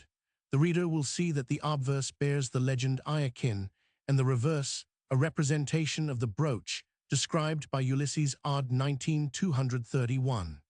A translation of this passage is given on page 80. The cross line of the A is not visible in the original, but no doubt is felt at the museum about its having existed. There seems, however, to be more doubt whether the legend should be Iakin or Iakin being the older form of. Possibly from a desire to be right in either case, the museum catalogue gives it as Iakin in the illustration and Iakin in the descriptive letterpress.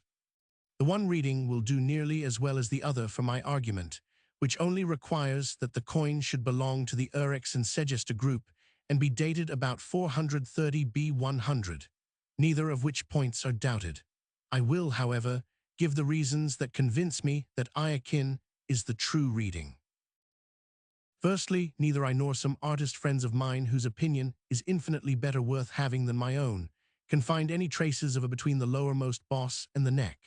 I am aware that some experts of the highest competence profess to be able to detect such traces, but the artist who figured the coin in the museum catalogue evidently could not do so, and the experts do not seem to have had such confidence in their own opinion as to make him alter his drawing. Secondly, the composition is obviously and intentionally symmetrical. It would be abhorrent to the instincts of the man who could design so exquisite a coin to destroy its balance by crowding it into the place which must be assigned to it if it exists at all. Thirdly, Piacus, to which town the coin had been ascribed by the dealer from whom the museum bought it, is mentioned very briefly by Stephanus Byzantinus, but by no other writer as a Sicilian city, and he expressly states that its citizens were called, so that the coin, if it was one of theirs, should bear the legend instead of the alleged Iakin. PG 228 Stephanus Byzantinus did not write till about 500 A500. And in the absence of any statement from him to the effect that Piacus was an old city, it argues some recklessness to conclude that it had existed for at least 1,000 years when he mentioned it. There is no evidence from any quarter to support such a conclusion, and a safer one will be that the dealer above referred to, not knowing where the coin came from, and looking for a city in Stephanus Byzantinus, found he could get nothing nearer than Piacus wherein he saw, as the smallest thing he could do in S, into his coin, and sold it to the British Museum, probably for a song as compared with the value which it now proves to have. Thus the museum authorities, having got it into part of their notes, for they seem to have got Iakin into another part that the legend was, have very naturally been led to see more on the coin than those who have no notes will quite bear them out in seeing. But I will add no more. The legend is obviously Iakin. This is an abbreviation for, as in our for and, not to quote further examples. It means that the people who struck it were called, and though we cannot determine the precise name of their city, we may infer with confidence that it was some derivative of, which is given in Liddell and Scott as meaning Ionian. The name may very likely have been, though I cannot find any authority for the existence of such a town. I hold, therefore, that as late as B100, there was near Trapani a town still more or less autonomous, which claimed Ionian descent, and which also claimed to be in some special way connected with the Odyssey, for I am assured that nothing would be allowed on a coin except what had an important bearing on the anterior history of those who struck it. Admitting that the reverse of the coin in question must be taken as a reproduction of Ulysses' Bruchend, I found no difference of opinion among the numismatists at the museum on this head. It is hard to see what more apposite means of saying Odyssey upon a coin can be suggested than to stamp it with the subject, which invites numismatic treatment more page 229 than any other in the whole poem. It seems to me, then, that though the theory that there was an Ionian city in the neighborhood of Eryx, which could claim connection with the Odyssey, will stand perfectly well without the coin cannot stand without involving the existence of an Ionian city near Eryx, which claimed connection with the Odyssey. Happily, though the coin is unique, there is no question as to its genuineness. To those, therefore, who ask me for monuments, ruins of buildings, historical documents to support a Sicano-Ionian civilization near Eryx in times heretofore prehistoric, I reply that as late as 430 B.C., all these things appear to have existed. Letting alone the testimony of Thucydides, surely an Ionian coin is no small historical document in support of an Ionian city. Coin will say more in fewer words and more authoritatively than anything else will. The coin in question cannot belong to an Ionian colony on Mt. Eryx or thereabouts recently established in 430 B.C. We should have heard of such a colony. How inconceivable again is the bringing in of the Odyssey on this supposition. If the city existed at all, it can only have done so as a survival of the Phocian settlement of which Thucydides tells us. I want no evidence for the survival of such a settlement in later times. It is not incumbent upon me to show whether it survived or no. The abundant, I might almost say superabundant, coincidences between all both Syrian and Ithacan scenes in the Odyssey and Trapani with its immediate neighborhood is enough to demonstrate the Trapanese origin of the poem. Its pre-Syracusan and pre-Sicilian indications fix it as not later than about 1050 B.C. Its dialect, Ionicolian, connects it with the Phocians above referred to. It does not concern me to show what became of these Phocians after the Odyssey had been written. What I have said about the coin Iachin is said more in the interest of the coin than of the Odyssey, which is a more potent and irrefragable proof of its own provenance and date than any coin struck some 600 years later can conceivably be. Still, the coin being there, I use it to answer those who demand some evidence external to the PG 230 Odyssey itself. When they ask me where are my monuments, I answer that they are within the coin, circumscribed by the small cincture of an inch and a half at most. For a coin is a city in little. He who looks on one beholds a people, an evidence of title, a whole civilization with its buildings of every kind. Destroy these, but so long as a single one of its coins remains, the city, though dead, is yet alive, and the fact of its having had buildings that could become ruinous is as palpable as though the ruins themselves had come down to us. The exact situation of this city Ajax, Iacus, or Ias cannot be determined, but I incline to place it about a mile or a mile and a half east of Trapani at or near a place called Argenteria. This place is said to have yielded silver, but no one believes that it ever did so. It is a quarry, and by no means a large one, just at the beginning of the rise to Mt. Eryx. Some say that Argenteria is a corruption of Ceteria and refers to a monster fish that was killed here, though how it got so far from the sea is not apparent. I think it much more likely, however, that it is a corruption of Iacenteria, and that Ajax, or Ias, was a quasi-autonomous suburb of Drepanum, to which the Greek inhabitants were permitted to retire when the Carthaginians took possession of the parts of the town bordering on the harbor. My friend Signor Sugamli of Trapani, whose zeal in this matter so far outstrips even my own, that I would gladly moderate it if I knew how to do so, assures me that in his younger days he used to employ a stone in building that the mason told him came from a quarry at the foot of Mt. Eryx called Dacinoi or Dacinoi. This was years before anyone thought of bringing Ionians to Trapani. Signor Sugamli suggested that possibly the name might be a corruption of Dalcinu, but we may be sure that whatever else Alcinous' name may have been, it was not Alcinous. I asked Signor Sugamli to produce the mason, but he could neither find him nor hear of the quarry Dasanoi. Nevertheless, I feel sure that he was told what he said he was, and as the quarry cannot have been far from the Argenteria, I think it probable that its name was a corruption of Digli Iacin. PG 231, whether this is sound or not. I do not doubt that the Iacenses, who figure so largely in Sicilian history during the 11th century of our own era, are to be connected with the Ionian settlement that produced the Odyssey. The Iacenses were then settled chiefly about 40 miles east of Trapani, but the interval of some 1400 years and more between the date of the coin Iakin and the conquest of Sicily by the Normans will leave plenty of time for them to have spread or migrated. Page 232. Chapter 14. That the Iliad which the writer of the Odyssey knew was the same as what we now have. It remains for me to show that the writer of the Odyssey had the Iliad before her to all intents and purposes as we now have it, and to deal with the manner in which the poem grew under her hands. In my own copies of the Iliad and Odyssey, I have underlined all the passages that are common to both poems, giving the references. It is greatly to be wished that one or other of our university presses would furnish us with an Odyssey in which all the Iliadic passages are printed in a slightly different type, and with a reference somewhat in the style of the extracts from 49, 1, and 24, here given. The passages are to be found at the end of Dunbar's concordance to the Odyssey, but the marking of them as they occur in the course of the poem will be more instructive. In my translations of the poems, now finished, I have translated identical passages as nearly as possible in identical words. In the Odyssey, I propose to print them in another type and give the references to the Iliad.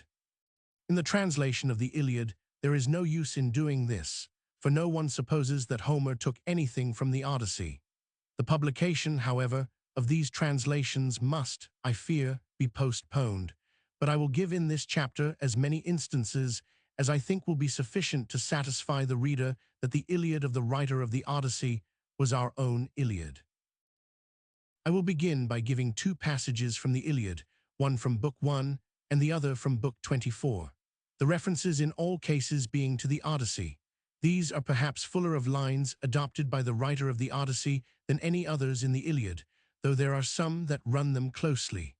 Lines or parts of lines in the smaller type do not occur in the Odyssey.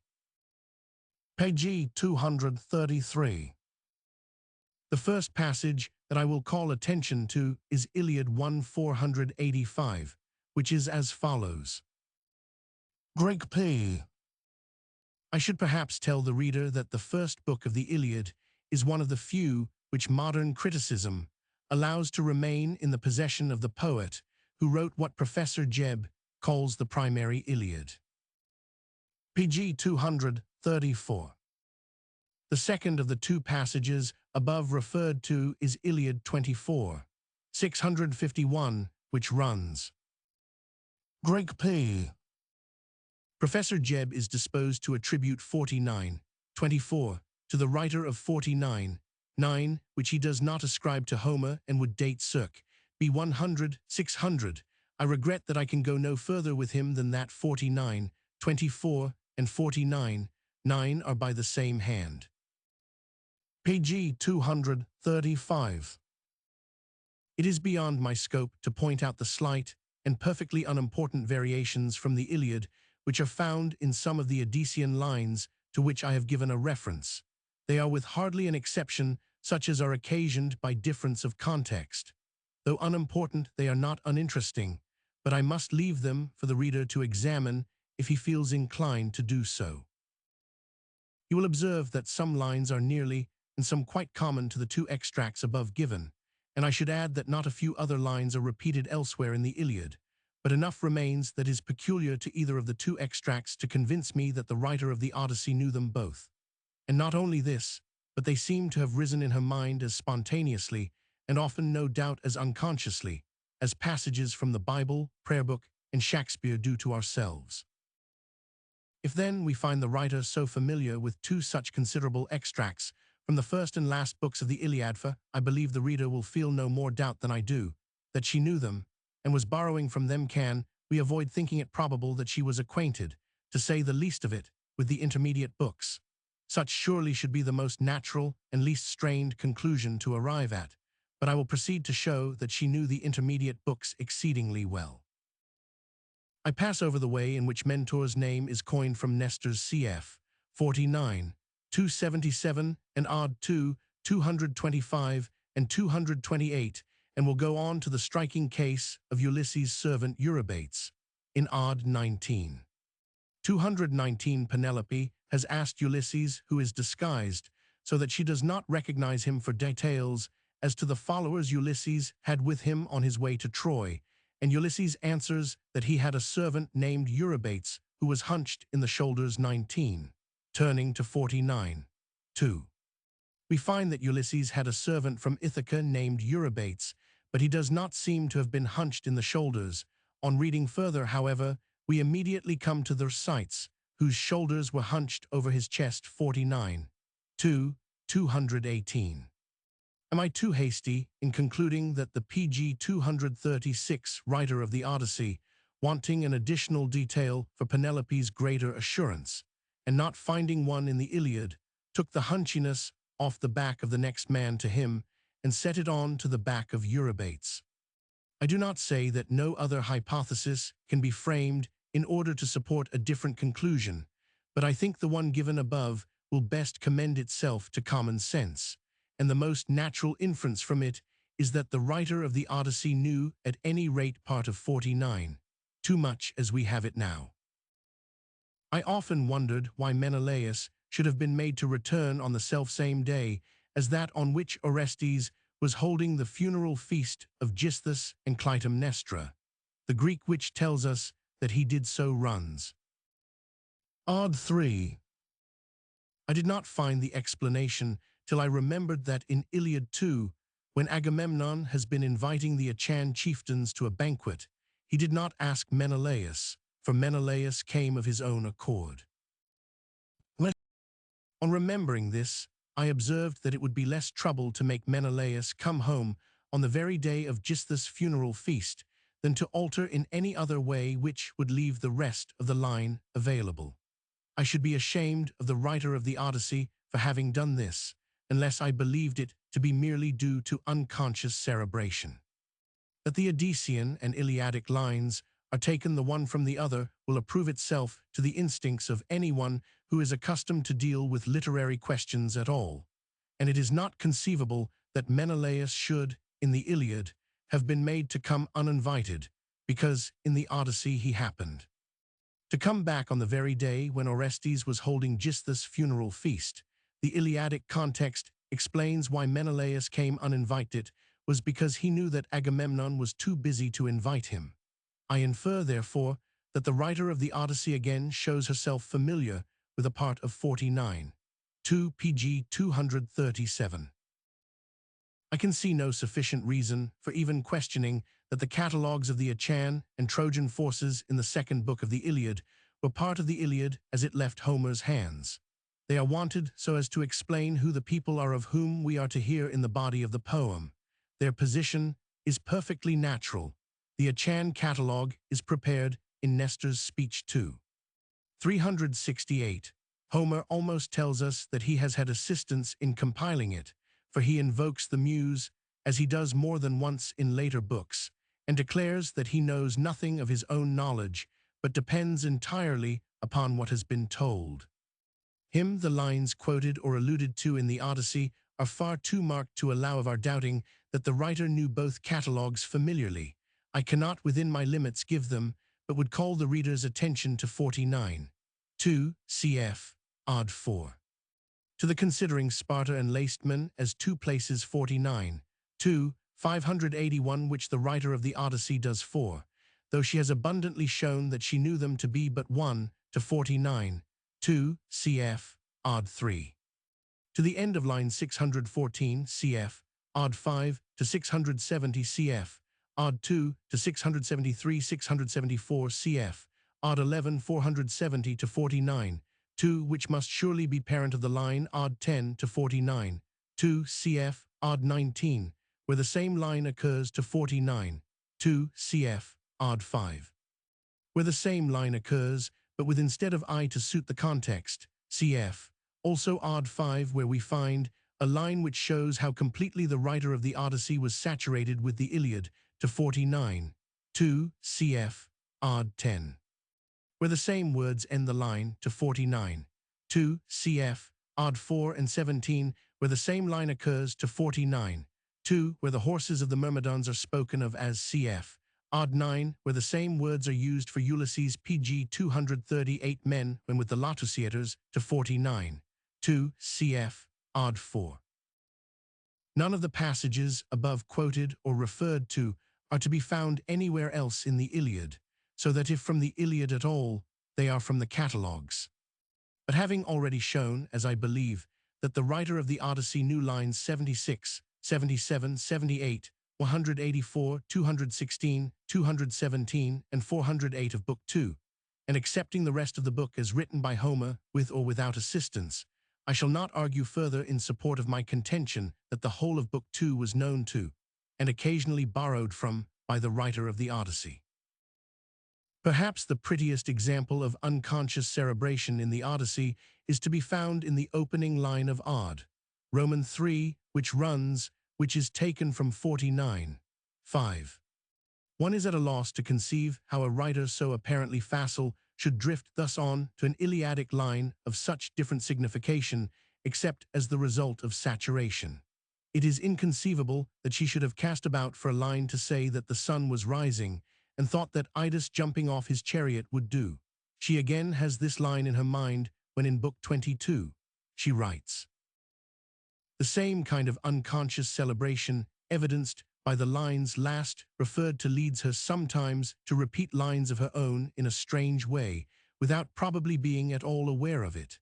As, for example, 1 395. This passage in the following book becomes 2 293. Another similar case is that of the famous line about PG 239 Sisyphus stone bounding downhill in a string of dactyls, odd 11. It runs. The cruel stone came bounding down again onto the plain. I believe this to be nothing but an unconscious adaptation from the one dactylic line that I can remember in the Iliad, I mean. 49, Roman 4 521, 522. The cruel stone shattered the bones of the neck, tendons, and all. Granted, which is very doubtful, that there may be an accommodation of sound to sense in the Odyssean line, I contend that the suggestion came from the Iliadic line.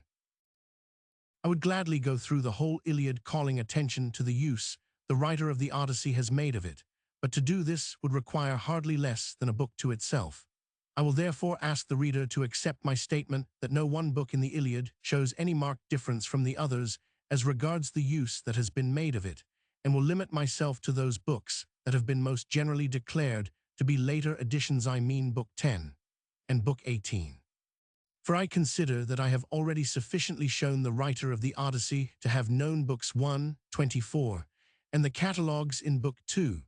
It may be well, however, to include Book 11.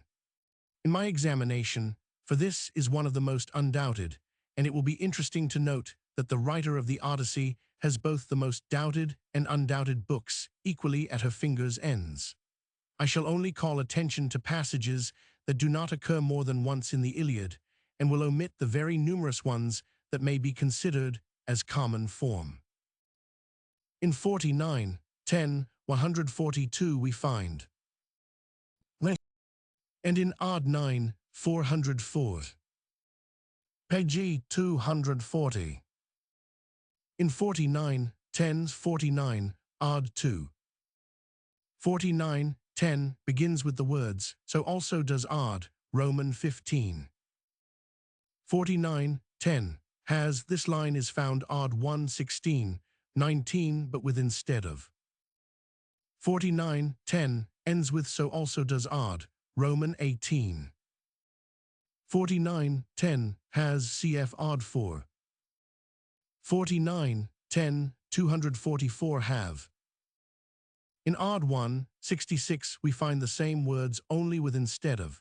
This is a very convincing case, for though which is quite natural in the Iliadic line, is felt to be rather out of place in the Odyssean one, and makes it plain that the Odyssean passage was taken from the Iliadic, not vice versa. 49:10 ends with so also does odd, Roman 3. 49:10 279. Cf. odd 13, 301. 49, x 292,295, u. The first three of these four lines is repeated verbatim in odd 384. In odd 385, the fourth line becomes u. 49, Roman 10 cf. odd 8. 49:10 this line occurs odd, Roman 22. 49:10 ends with so also does odd, Roman 19. Page 241. 49:10 this line is found odd, Roman 22. 49:10 in odd 4 this line is found. 49:10 cf. odd, Roman 3. 49:10 see odd 4, Roman 17. Here then are 17 apparent quotations from Book 10, omitting any claim on lines which, though they are found in the Odyssey, are also found in other books of the Iliad, from which, and not from Book 10, it may be alleged that the writer of the Odyssey took them. This makes the writer of the Odyssey to have taken about one line in every 33 of the 579 lines of which Book 10 consists. Disciples of Wolfe know 2 of whom, however, are of the same opinion, so it is hard to say who they err must either meet my theory that the Odyssey is all written at one place, by one hand, and in the 11th century be 100. With stronger weapons than during the last 6 years they have shown any signs of possessing, or they must fall back on some Laputan books theory, which they will be able to devise better than I can. I do not forget that the opponents of the genuineness of 49:10 may contend that the passages above given were taken from the Odyssey, but this contention should not be urged in respect of Book 10. More than in respect of the other books, which are all of them equally replete with passages that are found in the Odyssey, and in the case given above of 49:10, 244 and odd 1, 66, it is not easy to doubt that the Iliadic passage is the original and the Odyssean the copy. I will now deal with the undoubted Book 11, omitting, as in the case of Book 10, all lines that occur in other books, unless I call special attention to them. The first 2 lines of Book 11 are identical with the first 2 of Book 5 of the Odyssey, but 49:11 occurs also in 49, Roman 19. 49:11 43. Page 242. These 2 lines are found odd 22, 125, but the first of them occurs 3 or 4 times elsewhere in the Iliad. 49:11. Cf. odd 4, 515. 49:11 cf. odd 4 where the same words occur. 49:11 cf. odd 19 where the same line occurs but with 4. 49:11 cf. odd 15 where the same line occurs but with instead of. 49:11 639. The mess which Hecatomb cooked for Patroclus, and Machaon was surely present to the mind of the writer of the Odyssey when she was telling about the mess which Circe cooked for Ulysses' men, odd 10, 235. 49:11 669. Cf. odd 11, 394, I. 49:11 679. These lines occur odd 14, 101, but with instead of. 49:11, this line is found odd 13, but with 4. 49:11 VCF, odd 16, V. Here we have only 11 well-marked passages common to both poems, in spite of the fact that Book 11 is nearly 300 lines longer than Book 10.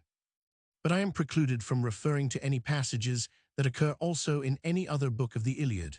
Running my eye over the underlined lines in my copy of the Iliad, I do not find much, though I admit that there is some difference between their frequency in Book 11 and in the other pg 243 books.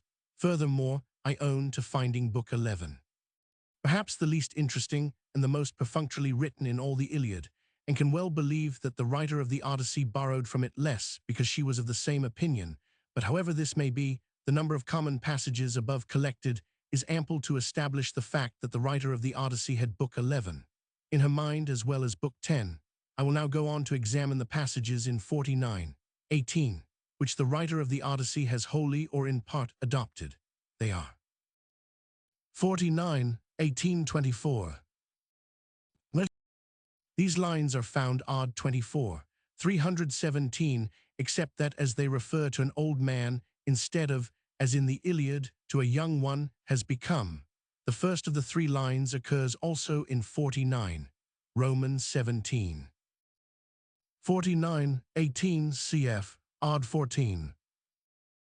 49:18 cf. odd 24, where however becomes 49:18 349.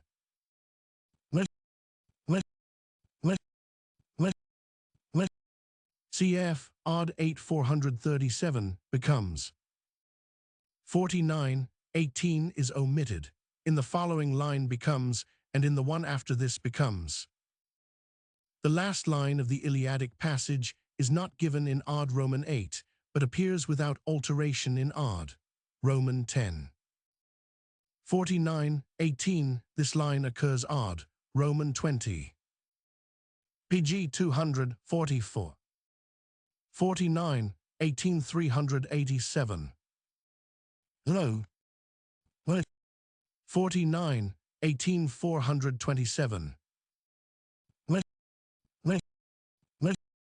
The Odyssey 591 has both these passages combined as follows.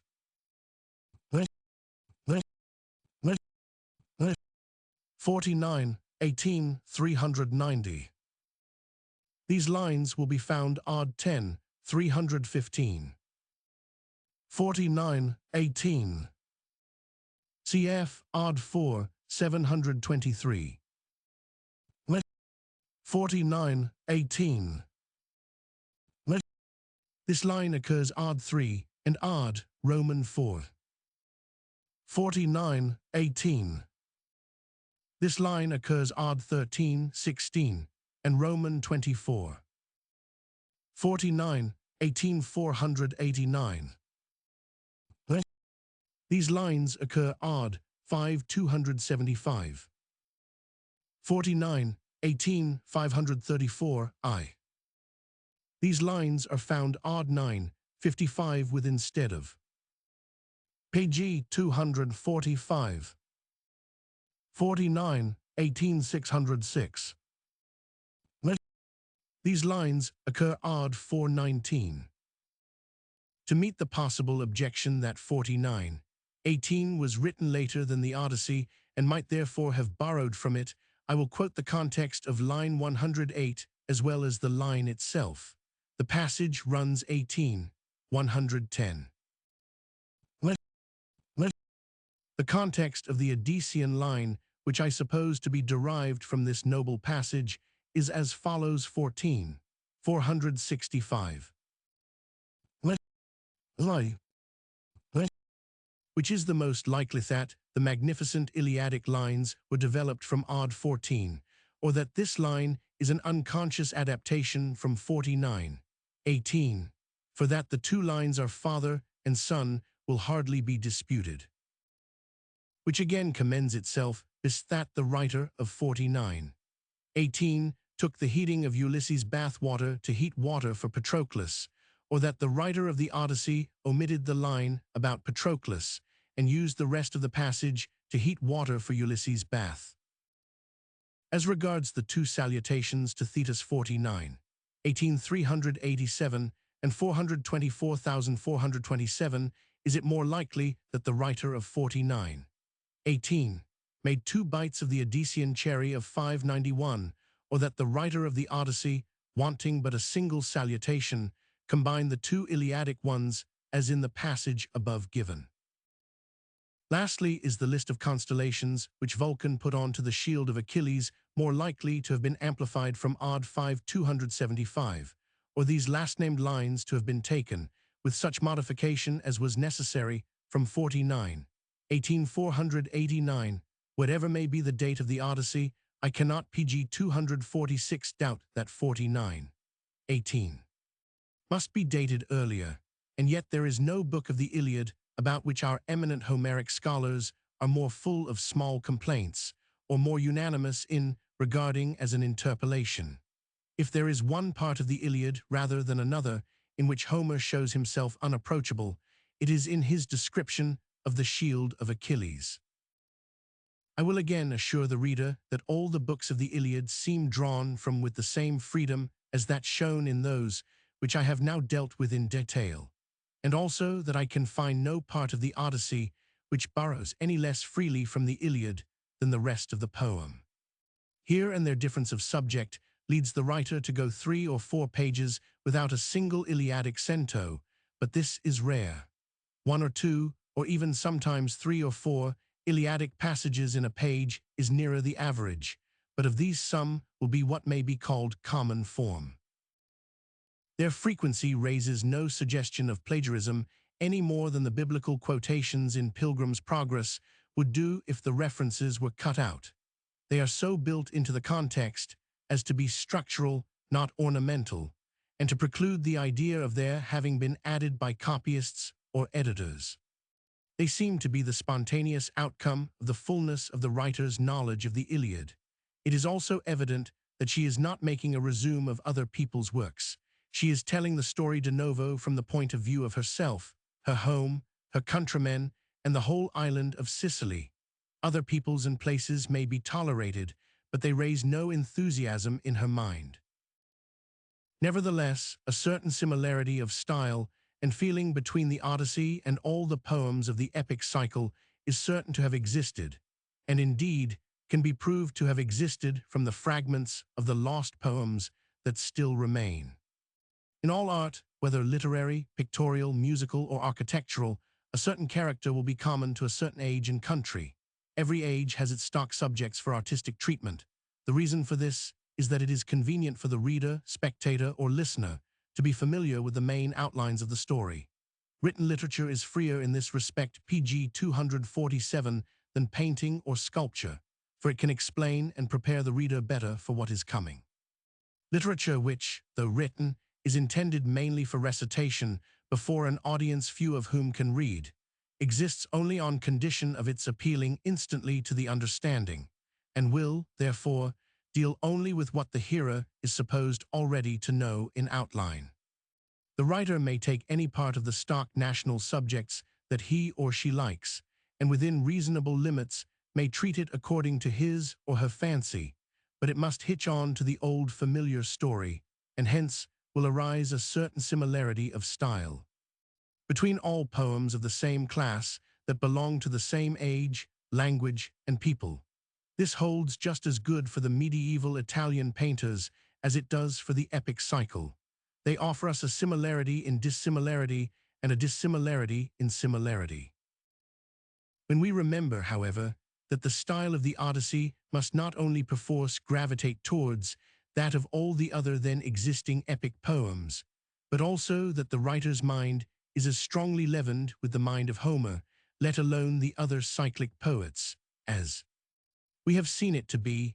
It is not surprising that the veneer of virility thus given to a woman's work should have concealed the less patent, but far more conclusive, evidence that the writer was not of the same sex as the man or men from whom she was borrowing. At the same time, in spite of the use she makes of Homer, I think she was angry with him, and perhaps jealous, on which head I will say more in my next chapter. Possibly the way he laughs at women and teases them, not because he dislikes them, but because he enjoys playing with them, irritates her. She was not disposed to play on such a serious subject. We have seen how she retorts on him for having made a tripod worth 3 times as much as a good serviceable woman of all work. His utter contempt, again, for the gods, which he is at no pains to conceal, would be offensive to a writer who never permits herself to go beyond the occasional mild irreverence of the vicar's daughter. Therefore, she treats Homer, as it seems to me, not without a certain hardness, and this is the only serious fault I have to find with her. Page 248.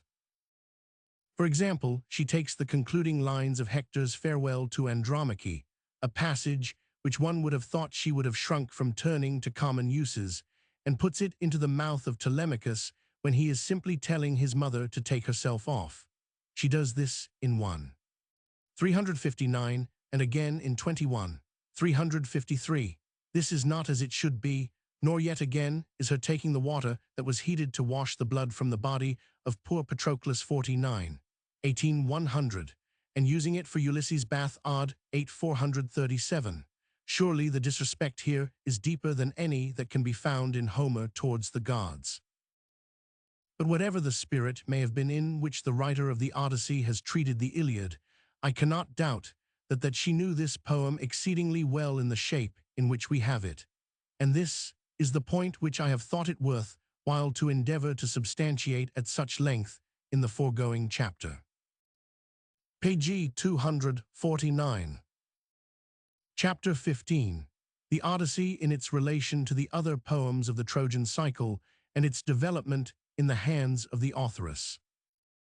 The writer of the Odyssey appears to have known most of those lost poems of the epic Cycliate in number that relate to Troy, but as all we know about them is from the summaries given in the fragment of Proclus, and from a few lines here and there quoted in later authors, we can have no irrefragable certainty that she had the poems before her even when she alludes to incidents mentioned by Proclus as being dealt with in any given one of them.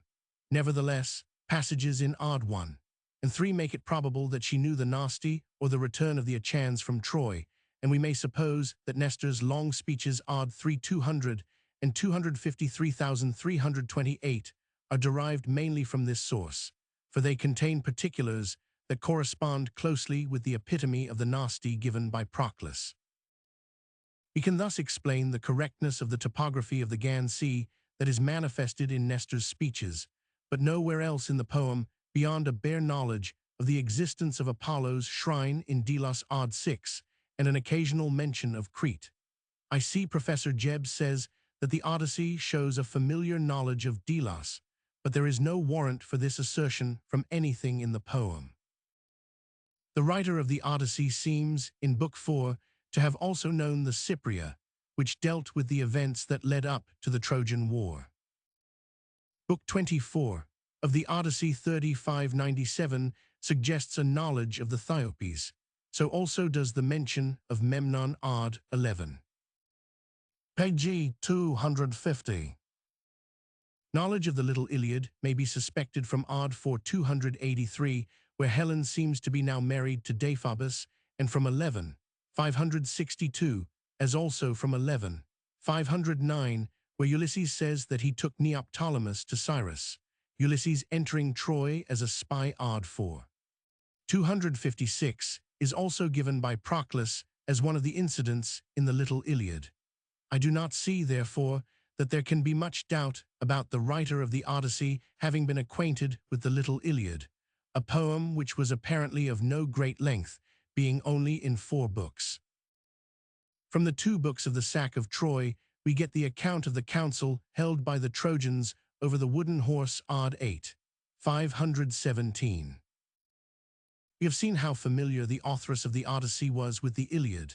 There only remains, therefore, one of the 8 Trojan poems which she does not appear to have known, I mean the Telegony, which is generally, and one would say correctly, placed later than the Odyssey. But even though it were earlier, we may be sure that the writer of the Odyssey would have ignored it, for it will hardly bear her out in the character she has given of Penelope. In passing, I may say that though Homer meaning, of course, the writer of the Iliad occasionally says things that suggest the Cypria, there is not a line that even suggests knowledge of a single one of the incidents given by Proclus as forming the subjects of the other books of the Trojan cycle. The inference, therefore, would seem to be that none of them, except possibly, though very uncertainly, the Cypria, had appeared before he wrote. Nevertheless, we cannot be sure that this was so. The curious question now arises why the writer of the Odyssey should have avoided referring to a single Iliadic incident, while showing no unwillingness to treat more or less fully of almost all those mentioned by Proclus as dealt with in the other poems of the Trojan cycle, and also while laying the Iliad under such frequent contributions. I remember saying to a great publisher that a certain book was obviously much indebted to a certain other book, to which pg 251 no reference was made. Has the writer, said the publisher in question, referred to other modern books on the same subject?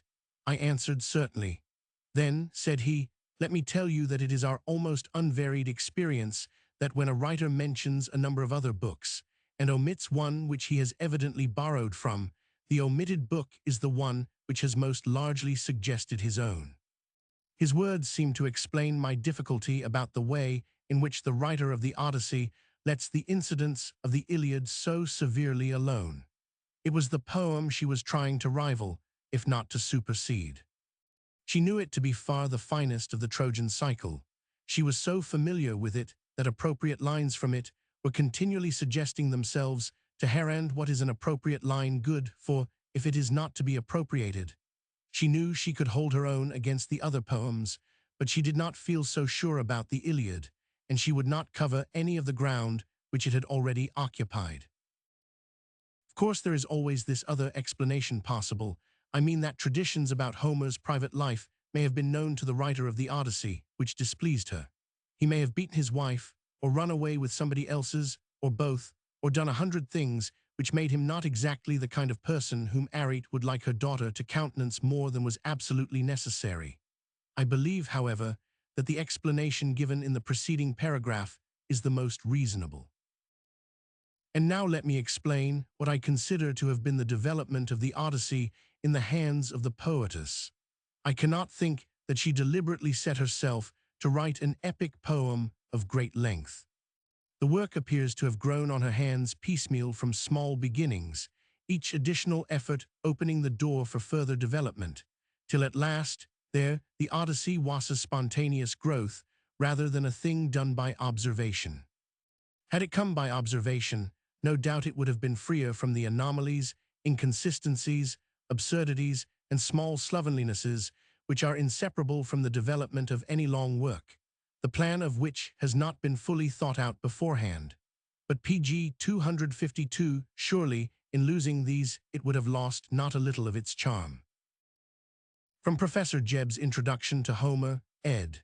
1888, I see that he agrees with Kirchhoff in holding that the Odyssey contains distinct strata of poetical material from different sources and periods, and also that the poem owes its present unity of form to one man. He continues. But under this unity of form, there are perceptible traces of a process by which different compositions were adapted to one another. In a note on the preceding page, he tells us that Kirchhoff regards the first 87 verses of Book 1 as having formed the exordium of the original return of Ulysses.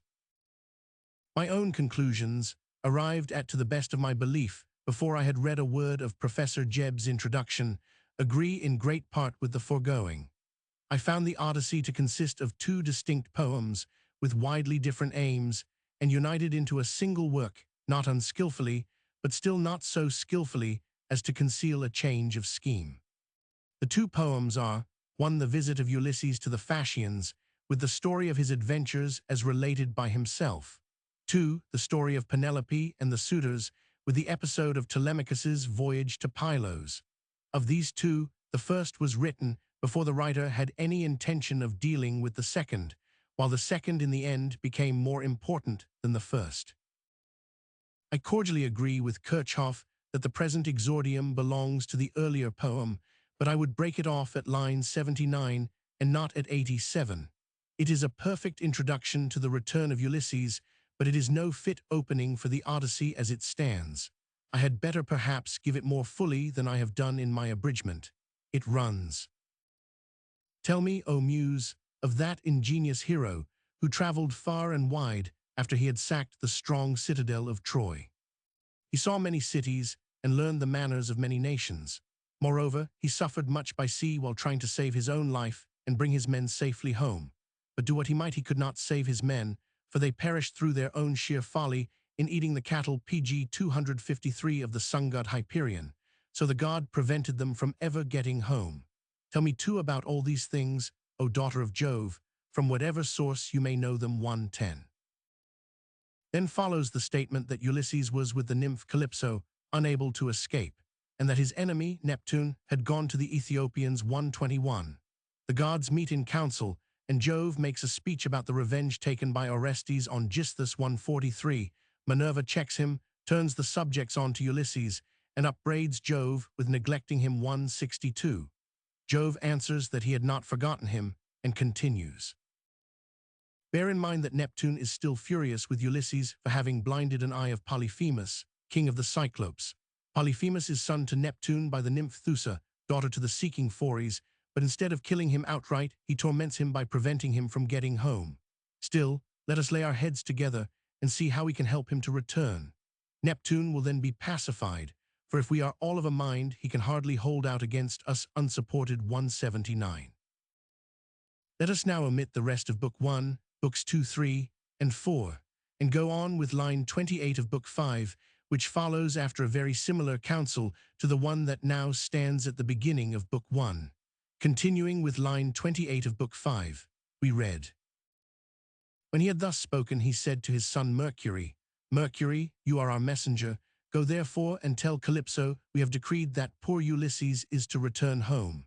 He is to be conveyed neither by gods nor men, but after a perilous voyage of 20 days upon a raft, he is to reach fertile Scheria. 100. 534.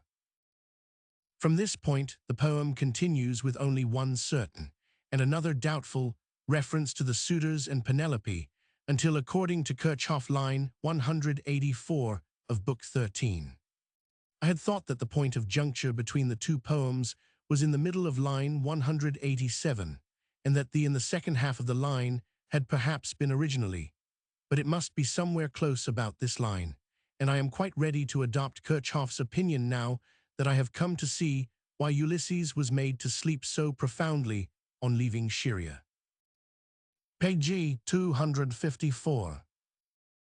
Till I had got hold of the explanation given on page 173, I naturally thought that the strange sleep of Ulysses had been intended to lead up to something that was to happen in Ithaca, and which had been cancelled when the scheme was enlarged and altered. For without this explanation, it is pointless as the poem now stands. I do not now think that there was ever any account of what happened to Ulysses on his waking up in Ithaca, other than what we now have, but rather that the writer was led to adopt a new scheme at the very point where it became incumbent upon her to complete an old one. For at this point, she would first find herself face to face with the difficulty of knowing what to do with Ulysses in Ithaca after she had got him there. She could not ignore the suitors altogether. Their existence and Penelope's profligacy were too notorious. She could not make Ulysses and Penelope meet happily while the suitors were still in his house, and even though he killed them, he could never condone Penelope's conduct not as an epic hero.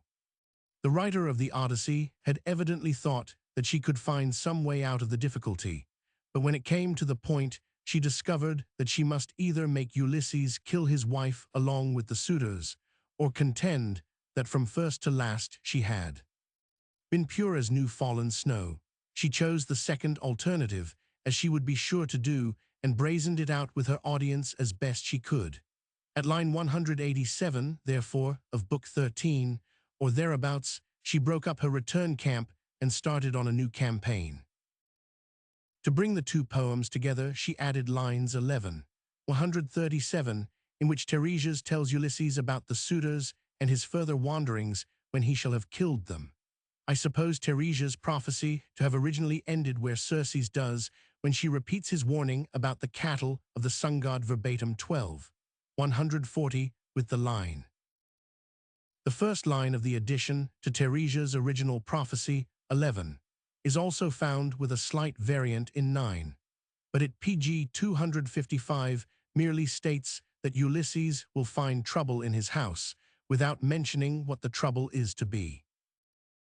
With the two exceptions above noted, there is not only nothing in the original poem 1, Book 179 and 513, or thereabouts to indicate any intention of dealing with the suitors, but there are omissions which make it plain that no such intention existed. In the poem, the muse is only asked to sing the return of Ulysses. In the speech of Jove at the Council of the Gods 143, he is not thinking about the suitors, as he would assuredly do if the writer had as yet meant to introduce them. In repeated speeches of the gods, and especially in Book 5, which is Book 1 of the original poem, see lines 3642, 288, 289, and 345, it seems that Ulysses' most serious troubles were to end when he had reached Scheria. So again, Calypso 5. 208 tries to deter him from leaving her by saying that he little knows what he will have to go through before he gets home again, but she does not enforce her argument by adding that, when he had got to Ithaca, the worst was yet to come. I have already dealt with the silence of Ulysses' mother in Hades. Noting, therefore, that omission is a more telling indication of scheme than lines which, when a new subject is being grafted on to an old one, are certain to be inserted where necessary in order to unify the work. I have no hesitation in believing that Books 179 and 513, or thereabouts, formed as much as the authoress ever wrote of the original poem. I have the less hesitation in adopting this conclusion because, though I believe that I came to it independently, as anyone must do who studies the Odyssey with due attention, I find myself in substantial agreement with Kirchhoff in spite of much difference of detail, for I cannot admit that the two poems are by two or more separate people. The introduction of lines 11, 137, and of line 9, with a writing of a new council of the gods at the beginning of Book 5, to take the place of the one that was removed to Book 1. 79 were the only things that were done to give even pg 256 a semblance of unity to the old scheme and the new, and to conceal the fact that the muse, after being asked to sing of one subject, spends 2/3 of her time in singing a very different one, with a climax for which no one had asked her. For roughly, the return occupies 8 books and Penelope and the suitors 16. That lines 11, 137 were non-existent when Book 13 was being written is demonstrated by the fact of Ulysses saying to the Phasians that he hoped he should find his wife living with her friends in peace 13, 43. He could not have said this if Tiresias had already told him that his house would be full of enemies who were eating up his estate and whom he would have to kill. He could hardly forget such a prophecy after having found Tiresias quite correct about the cattle of the sun god. Indeed, he tells Penelope about his visit to Hades and his interview with Tiresias 23, so it is plain he remembered it. It is plain, again from 13, 100, that Ulysses was then learning from Minerva about the suitors for the first time, which could not be if Tiresias' prophecy had been already written. It is surprising, seeing what a little further modification would have put everything quite straight, that the writer should have been content to leave passages here and there which she must have known would betray the want of homogeneity in her work, but we should be very thankful to her for not having tidied it up with greater care. We learn far more about her than we should do if she had made her work go more perfectly upon all fours, and it is herself that we value even more than her poem. She evidently preferred cobbling to cancelling, and small wonder, for if, as was very probably the case, the work was traced with a sharply pointed style of hardened bronze, or even steel on plates of lead, alteration would not be so easy as it is with us. Besides, we all cobble rather than cancel if we can. It is quite possible, but I need hardly say that it is not more than a mere possibility, that the abruptness of the interpolation in Book 4 pg 257, line 621,624, may be due simply to its having been possible to introduce 4 lines without cutting the ms about very badly, when a longer passage would have necessitated a more radical interference with it. We look then for the inception of the poem in books 179 and 513, or thereabouts, or more roughly in books 512, inclusive. These books, though they contain no discrepancies among themselves, except the 20 lines added to the prophecy of Tiresias above referred to, are not homogeneous in scope, though they are so in style and treatment. They split themselves into 2 groups of 4:1, E58, and 9:12. The first group is written to bring Ulysses to Scheria and to exhibit the Phasians and the writer herself the interest in Ulysses being subordinate. The second is written to describe a periplus of Sicily. Books 9:12 appear to have been written before books 5:8. We may gather this from the total absence of Minerva. It is inconceivable that, having introduced the goddess so freely in books 5:8, the writer should allow her to drop out from the story when there was such abundant scope for her interference. These books are certainly by the same hand as the rest of the poem. They show the same amount of Iliadic influence. Nowhere does a woman's hand appear more plainly. Nowhere is Sicily, and more particularly Trapani, more in evidence, direct or indirect. It is from the beginning of Book 9 that we get our conviction that the Ionian Islands were drawn from the Gadian, and the voyages of Ulysses, as I have already shown, begin effectively with Mt. Eryx and end with Trapani. We may therefore dismiss all idea that books 9:12 are by another writer. Not only is the absence of Minerva inexplicable, except by supposing that at the time these books were written, it was no part of the writer's scheme to make her such a deus ex machina as she becomes later, but the writer shows herself aware that the absence of the goddess in books 9:12 requires apology and makes Ulysses upbraid her for having neglected him from the time he left Troy till she took him into the city of the Phasians 323.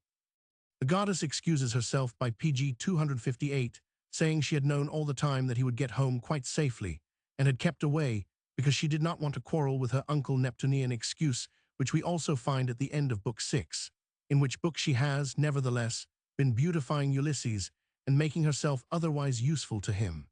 I suppose Neptune did not mind how much his niece helped Ulysses, provided she did not let him see her. I know how my own books, especially the earlier ones, got cut about, rearranged, altered in scheme, and cobbled to hide alteration, so that I never fairly knew what my scheme was till the book was 3/4 done, and I credit young writers generally with a like tentativeness.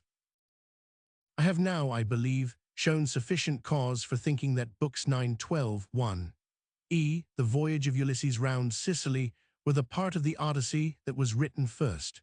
I am further confirmed in this opinion by finding Ulysses fasten his box with a knot that Circe had taught him 8. As though the writer knew all about Circe, though the audience, of course, could not yet do so. A knowledge of Book 9, moreover, is shown in Book 2, a passage which does not appear in my abridgment. Here we learn how Antiphus had been eaten by Polyphemus. Book 9 is also presupposed in 1, which tells of the blinding of the Cyclops by Ulysses. We may also confidently say that books 5:8 were written before 1:4 and 13:24, roughly, but what the vicissitudes of books 5:8 were, and whether or no they drew upon earlier girlish sketches without one shred of evidence in support of my opinion, I nevertheless incline to think these are points which it would be a waste of time to even attempt to determine. It is in books 5:8, and especially in the 3 last of these books, that the writer is most in her element. Few will differ from Karl Muir, who says of Scheria, "There can be little doubt from the distinctive peculiarities with which the poet has invested its inhabitants, and the precision and force displayed in his portrait of their character, that the episode pg 259 was intended as a satire on the habits of some real people with whom he was familiar." Language and Literature of Ancient Greece, Vol. 1. Speaking on the same page of the obviously humorous spirit in which the Phasian episode is conceived, Karl Muir says, "This episode is, perhaps, the most brilliant specimen of the poets combined talent for the delineation of character and for satirical humor. While there is no portion of his works a right understanding of which is so indispensable to a full estimate of his genius, there is none, perhaps, which has been so little understood.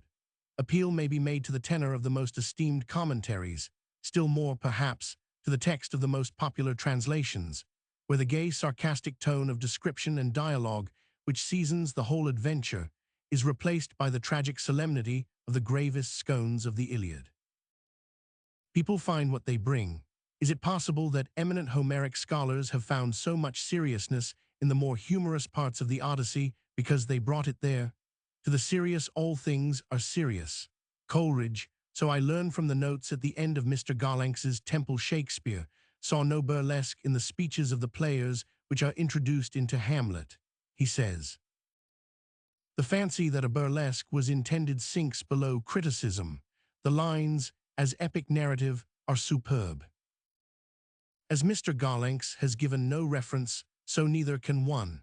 Mr. Garlanx continues that if Coleridge had read Act 2, Scene 1 of Dido and Nyssa play left unfinished by Marlowe, would have changed his mind, but I do not believe he would.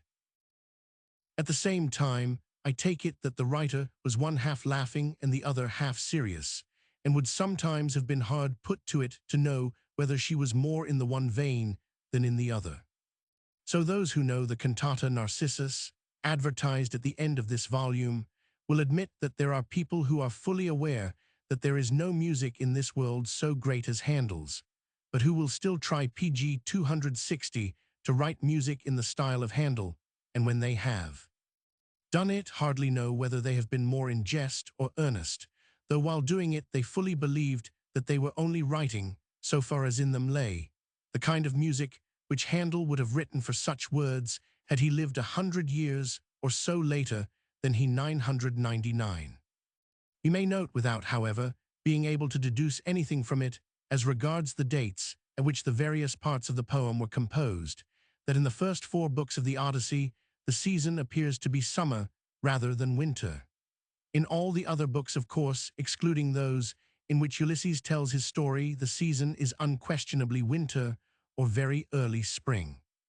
It is noticeable also that snow, which appears so repeatedly in the Iliad, and of which Homer evidently felt the beauty very strongly, does not appear, and is hardly even mentioned, in the Odyssey.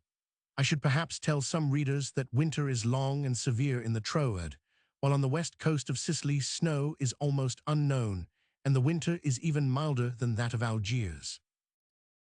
I ought also perhaps hardly to pass over the fact that amber, which is never mentioned in the Iliad, appears 3 times in the Odyssey.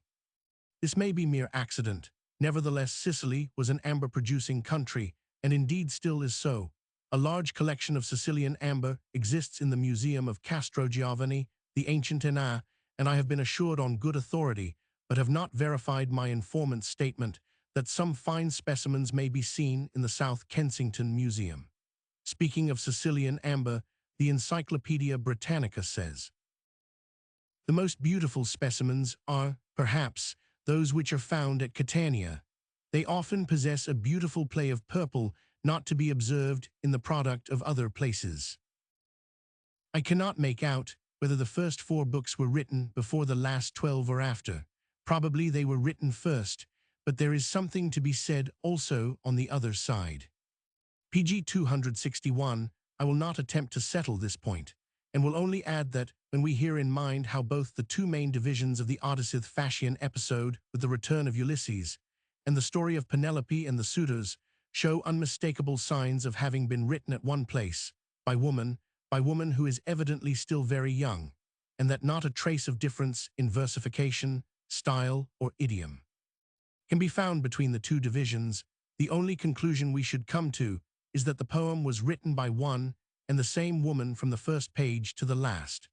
I think we may also conclude, in the absence of all evidence to the contrary, assuredly none exists that deserves the name of evidence, that we have the poem to all intents and purposes in the shape which it had assumed in the hands of the authoress. Page 262.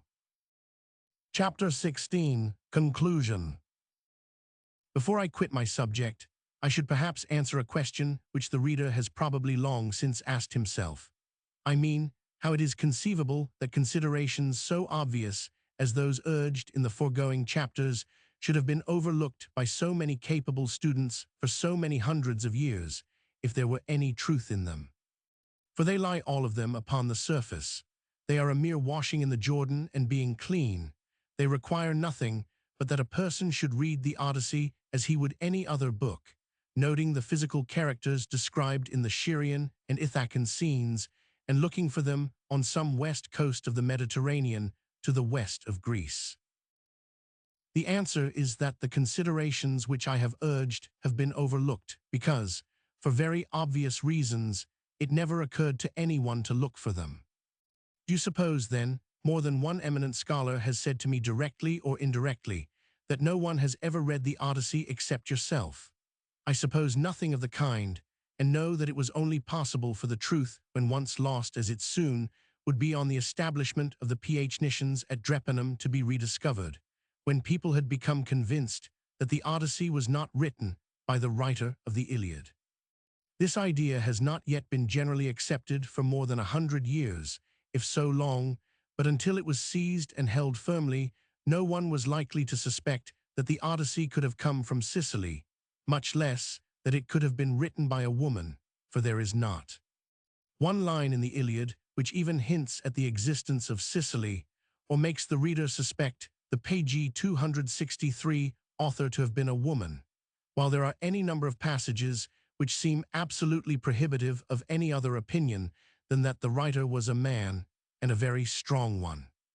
Stolberg in the last century and Colonel Muir in this had the key in the lock when they visited Trapani, each of them with the full conviction that the Cyclops incident and the hunting the goats should be placed on Mt. Eryx and the island of Favignan, but they did not turn it. Professor Freeman, Schliemann, and Sir H. Layard, all of them visited Trapani and its immediate neighborhood either as students or excavators, and failed to see that there was as splendid a prize to be unburied there without pick and shovel, outlay, or trouble of any kind, as those of Nineveh, Mycene, and Hisarlikand. Why? Because they were still hampered by the long association of the Iliad and Odyssey as the work of the same person. Knowing that the Iliad could hardly have been written elsewhere than in the northern half of the west coast of Asia Minor, it would never occur to them to look for the Odyssey in a spot so remote as Trapani. They probably held it to be the work of some prehistoric Herodotus, who would go on from scene to scene without staying longer than he could help in any one place, instead of feeling sure, as I believe they should have done, that it was the work of one who was little likely to have traveled more than a very few miles from her own home. Moreover, Admiralty charts are things of comparatively recent date, and I do not think anyone would have been likely to have run the Odyssey to ground without their help.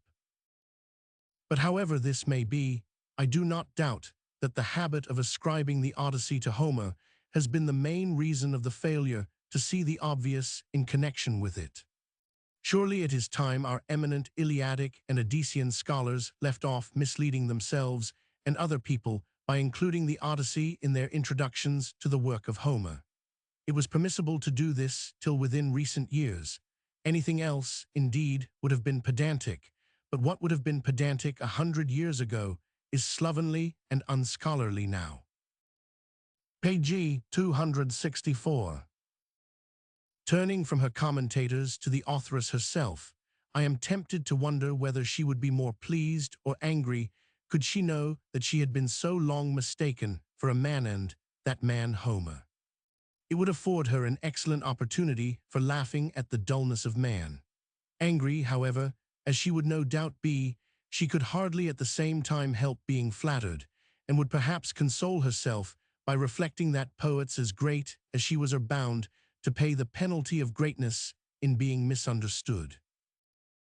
Horace tells us that mediocrity in a poet is forbidden alike by gods, men, and publishers. But, whether forbidden or no, there are a good many mediocre poets who are doing fairly well.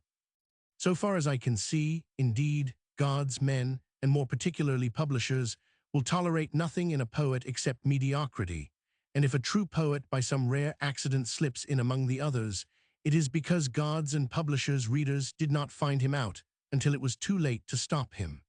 Horace must have known perfectly well that he was talking nonsense.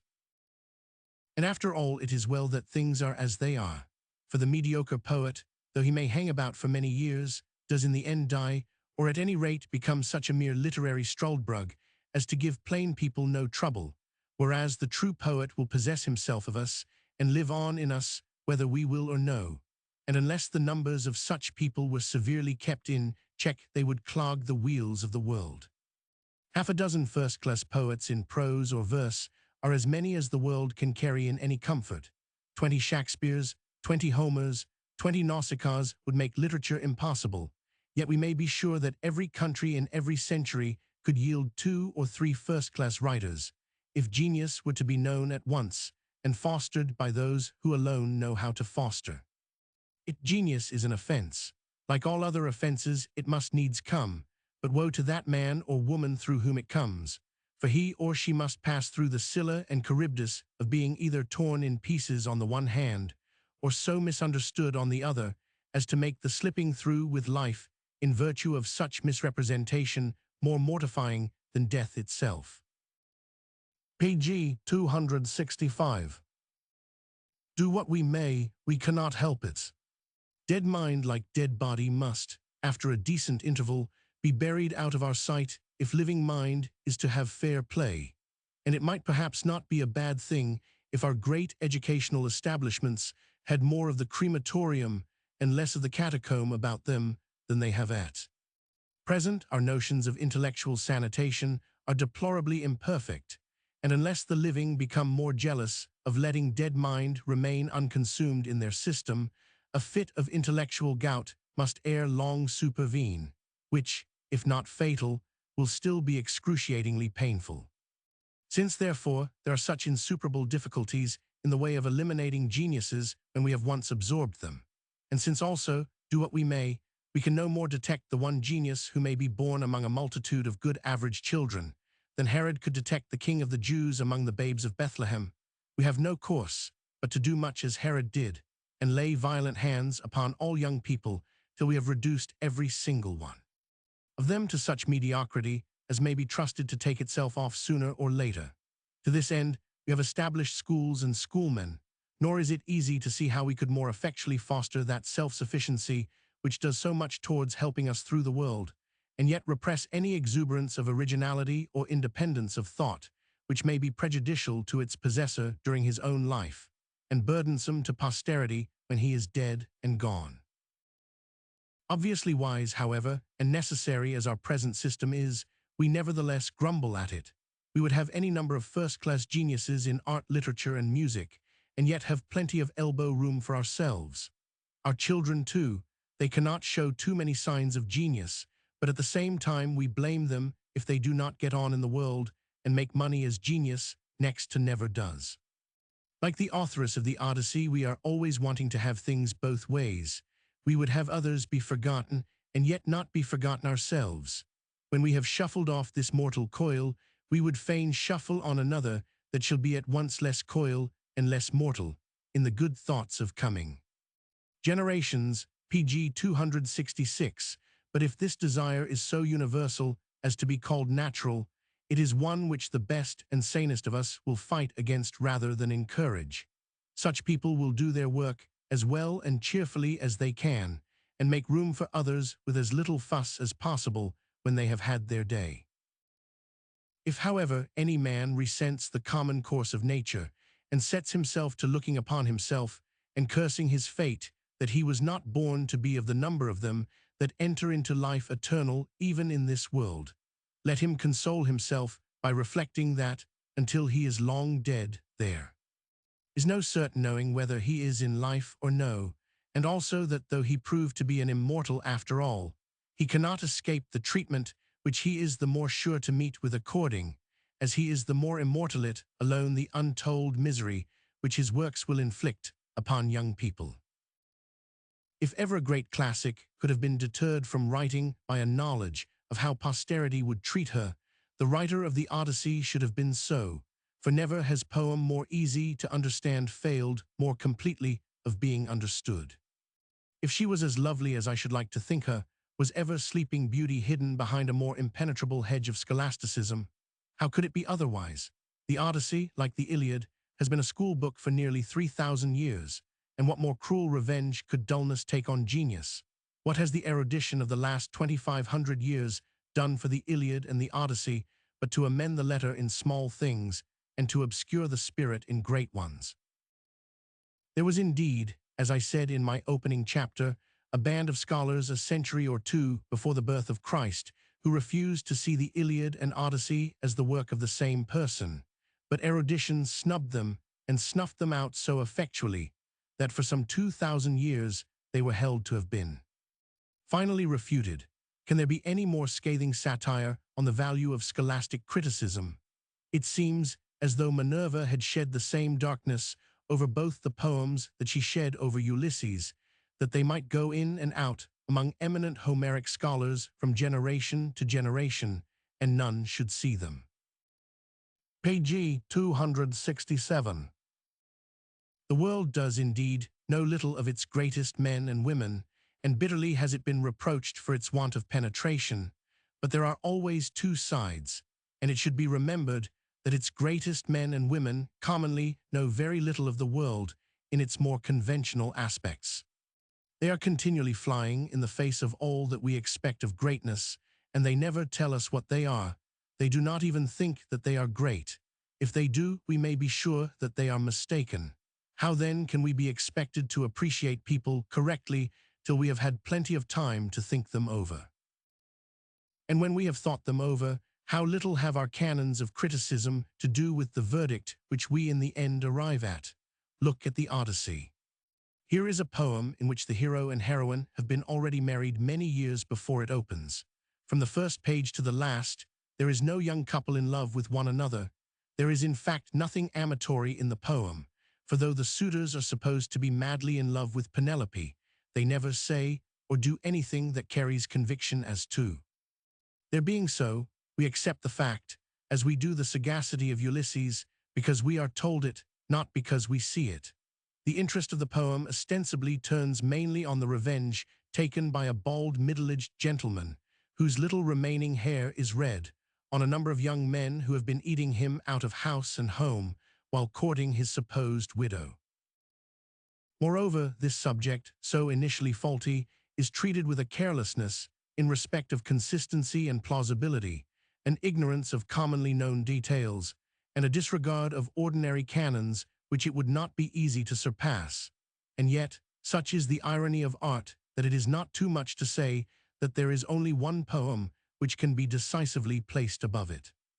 If the Odyssey enforces one artistic truth more than another, it is that living permanent work in literature, and the same holds good for art and music, can only be done by those who are either above or below conscious reference to any rules or canons whatsoever, and, in spite of Shakespeare, Handel, and Rembrandt, I should say that on the whole it is page 268 more blessed to be below than above, for after all it is not the outward and visible signs of what we read, see, or hear in any work that bring us to its feet in prostration of gratitude and affection. What really stirs us is the communion with the still living mind of the man or woman to whom we owe it, and the conviction that that mind is as we would have our own to be. All else is mere clothes and grammar. As regards the mind of the writer of the Odyssey, there is nothing in her work which impresses me more profoundly than the undercurrent of melancholy which I feel throughout it. I do not mean that the writer was always, or indeed generally, unhappy. She was often, at any rate let us hope so, supremely happy. Nevertheless, there is throughout her work a sense as though the world, for all its joyousness, was nevertheless out of joint and inarticulate, indefinable half-pathos, half-baffled fury, which even when lost sight of for a time soon reasserts itself. If the Odyssey was not written without laughter, so neither was it without tears. Now that I know the writer to have been a woman, I am ashamed of myself for not having been guided to my conclusion by the exquisitely subtle sense of weakness as well as of strength that pervades the poem, rather than by the considerations that actually guided me. The only approach to argument which I have seen brought forward to show that the Odyssey must have been written by a man consists in maintaining that no woman could have written the scene in which Ulysses kills the suitors. I cannot see this. To me, it seems rather that no man could have brought himself to disregard probability with so little compunction. Moreover, a woman can kill a man on paper as well as a man can, and with the exception of the delightful episode in which Ulysses spares the lives of Phemius and Medon, the scene, I confess, appears to me to be the most mechanical and least satisfactory in the whole poem. The real obstacle to a general belief that the Odyssey was written by a woman is not anything that can be found in the poem, but lies, as I have already said, in the long prevalence of an opinion that it was written by the same person as the Iliad was. The age and respectability of this opinion, even though we have at length discarded it, will pg 269 not allow us to go beyond ascribing the Odyssey to another man. We cannot jump all at once to the view that it was not by a man at all. A certain invincible scholasticism prevents us from being able to see what we should see at once if we would only read the poem slowly and without considering anything that critics have said concerning it. This, however, is not an easy thing to do. I know very well that I should never have succeeded in doing it if I had not passed some 35 rebellious years, during which I never gave the Odyssey so much as a thought. The poem is so august. It is hallowed by the veneration of so many ages. It is like my frontispiece, so mysterious, so imperfect, and yet so divinely beyond all perfection. It has been so long associated with the epic poem which stands supremifer if the Odyssey be the Monte Rosa of literature, the Iliad. Must, I suppose, forever remain as the Mont Blanc, who can lightly vivisect a work of such ineffable prestige as though it were an overlooked parvenu book picked up for a few pence at a second-hand bookstall? Lightly, no, but inexorably, yes, if its natural health and beauty are to be restored by doing so. One of our most accomplished living scholars chided with me in this sense a year or two ago. He said I was ruthless. I confess, he said, I do not give much heed to the details on which you lay so much stress. I read the poem not to theorize about it, but to revel in its amazing beauty. It would shock me to think that I had done anything to impair the sense of that beauty which I trust I share in even measure with himself. But surely, if the Odyssey has charmed us as a man's work, its charm and wonder are infinitely increased when we see it as a woman's. Still more must it charm us when we find the writer to be an old friend and see no inconsiderable part of her work as a reflection of her own surroundings. Have we, then, a right in sober seriousness so to find her? I have shown that in the earliest known ages of Greek literature poetesses abounded and gained a high reputation. I have shown that by universal consent, the domestic and female interest in the Odyssey predominates greatly over the male. pg 270, I have shown that it was all written in one place, and if so even, were there no further reasons for thinking so presumably by one hand. I have shown that the writer was extremely jealous for the honor of woman, so much so as to be daunted by no impossibilities when trying to get rid of a story that she held to be an insult to her sex. These things being so, is it too much to ask the reader to believe that the poem was not written, as Bentley held, by a man for women, but for both men and women, by one who was herself a woman? And now, as I take leave of the reader, I would say that if when I began this work I was oppressed with a sense of the hopelessness of getting Homeric scholars to take it seriously and consider it, I am even more oppressed and dismayed when I turn over its pages and see how certain they are to displease many whom I would far rather conciliate than offend. What can it matter to me where the Odyssey was written, or whether it was written by a man or a woman? From the bottom of my heart, I can say truly that I do not care about the way in which these points are decided, but I do care, and very greatly, about knowing which way they are decided by sensible people who have considered what I have urged in this book. I believe I have settled both points sufficiently, but come what may, I know that my case in respect of them is amply strong enough to justify me in having stated it, and so I leave it.